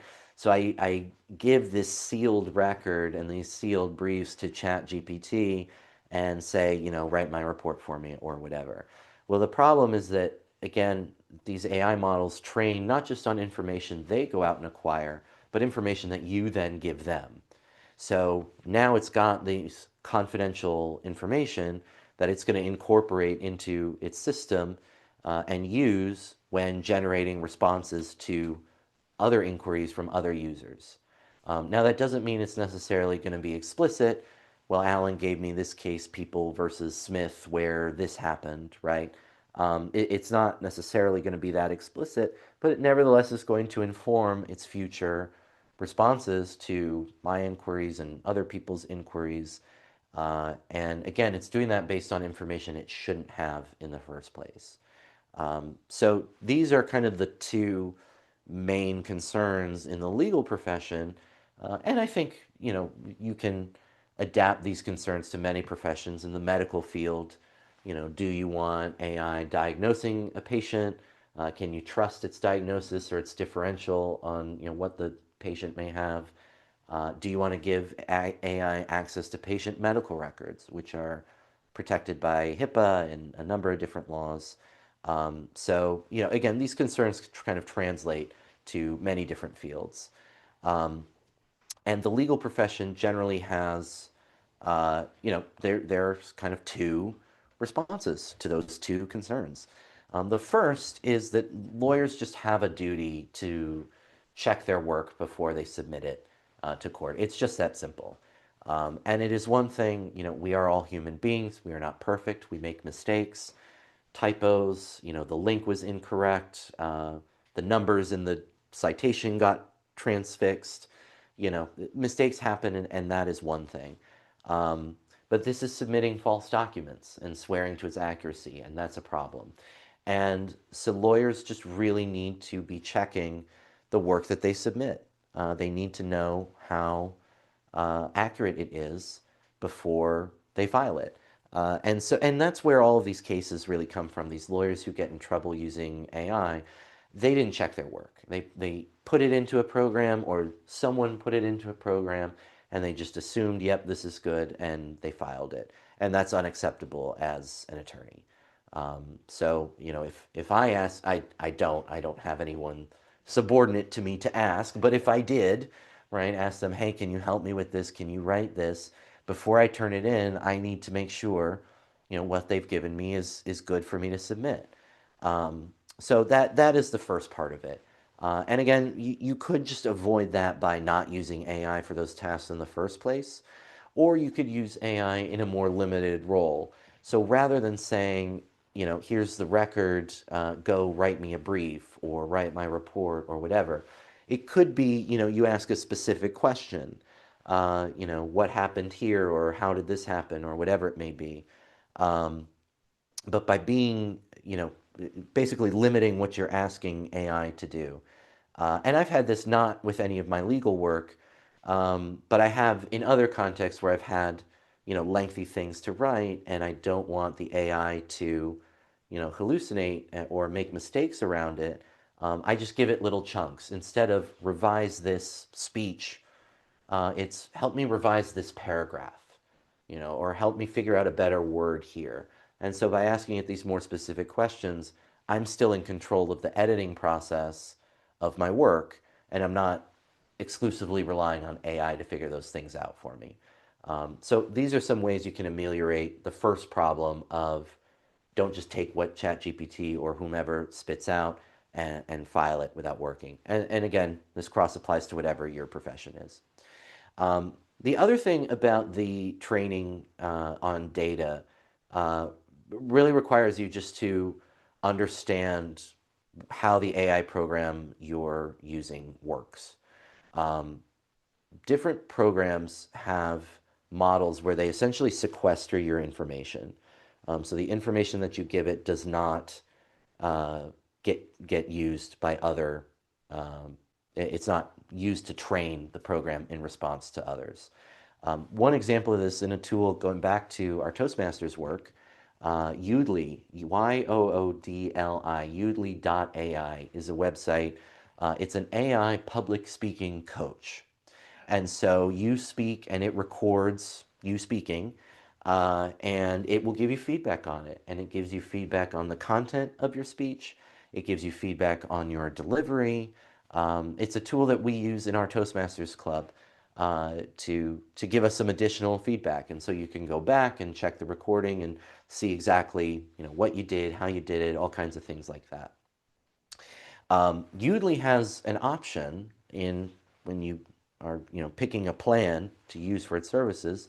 It has an option where they will not use the data that you give it, your speeches, whatever, to train on for other models. So if you were using Udly to help you, practice a pitch on a proprietary, trade secret, it may not be that you can't use it, but you would need to use one where the data is not being used to train other people or train the model for other users.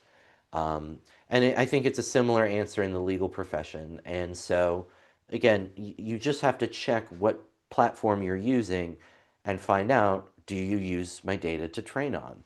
Or is it exclusively, to me, the information I give you stays with me and doesn't go anywhere? And if you know the answer to that question, then you can make an informed decision about whether you're able to continue using that product. But another thing I encourage people to do too is just to try out these programs. And so my go-to test for how accurate is AI is find me a case that specifies the elements of negligence. This is a legal question that every first-year law student learns. Negligence is the breach of a duty that causes harm. That's the definition. Negligence is the breach of a duty that causes harm. About once a year, I need a case that says that. And I never save the case from the previous year. I always forget what it was. I can never find it. And so I have to start from scratch every year. I've been practicing law for 10 years. It's happened 10 times, at least. I don't know when I'm going to learn to just make a sheet where I put all these. But in any event, it's not a privileged question. It's a very basic question. And so I use it to test how accurate is AI. ChatGPT has improved over time when I've asked it this question. When I did it recently as a demonstration for a teaching course, for teaching this course, its answers were all correct in that cases actually did exist, but it wasn't perfectly good at finding me the right case to answer my question. So it wasn't making up cases, they just weren't exactly what I was looking for. Google Gemini, on the other hand, completely fabricated a case. It gave me something, I thought, oh, this is exactly what I'm looking for. And again, I went to look it up, and it didn't exist. So again, these models have a ways to go. Now, for any of you who are curious as lawyers, Westlaw and LexisNexis, which are the two main legal research platforms, have been building their own AIs. I'm told that they are actually pretty good, but I haven't been able to test them myself because, again, this concern of training on data. So Westlaw and Lexis, I guess, are designing versions of their AI programs that will sort of sequester our data in the courts. And then once they do that, we may be able to use them. But I've heard good things about it. I just haven't experienced it firsthand. It would make sense that it would be better if it's trained just on legal texts rather than sort of the internet, which is just kind of everything. So it makes sense to me that they would be better, but I just haven't had firsthand experience to try them. So in any event, that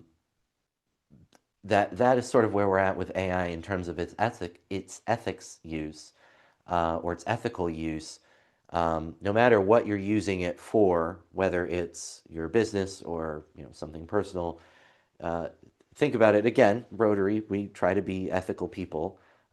With regard to AI specifically, fact check whatever it is that you are using for whatever purpose it is. And if you're dealing with something confidential or proprietary or secret, are you using a model responsibly that's going to keep that data private and secure? If you can do those two things, then you're probably in the clear to use AI. Something that the way I try to analogize it is, would you have another human being do this? This is how I explain it to lawyers with thinking about what can I do and not do with technology. We'll substitute whatever the technology is with a human being. So if a human being who doesn't have a law degree handed you some legal work and you said, okay, I'll just file it without looking at it, of course not. That'd be malpractice, right? If you handed someone who was not a lawyer trade secrets and told them to go summarize them, of course, that would be a huge breach of trust. So, substitute a human being in for the AI. If it is okay, what you're asking it to do, then what you would ask a person to do in that analogous situation, it's probably fine to use AI for it. But here we are at 2 o'clock in the morning on the East Coast of the United States here in New York. I'm Alan Gray. I'm still the president of the Rotary Club of Yonkers-East Yonkers. We've been going for 17 hours. And especially Lauren, who was sponsoring your, I was yielding to Lauren for some questions and did a great job giving me a break. I really appreciate her support. But we're down to my audience of one, and my secretary, Greg, is back. And again, really appreciate all of your support. And 4 of you are still watching. I don't understand. Go to bed. But in all seriousness, I am very grateful for your support, for your being here. And, we're going to see this through the end. We've got a little less than 8.5 hours to go. I feel like I can do it. I haven't scared 4 of you off yet with my really boring technical discussions. But we're gonna make this through, and we're gonna do some real good with the money that we raised through this project. And then I will have ticked off my bucket list doing a filibuster, and then I can be done and never do this again. But I'm very proud of being able to do this, and I'm very proud to do it with all of you and for a cause that it means a lot to me. So again, we're a little over halfway to our $10,000 goal. If you haven't already, please consider donating. You can scan the QR code. That'll take you to our donation page. You can use this link, go.yonkersrotary.org/donate. You can also find that link in the description of this YouTube video. And all of those takes you to the exact same place. So any contribution that you make is appreciated and very helpful. And helps us to do some real good in our community, our local community, our national community, and the international community. So thank you very much for all of that support. And once again, the Broadway Community Center, I can't tell them and Charlie Khalil, the director, just how meaningful it is to have their support and trust to have us for this event. Because this is a lot of trust that is being bestowed on us, and we take that very seriously. That means a lot to us. I do, again, want to highlight their event coming up December 19th from 4 to 8 p.m. At the Broadway Community Center, a Photo with Santa event. Free, open to the public. Check out their social media page for more information, and we'll post it on our social media later today. And I also want to thank, too, one of our club members, Carol Conklin. She's the chair of Mayor Mike Spano's Disability Advisory Board. and it was actually Carol who suggested reaching out to Charlie in the first place. So, I want to thank her for her, that this is what Rotary is all about. I know someone who might be able to help. Let's see what we can do. So Carol, an excellent example of just being what a Rotarian is all about. And I'm so very grateful for her support, and yours as well. And again, to thank you to all my club members who, have helped collect sponsorships, who have sponsored this themselves, who have come here in person to help out and support me. Again, that was my one condition in doing this and setting this up, was that I didn't want to be left alone. And that was more a concern for my health and safety than it was about anything else. I would have been okay, just speaking to you out there and around the world. That I was fine with, but I know if my GP knew I was doing this, she would not be thrilled. So I figured I at least need, someone here in case something happens. And my club members really pulled through and obliged. So really grateful to everyone who has come by, Alex Schnee, Lauren Finnegan, Lauren Russell, and of course, my audience of one. I should have kept track of how long everyone was here for, because you'd probably get the Filibuster audience prize for having been here for so long. And again, especially in these overnight hours, which are just, this is kind of the most challenging part of it. So thank you all for being a part of this. In about 10 minutes, we're going to switch over to, or take a short break, make the technical switch over to our third and final live stream. And again, we do that simply because YouTube does not archive live streams longer than 12 hours. So if we had done a live stream, from when we started yesterday, I died a little bit inside saying that, from when we started yesterday morning through all the way through today, YouTube would have broadcast it, but it wouldn't have saved it. And we do want to save it, at least so I can go back and say, oh my God, what was I doing here? Or, that sentence made no sense, right? But if you heard something that you found interesting or wanted to share, then certainly, we want to preserve it for that too. If nothing else, this will be proof that I, completed this item on my bucket list. So in any event, that's why we're switching live streams to accommodate YouTube's 12-hour requirement. So in about, what's 2:06? So when we get to 2:15, that's when I'll pop off. We'll make the technical transition and we'll be back on by 2:30.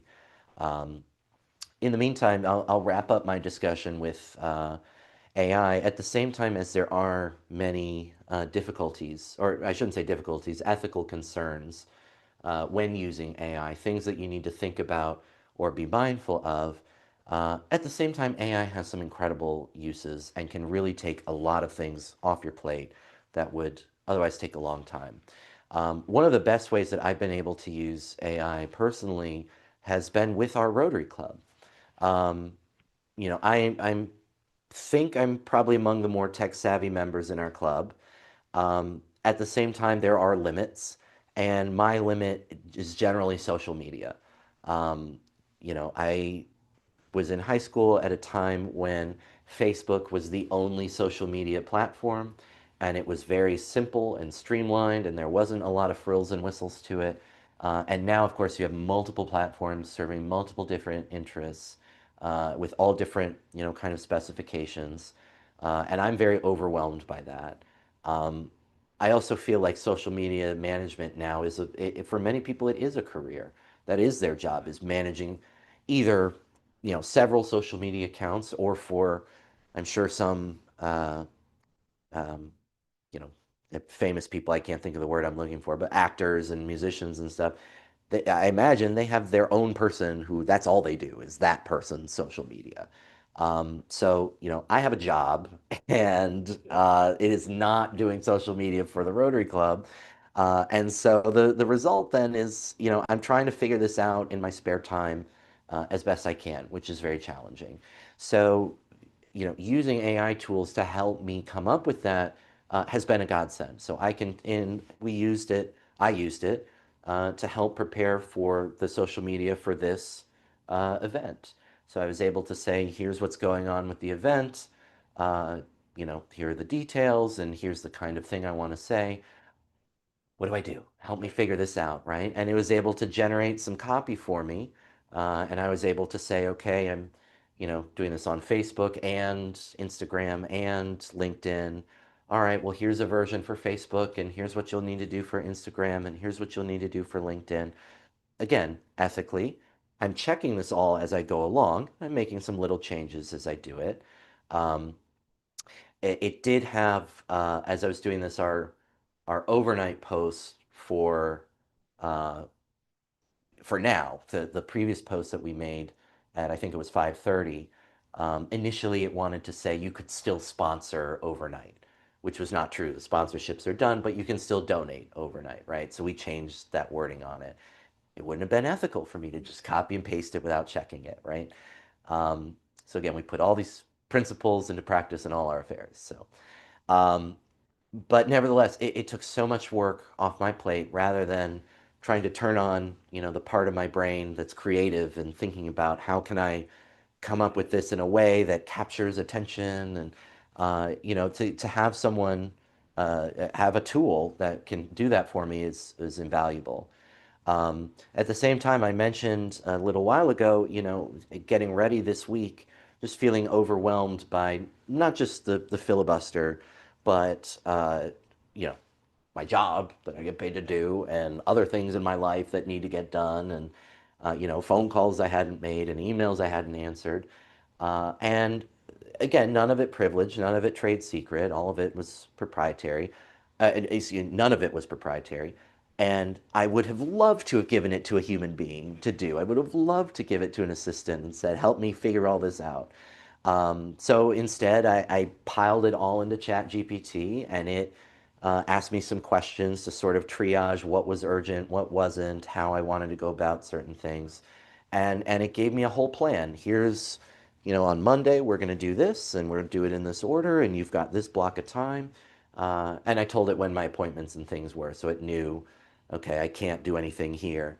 But, again, it scheduled it all out. And then I would tell it as I got things done, and then it would, readjust or whatever. Oh, I add this to the to-do list, and we would do it. So it really feels like the last week I had a personal assistant. I cannot tell you how much stress and anxiety it relieved as I was trying to just manage everything. And it now has a parking lot, that's what we called it, of all the things to do once I recover from the filibuster. So that's, it's ready and waiting for me when I, am recovered and ready to get back on the saddle and get back to life. Um, Again, an incredibly useful tool. Um, the image generation is still a ways away as far as I'm concerned. There were a couple instances getting ready again for this filibuster. Um, so Instagram, you have to have an image go along with it. You can't just post text. So a couple, the posts for yesterday and today with the links, Facebook and Instagram will let you post the links, but excuse me, Facebook and LinkedIn will let you post the links, but Instagram will not. It needed an image. So I asked ChatGPT to come up with some images for it, and it did give me good suggestions for the images, but it had trouble executing them. And it took some refinement in getting them exactly the way that we wanted in order for them to post. So again, it's not a perfect tool. There's still some ways to go. Um, at the same time, I was playing around the other day with Sora 2, which is the video generator that AI has, and it allows you to create a character of yourself. It records you a little bit and saying some basic information, and it generated as an example an image, a video of me doing a rap about Sora 2. And it was spooky. It had my likeness and the freckles or dimples or whatever under my eyes, and I think it kind of sounded like me. I think, you never sound the same hearing yourself, but it sounded pretty similar. So, these tools are constantly improving, and my experience with them, today is not going to be the same as my experience with them in a month. And that's why it's always important to be mindful of these, uh, developments. You can't assume, okay, well, it was accurate when I used it yesterday, so it's going to be accurate when I use it today. You have to always be on your guard for those two things. Am I giving it, uh, uh, am I fact checking it? Is it giving me correct information? Or, is it okay for me to give it this information in the first place? So that's a little bit on AI, and I did this a little bit differently for my continuing legal education course, but you got the general sense of it, and I hope I adapted it in a way that you found useful. So in a few seconds, we're going to end this live stream. In 15 minutes, we'll pick up on the third live stream. You can find that link in the description below, and you'll also find that third link in social media posts that are going to go live in 15 minutes. You can also find that third link on our website. So thank you again for being